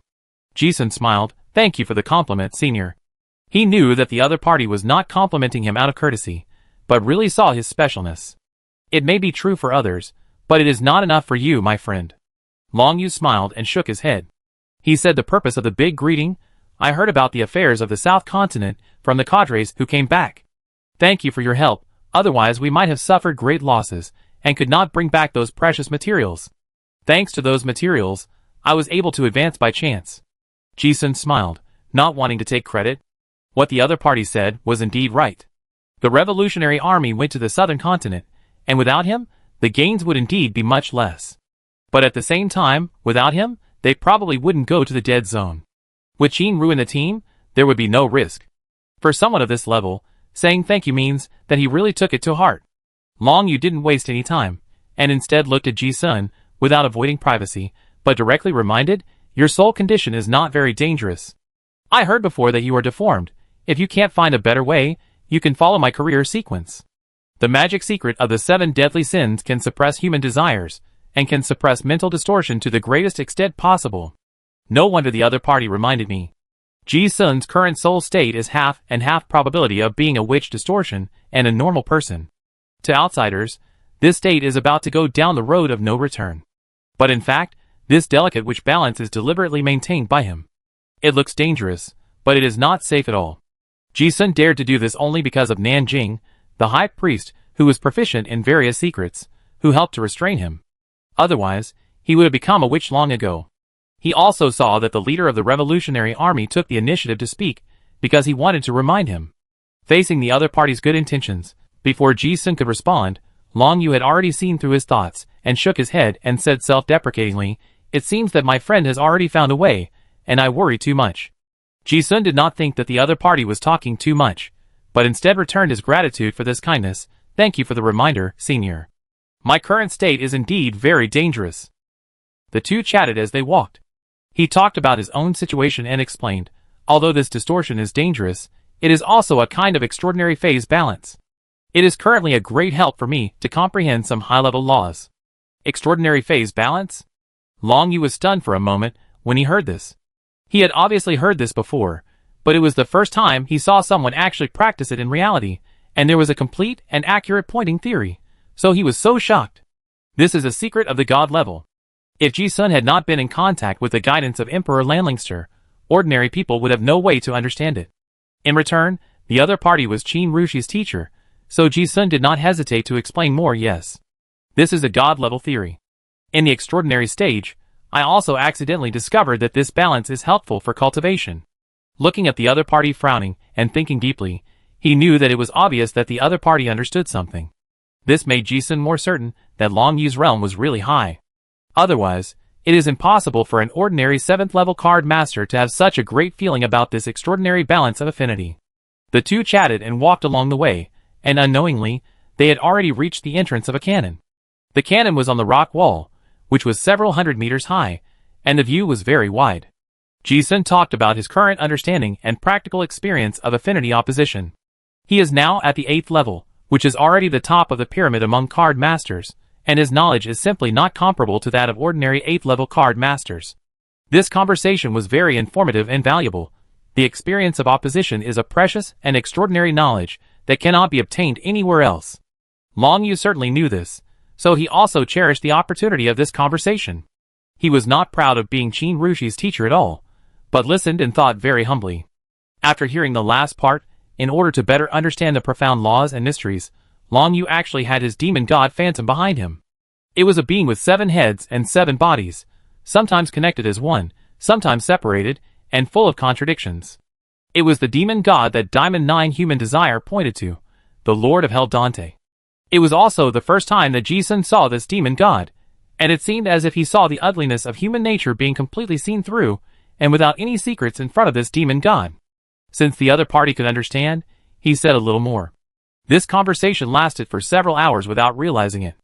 It was not until the radio broadcast that it was time for dinner that the two stopped. Long Yu came out of the state of enlightenment of traveling in the ocean of knowledge. His expression was full of complexity. For many years, he had not experienced this kind of enlightenment, and the feeling of thoughts gushing out like a spring. Ji-sun's words opened a door to the highest realm for him, which made Long Yu see a new world. His realm was already very high, but there was not enough solid evidence to prove that the route he took in his realm was correct. It was like a castle in the air without a blueprint. And now, Ji-sun's words, like a blueprint, set a path for him to reach the top in the future. Without time to digest those insights, Long Yu looked at Ji-sun beside him and said sincerely, "Thank you for your guidance." Originally, he wanted to repay Ji-sun for helping the Revolutionary Army in the southern continent and solve his distortion problem. Unexpectedly, not only did he not help, but because of Ji-sun, he encountered an unimaginable opportunity. As he said, he took out a booklet that seemed to have been prepared long ago and said, "This is the secret method of the 7 deadly sins that I practiced on this path. I heard that your soul was not in good condition, and thought it might be helpful. Now it seems that the realm of the young friend is far beyond my imagination. I was worrying too much, ha ha ha." Then the leader of the Revolutionary Army laughed at himself. "I originally wanted to repay the favors owed to the cadres in the southern continent, but now I see that I owe more." Ji-sun shook his head. "Senior, you are too polite." Of course, he saw the other party's good intentions. Even if he didn't say what he said before, the other party would still send the 7 deadly sins secret method. Although Ji-sun does not need to suppress the distortion at present, this secret method is still very useful to him. This is the most advanced secret method to restrain the soul. It can restrain the independent personality in the mind that sometimes makes trouble. Ji-sun took the secret method and said, "I will go back and take a look. If there is anything I don't understand, I will ask the senior for advice another day." "Okay. Then I will go upstairs first." Haha, the cadres must have been waiting for me to discuss the content of the meeting for a long time. The self-mockery on Long Yu's face did not diminish, but he didn't say anything more. He knew that the other party gave him enough face. The content of the extraordinary opposites just now was enough for him to comprehend for a long time. There will certainly be more doubts at that time, and I may need to ask for advice. As he turned and left, the leader of the Revolutionary Army showed a relieved smile on his face. After leading the Revolutionary Army to fight for decades, for the first time, he seemed to see the dawn of hope. Ji-sun also realized that it was time for dinner. The interior of the Jilin line is a network of passages, which are numbered. He looked at the number on the wall. 707, the mecha training and modification room of the New World is nearby. 710. Area. Dongqi should also be there. After thinking for a while, Ji-sun walked directly to the training room. Everyone in the New World knew Dongqi, so now they all knew Ji-sun. As he walked along, people greeted him along the way. Some bold girls even came to see what the handsome guy, who was said to have taken down the first female mechanical god of war in their new world, looked like. Ji-sun walked to Area 710, where there were several huge mechanical workshops, where the machines would modify and repair the armor. From a distance, one could smell the unique smell of steel and oil that belonged to the mecha. Before Ji-sun could ask, several young mechanics, who met at the door, pointed out the direction. "Mr. Ji-sun, are you looking for the team leader? She is inside, in cabin number 3. "Okay, thank you." Ji-sun smiled and greeted, watching the little girls, who covered their mouths and laughed softly, leave, and he also walked in. When he found cabin number 3, Dongqi was indeed inside. The cabin was filled with various instruments, tools, and mechanical parts. The tall Titan armor was in the center of the cabin. A man-sized single-soldier magic light cannon was suspended in the air by a mechanical arm, and colorful tubes were connected to the control room of the mecha, which seemed to be testing the compatibility of the new weapons and mecha. In front of the mecha, a girl in an oily mechanic's uniform was concentrating on looking at the data in her hand. It was Dongqi. Hearing the sound of the door opening, she saw that it was Ji-sun who came, and quickly put down the instrument display screen in her hand, walked over excitedly, and hugged his neck. "Why are you here?" Ji-sun smiled and said, "It's time for dinner. I happen to be nearby, so I came to see you."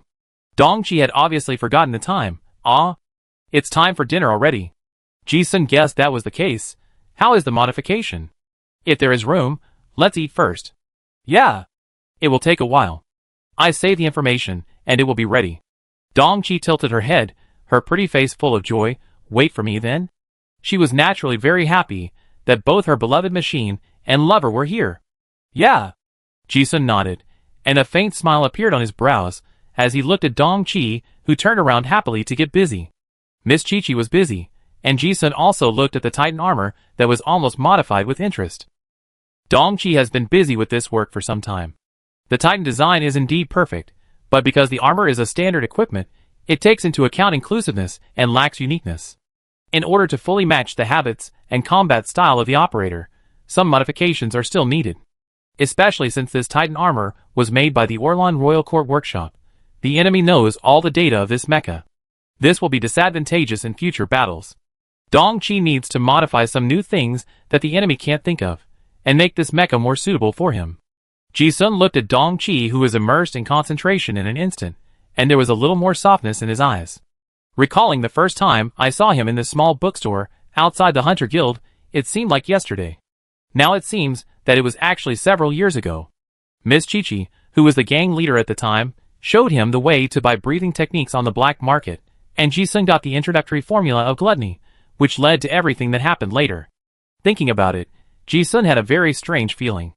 It seemed that any small encounter in fate was an indispensable point in the future. It was like a small stone on the road of life, which looked insignificant at the time. But after walking far enough and looking back, he realized that the small stone affected the entire destiny line. For a moment, the laws of the universe in Ji-sun's eyes seemed to flow clearly. As if she noticed the gaze behind her, Dong Qi turned around and looked at him. A meaningful smile appeared at the corners of her eyes. "What are you thinking about?" Ji-sun said. "I think Miss Chi-Chi is so beautiful." Dong Qi was like a little girl who was praised. She did not hide her joy and smiled. "Really? Haha, I think so too." As she said that, she came over and hugged Ji-sun intimately. "Let's go and eat." Ji-sun nodded. However, just as the two were about to walk out of the cabin door, suddenly, the alarm in the defense line sounded loudly. Hearing the shrill alarm, Ji-sun and Dong Qi frowned instantly, because they saw what happened from the display in the cabin. Outside, above the Hellgate Canyon, a bright moon hung high in the sky at some point, like the eyes of a demon, staring at all the movements of the entire defense line. Ji-sun frowned, but then relaxed, and murmured, "The people of the Orlan Royal Court have taken action." Dong Qi's crystal eyes sparkled, and he nodded, yes. It was expected, but not surprising. This bright moon was like a fuse to ignite explosives. When the sparks lit up, it was determined that an inevitable battle had begun. Chapter 572. A bright moon suddenly appeared in the sky, and the white moonlight spread all over the earth, giving people a sense of tranquility and a hazy beauty like a dream. The moonlight shone on the cold turrets, and also reflected a number of extremely serious faces. Ji-sun had seen the methods of those foreign gods many times, so it was not surprising at all. Even the holy object of the Silver Moon sect, the moon is still on him. But most of the coalition forces saw such a magical scene for the first time. The canyon was filled with light mist, and the bright moon was hanging high. When people looked at the moon, it was also reflected in their eyes. This is a means of faith pollution. However, the coalition forces already had a plan to deal with the foreign gods. Not only did they have various prohibitions and formations to shield pollution, but they also had some relics that absorbed divinity. This moonlight had no effect on the soldiers in the Jilin defense line. Ji-sun and Dong Qi quickly came to the observation window of the turret. Not long after, the two saw sporadic lights appear on the horizon in the direction of Lig City at the end of their vision. Then those light spots gradually gathered into a wave of flames, rushing towards the canyon. Ji-sun picked up the telescope and looked carefully. In front of the enemy camp were some dilapidated mechanical cities, and poorly equipped slave legions. Dong Qi also saw this scene and muttered, "There are quite a lot of people." She knew that this was just a test attack, and these people could not pose any threat to the Jilin defense line at all, so she didn't care much. But Ji-sun looked at those people and frowned slightly. It will be a fierce battle in the future. Dong Qi looked at him suspiciously, and cast a puzzled look. The two knew what the other meant without saying much. Ji-sun's eyes were distant and deep, and he said directly, "The Oran Royal Court originally regarded these vanguard troops as consumables. The purpose is probably for sacrifice. The more people die now, the stronger the power of the foreign gods behind will be. The more they will come to deal with in the future.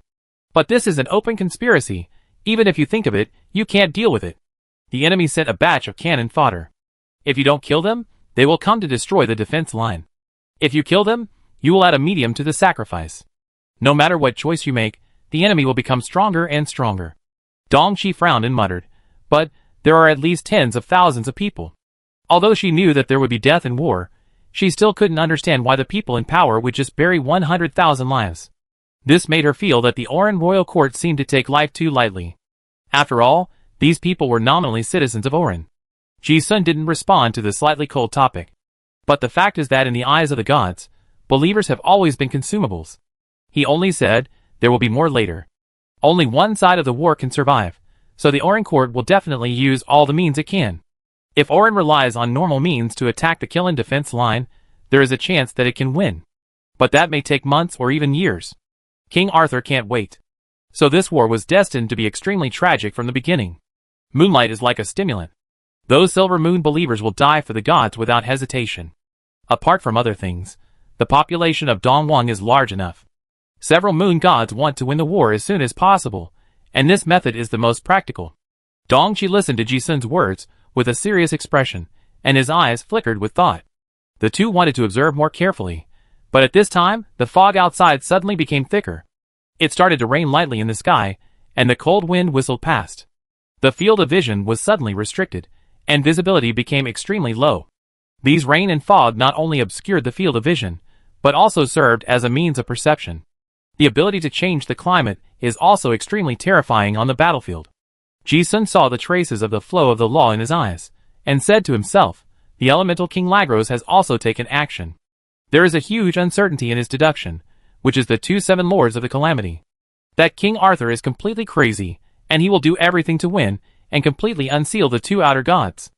In that case, the coalition forces will eventually win and lose. The scene of the fall of the Talon Empire 3,000 years ago may also reappear.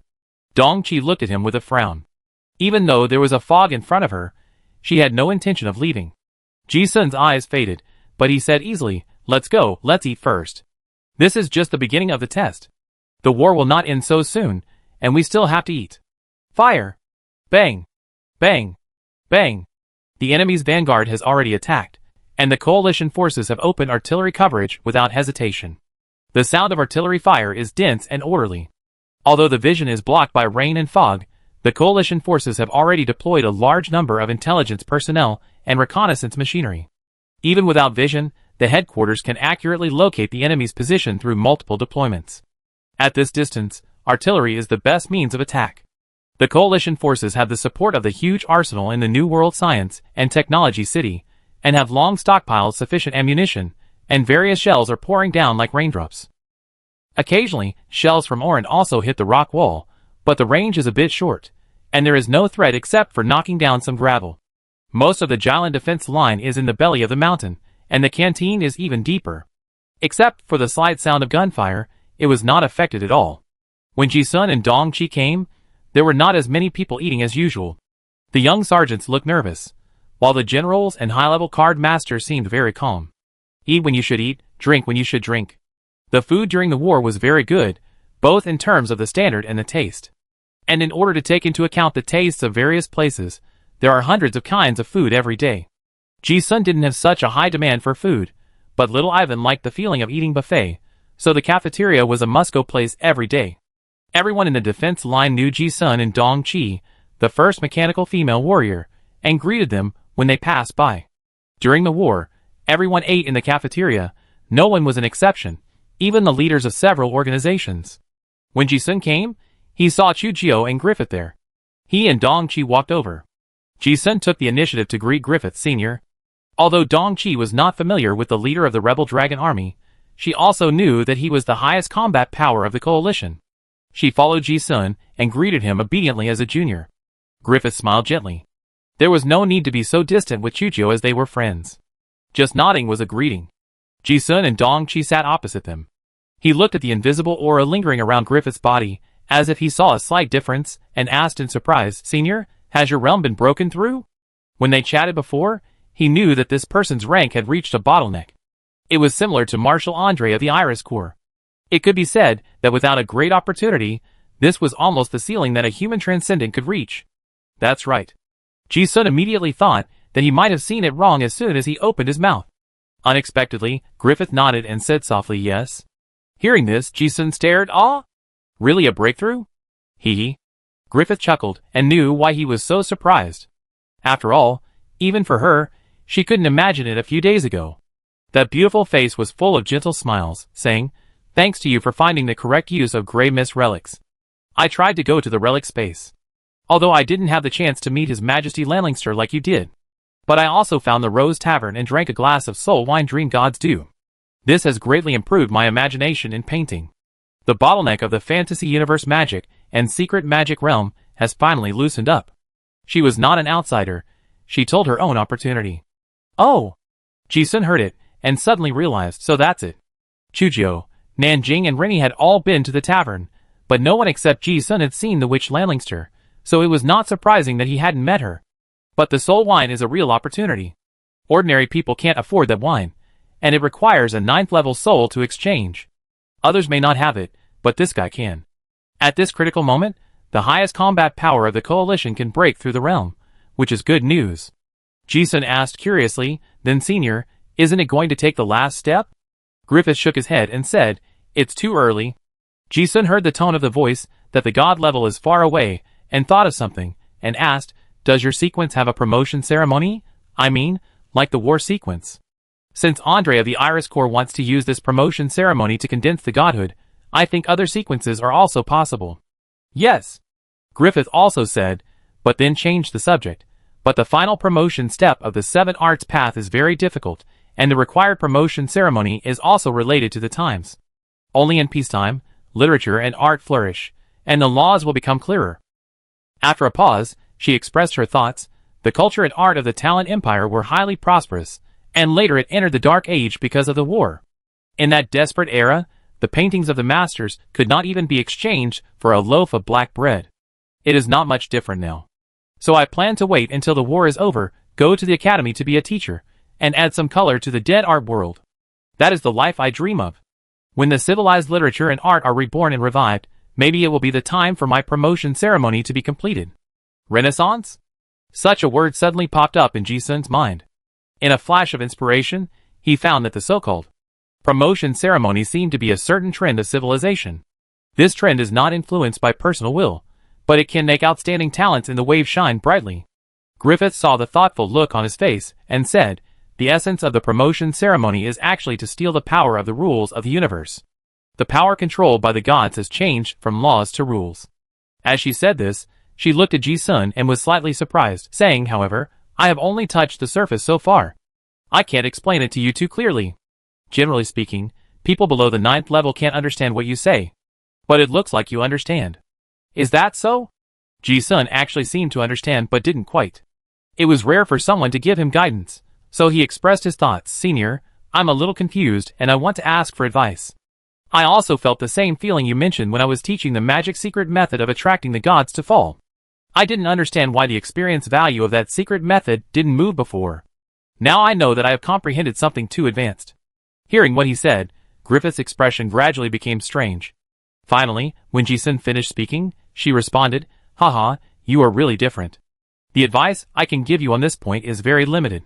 When you have time, you can communicate more with His Majesty and Priest Nan. They can give you more help at the current stage. Oh! Ji-sun listened and nodded. He knew what Griffith meant, a little teasing, but 7 points of seriousness. Chujio and Nanjing are at a similar level to him, but both the Augustus royal family and the High Priest have a deep heritage. The problems they are facing now have also been encountered by the predecessors of the Talon dynasty, so there are more things they can learn from.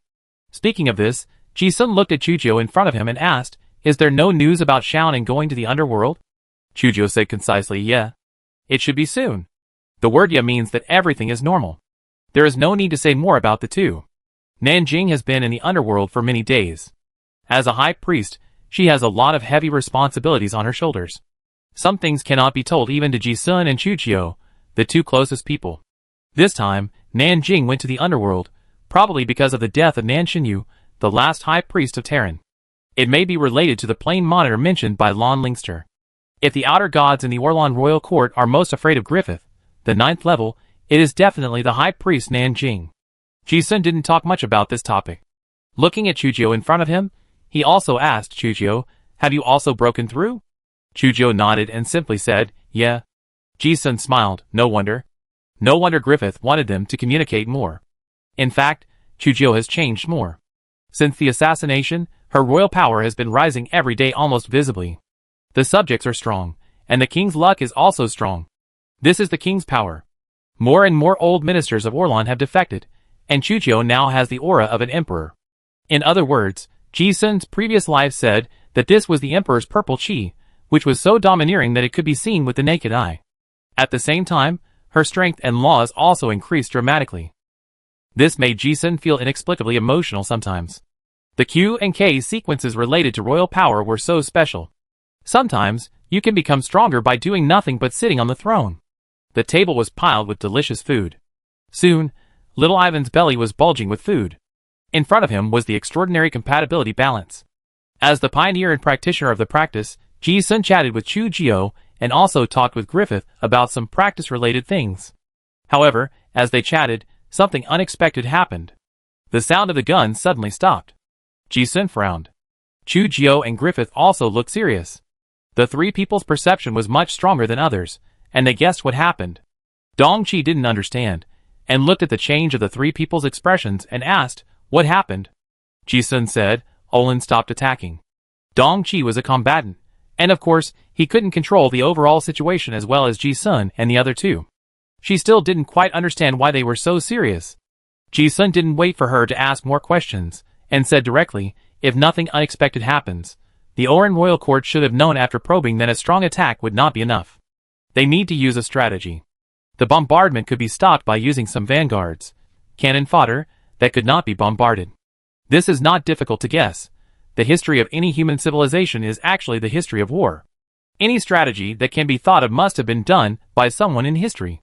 Ji-sun heard the gunfire stop, and actually had guessed most of it. Oh! Dong-chi also roughly understood it. Sure enough, before a moment, a messenger came hurriedly, and he said something to the palace lady not far away. The lady's expression changed, and she hurried over to report to Chujio, "Your Majesty, the sentry has received news that Oran has used a large number of civilians as the vanguard, and many of them are the families and clansmen of the ministers." "Yes." "Got it."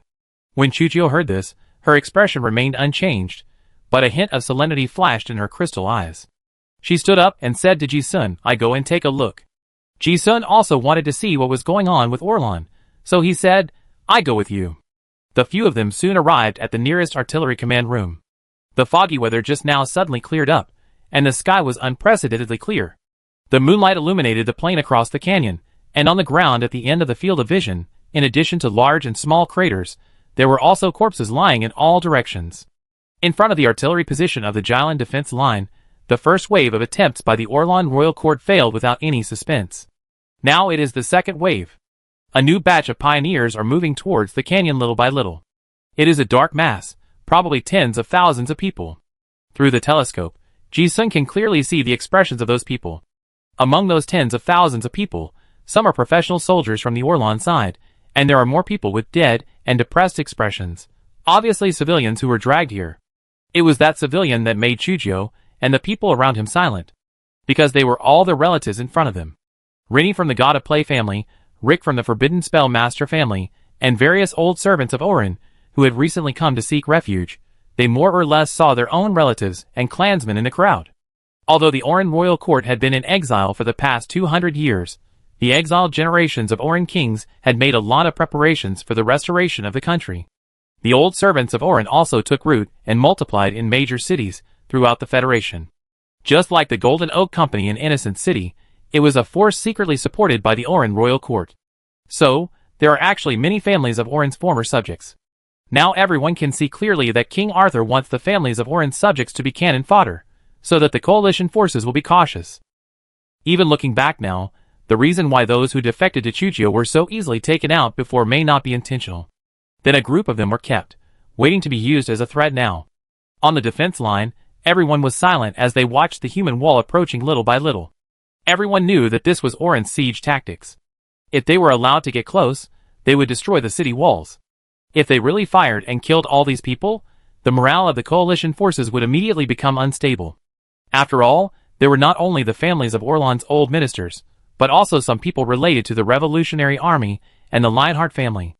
Everyone was mentally prepared to face the cruelty of war, but they really didn't expect that King Arthur would really show no mercy and use such a despicable tactic at the beginning. Fortunately, there was an emergency plan in place. As the commander-in-chief of the coalition forces, Chujio decisively ordered, "Put the people in the quarantine area. No one can touch without permission. Anyone who takes the opportunity to cause trouble will be killed on the spot." Yes. Everyone took the order and left. Chujio watched everyone leave, turned his head to look at Ji-sun beside him, and asked, What do you think? She knew Ji-sun's ability very well. The two of them had actually discussed this possibility before. Now that it happened, she asked a question. Ji-sun narrowed his eyes slightly and said concisely, insects, plague, spies, assassins, and faith pollution. He advanced to the 8th level through our J-War sequence, unparalleled national scholar, so he saw the war more deeply than others. The laws of war have now become battlefield strategies, and they are now in front of us. In Ji-sun's mind, he saw the future scene of what would happen if those cannon fodder came in.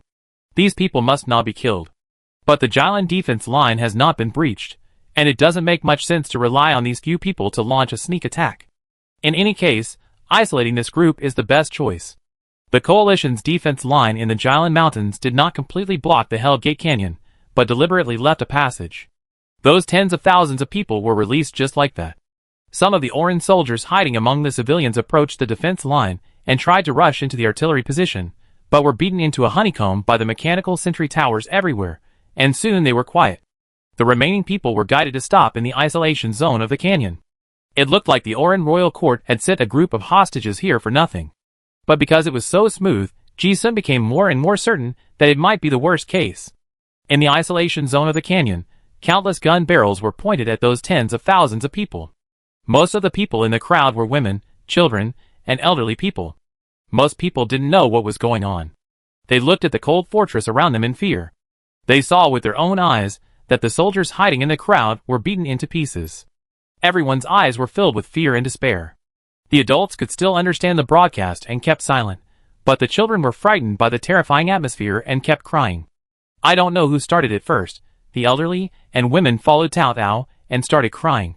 Being sent to the front line as cannon fodder by their own king was already very aggrieved, and now they were being pointed at by guns, and they had already lost their minds. After all, the people below were their own families, and the old ministers of Oran on the coalition side were also heartbroken. Chujio, King Augustus, personally came out to speak and quickly stabilized everyone's emotions. But in a blink of an eye, the expected accident occurred. Among the group of people, some people suddenly overflowed with abnormal bloodshot eyes, and gradually, strange black spots appeared on the skin of adults and children. Not one, but a whole area. The time was also very precise. Plague! They have the plague! The holy water of the Holy Grail of Kingship can cure all diseases. Let's go to King Augustus. She will definitely save us. Yes, go to King Augustus. Someone in the crowd shouted, and the crowd that had just stabilized suddenly became chaotic. Now, everyone understood the evil intention of the Orlan royal court to send this group of old, weak, women and children. As Ji-sun said, they brought plague. Thanks to the emergency plan, no one was allowed to come into contact with this group of people. Even the bodies of those who tried to climb the wall and were beaten to pieces were immediately burned and disinfected. Otherwise, if this group of people came into contact with the people in the defense line, the plague would probably cause the coalition to be defeated without a fight. With the spies taking the lead and making trouble, the adults could have remained calm, but now they were in a panic. They could die by themselves, but looking at the babies in their cradles and their elderly parents, their moods collapsed. The elderly, the weak, women and children formed a closed loop of fear. The elderly and children had weak resistance, and soon some people started coughing up blood. In the panic, some people in the crowd tried to flee, but were forced back by gunfire. Seeing the people running around being killed by machine guns, the group knew they couldn't escape, so they just cried. Even if there was a last glimmer of hope, they couldn't bear to watch their children die in the plague. The women and the elderly could only kneel on the ground and beg, "Great King Augustus, please save my child." This voice gradually formed a torrent of desperate voices, echoing throughout the canyon. The crying also made the group of old servants of Orlan look at it, with gloomy faces and fists clenched to the point of water coming out. Ji-sun looked at the commotion at the bottom of the canyon. His expression did not change at all, but he complained in his heart, "Black Death? King Arthur really used some strategies to cut off his descendants. He dared to use the strategy of plague indiscriminately, and he was not afraid of backlash."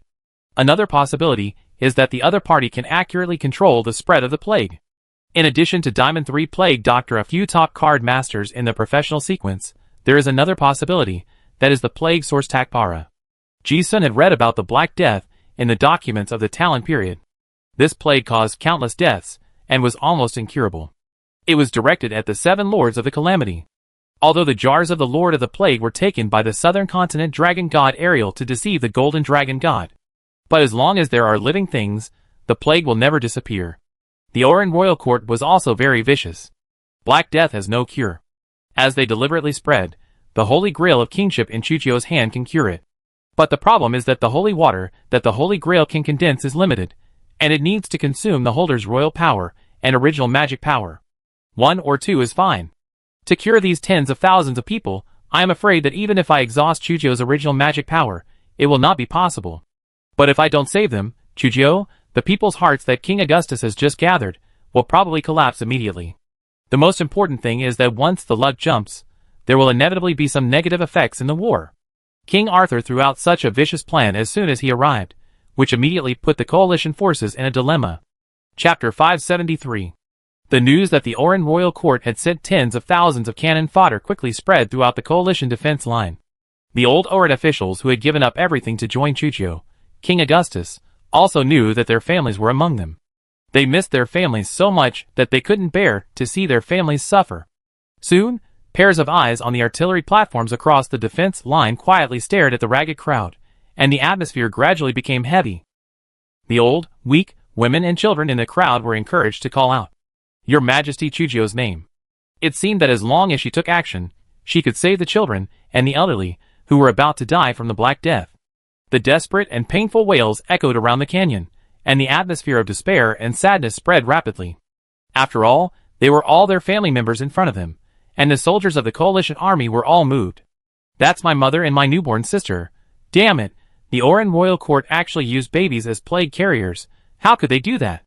My grandmother, my sister's family are also in there. Oh my God, if I can replace them, I would rather bear those sufferings myself. Your Majesty Arthur is really disappointing. Even in war, how can you let your family be cannon fodder? These people are carrying the plague, and they must not be allowed to come in." But they are. No buts. Once the plague spreads to the coalition forces, none of us will survive. Your Majesty Chujio cannot save so many people.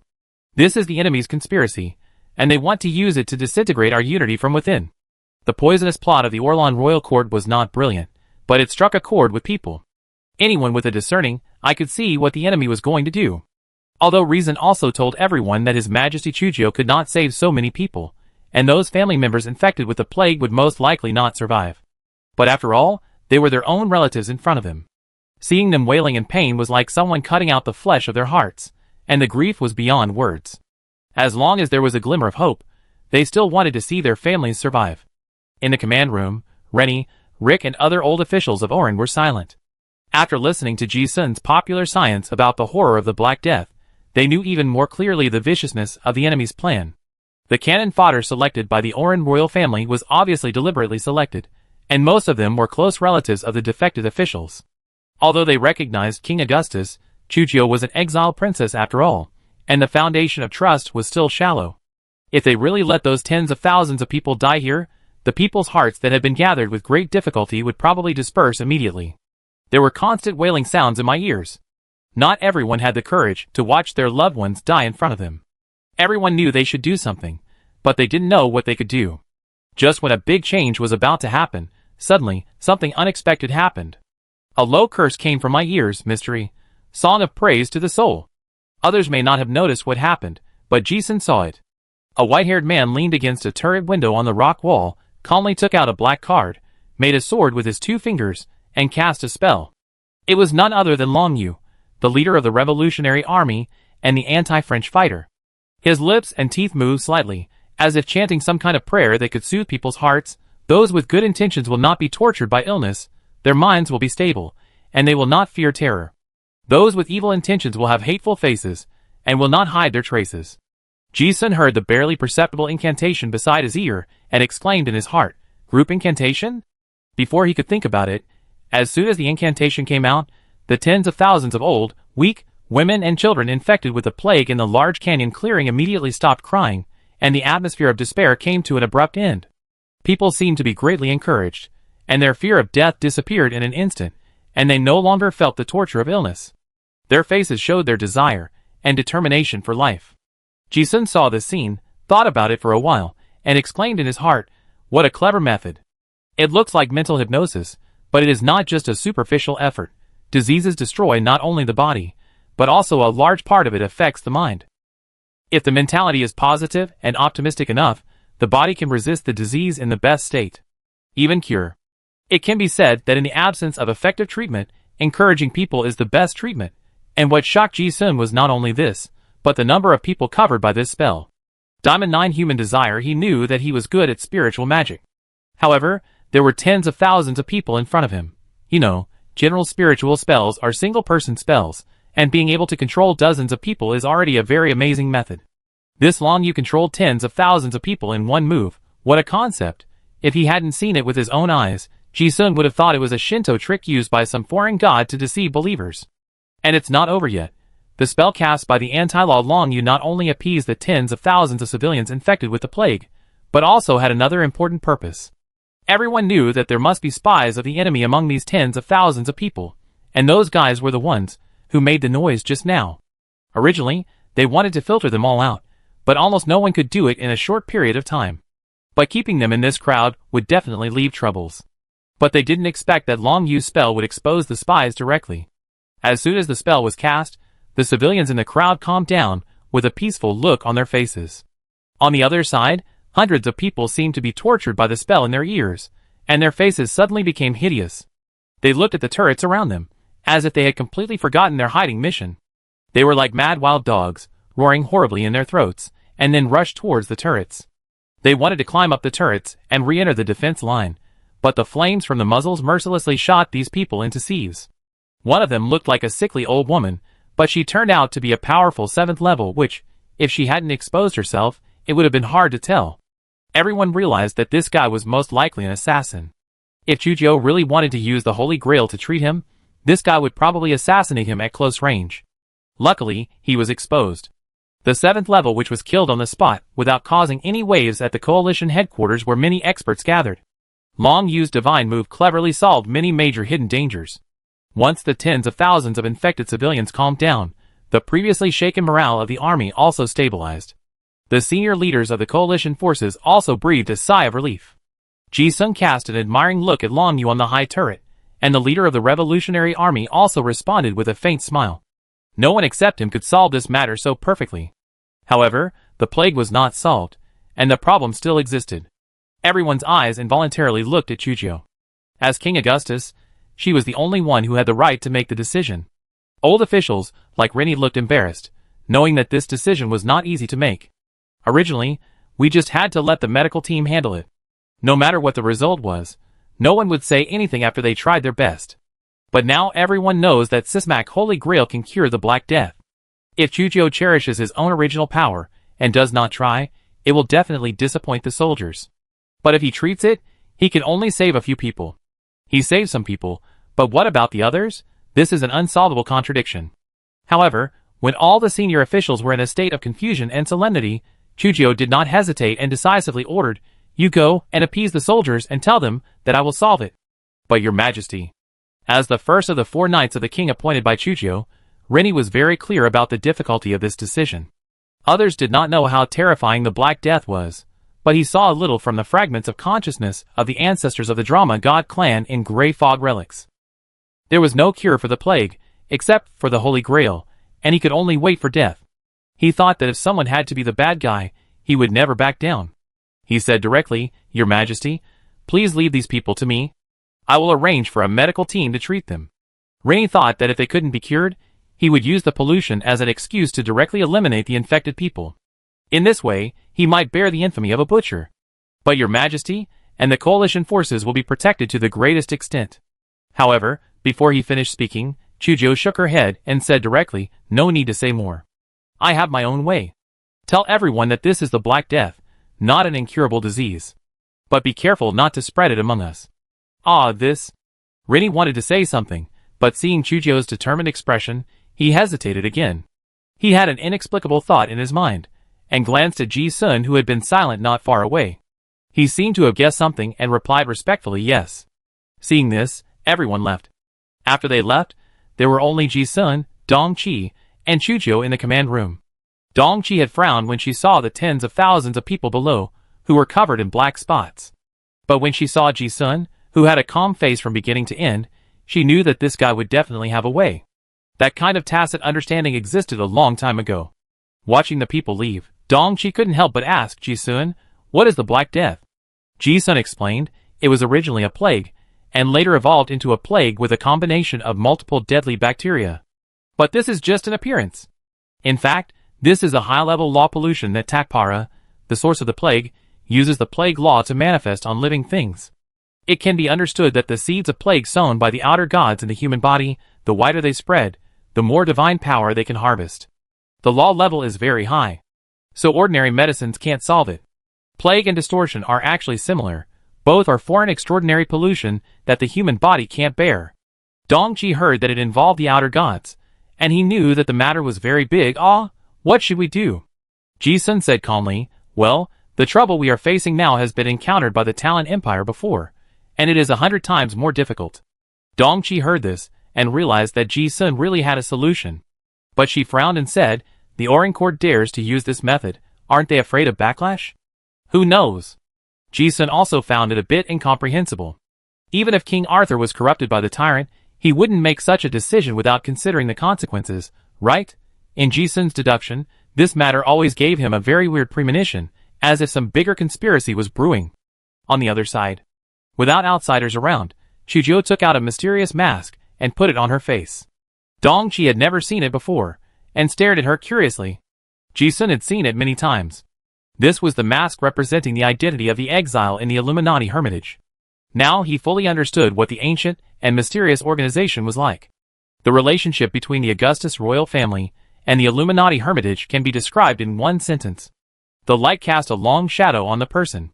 Augustus is the face standing in front of the stage, and the Hermitage is the shadow hidden in the dark. They are the most important means to maintain the continuation of the Card Master civilization. And each member of the Illuminati has a mask representing his identity.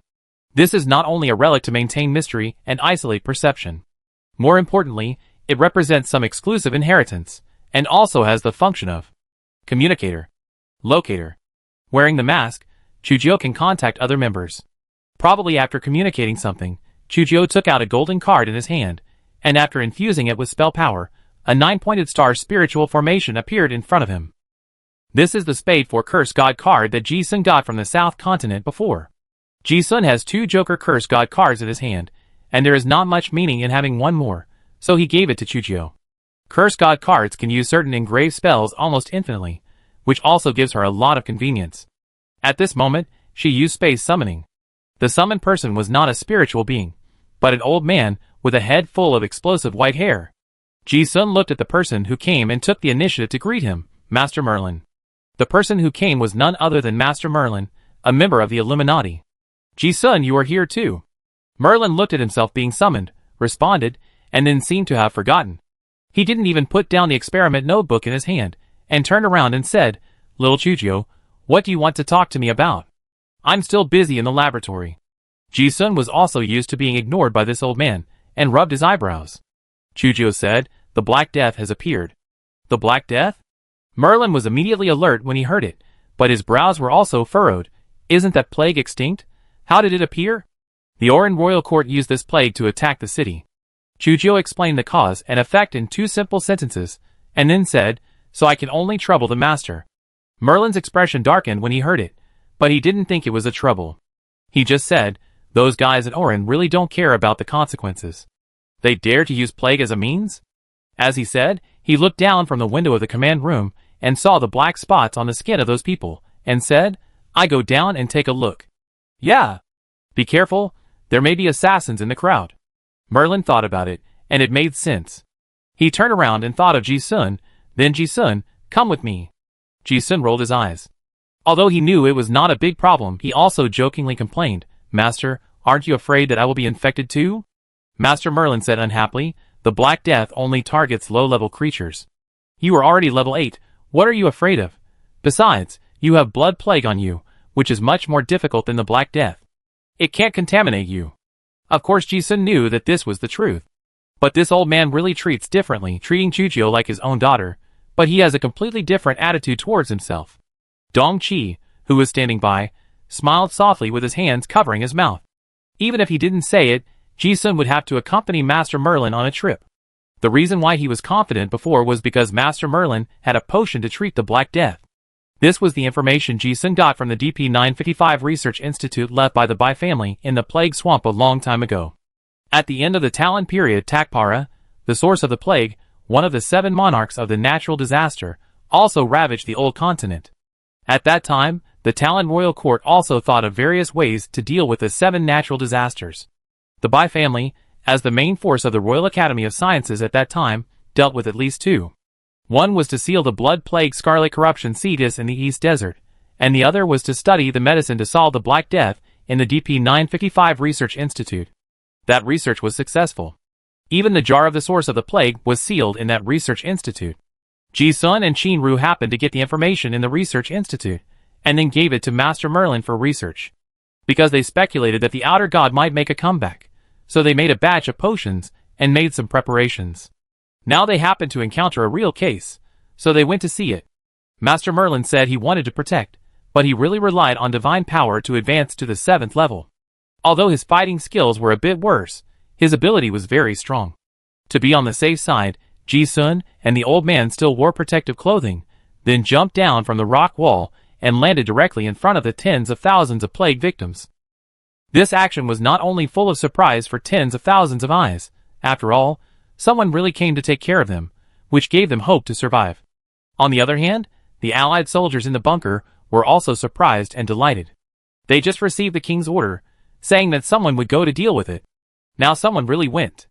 Although Master Merlin was exiled to the City of Innocence for many years, he was one of the real 3 legendary card makers in the East Wasteland, and his reputation was not small at all. They knew Ji-sun and Merlin. So when they saw 2 big men appear at the same time to solve the plague, everyone realized that the order of King Augustus was not a stopgap measure to appease them. But if they really wanted to solve it, they could solve the plague. For a while, everyone looked at it with expectation. And no one saw that because of this decision, the royal power of Chujo in the command room became more and more solid. Ji-sun accompanied Master Merlin and went directly to the refugee group. Ji-sun was afraid that these people didn't know Merlin, so he introduced him. "Don't be afraid, this is Master Merlin. His Majesty Chujo arranged for us to help you treat your illness." He also did not forget to create a wise ruler image for Chujo. When they heard it was Merlin, everyone's eyes immediately showed expectations. A mother holding a young child immediately felt like she had grabbed a life-saving straw and knelt on the ground. "Master, please help me see my daughter. She has difficulty breathing." Even though the lady was so anxious, she had good intentions. She knew that she was infected with the plague and was afraid of infecting Ji-sun and the others, so she kept a distance. Merlin didn't have the airs of a master at all. He walked over and started to check the child's symptoms. After looking for a while, he roughly determined something and muttered, "It is indeed the Black Death." Ji-sun watched from the side and observed closely. The black spots on people's bodies were like a bunch of contamination by alien laws rejected by the body. Merlin said, "But the situation is not bad.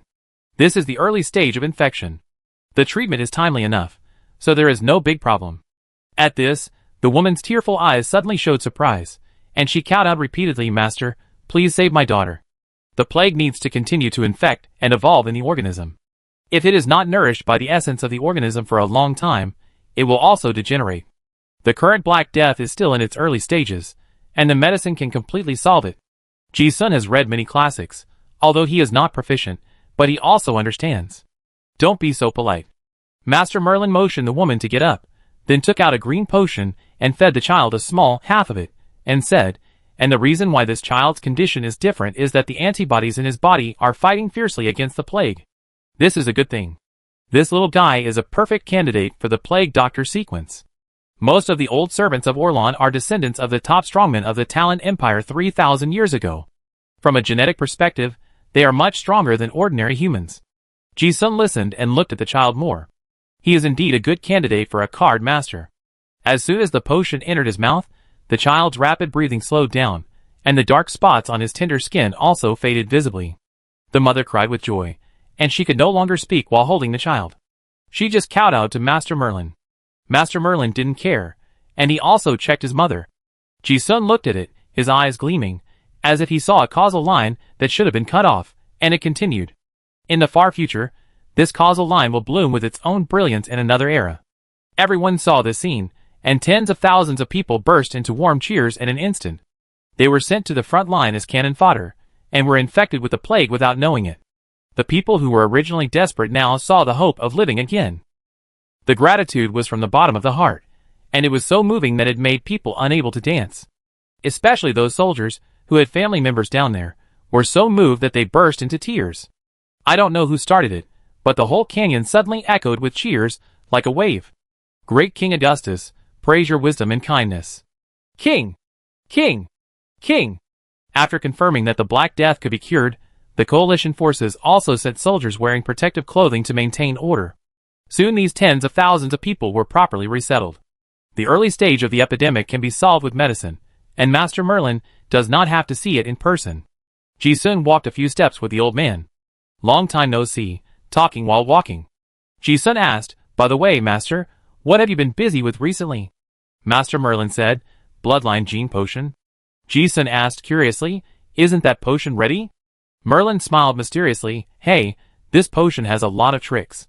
It's also thanks to you that you gave me so many mythological samples brought back from the South Continent, and those pure-blooded dragons let me discover a big secret in human genes. Upon hearing this, Ji-sun also became very interested. Oh? Master Merlin said, the biggest difference between humans and gods, in addition to the indescribable understanding of the laws, is the difference in the physical body. Because the upper limit of the human gene chain is only this high, and there is no more at the 9th level. It's like a mountain, reaching the top. And the god level is still higher than the top of the mountain. This phenomenon is particularly obvious in the gene chain of humans and dragons. After taking a breath, he continued, I carefully studied a variety of higher biological samples, and they all pointed to the same law. The gene chain of lower organisms ends at the 9th level. The gene chain of the so-called higher organisms is far more than the gap at the blood level. Theoretically, grafting a gene chain above the god level can break through that limit.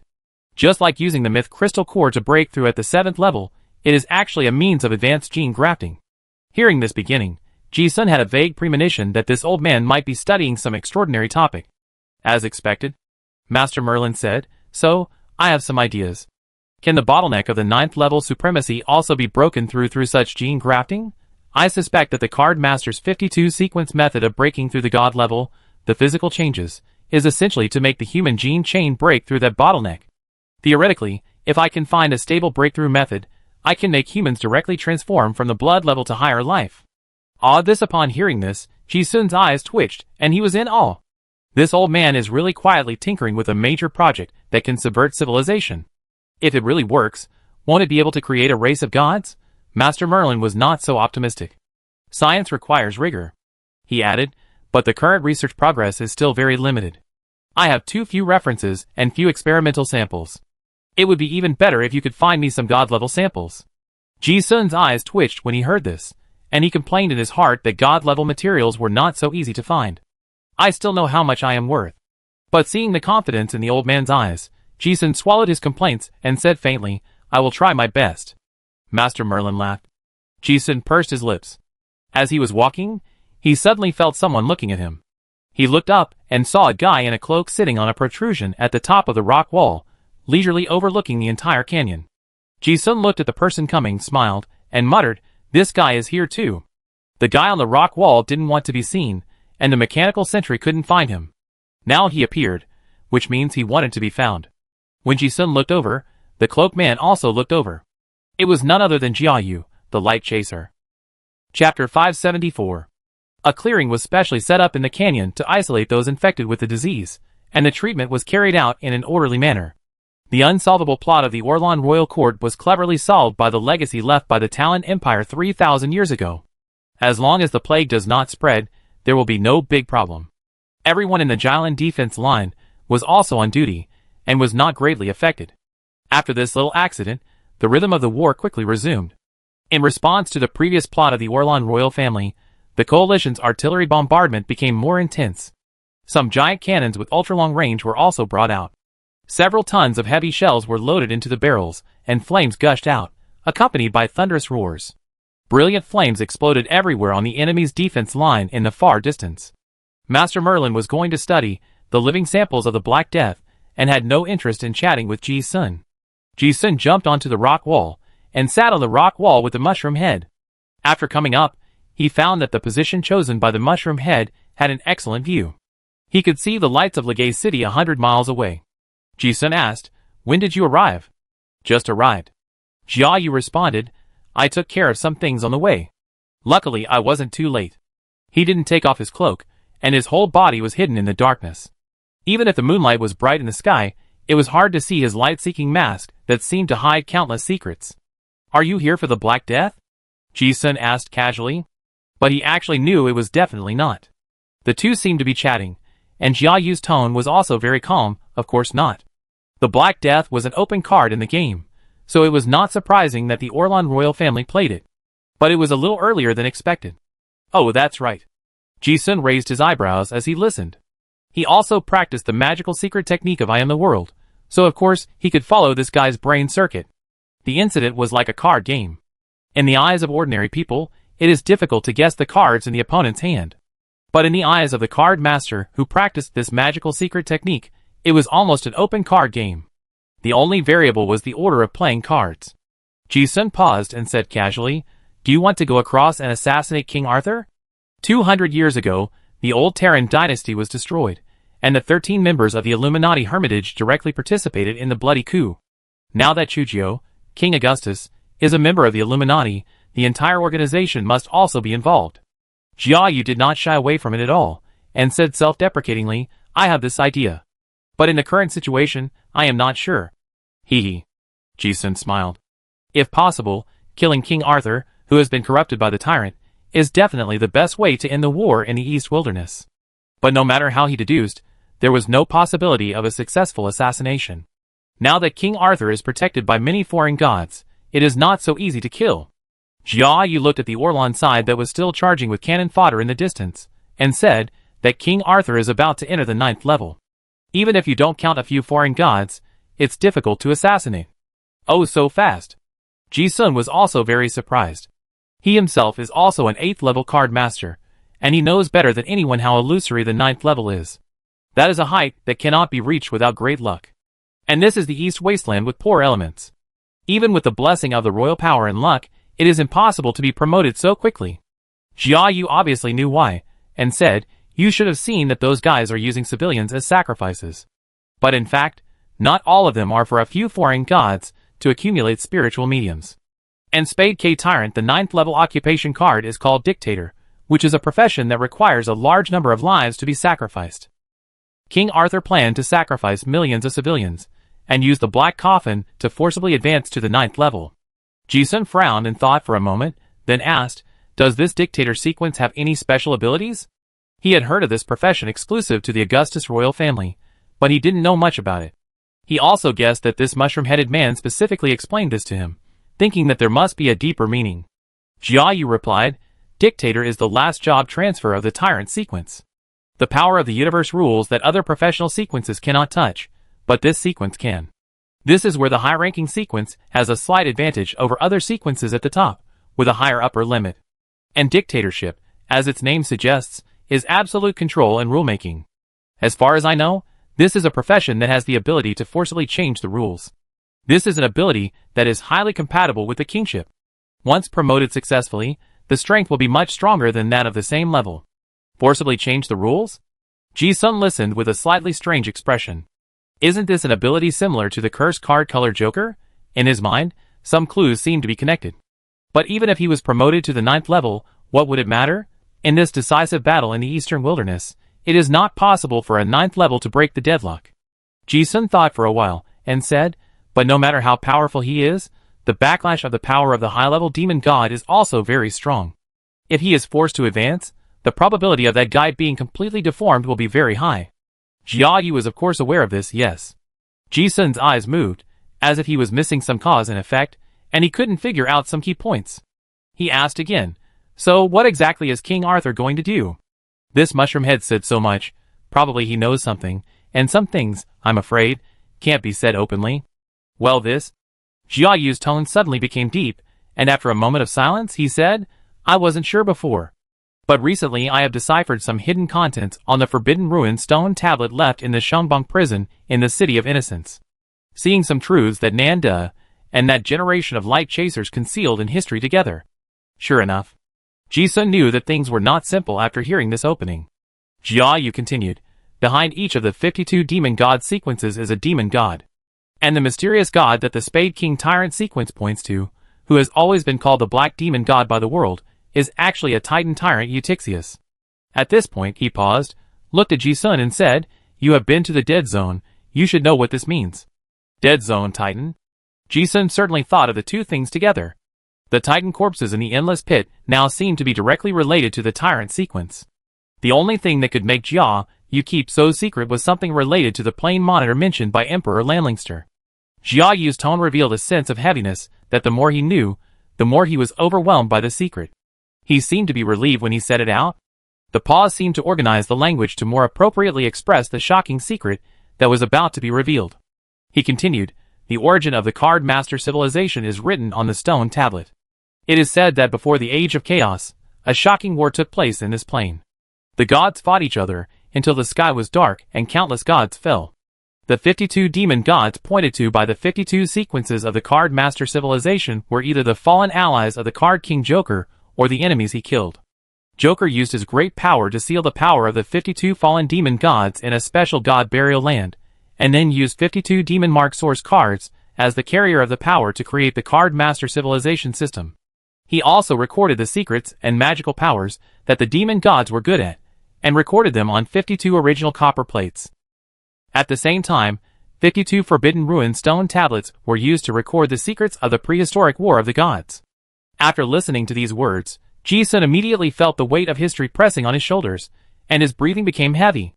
The secret revealed by Jia Yu made the origin of the entire Kashi civilization clear. It turned out that those Forbidden Ruin stone tablets were actually the tombstones of gods. But what is a little different is that Ji-sun feels that he may have seen the mysterious burial place of gods. When he went to the Extreme Thief City, and the people of the Holy See came to capture Ivan, Ji-sun and Ivan were trapped in a mirror space. Later, due to a special opportunity, Ji-sun accidentally entered a space without the flow of time. There are 53 Forbidden Ruin stone tablets there. Now listening to the cause and effect, the extra one is very likely to be the tombstone of the King of Cards Joker himself.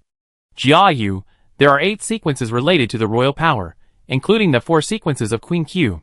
The reason why the Augustus clan regards the sequence Spade K Tyrant as the inheritance sequence. In addition to the degree of fit, there is another very important reason, which is to control it as much as possible without accidents. Some words cannot be said too clearly, otherwise they may be noticed by some supreme beings who are spying in the dark. But Ji-sun has understood. If the Augustus clan cannot control the loss of control of divinity, then other people who get this sequence will most likely be contaminated. Tyrant after the sequence was polluted, the will of the Titan tyrant pointed to by the demon mark was revived. This may explain the question that Ji-sun had been unable to figure out before, what King Arthur was going to do. It was probably not what Arthur was going to do, but what the will of the Titan tyrant was going to do after being polluted. Once this causal connection was understood, the thoughts in Ji-sun's mind burst out like a gusher. For a moment, countless causal lines surged towards the distance like a flood. This reminded Ji-sun of a scene that had happened in history. The 3,000-year-old Mad King Alduin was also attacked by the backlash of the demon mark because of the loss of control, and then he made many incredible decisions. At that time, it was thought that it was just the stupidity and cruelty caused by pollution. Now that all the clues are pieced together, things may be far from as simple as recorded on the surface. The collapse of the Talon Empire actually left many doubts. Ji-sun has been to the other dimensional space in the siege of the city, and knows the decisive battle where the Talon Empire was besieged by the army of the outer gods. But he did not see the result of the decisive battle with his own eyes. Doubts arose. It was just a siege. What happened afterwards? But that period of history was completely cut off, and there was no record of it. The truth seemed to have been deliberately buried. It was out of reach for ordinary people. Ji-sun worked back from the later facts, and got the general outline. The Talon Empire collapsed, 6 of the 7 outer gods were sealed, and only the source of the plague Takpara escaped to the southern continent. But this result itself has many problems. For example, who sealed the last few outer gods? The most reasonable explanation is that the 2 strongest beings of the time, Nanshin-Yu, the last high priest of Terran, and Pharaoh, the light chaser of the year, did it. But why did the Terran Empire still fall after the 7 Calamity Lords were dealt with?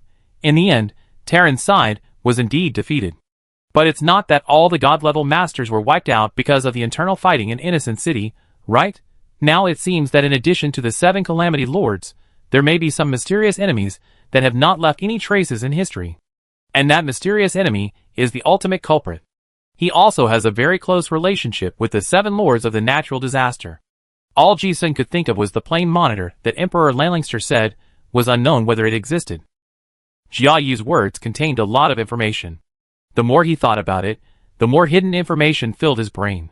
Ji-sun's deep pupils were faintly filled with waves of thought. As he thought about it, the corners of his mouth gradually raised a curve. Although he also felt the mysterious and heavy pressure and the sense of crisis. But at the same time, this feeling of solving the mystery of the world was great. Ji-sun's thoughts seemed to become clear. Many doubts he had before were suddenly clear at this moment. For example, the ultimate mystery of the plane that he had been puzzled about before. That is, why can the 7 monarchs of natural disasters only be sealed but not killed, although Ji-sun did not know the truth. But the current clues were enough for him to deduce a possibility that was very close to the truth. He could think of some analogies. For example, his own shadow clone, the main body is immortal, and no matter how dead the shadow is, it can be resurrected infinitely.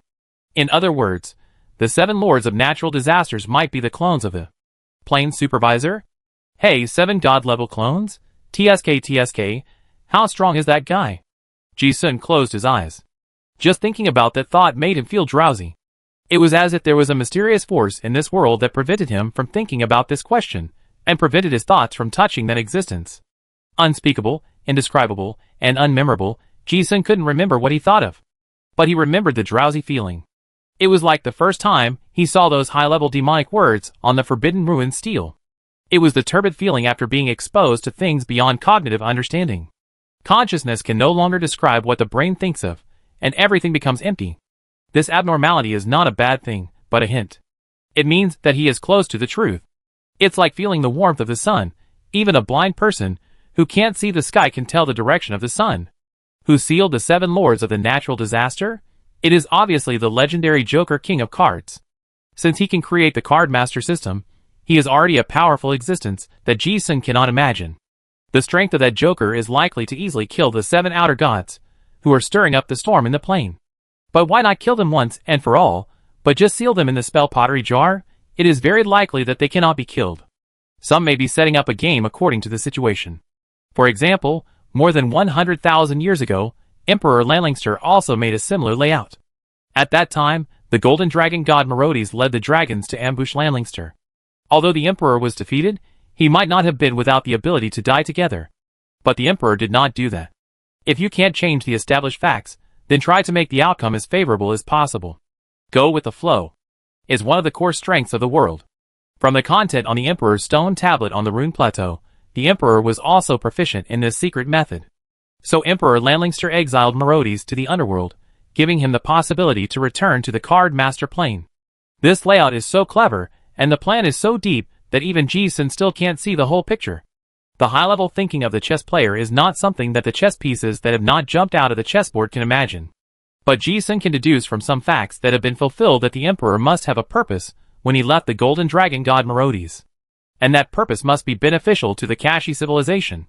What can be seen now is that the golden dragon god Merodes has restrained the dragon clan, which has brought the Kashi civilization a rare breathing time and an opportunity to change the dilemma. Therefore, the 7 jars left by the former Joker King must have a deep meaning. Ji-sun couldn't help but laugh at himself when he thought of this. Now those jars still have no clue to him except to help him practice the breathing method faster. After all, he is too weak and not qualified to touch those things. For a long time, the two did not speak. Jia Yu knew that Ji-sun could understand. Perhaps only he could understand. After sharing, the heavy burden on Jia Yu's shoulders disappeared by half. He looked at Ji-sun, and even through the mask, he could see a smile in his eyes. This was not there just now. Jia Yu looked at Ji-sun's increasingly complicated expression, and finally couldn't help but chuckle. Oh, do you understand? Ji-sun responded with a helpless roll of his eyes. Of course, he knew what the other party was asking. This guy has done it once. Square 7 barred, guys who write novels seem to have a strong desire to express themselves. Even if it is in a very obscure way, they will say it. This guy is good at hiding secrets between the lines. Just like what is happening right now. It's not that this mushroom head is pretending to be profound. But those words really can't be said openly. Jia Yu is just like his predecessors, who discovered the truth and spread it out in a subtle way. The Kashi civilization has been passed down for countless years, And there must be someone who has noticed the historical truth that was deliberately erased. Just like Lon Linkster, even the last high priest of Terran, Nan Shinyu, the light chaser pharaoh, and even Nanjing's mother, etc. But they can't express it, can't tell it to others, and can't record it in any books. So they can only split up the shocking secret, and hide it bit by bit in some places that can't be easily noticed. For example, different dimensions, thousands of troops besieging the city, traces in ancient ruins, the stone tablet of Rainbow Spring, historical gaps, Terran collapsed and the flames were separated, and entering the game, the destruction of Innocent City. They left some suspicious points in their own era. If anyone in the future is qualified to touch those secrets, they can unravel the suspense and deduce some truths. It's like our ancestors dug their own graves and buried their burial objects. Only later generations have the opportunity to find clues from the dust of history and those historical relics, and then glimpse the hidden secrets. There are too many thoughts in my mind, and I can't sort them out for a while. What happened in history can be thought about slowly. But the decisive battle in front of us is imminent. I thought there were only troubles with the Orlan royal court and a few foreign gods, but now it seems that bigger troubles are still in the dark. Ji-sun and Jia Yu looked at each other, frowning again and again, wanting to say something, but not knowing when to start. Jia Yu looked at his expression and smiled lightly. This time I came to see you specifically. Hearing this, Ji-sun's eyes twitched. No wonder the feeling just now was so familiar. This guy came to entrust his orphan again. As expected, Jia Yu said directly, if I suddenly disappear, there are still some things that need to be known by someone. Others are not qualified to listen to what was said just now, and they don't understand it. Only you are suitable. He looked at Ji-sun and said apologetically, of course, I hope I didn't bring you any burden. Ji-sun rolled his eyes and complained, then what are you talking about? This mushroom-headed man certainly knew that he was not afraid of trouble. He told him that it was all because of trust and the tacit understanding of mutual appreciation. Ha ha ha. Jia Yu laughed heartily. The two didn't care about this at all. Ji-sun looked at his smile, but suddenly his eyes narrowed. This guy said disappeared. I'm afraid he disappeared into history like Nan Shinyu did in the past. Because they have come into contact with certain secrets, they will make some attempts. Once those attempts fail, they may be erased by some high-dimensional existence. Jia Yu said, and took out another booklet. This is my new understanding of the world I am in recently. It has reached the peak that humans can reach. Ji-sun heard it, and knew that this guy wanted to let him help pass on this secret method and the inheritance of the Light Chaser lineage. But when he heard what he said, Ji-sun was surprised. Have you touched the realm of rules? Jia Yu's words were light, but they seemed to have the power to wipe out everything in a snap. Spying on those secrets is actually my promotion ceremony. The chaos in the East Wasteland and the chaos in the entire plane are all a game of chess to me. Although I didn't jump out of the chessboard, I can already see a little bit of the chess player's thoughts. Ji-sun listened to his expression and suddenly became serious, and he felt respect in his heart. Only then did he realize that he really didn't understand the realm of this mushroom head from beginning to end. From the first time they met, he found that Jia Yu's realm was far ahead. Now he was clearly at the 8th level, but when he looked up, he saw that Guy was still ahead. Thinking of this, Ji-sun also sighed, and finally said only one word, okay. He didn't ask what this guy was going to do. This okay actually took over the baton he handed over. Seeing this, Jia Yu's eyes gently rippled with a relieved smile. Okay, then I won't stay any longer. Before he finished speaking, his entire body gradually became transparent, and he was about to disappear on the spot. Ji-sun looked at him in silence for a moment, and said, take care. Yes. When he looked again, the figure had disappeared on the spot. The Light Chaser is like a pioneer who cuts through the thorns in the darkness. He marches forward courageously. Even if he is pierced by thorns and covered in blood, he never looks back, just to find a correct path to dawn for those who come after him. Chapter 575. A dozen days later. The sound of artillery fire continued almost day and night. In the extraordinary world, both mechas and spell cards are expensive, and artillery is almost the cheapest means of long-range attack. The two sides bombarded each other across the large plain in front of the Hellgate Canyon for 10 days and 10 nights. The Orlan Royal Court used the human wave tactics that were not afraid of casualties, which also made this war extremely tragic. There was already a sea of blood and corpses in front of the Jylin defense line. Every day, a large number of cannon fodder turned into cold corpses on the battlefield. Under the reflection of the blood, even the moon in the sky turned into a strange scarlet. With such a fierce offensive, the situation on the coalition side is not optimistic. Even though the coalition side has many black technologies from the New World to support it, its size is limited after all. Now the Oran Royal Court rules the entire East Wilderness, and its resources are almost unlimited. In the past few years, in order to fight against the invasion of the South Continent, the production capacity of various war workshops in the East Wilderness has long been maxed out. As time goes by, the troops, ammunition, armor, and mechanical cities in the rear of Oran are also sent to the front line one after another, and the battle situation becomes more and more tense. Command, the enemy army has already attacked below the defense line. 101, 109 turret positions are under concentrated attack, requesting reinforcements. Received. The 7th and 9th Mechanical Brigades are ready to reinforce and clear the defense line, and they must not be allowed to destroy the bunkers. Yes. Command, urgent information. It has been confirmed that the siege is being carried out by the Orlan 2nd Royal Guard Mechanical Corps, and there are a large number of hunter armors and top card masters among the enemies, requesting support. General Dong, please lead the New World's 1st Mechanical Corps to support the 109 position. Okay. In the belly of the Jylin defense line, Area 710. Dong Chi was reloading and maintaining her Titan armor in the mechanical workshop. The communicator played the command dialogue of the commander channel. Dong Chi has almost lived in the mechanical workshop for a while, busy with fighting and mechanical modification every day. Ji Sun, a non-staff member, was free and simply stayed in the workshop with Miss Chi-Chi. The offensive of the Orlan royal family was getting more and more fierce, and the elite army had already joined the battle. The two sides had fought many times on the defense line. There was no good news in the commander's channel.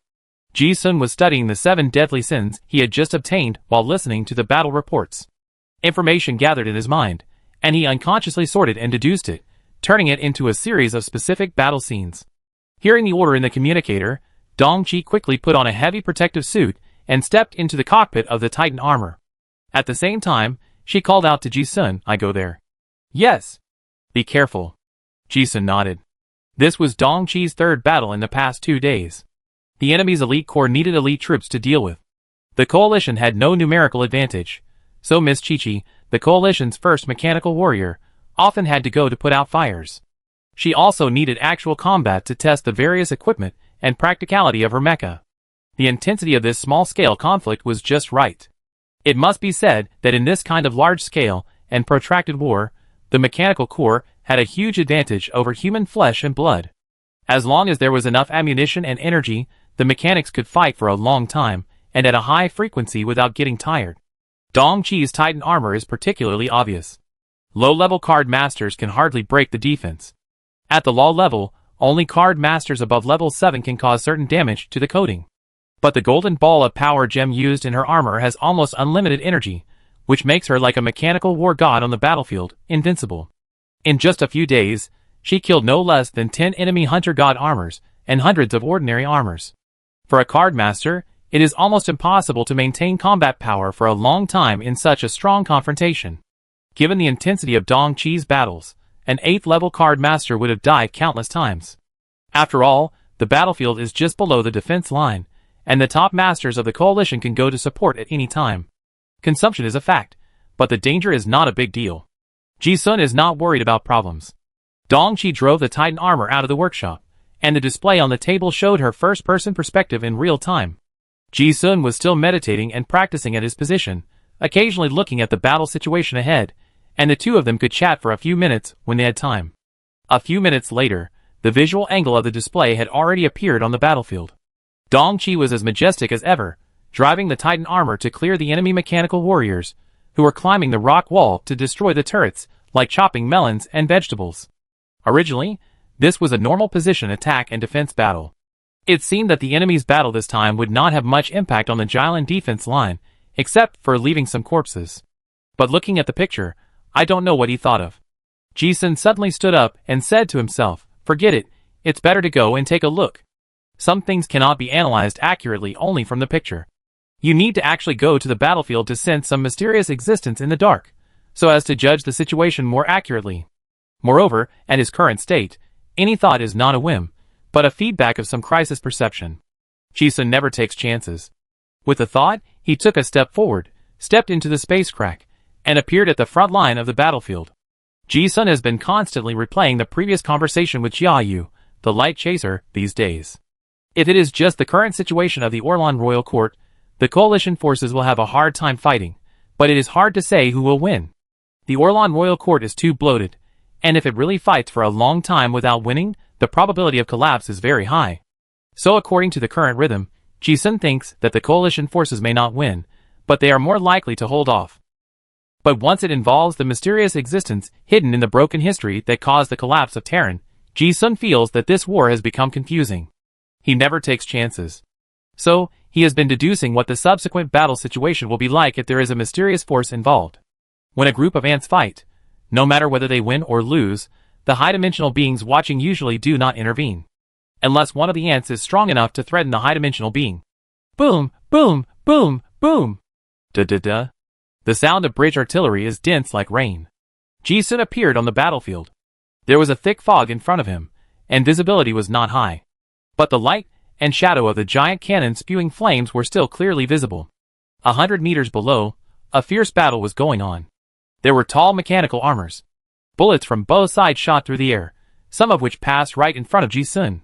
On the rock wall, there were spider-like mechanical warriors fighting for life and death. The people of the Orlan royal family wanted to destroy the artillery positions on the rock wall, while the coalition forces were defending. Ji-sun was hidden in the mist, and no one noticed him. He looked at the fierce battle in front of him, frowned slightly, and murmured, "Is the law of the Elemental King so strong?" The fog in the picture, after experiencing it in person, I realized that the situation was worse than what I saw. The fog in the air was a trick of the 7 Lords of the Calamity, Elemental King Lagros. The wet air seemed to have little effect except for obscuring the vision, but the war had actually caused great losses in the past 10 days. Ji-sun broke off a piece of rock from the rock wall with his hands, and it turned into powder with a simple grind. The rock had been severely corroded. Moreover, a closer look revealed that the coating layer of the gun barrel had been corroded to the point of rust. Just like the rainy days make humans feel uncomfortable, the erosion of the water element law is pervasive and constantly destroys the entire Jylin defense line. But so far, nothing has surprised him. Not far away, Dongqi was killing people everywhere, and the blue light of the Titan armor's iconic Magic City blade was particularly conspicuous in the thick fog. The Titan armor is almost invincible on the battlefield. The heavy armor not only makes the physical and demonic defenses reach the extreme, but also has extremely high defense capabilities even against mysterious means such as curses. In other words, unless the enemy uses the same Titan armor or a top master, she will basically not meet an opponent. However, it is obviously not the right time yet. The Orlan Royal Court has not yet accumulated enough power to break through the defense line. Ji-sun just watched silently, his eyes empty, and he has entered the kind of almost absolute rational deduction. He watched for more than half an hour. He found nothing. But Ji-sun always felt as if there was a mysterious gaze watching this battlefield. As time went by, the first mechanical army of the New World led by Dongqi joined the battle, and repelled the enemy's attack as expected. The battle was about to end. However, suddenly Ji-sun's eyes were stern, and he found something, and shouted, "Chi-Chi, be careful." Dongqi, who was fighting fiercely in the distance, heard Ji-sun's reminder in the communicator. Although she didn't understand what happened, the tacit understanding between the two made her have no hesitation at all. She pressed the emergency defense button and instantly raised the armor energy shield to the extreme. Almost at this moment, with a loud bang, the Titan armor controlled by Dongqi seemed to be pulled by a terrifying force, and fell to the ground with a bang, creating a huge hole in the ground. Sure enough, Ji-sun's eyes were stern. Someone wanted to ambush and kill Dongqi. What surprised Ji-sun was that the enemy's speed was so fast that he couldn't even see it clearly. Not only was his vision fogged, but more importantly, he didn't sense the enemy's chi. Instead, the moment his own aura was exposed, the needle-like murderous feeling disappeared instantly. Ji-sun searched with his eyes, trying to catch the enemy who attacked. But obviously, he had already slipped away. Seeing this, although Ji-sun did not catch the enemy, he thought of something in his heart. Such a strong perception ability is definitely not the divine power that ordinary humans can achieve. He himself practiced the secret method of Emperor Lanlingster's "My heart is the universe," which can temper the divine power. And the divine power is the strongest crisis perception ability. The enemy hiding in the dark just now can have such an alert perception ability, and Ji-sun feels that the strength of the divine power is even higher than his own. In an instant, Ji-sun's target narrowed down rapidly in his mind. There are indeed many strong men with such strength in the southern continent. But there are not many in the eastern wilderness. Could it be those 3 outer gods? No, even if they come, they will not dare to show up. Ji Sun's face was full of serious expression of deep thought. If Dong Qi, the first mechanic, really had an accident, it would have a huge impact on the morale of the entire coalition. The other party seemed to be only here to behead, and did not intend to expose the decisive battle, so he slipped away as soon as he found that he was being targeted. In other words, that guy still has the strength to move forward and backward freely in front of the coalition forces.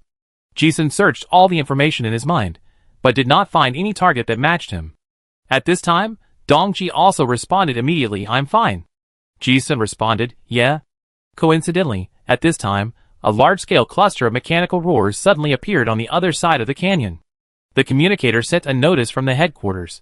Commander Carter of the coalition army is here to reinforce. This wave of new mechanical troops joined the battlefield and instantly repelled the enemy's attack. Since the people of the Oran royal court were preparing for a decisive battle, they would certainly not be completely unprepared. The Alliance army, which had established a foothold in the old continent, was the most important opponent that the Oran side had to contain. The main force of the Alliance army was the Lionheart family, the first warlord of the Federation. Not to mention the top combat power. If we really talk about military strength, the Oran royal court really can't do anything to the Alliance army now. So King Arthur sold the relevant information of the Alliance army to the lords of the southern continent, hoping to contain it. Now the Alliance army is also being besieged everywhere in the old world, and Catalina is in command there. She didn't come from the old world until today. She also brought tens of thousands of elite mechanical warriors. With Catalina's arrival, the top leaders of the Alliance held another emergency meeting. But Ji Sun and Dong Qi didn't attend. In the 710 workshop, the two looked at the Titan armor with a sunken back armor plate in front of them and fell into deep thought. You know, Dong Qi has participated in many high-intensity battles with the Titan armor, but the biggest damage is mostly the coating layer being melted by artillery fire. This was the first time that the main body of the Titan armor was deformed by an attack. Although it was not a big deal, you have to know that the alloy armor on the back of the Titan armor is the hardest plate armor in the entire armor, enough to withstand the head-on collision of an adult dragon. How could it be dented by external force? And if Ji Sun hadn't reminded me before, it might not be as simple as a dent. The shock wave ignored the gravity field around my armor, and hit the protective plate of the armor directly. Did the life instrument capture the target's data? It sensed it, but the target was so fast that it disappeared in a flash. The data seemed to be interfered with, and it was all garbled. I fix it later, and see if I can get some useful data. Yes. Ji Sun carefully asked about some details. Although Dong Qi and the armor-sensing instruments did not capture the assassin, he got a very critical piece of information from it. The most important magic shield of the Titan armor is the energy black shield driven by gravity created by the power gem gold ball, which is essentially a special distorted space. This is an energy shield that can defend against almost all elements and physical means, and it is almost impossible to be restrained. However, according to Dong Qi's description just now, the enemy completely ignored the obstruction of the black shield and hit the mecha directly. Others may not understand. But Ji Sun knows why, because he can do it himself. He is proficient in the magic secret method of attracting the gods to fall, so he can ignore the distorted space to a certain extent. However, the black shield law on the Titan armor is at a very high level. Even Ji Sun can't completely ignore it now. In other words, the enemy's understanding of gravity is better than Ji Sun's. Combined with the previous situations, Ji Sun only thought of one possibility. That is the one that Jia Yu is still keeping secret. Can that person appear only after the 7 lords of natural disasters revive? So that's how it is, Ji Sun muttered in his heart. But he couldn't say this, and he couldn't even mention any speculation. Before he was able to calmly deal with those uncertain situations, he had to let that person. I think that he is still unknown to others, which is the safest choice. Seeing Ji Sun lost in thought, Dong Qi asked, "What did you think of?" Ji Sun glanced at her. "Nothing." Dong Qi was slightly startled when she heard it, but she didn't ask more. The tacit understanding between the two of them, she knew that Ji Sun must have thought of something, but since he didn't say it, she wouldn't ask. When she was with Ji Sun, Miss Chi-Chi always liked to be lazy about the problems that needed to be thought about. Then you think slowly, "I'm going to repair the armor." Turning around, she went to fix the armor. Ji Sun looked at Xiao Xiao, his eyes fixed on the sunken protective plate, but his thoughts were racing. Knock, knock, knock. Just as he was thinking, the door of the mechanical cabin was knocked, and a familiar voice came from outside the door. "Is Chi-Chi here?" Dong Qi heard it, and said with a happy face, "It's Miss Carter." She quickly took off her greasy gloves, and ran to open the door.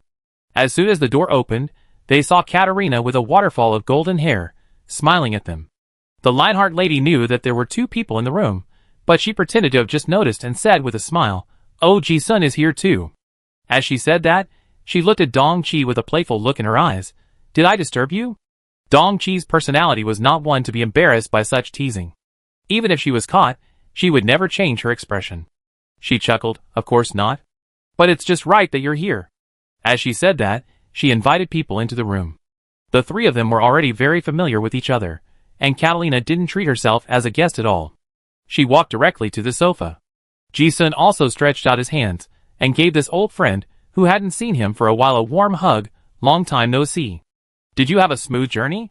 Katerina's pretty face lost the majesty of the Allied Commander-in-Chief in front of outsiders, and only had a gentle smile. "I encountered a little trouble. But overall it went smoothly."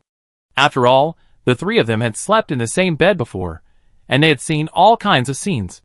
Dong-chi's attitude towards Katerina was not surprising. She said loudly, "Miss Carter, you guys chat first. My mecha has a problem. I fix it first."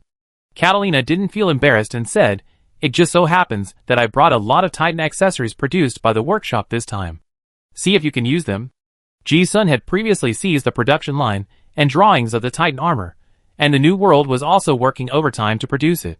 Although the finished Titan armor has not yet been produced, because they know that the front line needs it, they have produced a batch of accessories and consumables needed for the battle. Dong-chi was also happy when he heard it. "Ah!" Just at this moment, the mechanical conveyor belt started to move, and several large mechanical boxes came down from upstairs. Dong-chi walked up and opened the box. He was surprised to see, "Haha, now we don't have to worry about not being able to resupply the parts. Miss Carter really brought me a big surprise." As he said that, he blew a kiss intimately. "Yeah." Katerina smiled slightly. Ji-sun saw the fatigue on her pretty face. She had been traveling all the way and hadn't rested yet, so he asked her to sit down. "Did you encounter an attack on the road?" Catalina sat next to Ji-sun and nodded, "Yes. The people of the Orlan Royal Court got the information from somewhere, and sent a team of elite soldiers to intercept. But it's not a big problem, it's all solved. Now the main forces of both sides are tied down in the Hellgate Canyon, but other places are not quiet, and various small-scale infiltrations and exchanges of fire are also happening frequently." Ji-sun didn't find it strange. But when he heard the news, he thought of something else in his mind. The Silver Moon sect also took the bait. Then, Catalina said, "I just talked with Miss Chujio and the others, and the situation here doesn't seem optimistic. Fortunately, I didn't come too late." Ji-sun also said, "Yeah. The Oran Royal Court has sacrificed nearly 1 million people during this period, and the power of several foreign gods has almost been accumulated. It should be a big move soon." Catalina's expression was slightly serious when she heard this. However, she knew that Ji-sun's outstanding ability to control the overall situation did not need to be said. There is no need to repeat what was discussed in the meeting just now. She turned around and looked at Ji-sun. The solemnity in her eyes disappeared.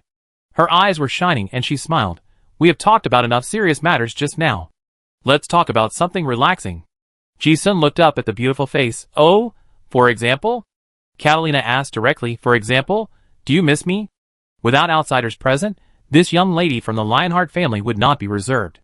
Ji-sun smiled and put his arm around her slender waist. His hands were not polite, of course. Catalina didn't feel bad. After a long separation, this kind of intimate contact would make people very happy.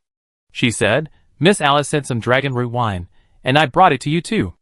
As he said this, he seemed to sense that Ji-sun was in good condition, and teased, "But it seems that Miss Chi-Chi took good care of you. Your distortion is better than expected." Ji-sun didn't say anything, just smiled and said nothing. However, Dong-chi, who was enjoying the joy of unpacking not far away, heard this, tilted his head and glanced at the two of them, smiled and took the time to reply, "It's not just my credit. Miss Nan also helped a lot." Ha ha ha. Katrina listened to the teasing with a curved eyebrow, and soon chuckled. "I said that Miss Nan is really beautiful and kind to you. You must get along very well." But although she was talking about others, she was not shy. She turned over and sat in Ji-sun's arms, teasing intimately, "Right, Mr. Ji-sun?"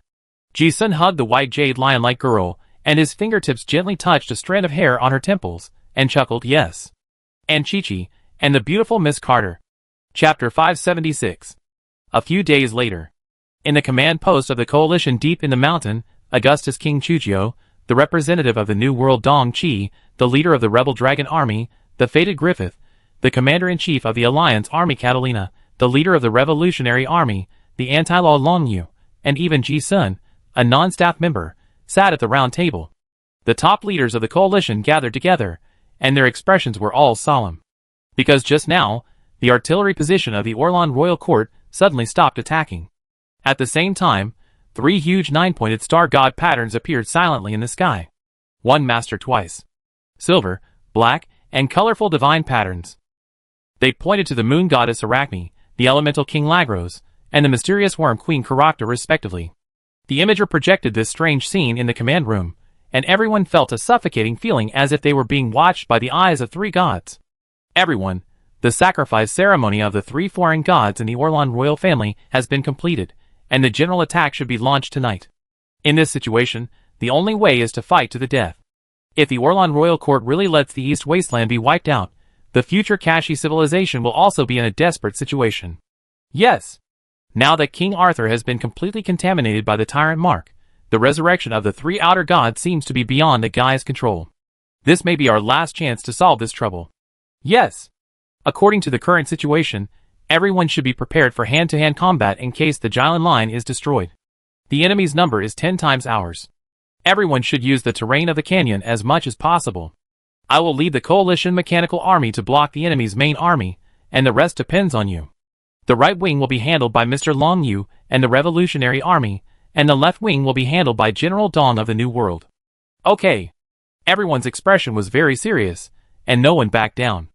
Everyone knew that this was a turning point that would determine the fate of the East Wasteland, and even the fate of the Kashi civilization.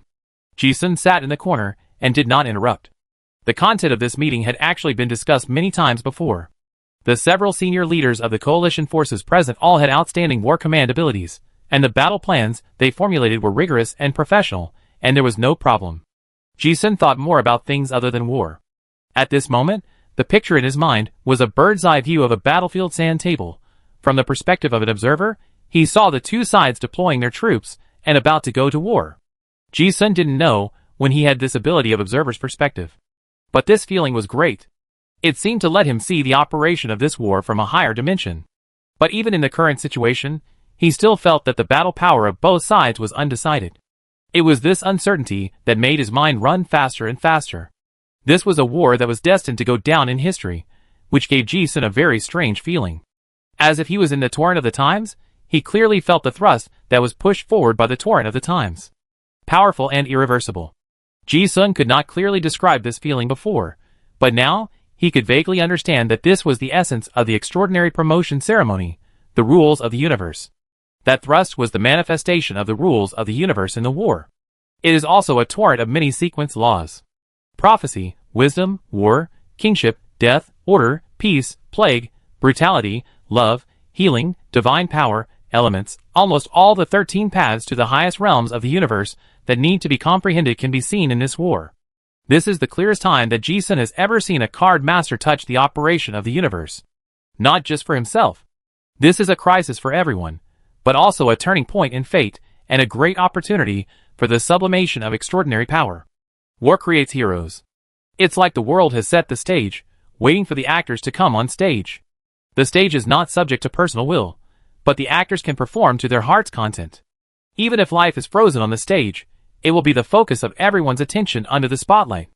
As he thought about it, Ji Sun fell into a state of deep contemplation like a chess player, with a deep luster flashing in his eyes that others could not understand. For some reason, he felt an indescribable excitement sweeping over his body. Clown, I like this stage. I could clearly hear my own breathing. Just like before going on stage in the circus, Ji Sun would always take a few deep breaths. It was the same now. Because he knew he was going on stage. Ji Sun sat there expressionlessly, and although he didn't speak, he attracted everyone's attention. Long Yu understood the excitement of countless demons being released in his silence, and was slightly surprised. And Chujio, Dongqi, Katarina, and other close friends all felt a familiar feeling, as if they were back to the first time they knew each other, a guy with a conflict between reason and madness. Griffith, the highest level card master, saw the rule threads lingering around Ji Sun, and his crystal eyes flashed with surprise. She knew that this guy had realized something incredible. However, This subtle atmosphere did not last long. Bang! Just as the final tactics were being discussed in the conference room, there was a sudden crisp sound, and the ground cracked. At the same time, the entire conference room shook violently. Earthquake. This large-scale earthquake consumed extraordinary divine power. It was definitely not a test, but a general attack by Orlon. The earthquake became louder and louder, and even the rock wall in the command post began to drop rocks. Everyone, prepare for battle. Okay. Without any delay, everyone responded and quickly dispersed. In a blink of an eye, only Ji-sun and Chu-jio were left at the huge round table. The two nodded and prepared to leave. At this time, Chu-jio seemed to have thought of something and suddenly asked, "What did you think of?" She was the direct descendant of Augustus and knew more than others. She knew that Ji-sun had seen many things that others could not see. Ji-sun said calmly, "I think, if this is my last dance on the stage, then what should I perform for the world?" The corners of her mouth slightly raised when she spoke, but she couldn't see the smile. Chu-jio listened to this and looked at Ji-sun's face with a playful smile, as if she was looking directly at the devil joker. After a moment of hesitation, she suddenly made a suggestion that seemed incompatible with the atmosphere before the war. "Then I will dance with you." Her tone was as calm as ever. Ji-sun stood up, adjusted the wrinkles on his suit, bowed and extended his hand like a gentleman, and invited with a smile, "Can I invite the beautiful Majesty Chu-jio to dance with me?" "Okay." Chu-jio readily agreed and put his hand on it. Ji-sun snapped his fingers, and a cheerful dance music sounded in the huge command post. It was the first time for the two to dance together, and their cooperation was a little bit uncoordinated, but they soon adapted. Ji-sun hugged Chu-jio's slender waist, and his eyes did not hide his aggressive teasing. There was no strange color on Chu-jio's cold and arrogant face. As the earthquake became more and more intense, the two danced more and more briskly. This poker game is an enemy at the gate. If possible, I will end this battle with a king versus king. Arthur has reached the 9th level. Yes. I have sensed it. Ji-sun knew that everyone else could retreat, but Chu-jio could not. As King Augustus, there must be a result. She has realized that only one person can survive between her and King Arthur. The same is true for the Oran court. Anyone can be let go, but this kingship competitor must die. This seemingly indifferent, but kind-hearted girl has never been good at expressing herself in words. Inviting to dance was probably a final farewell. She couldn't guarantee that she would survive the war. Ji-sun understood, so he didn't persuade her. He looked at the cold and pretty face, and a smile rose slightly at the corner of his mouth. It seemed that he understood something from this silent farewell. The girl was reserved, but Ji-sun was not. He danced with his arms around Chu-jio's slender waist, and suddenly stopped. The big hand slid down from the waist, and held the tight buttocks without hesitation. The posture was already very intimate. Although the two of them usually do not shy away from almost everything, and it is not the first time that they have physical contact, but the previous ones were just accidents, but this time is different. Chu-jio raised her eyebrows and glanced at him, frowning slightly. This subtle change in expression did not seem to be displeased, but just not very adaptable. But then it relaxed, as if acquiesced. Seeing this, Ji-sun grinned and smiled, "Live well." Chu-jio listened, thought about it, and said him. The earthquake was getting more and more intense, and the dance music was also disturbed by the dense enemy attack alarms in the communicator, so the dance could not continue. Unfortunately, at this moment, a psychic formation suddenly appeared in the air, and a mysterious man wearing a high priest's cloak suddenly stepped out. It was Nanjing, who had been in the underworld for a long time. The girl with a bald head happened to see the two people hugging and dancing, but she didn't feel embarrassed at all, but a cunning light flashed in her crystal eyes and said, "Ah, am I back at the wrong time?" Chu-jio still had a normal expression. It's not that she pretended to be calm, but the three of them lived in a tent for a long time before, and she had seen many times Ji-sun and Nanjing's various intimate actions, so what she saw now was really nothing. Ji-sun didn't think anything of it, and patted the bun-headed lady's head with a smile, just in time. Nanjing looked at the expressions of the two people and just smiled, and was soon distracted by the earthquake. "Luckily I got back in time. I just got a message from the spirit beast, saying that the enemy launched a general attack?" "Yeah." Ji-sun looked at Nanjing coming back, and felt that the coalition had a better chance of winning. He didn't ask Nanjing what he did in the underworld, but just asked, "Is it going well?" "Yeah." Nanjing nodded and looked at Ji-sun. His clear eyes seemed to contain many things he wanted to say, but he couldn't elaborate. Ji-sun glanced at the phenomenon device, whose image was suddenly cut off. He knew that the battle outside must be very fierce, so he told his plan for the first time. "I plan to find the altars of those foreign gods. I leave this to you. It's said to be 3 foreign gods, but in fact it's the moon goddess Arachne who is leading. Ji-sun has been dealing with the Silver Moon sect for too long, and he knows all the procedures of the Silver Moon sacrifice ceremony too well. Since the Orlan side had sacrificed millions of lives before, the accumulated extraordinary mediums must need the altar to carry the divine power. Rather than confronting the outer gods head-on, it is more practical to steal the home. However, someone must be able to contain the masters of the Orlan royal court, so that his plan can succeed. And when the high priest Nanjing came back, there happened to be a top master who could really suppress the formation. When Ji-sun said this, Nanjing and Chujiu also understood it immediately. If they can think of this plan to steal the home, the enemy must have thought of it too, and this plan is very risky. But both women understood the situation and didn't say much. Nanjing just said, "Oh, then you should be careful. If you encounter danger, notify me." Ji-sun nodded yes. At this time, the communication reported that the main force of the Oran royal court appeared on the battlefield. Chujiu looked stern and said, "I'm going to the front." The earthquake was getting louder and louder, and there was no sign of stopping. The coalition's defense line was a hollowed-out mountain structure with a large number of caves inside. Judging from this posture, the Oran side was planning to collapse the entire Jilin Mountains. When Ji-sun came out, the outer rocks of the artillery positions on the rock walls on both sides of the canyon had almost been shaken off, revealing steel fortresses. The wind blades in the air were like grinding wheels, making the steel rustle. The sound of artillery fire was already ringing beside his ears. The various colors of artillery fire were more brilliant than any day before.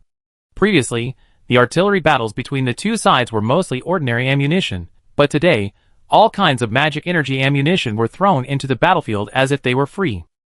Ji-sun looked up and saw that in the far distance, a number of modified mobile mechanical cities were rushing towards the defense line with heavy steel walls. These huge machines are the best cover on the battlefield. Ordinary shells hit the thick steel wall, leaving only some small holes, which can't stop the mechanical city from advancing. Even if the largest caliber artillery of the coalition hits, it will take several shots to make it fall down if it doesn't hit the power of the mechanical city. Countless mechanical legions use the mobile steel castle as cover and advance fiercely. And behind the hundreds of mechanical cities, a huge mechanical city is like king. The same thing happened, and they also advanced steadily. The words 001 were sprayed on the defense armor of this special mechanical city with white paint.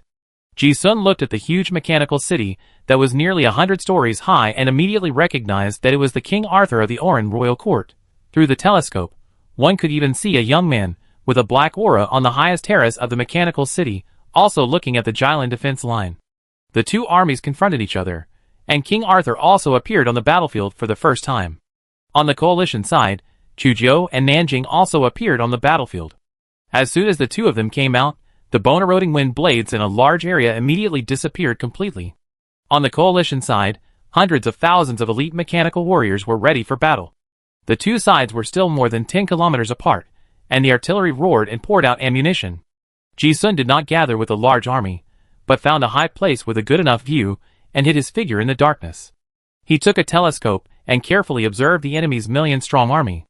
In addition to seeing King Arthur, Ji-sun also saw many familiar figures on the mechanical city: Queen Betty, the chosen one of the moon god; Ning, the chosen one of the worm god; and the 4 knights of the king. 1, 2, 3, 4, 5. TSK, the Orlan royal family actually already has 5 Titan armors. I didn't see the mechanical angel. Did it hide? TSK, the Silver Moon sect hasn't changed at all. The 4-pillar formation means that the 003 mechanical city should be the location of the altar. Hey, such an obvious layout. Is it the confidence brought by strength, or a deliberate trap? Ji-sun observed while sorting out the entire complex battlefield intelligence in his mind. The more complicated the situation, the easier it is to hide some problems that people ignore. Until now, he still couldn't see that either side had the absolute strength to crush the opponent in this war. It was this uncertainty that made Ji-sun's thoughts more and more excited. Before the two sides could fight, a tide of black insects suddenly emerged from the cracks in the ground caused by the earthquake not far in front of the Jilin defense line. In the communications officer immediately reminded urgently, "Everyone be careful, the insect tide is coming." The battle started. Chapter 577. Insect Tide. Before the coalition forces and the army of the Orlan royal court came into contact, a wall of insects over 100 meters high, like a tsunami, appear between the two camps. You can see with the naked eye that all kinds of strange insects have emerged from the corpses and cracks in the ground. Iron shell beetle with heavy armor, breaking gang poison bee whose tail sting can easily break the gang, erosion gold monster that feeds on steel, explosive worm, whose self-destruction is comparable to a small bomb, strong acid flying ant that can spit out corrosive magic patterns, parasite that parasitizes living things, and space mantis with space talent. In the past half-month, more than 1 million cannon fodders died on the battlefield.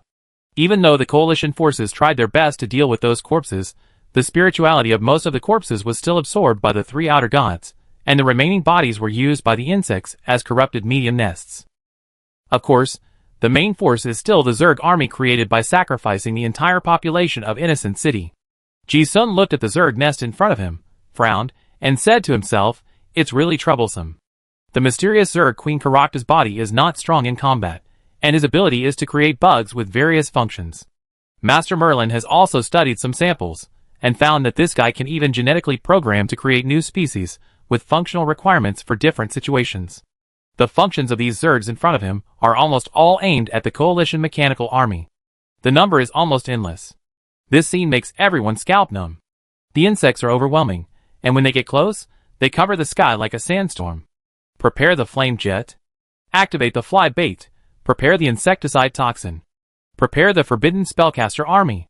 Fortunately, the coalition forces have already formulated tactics against the Zerg. Whether it is armor or equipment, they have been specially modified to prevent insect attacks. Heavy armor, sticky oil coating, insect repellent toxin, sonic jammer. In the communicator, Katarina's command voice is steady and decisive.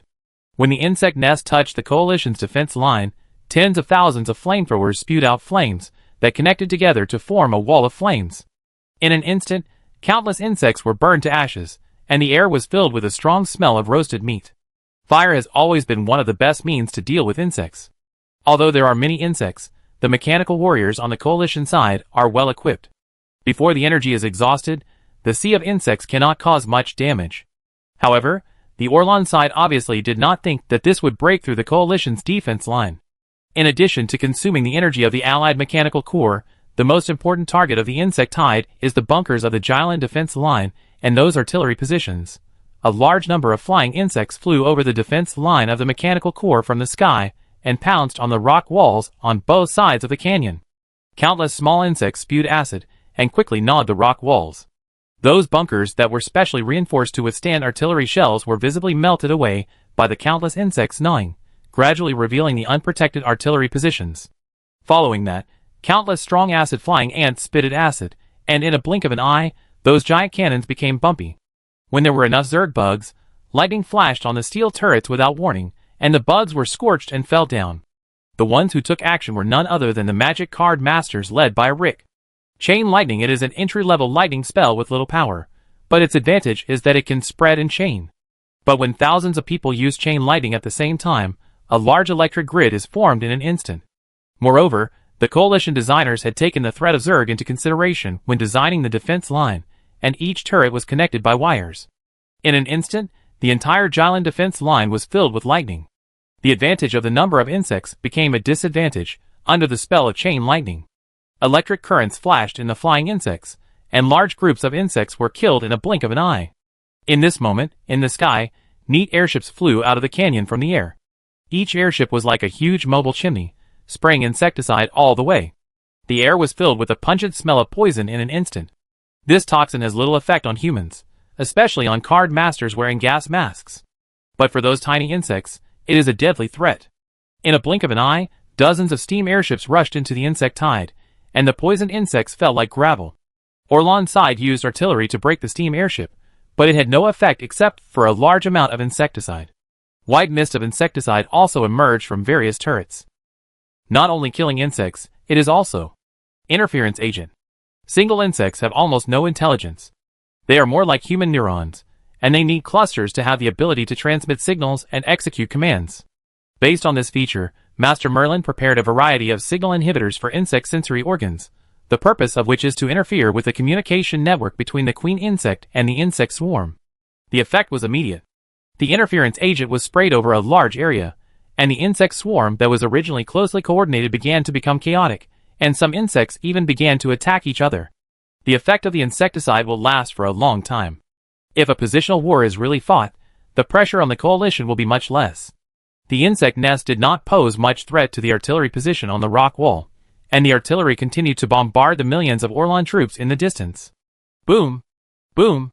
Boom! The dense sound of artillery fire seemed to become the metronome of war, and the sound of boom, boom, boom was deafening. The first wave of insects was killed by the well-prepared coalition forces, but the number of insects did not decrease, but increased. Ji-sun observed from a high place, and the vision shared by several clones saw the entire battlefield situation through the black fog-like insects. Everyone knew that this first wave was just cannon fodder for testing, and the means of the mysterious insect Queen Karakta were far more than that. The high-level bugs are still behind. The earthquake concealed the rustling noise coming from underground, and Ji-sun knew that a large number of bugs were coming out from underground. The effect of the potion on the high-level Zerg was very limited.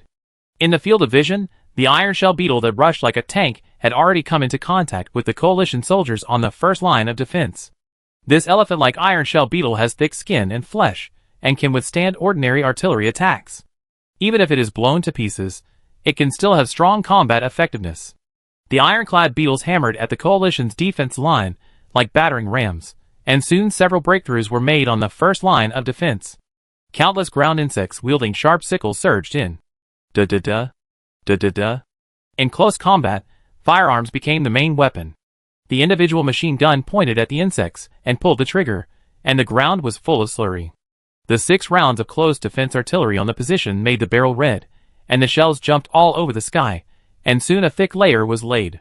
Most of the insects were very fragile, and even the second and third level insects could be easily fatally injured by bullets. The coalition's 3rd Mechanical Corps stood in the front line, with all kinds of guns spewing flames, and the bodies of insects piled up in front of each soldier. But there were too many insects, and soon the first line of defense was completely submerged by the sea of insects. The soldiers submerged in the sea of insects were still fighting, bullets were fired like a gusher, and broken limbs flew everywhere, like dust raised by sand dunes. From the beginning, the war entered an extremely tragic battle.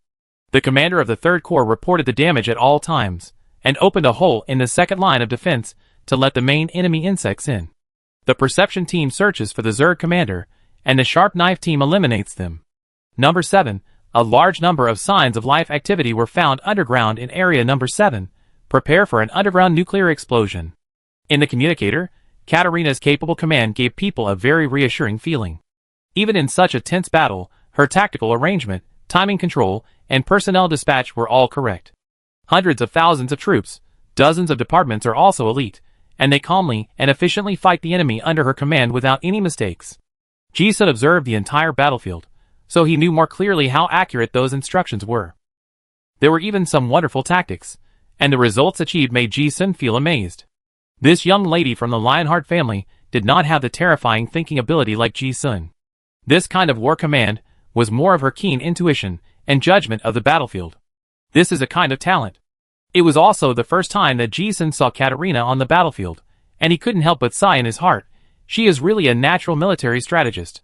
Unlike the beautiful and proud white jade lion that she usually gets along with, at this moment, Katarina is completely a war commander with superior personality charm. With such efficient and precise command, she seems to have condensed hundreds of thousands of coalition forces into a sharp knife, stabbing the enemy with blood holes all over their bodies.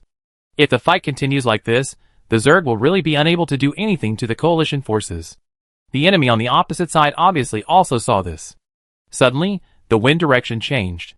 Ji-sun looked up and glanced, his eyes narrowed slightly. A warning also came from the communicator. The wind element has found an abnormality. All departments pay attention. The enemy's top combat power has appeared on the battlefield. The wind suddenly became fierce, and then huge tornadoes condensed on the battlefield. In the sky, dark clouds formed a vortex, gradually forming a blurry human face with a diameter of several thousand meters.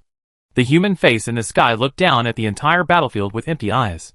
In an instant, an indescribable terrifying pressure swept across the entire battlefield.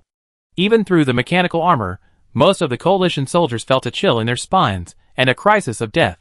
But at the first moment, a voice came from the communicator again. God's power level 19. Be careful, the outer gods are coming. Fear comes from the unknown. The power of technology is to make those mysterious powers that could not be described by people before be described in data form. Having seen Katarina and others use instruments to measure the level of dragon power before, Ji-sun was not surprised. On the contrary, when he heard the 19th level, he immediately confirmed the strength of the divine power of the elemental King Lagros. Griffey of the 9th level tested the 18th level of divine power, and Lagros was a little stronger than her, which means that the outer god did not recover too much and was far from reaching the level of a true lower god. Well, Ji-sun is also level 18, so it's basically not affected. The general level 8 divine power is about level 13 to 16. He himself doesn't know why he is so strong, probably because of practicing my heart is the universe. And after this encounter, Ji-sun has a feeling of uncertainty. This secret method seems to have an indescribable restraint on the power of the outer god. Seeing the outer god finally come to an end, Ji-sun raised his eyebrows slightly and looked at the big face in the sky, and the corners of his mouth gradually rose. This kind of real divine power and pressure made him feel a little bit of oppression. He didn't think it was a bad thing, but a good thing. And just like in a card game, there are only so many big cards in a deck of cards. Seeing that the enemy took the lead in playing a big card, although it temporarily overwhelmed his own card power, the card game was not over yet, so this was not a crisis, but the initiative of the subsequent card order was reversed. As soon as the big face appeared in the sky, violent winds and rain swept across the battlefield in an instant. The tornado blew away the insecticides and interfering agents sprayed in the air, and the highly corrosive high-level water element also focused on those extremely strong firepower positions in the insect swarm. The coating was quickly corroded by the strong acid rain, and the metal turret melted on the spot like melted chocolate. Even the rock where Ji-sun was standing was corroded by the rain, and large chunks of rock fell down in a blink of an eye. For a while, the legions that were blocked by the Orlan royal court also advanced in large numbers. However, the storm and acid rain did not last long, and suddenly a gentle voice resounded through the battlefield. Sanctuary, colorful world. Everyone didn't know what happened, but they watched the sky in front of them suddenly become colorful like an oil painting. Rolls of blue wind, drops of black rain, strands of silver moonlight. Originally, those vague colors that most humans could not recognize in their minds due to the power of the gods, at this moment, seemed to be painted with specific shapes by an invisible brush. And because of these colorful colors, the picture of the entire battlefield suddenly became soft. The storm was no longer as sharp as a blade, but soft. The rain was no longer as fierce as strong acid, but dripped. The moonlight was no longer psychedelic, but added a bit of beauty. Even the terrifying face in the sky that originally made humans feel inexplicably scared was now painted into a funny and ugly face, and the majesty of the outer gods disappeared. Everything on the battlefield seemed to have turned into an oil painting, and the bloody scene turned into a fairy tale illustration suitable for children. The one who came to the rescue now was, of course, the leader of the rebel dragon army, the fated Griffith, who was the strongest combat power of the coalition. This was not the first time Ji-sun had seen her ability, but now he still felt amazed. After reaching a higher level, looking at this colorful world, it really seemed like a complete world painted with colors. It was beautiful and impeccable. The sanctuary is a small world created by itself. I seem to understand a little bit. Ji-sun looked at the flowing laws that Griffith had brought to life with his brush, his eyes sparkling. He seemed to have glimpsed the true meaning of the Holy Land. As the Holy Land unfolded, Griffith instantly stabilized the large areas of law flow on the Alliance army's side. The two top masters started a game in this small world around the struggle for elements and laws. Just like two cooks stirring a pot with sticks, if one's realm is high enough to see the flow of laws, one will find that at this moment, the elements in a large area near the Jylin line are surging like a boiling elemental pot. In the fight between the two top masters, low-level card masters couldn't even extract elements. Fortunately, the mechanical army didn't have a high demand for elements, so this kind of field collision had little impact on the coalition. Obviously, the elemental King Lagros couldn't do anything to Griffith. At least in the short term, the two of them couldn't tell the winner. Ji-sun carefully watched the open and secret fights between the two top masters. At the same time, he also watched the reaction of the Orlan royal court in the distance. Almost as soon as the two top masters were found in a stalemate, the 5 metal behemoths on the number 001 mechanical city jumped down and came back to the front line. Now the coalition's defense line is impregnable, and Orlan also knows that it needs offensive forces. 5 Titan armors were sent to the battlefield at the same time. The enemy Titan armor has appeared on the battlefield. General Dong, please help. Okay. On the coalition side, the first mechanical army of the New World, which had been prepared for a long time, appeared on the battlefield. As soon as the unique red armor modified by Dong Qi appeared on the front line, the morale of the army was greatly boosted. And beside her, there were more than 30 specially modified Hunter God level armors. These are Dong Qi's most tacit combat partners. Although they are wearing Hunter God level armor, many of the components are original Titan parts. The most important thing is the energy module. They successfully robbed the Titan energy module base of Orlan before, and with the Titan Godhead fragment provided by Ji-sun, the New World Science and Technology City worked day and night, and finally produced such a batch of special energy modules. Although it is not as powerful as the Power Gem Gold Ball, it is enough to support the battle of this batch of special version Hunter God level armor. As soon as the strongest mechanical army of the Coalition army appeared, the aura was immediately opened. The two sides fired several magic beams at each other from a distance, and each suffered casualties. In a blink of an eye, the 5 Titan armors of Orlan's side collided with dozens of elite soldiers led by Dong Qi. Dong Qi fought 1 against 2, and wielded the magic Battle City sword with a light blade of more than 10 meters in one hand. It was a tiger's wind, and the light blade touched the enemy mecha, flashing a flame-like psychic explosion. The remaining mechanical warriors were in a melee. The 3 mechas of Orlan's side rushed into the Coalition position, chopping melons and vegetables. If ordinary Hunter God armors could not dodge in time, they would almost lose their arms and legs when they met. The 5 Titan armors completely tore a hole in the defense line, and thousands of mechanical armies followed and rushed in frantically. Although Dong Qi's friends tried their best to pull, the performance and number of people were too different, and the two sides fell into a fierce battle. The first collision between the two sides' most elite mechanical legions was also the first collision between the world's strongest mechanical legions. It was like 2 steel torrents colliding, missiles flying, flames splashing, and a doomsday-like terrifying energy erupted. At this time, on the Coalition side, a guy wearing full-body armor rushed into the battlefield with big strides. Ji-sun was very familiar with that set of armor, which was known as Immovable Fortress. The legendary silver armor of Frederick I, one of the strongest armors known in the world. The person who came was none other than Aragorn, who rushed back from the southern continent to join the war. Wearing heavy armor, he ran a little slower than the mechanical armor, so he arrived at the front line a little later than Dong Qi and his party. This set of armor was the exclusive armor of the ancestors of the Frederick family. After Ji-sun got it, he asked a craftsman to repair the cracks on the helmet and then returned it to Aragorn. Not many people can wear this set of armor, because it takes a hero's fate to resist the evil pollution of the armor, and also, it requires the magic secret method of inducing the fall of the gods to activate it. However, Hero is destined to be the center of attention on the battlefield. Moreover, this showy guy is so different from the mechanical army. Frederick I's silver armor, the silver light flashed in the moonlight, almost blinding the eyes of others. The Orlan side also obviously noticed Aragorn's powerful hero aura at the first time. The cannons on the mechanical city turned their muzzles and pointed at them. Boom, boom, boom, flames spurted out, and bullets shot out. Others could not see clearly, but Ji-sun saw the trajectory of the bullets clearly, and they rushed straight towards Aragorn. The heavy armor was not flexible enough to dodge, and the dense firepower coverage could not be avoided. However, Aragorn did not intend to dodge. He raised his hand, and a strange domain field formed on the surface of the armor. A magical scene happened. The bullets were a few meters outside the strange black shield of the armor, as if they were stuck in a quagmire. The speed of each bullet dropped sharply, and then they fell to the ground with a thud. Several powerful large-caliber projectile bugs were in front of Aragorn, but they were caught by his bare hands in the blink of an eye. Ji-sun looked at the thick black shield lingering on the armor, narrowed his eyes slightly and muttered, "It is indeed a distorted space."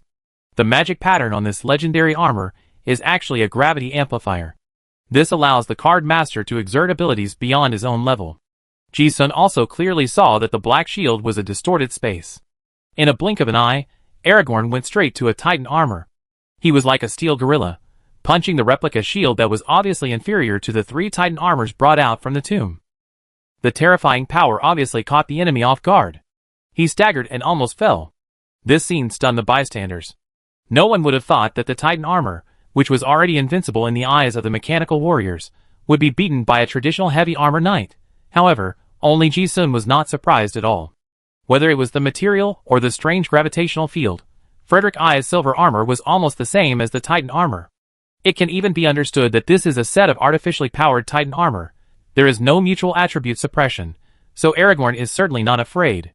As soon as this guy joined the battlefield, the pressure on Dong Chi's team was instantly reduced by half. Ji Sun looked at him and muttered, "But then again, Aragorn has become stronger again. It seems that in the southern continent, this guy has stolen the war fortune of the Lord of War Disasters. The times make heroes.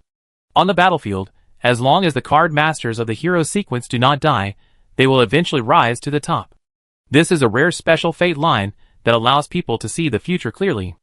After the Titan armor was eliminated, the curtain of the high-level combat power of both sides was completely opened. At this time, Ji Sun saw the void bug that could easily break the defense of the mechanical armor appear among the bugs, and he also teleported down. The enemy knew his existence, so of course, he had to show his face first. Chapter 578. The entire Jylland defense line was in chaos. The Orlan Royal Court used human wave tactics to break through the front defense line set up by the coalition forces. Now the two armies are engaged in a fierce offensive and defensive battle on many artillery positions along the Jylland mountains. The sound of gunfire was deafening.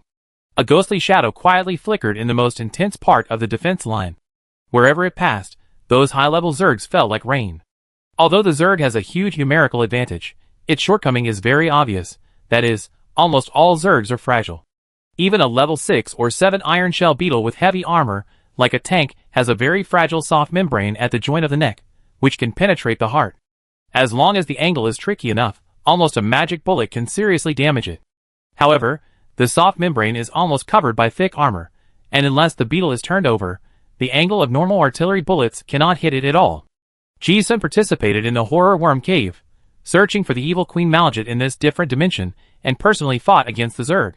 Later, he got a lot of books about the Zerg in the space of thousands of troops besieging the city, so he had a clear understanding of the weaknesses and structures of these insects.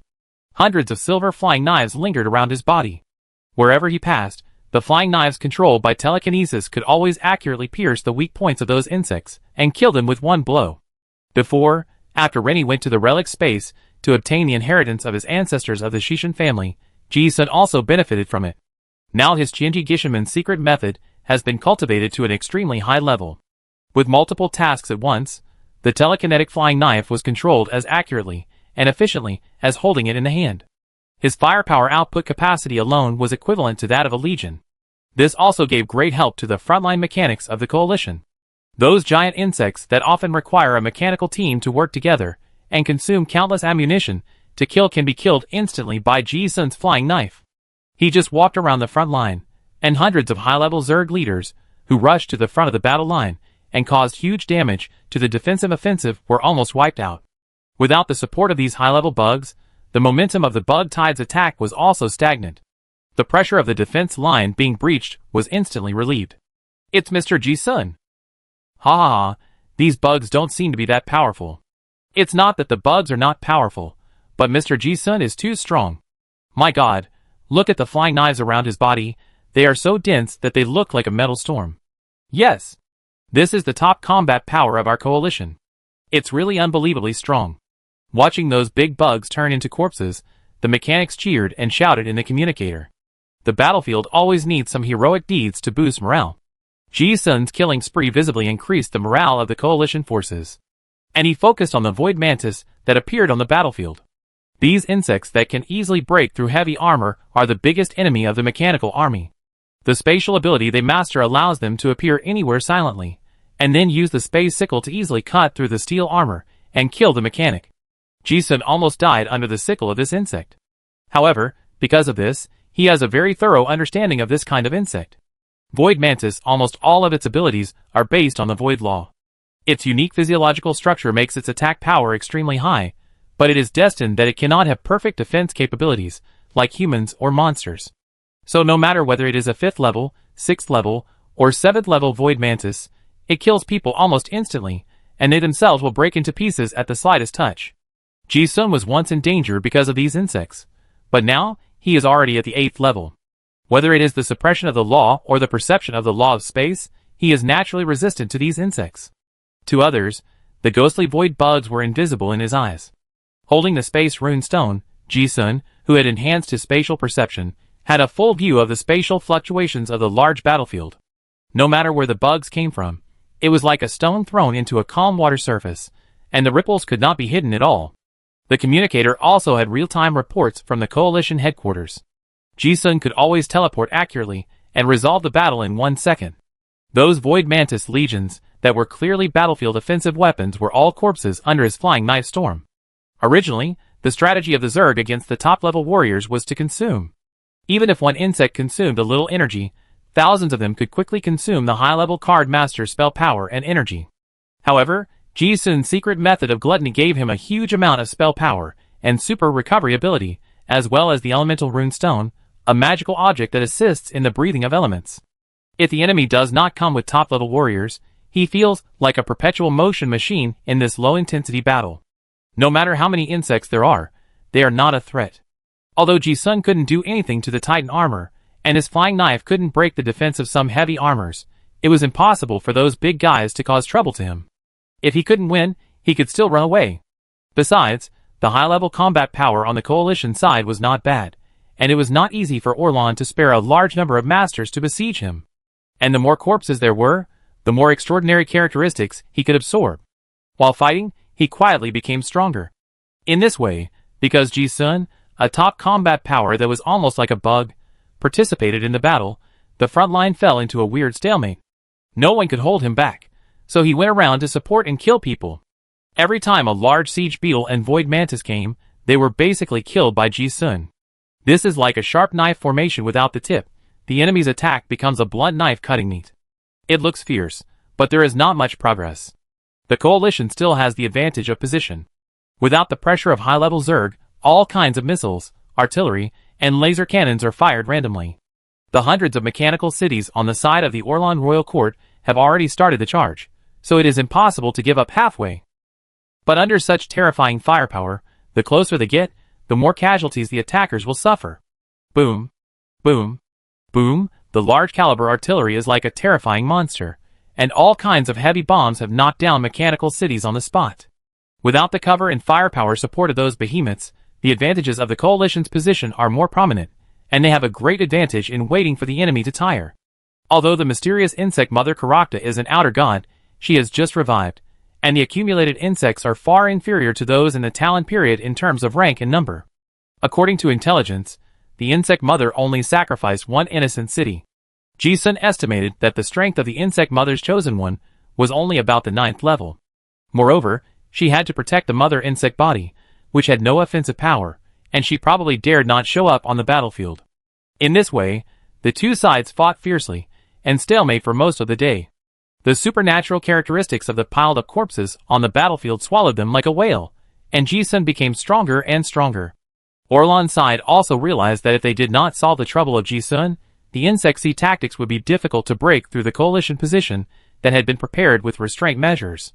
At a certain moment, they took action. Suddenly, from the distant mechanical city of 001, a figure covered in metallic luster flew out rapidly, and turned into a stream of light, and rushed into the battlefield. The command center also issued a warning in the communicator, "Be careful.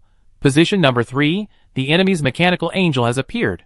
The joint defense artillery of the Coalition position also immediately fired high-frequency air defense missiles at the stream of light. However, it was still of little use. The mechanical angel was like a god descending from heaven. The countless shells hit its energy shield, but there was no damage except for a little fire. As soon as it landed, a black light swept across with one hand, and the nearby battlefield was cleared in an instant, regardless of friend or foe. Ji-sun looked at the mechanical angel that appeared a few hundred meters away from him, and raised his eyebrows slightly. TSK, it finally appeared? But Ji-sun was not surprised at all that someone came to kill him. He was so high-profile before, it would be strange if there was no one. On the contrary, he was relieved when he saw the mechanical angel appear. The enemy has few such big cards in his hand. Use one less. The broken-arm mechanical angel that was brought out from the Imperial Mausoleum has been repaired and a new arm has been attached. But it was obvious that the mechanical technology of the Orlan Royal Court was far inferior to that of 3,000 years ago. No matter how you looked at the new arm, it was not harmonious. However, no matter how it was not harmonious, this mechanical angel was the pinnacle of the mechanical work of the Talon Empire back then.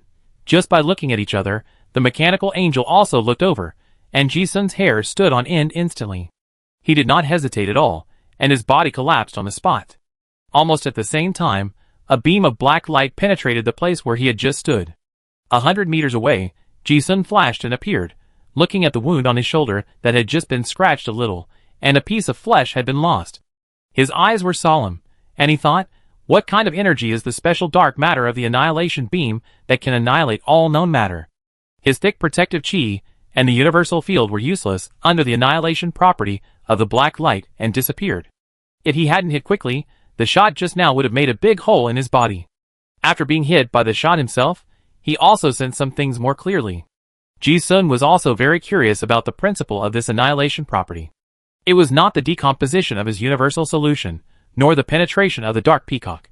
From the perspective of the phenomenon, it was a phenomenon that seemed like the positive and negative energies touched and disappeared at the same time. It was as if the black light was a rule that did not belong to this world. However, before Ji-sun could catch his breath, the black light had already condensed again. His figure collapsed on the spot again. Whoosh! Whoosh! Whoosh! Ji-sun teleported 3 times in succession and dodged 3 black light bombardments. At the same time, he also observed all the performances of the mechanical angel in his mind and silently memorized the second 0.3 second interval, the second 0.41, the third 0.57 continuous firing will indeed bring a burden to the energy system. Facts have proved that the mechanical angel has no visible shortcomings. The physical and demonic defenses are fully extended, and the alloy body has no shortcomings of the flesh and blood body, and the attackability is also fully extended. Except for direct confrontation, there is no possibility of any tricks. The only shortcoming is that he has only one mechanical arm that can release black light, which also greatly limits his attack frequency and coverage angle. Otherwise, just now when he met, Ji-sun felt that the general 8th level had no chance of survival. Because Dong Chi's angel arm lacked the main body, it took a minute to accumulate energy and launch, and it did not have such a precise target capture and locking ability. Now that I have seen the strength of the original version, I know how terrifying the peak skills of the machine are. It's really powerful. Fortunately, there is only one of this thing. Otherwise, if there are more, who can do anything? Ji-sun was full of emotion. But it is obviously difficult. The Talon Empire has only made one, let alone the current Dong Wang. Facing the nearly invincible mechanical angel, Ji-sun did not choose to escape from the battle. He knew that the greater the firepower pressure he was under now, the less others would bear. Moreover, it can also buy enough time for the headquarters to prepare countermeasures. He was not the only one shocked. Everyone on the coalition side was shocked when they saw it. There was a dead silence in the command room, and the mechanics were even more silent. Although they had never seen a mechanical angel, they had seen the horror of the plane's top technology. Even Griffith, a 9th level top card master, showed unprecedented solemnity. The black light seemed to have missed Ji-sun and looked light, but other places that the black light accidentally hit, whether it was armor, fortress, insects, rocks, anything, were annihilated. This terrifying killing power makes people shudder. And it is not only the coalition forces that are shocked, but also several onlookers. Third parties. At this moment, on a mountain peak more than 10 miles away from the Jylin defense line, several burly figures are hidden in the darkness, overlooking the entire battlefield with full concentration. I originally thought that the East Wasteland was just some fallen relics of the previous dynasty, which could not stir up any waves. Now it seems that we underestimated them. Yes. I didn't expect that these 2 groups of natives in the East Wasteland would have such strength. Not to mention the rebels of the Dragon Army, the few strong men in the East Wilderness should not be underestimated now. Didn't you realize that the most terrifying thing is the machines? It's only been a few years, and they have developed such an exaggerated mechanical army. If we really give them some more time, do you think our Dragon Legion can stop the steel torrent? I thought the Titan armor was the pinnacle of machinery before, but now there is a mechanical angel. The combat power of the mechanical angel is probably difficult for the general 9th level to deal with. It's more than just difficult to handle. I don't understand what's going on with that black light. It's a real weapon of war. If there are more of them, who can stop it? These people are none other than the top leaders of the Iris Corps. The burly man at the head is the Grand Marshal of the Iris Corps, Andre. Originally, they gave up on the East Wasteland, but they didn't give up the idea of destroying the Orlan royal family. Knowing that the 2 major forces in the East Wasteland were fighting each other, they also wanted to see if there was a chance to wipe them out. However, now they realize how naive their previous thoughts were. Not to mention a complete annihilation, the combined strength of both sides in the war is not much different from their Iris Corps in a direct confrontation. Moreover, The endless emergence of machines and masters also makes these top card masters in the southern continent see a huge threat. At this time, someone said, "Marshal, should we take action?" The king of Oran, whom they had been looking for a long time, appeared on the battlefield. This is the best opportunity to behead him. Hearing his subordinates' questions, Marshal Andre shook his head. "No hurry. It's not the right time yet. Those people in Dongwang may have some cards to play." Everyone was silent after hearing this. The strong sense of crisis made their first reaction to eliminate the threat in front of him. However, after a moment of silence, Andre said something that had nothing to do with the current battle situation, saying, "Whether we stop it or not, the future of machinery will inevitably be the general trend of the entire plane, at least a super development direction that is not inferior to the traditional card master system. Now that you have seen it yourself, you should think carefully about the future of our army." After these words came out, all the senior leaders of Iris fell into silence. If this weapon of war is not in their own hands, then it will definitely be in the hands of the enemy. These are probably the top military masters in the southern continent, and their expressions are extremely complicated at this moment. For the first time, they feel that the future is full of confusion. On the other hand, Ji Sun's behavior of attracting the firepower of the mechanical angel also gave the command center enough time to react. A huge 9-pointed star spiritual array suddenly appeared in the sky. Nanjing took action. Spiritual masters are a profession that is sometimes very weak, and sometimes ridiculously strong. Weak because ordinary spiritual masters can usually only control spiritual objects of similar rank to themselves, so they are often a bit useless, and too weak to be beheaded. And strong is like Miss Ballhead, who has practiced the mysterious magic of the imperial court, and has a powerful inheritance. High Priest Terran is a powerful existence that can change the situation of a large war alone. The formation condensed into a black spiral in an instant, as if opening the door to another world, and a terrifying breath of death gushed out like a gusher. The black waterfall hung upside down in the sky, spewing out not only death, but also a large number of undead monsters. From the weakest skeleton soldiers, zombies, and resentful spirits to the undead army, corrupt giants, and undead dragons. There was an endless supply. The number was countless. In an instant, the war front was already a sea of undead. Ji Sun looked up at these undead creatures, and the corners of his mouth rose slightly. Haha, Xiaonan has really become very strong. Since her mother Nan Suzhang passed away, Ji Sun knew that the strength of this ball-headed lady had changed a lot, but today was the first time he saw her show it. This psychic skill stunned everyone. A large number of undead monsters appeared, and they even immediately had a posture of fighting against the insect tide. No one could have thought that a psychic could be so powerful. The coalition forces were once again greatly encouraged. Of course, although Nanjing was strong, it was obviously impossible for him to contract so many psychic creatures. This is the accumulation of the Nan family for generations. After going to the underworld, it seems that he is just going to tinker with these spiritual objects inherited from the family. The mechanical angel is invincible, whoever comes will die. It is not worth it to delay with human lives. Then use some beings that are not afraid of death to consume. Undead creatures are the best choice. This is the tactic discussed before. As soon as several undead dragons appeared, they flew towards Ji Sun. Just a shock of dragon power. Those low-level insects were shaken to the ground in large numbers, unable to move. Another breath of dark dragon was spit out, and the insect swarm was instantly drained of vitality. The mechanical angel captured several giant dragons, and fired a few shots at them. Well, it was still a piercing shot, piercing wherever it was pointed. Even the hard dragon bones were instantly annihilated under the black light. But the advantage of the undead was reflected here. If it were a human card master, he would immediately become an undead after being hit by the previous shot. But the broken bones of the undead dragons did not affect their momentum of diving at all. If the soul fire is not damaged, it can still jump around. Even if the soul fire is damaged, it doesn't matter, just go back and take care of it for a few dozen or 100 years. The Nan family has a lot of inheritance contract objects. Enough to fight this war. In this way, the undead army joined the battle, and Ji Sun's pressure was much less. The mechanical angel only has one annihilation cannon, which can only aim at one target at a time, and after high-frequency firing, the charging efficiency of the annihilation gun has obviously slowed down. All machines have energy problems. This was the only way that Ji Sun and his team could think of to deal with the mechanical angels, which was the word consume.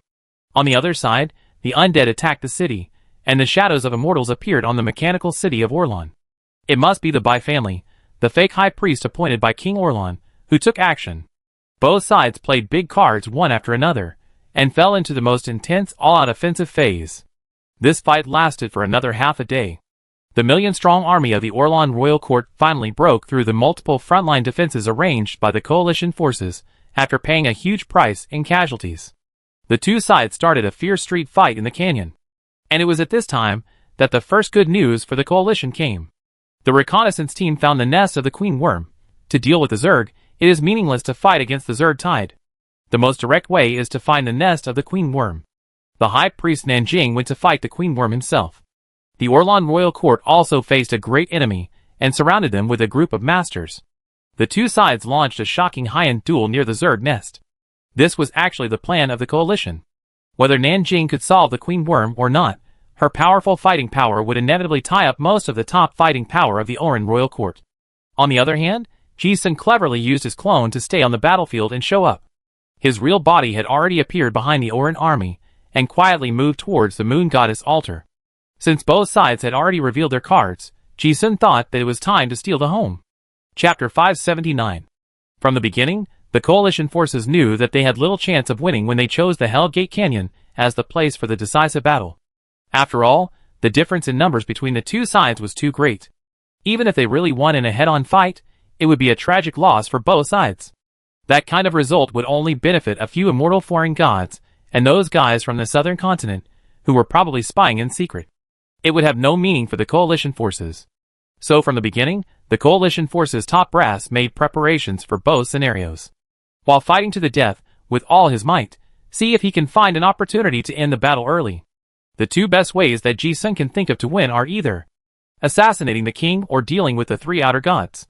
It is extremely difficult to assassinate King Arthur of Orin, and almost no one on the coalition side can do it. In comparison, the second plan is more feasible. It just so happens that Ji-sun's ability has a certain restraint on the outer gods.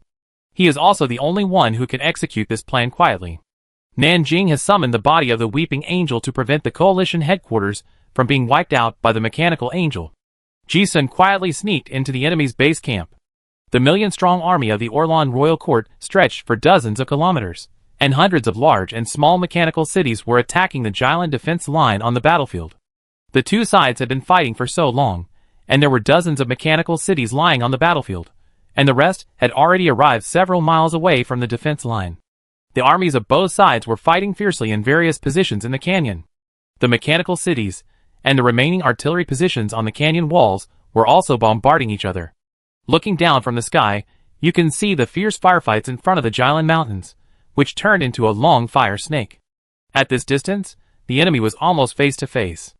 The range and accuracy of the artillery were no longer different. It was just a fierce fight. Bang, bang, bang. The artillery fired at each other at close range. The ammunition of the coalition's giant shells could easily make a big hole in the defensive steel plate of the mechanical city.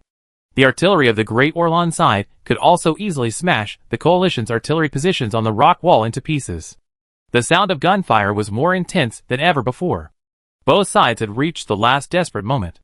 The Orlan Legion was in full force, and the coalition held its ground. On the other side, Ji-sun had quietly sneaked in. The mechanical city had crushed a few meters deep gully on the ground, and there were corpses everywhere, and the blood had dyed the soil a dazzling blood color. The moonlight in the sky was bright.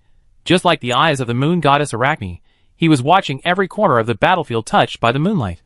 For this matter, no one noticed that in a shadow under the mechanical city where the moonlight could not reach, a figure quietly emerged from the darkness. It was Ji-sun who was sneaking in. He looked up at the huge mechanical city next to him, which was 100 meters high. The number on it was 071, and he breathed a sigh of relief. He had not been discovered in advance, and he had already completed the first step. This was one of the 4 pillars of the moon god that had been observed long ago. Although the 3 outer gods fought so hard on the battlefield, that kind of large-scale divine arts also consumed extraordinary power. The 3 outer gods have not yet condensed their divine bodies, so the divine power can only be carried by the altar.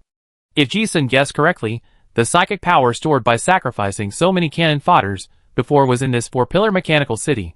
After determining the target, Ji-sun did not delay, and took out 2 curse cards with clown patterns, 1 gray and 1 colorful. He knew that he could think of this way to steal the house. The enemy would definitely think of it. Ji-sun never thought that the enemy would not be heavily guarded, but just felt that the enemy might not be able to discover him so easily. And now that all the masters of the Orlan royal court have come out, Ji-sun did not think that if he was really discovered, someone would be able to stop him. After observing the surroundings and not finding anything unusual, Ji-sun chanted a spell, poker game, magician's sleight of hand. My figure is invisible. As soon as the words fell, the magic pattern of the color Joker spell God card lit up. The spell was completed instantly, and Ji-sun became more ethereal, as if he had merged into the environment and became a background board that was ignored by others. Forcibly changing the rules, this is the ability of this spell card. Ji-sun is now at the 8th level, with the blessing of this spell God card, thinking that at least the 9th level of perception can discover him. Few people in the Orlan royal court can do this. But it's not over yet. Another gray joker in Ji-sun's hand also lit up at the same time, copying this rule. At the same time, the color Joker aura lit up again, and the second rule halo has been blessed on the god's body. Poker game Eye of Horus, I can see all the truth in the world. This rule is to prevent oneself from being trapped in the omnipresent illusion of the moon god. Ji-sun used the characteristics of the two cursed god cards to have two rule-level halos at the same time. Although the combat power was not increased much, the possibility of being discovered was extremely low. This was the perfect disguise he could think of. After doing all this, Ji-sun quietly walked towards the nearby number 071 Mechanical City. He flew up and stepped on the steel stairs more than 10 meters above the ground. This mechanical city was not an offensive city, so there were not many artillery deployed.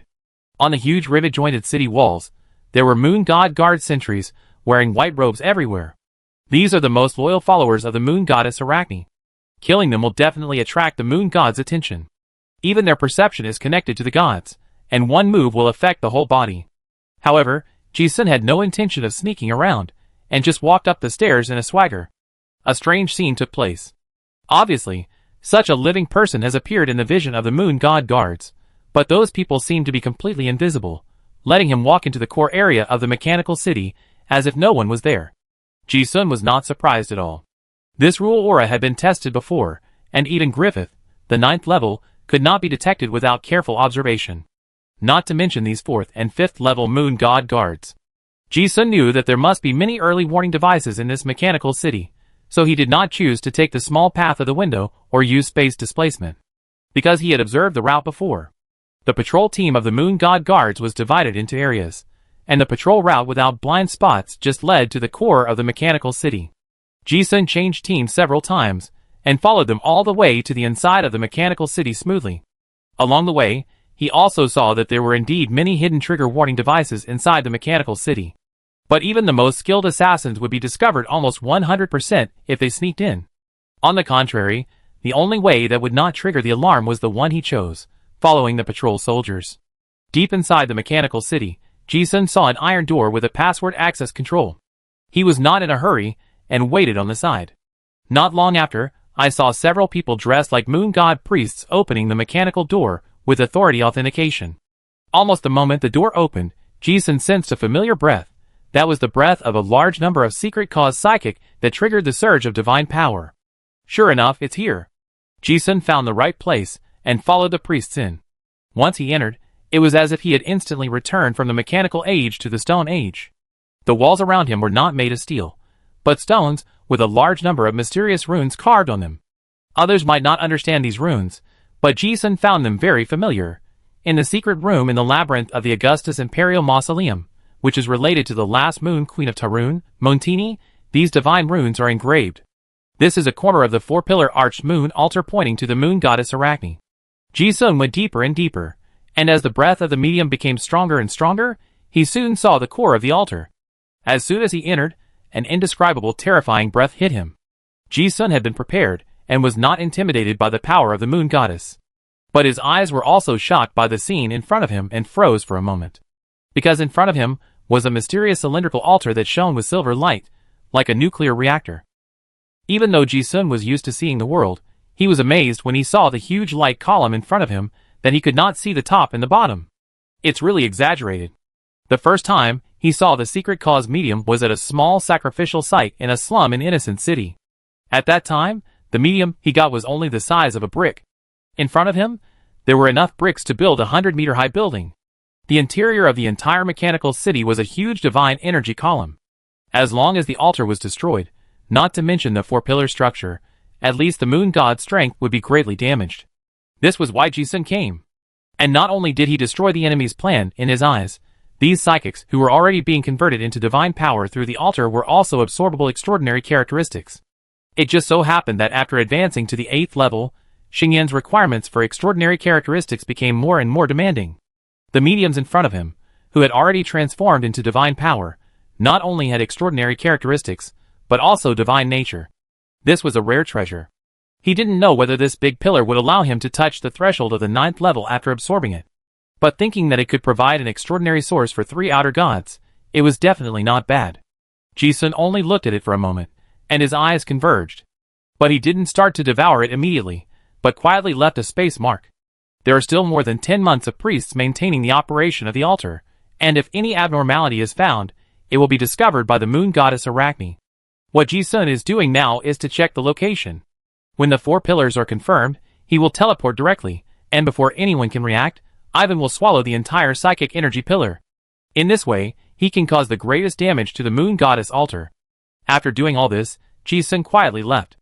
After leaving the mechanical city of number 071, he used the same method to go to number 086 and confirm the location of the second 4 pillars. The marking process was also very smooth. As planned, no one could find Ji-sun, who was protected by 2 Joker cards. The Orin Royal Court had very limited knowledge of Ji-sun's current strength, and did not even know that he had 2 Joker cards. This lack of intelligence also made the enemy unable to imagine that the altar, which was guarded with all their might, would be quietly infiltrated. Moreover, the coalition forces also put enough pressure on him, and the top masters of the Orin Royal Court had no time to be transferred to guard the altar. Ji-sun found number 097, the 3rd pillar among the 4 pillars. However, this time, an accident happened. The internal structure of the mechanical city of number 097 was almost the same as the previous 2. Ji-sun followed the moon priest into the mechanical city, as he did the previous 2 times. There was also a huge energy pillar inside the mechanical city. Ji-sun walked to the top and marked it, thinking that when he teleported over, Ivan could swallow it from above. However, as soon as the mark was made, he suddenly became alert and frowned.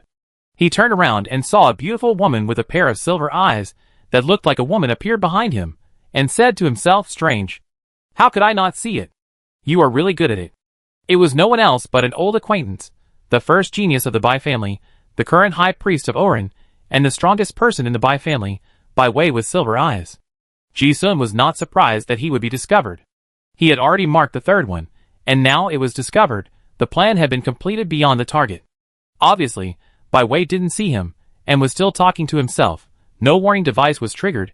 It seems that he came in through the main gate.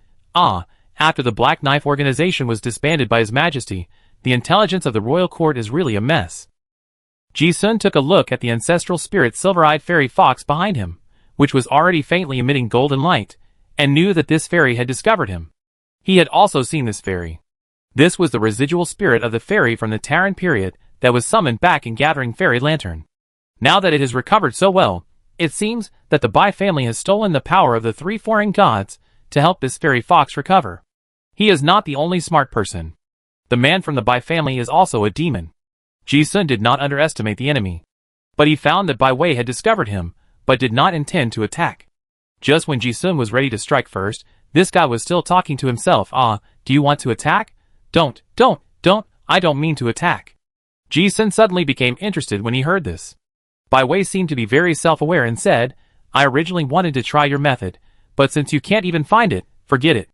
I definitely can't beat him."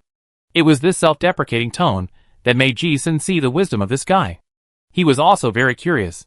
Since this guy had discovered him, and didn't summon the moon goddess Arachne, what on earth was he going to do? Since he was discovered, Ji-sun also showed up. Bai Wei in front of him looked at the living person, who appeared out of thin air, showed a bitter smile, and muttered, "It's you." When masters confront each other, sometimes they don't need to speak to know what the other party is thinking.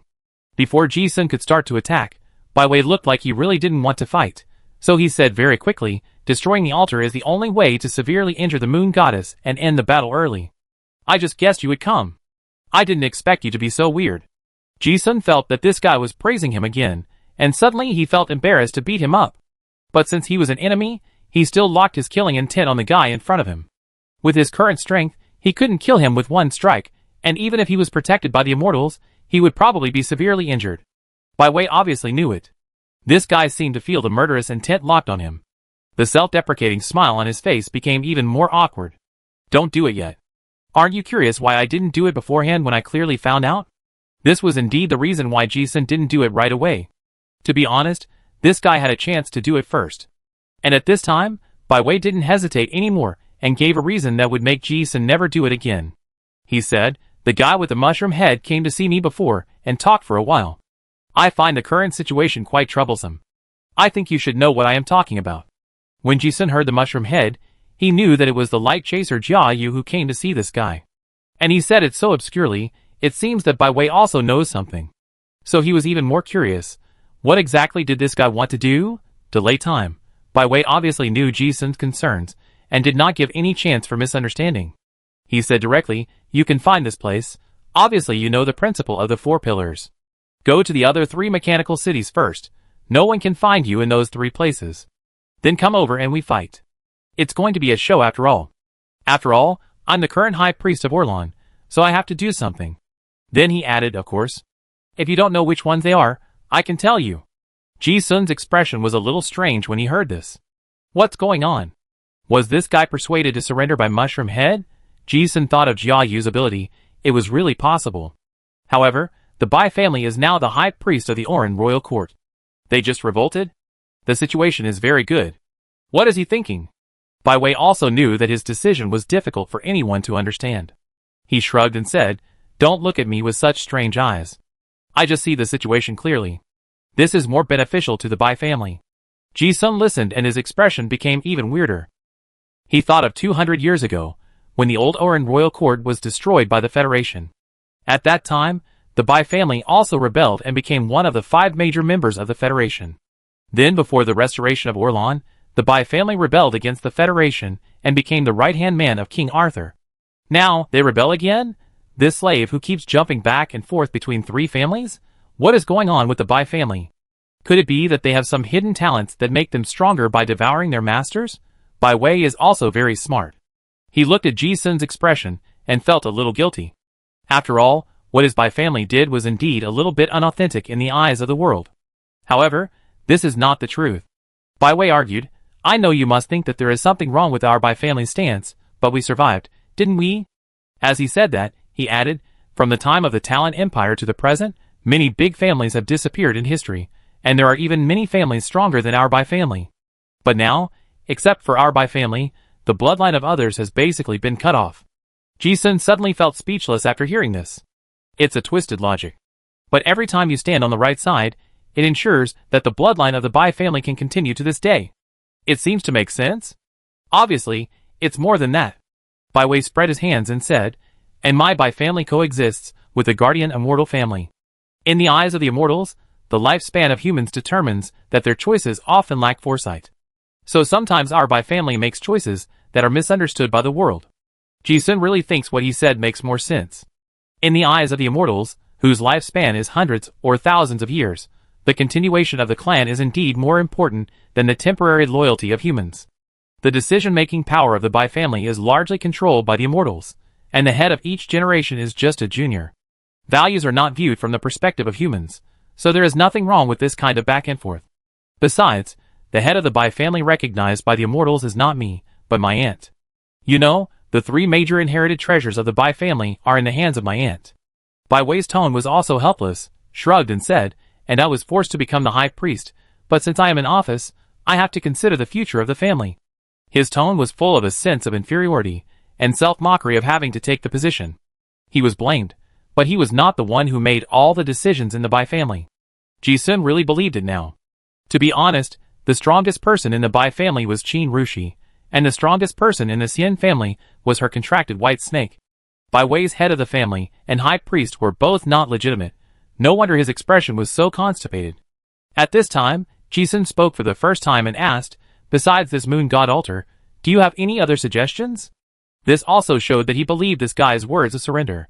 But at the same time, it also hinted that the other party needed to be sincere. Since he is the high priest, he must know more secrets of the Oran royal court. For example, the situation of King Arthur, and the weaknesses of the three foreign gods. Ah! Bai Wei sighed when he asked this question, as if he knew he would ask this question. He didn't want to hide anything, but some things are really hard to say. It's impossible to keep silent. Bai Wei looked at Ji Sun and said helplessly, "When the mushroom head came to me before, he had already asked me. Some things are too early to say now." Hearing this, Ji Sun fell silent. He did not doubt the truth of this statement. Since Jia Yu was here, what he could think of, the mushroom-headed guy must have thought of as well. So, looking at Bai Wei's secretive look, Ji Sun could guess that the two of them must have discussed some top-secret topics. He did not forget that the mushroom-headed guy was planning a big event. If some things are said out loud, there is a risk of being exposed. After a little thought, Ji Sun did not ask any more questions. Bai Wei looked at Ji Sun's expression that seemed to understand everything, and he breathed a sigh of relief, thinking that he did not need to waste his breath. But at the same time, he also complained quietly, "How come you guys all know I am the world, and your realm is so high?" Bai Wei felt that he had had enough of this feeling of being seen through. It happened once last time. It happened again this time. I have been a genius since I was a child, and have grown up feeling good all the way. But why are the people I meet now better than me? The wisdom that I am proud of immediately dimmed in front of the master of the magic secret method of I am the world. The current battle situation cannot be delayed. The longer the delay, the more variables there will be. Ji Sun ignored the guy's complaints and turned around and said, "Okay. I come find you later." As he said that, the man disappeared again. Bai Wei rolled his eyes at the figure that disappeared out of thin air. This method that he could not understand hit his self-confidence even more. The silver fox immortal behind him seemed to see something and comforted him. That kid borrowed a very high-grade external object to distort the rules to become invisible. It's probably a divine weapon. It's normal that you can't sense it. It would be fine if he didn't say anything, but once he said it, Bai Wei shut himself up again. The three inherited treasures of the Bai family were originally no worse than any relics. But why didn't he have any of them? Destroy this world that makes people jealous. Bai Wei's extremely delicate face was full of resentful complaints. He was able to beat them before. Why is the gap so big now? Chapter 580. Just when Ji Sun went to the rear of the Orlan Legion to steal a home, the battle on the Jylin defense line had entered a very tragic melee stage. Except for a small part of the coalition forces fighting fiercely with the enemy in the Sea of Insects, the defense lines on both sides of the Hell Gate Canyon have almost been captured by the Orlan Legion. Soon, the Orlan Legion paid a huge price in casualties, and the elite vanguard had already entered the Jylin defense line that was hollowed out in the mountain. Now the armies of both sides are fighting the final offensive and defensive battle in the complex joint defense channel. Although the war is far from over, it is obvious that the coalition forces have gradually shown signs of decline. At this moment, in the command center deep in the mountain, Catalina, wearing a white military uniform with a golden star on her shoulder, was looking at the battle situation on the display in front of her with a serious expression. Her golden eyes flashed with the scenes of fierce battles on more than a dozen screens at the same time. Those orange soldiers driven by the belief in the moon god were not afraid of death at all, and their crazy charge made this battle particularly tragic. Even though Katarina had experienced many battles, she had never encountered such a difficult battle. Boom, boom, boom. The sound of gunfire in the corridor was very close. The enemy seemed to have located the headquarters, and was surrounding them.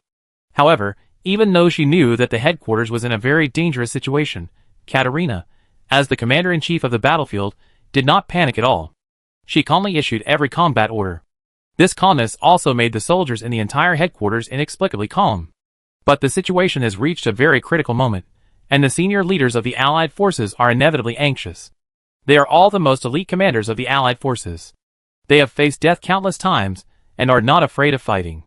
But seeing that Commander-in-Chief Catalina still has no intention of evacuating after repeated urging, everyone finally couldn't help but persuade her. "Commander, the last line of defense has been breached, and the enemy will soon attack. You should retreat first." "Yes, Commander. The casualty rate of the 3rd and 5th Legions has exceeded 70%. If you don't retreat, your situation will be very dangerous. We are here, you can go to a safer place to command. Only with you, we have hope of victory." In the past few years, Catalina has won the trust of all the Allied soldiers with her outstanding military talents.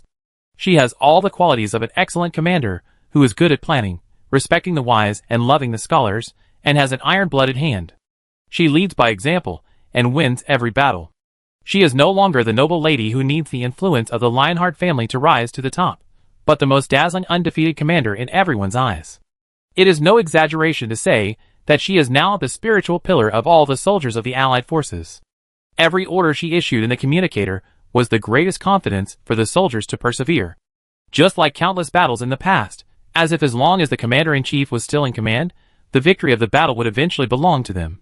So her safety not only represented herself, but also concerned the morale of the entire Allied forces.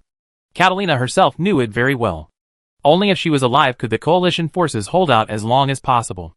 But she also saw the current situation clearly. The enemies of the Oran royal court were coming for her, the commander-in-chief. If she withdrew, the defense lines of the other coalition forces would completely collapse. Catalina looked at the suddenly quiet headquarters, and then at the familiar and anxious faces. She stood up, and said in a firm and steady tone, "Everyone, I know you have tried your best, thank you for your sacrifice. But today's battle is not only related to the situation in the East Wilderness, but also affects our allies, and even the future of the entire Kashi civilization. I will not hide it from you. The current situation is very critical, but we still have hope of victory. I will persist to the end. Everyone, the coalition needs us, and I also need you to fight side by side with me. This decisive battle, either death or victory." The voice echoed in the command center, resounding. She stood there, as if emitting the supreme glory of fearlessness and bravery. As soon as these words came out, the soldiers heard her determination to fight to the death. No one spoke to persuade her, but everyone's eyes were still flashing with worry, and suddenly they became firm. "I am willing to follow the commander-in-chief." Katerina glanced at the group of soldiers who were about to live and die with her, and without saying anything more, she ordered again. The Guards Corps took the initiative to attack and attract the enemy's main firepower. Everyone in the command center, prepare to join me in the battle. Some words cannot be expressed in the command, but what no one knows is that someone has already given her a detailed deduction of the current dilemma in this war. Many of the arrangements are not as simple as fighting. Katerina knows very well that her situation is very dangerous, but so are others. What she has to do now is to fight to the death. Yes. The order is like a shot of adrenaline, and the eyes of these senior officers are firm, and no one retreats. The response was as loud as a bell. At the same time, like Katerina's Central Army, the Revolutionary Army led by the anti-law Longyu, the New World Mechanical Army, and the Rebel Dragon Army were also in a very tragic situation. But several coalition commanders chose to confront head-on, no one retreated, and they were ready to fight to the death. It was precisely because of this that the coalition forces have fought to this point despite the difference of more than 10 times the number of the Orlan army. The battle situation in other places is still not optimistic. Nanjing personally attacked the insect nest. Although he didn't know how the battle was going, the number of high-level insects on the battlefield dropped sharply, which was obviously a good effect. The colors in the sky were still colorful like oil paintings, but Griffith hadn't taken that step after all, and she didn't have an advantage in the battle with the elemental King Lagros. On the contrary, after fighting for so long, the spell power is far behind that of the outer god, who has countless believers contributing their faith and divine power. And most of the elite mechanical legions of the New World have been killed. Even Dong Chi's Titan armor was severely damaged by the mechanical angel in the fierce battle. Fortunately, there are replacement parts, so he can still be active on the battlefield. Even Aragorn, his legendary armor was damaged everywhere. He is still fighting with the Titan armor, surrounded by thousands of times more enemies. He is a hero, lonely and extraordinary, tragic and dazzling. The only good news was that the mechanical angel had a mechanical failure during the battle, and its energy was exhausted, so it temporarily returned to the mechanical city of the Orlan royal court. The bad news was, because hundreds of thousands of elite soldiers died in the war, this large-scale sacrificial ceremony also caused the power of the moon god Arachne, who had not yet appeared, to surge. The bright moon in the sky became more and more feminine, and the moonlight gradually became as sharp as steel needles, piercing every person who did not believe in the moon god. At this time, the mechanical city number 001 of the Orlan royal court had also been driven to the front line of the battlefield. King Arthur of Oran, wearing a golden robe, stood at the highest point of the mechanical city, looking down at the entire battlefield with a majestic look. His royal power and luck had reached the extreme, forming a layer of silver halo around his body. But strangely, his body was overflowing with the dark breath of a tyrant. This balance of light and darkness was the balance between the law of royal power and the pollution of tyrants. This gave King Oran, who had just entered the 9th level, unprecedented power. Standing on a high place, Arthur seemed to have seen the balance of victory leaning towards him. His wanton laughter resounded throughout the Hellgate Canyon. "Ha ha ha, A slave girl is worthy of calling herself King Augustus. Since you dare to covet the throne, why don't you dare to show up now? The two royal descendants of Augustus are finally going to meet again at this moment. Kingship. The sequence is the highest sequence among the 13 paths to the gods, and the kingship law has a kind of law suppression. As soon as these words came out, the terrifying pressure of the 9th level strongmen swept the entire canyon, and the morale of the coalition forces declined greatly. Even Griffith, who was also at the 9th level, frowned under the pressure of the powerful law of kingship. Others felt as if they had seen the power of the emperor, and they had an inexplicable feeling of submission in their hearts. When the two kings met, the stronger one could control more of the dynasty's fortune, and King Arthur's aura was even stronger. However, this overwhelming momentum only lasted for a moment, and suddenly stagnated. In the canyon in the distance, a white-haired woman wearing a light blue cord dress slowly walked over. The shadow of the ice demon god wearing a crown behind her was extremely clear. The surging power of the extreme cold demon god surged through his body, and the blessing of the king's law was so majestic that people dared not look directly at him. Chujio is here. Chujio walked step by step, and wherever he passed, a layer of white frost quickly condensed on the surrounding rock walls. And the restless elemental power in the air was also frozen in an instant, turning into a trace of powdery elemental snowflakes, floating on the ground. The extreme cold made everything in the world lose its vitality, including the elements. And there were endless bugs. Forbidden zone of no life. As soon as it was unfolded, the bugs within a radius of hundreds of meters around Chujio were instantly wrapped in ice crystals, and fell to the ground. When the mechanical warriors of the Orlon Legion were about to attack, their feet seemed to be stuck to the frost-covered ground. The white frost spread from the feet to cover the whole body, and in a blink of an eye, both the people and the mechas turned into ice sculptures. In the distance, King Arthur on the Orlon mechanical city looked at Chujio, who was so strong that he felt vaguely threatened, and his eyes narrowed slightly. The tyrannical murderous intent in his overbearing eyes was not concealed at all. His eyes fell on the holy grail of kingship lingering around Chujio again. He clearly sensed the threat to his kingship, and a strong sarcasm rose at the corner of his mouth, sneering, "Is this your confidence?" He got the approval of the holy grail, which means that he is the true king. In his eyes, such a threat to himself is already dead. Chujio didn't say anything and looked up. From childhood to adulthood, she didn't dare to look directly at her brother. But at this moment, she was already King Augustus, and she was fearless.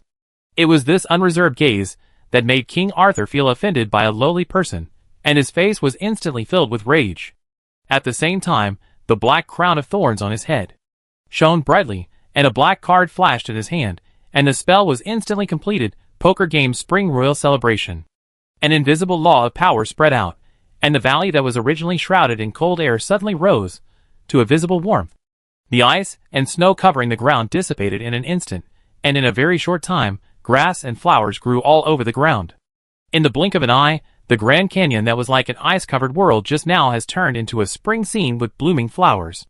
The extremely cold field surrounding Chujio's body was also suppressed to a few square meters under his feet. This is not a difference in the law level between the two. Rather, some rules have been changed. The 9th level occupation card of the Tyrant sequence is Dictator, which is a super powerful occupation that can forcibly change the rules. Arthur looked at the scene in front of him, very satisfied with his own powerful strength, and said again, "Kneel down and submit to me. I will give you a chance to live." In the face of absolute power, all conspiracy trajectories seem so ridiculous. Whatever the Holy Grail or the Dragon Rebellion army, what can it do? However, Chujio turned a deaf ear to it, glanced coldly at the sea of flowers around him, and continued to move forward.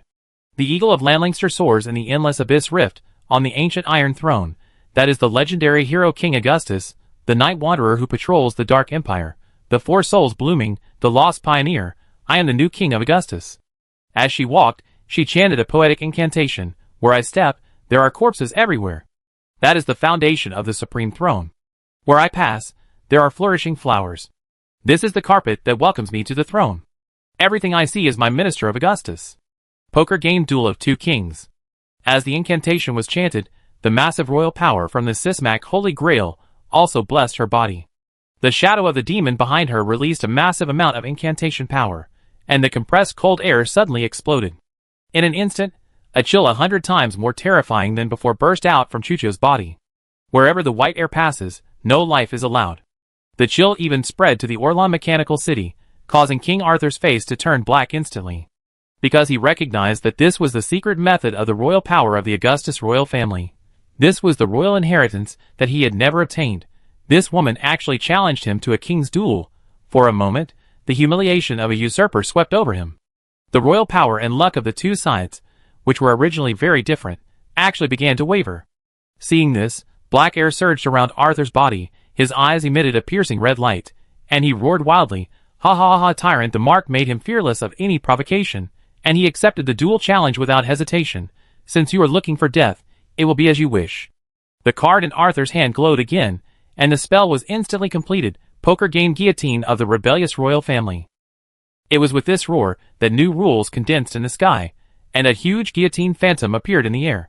In the distance, Chujio walked step by step, as if walking towards the guillotine.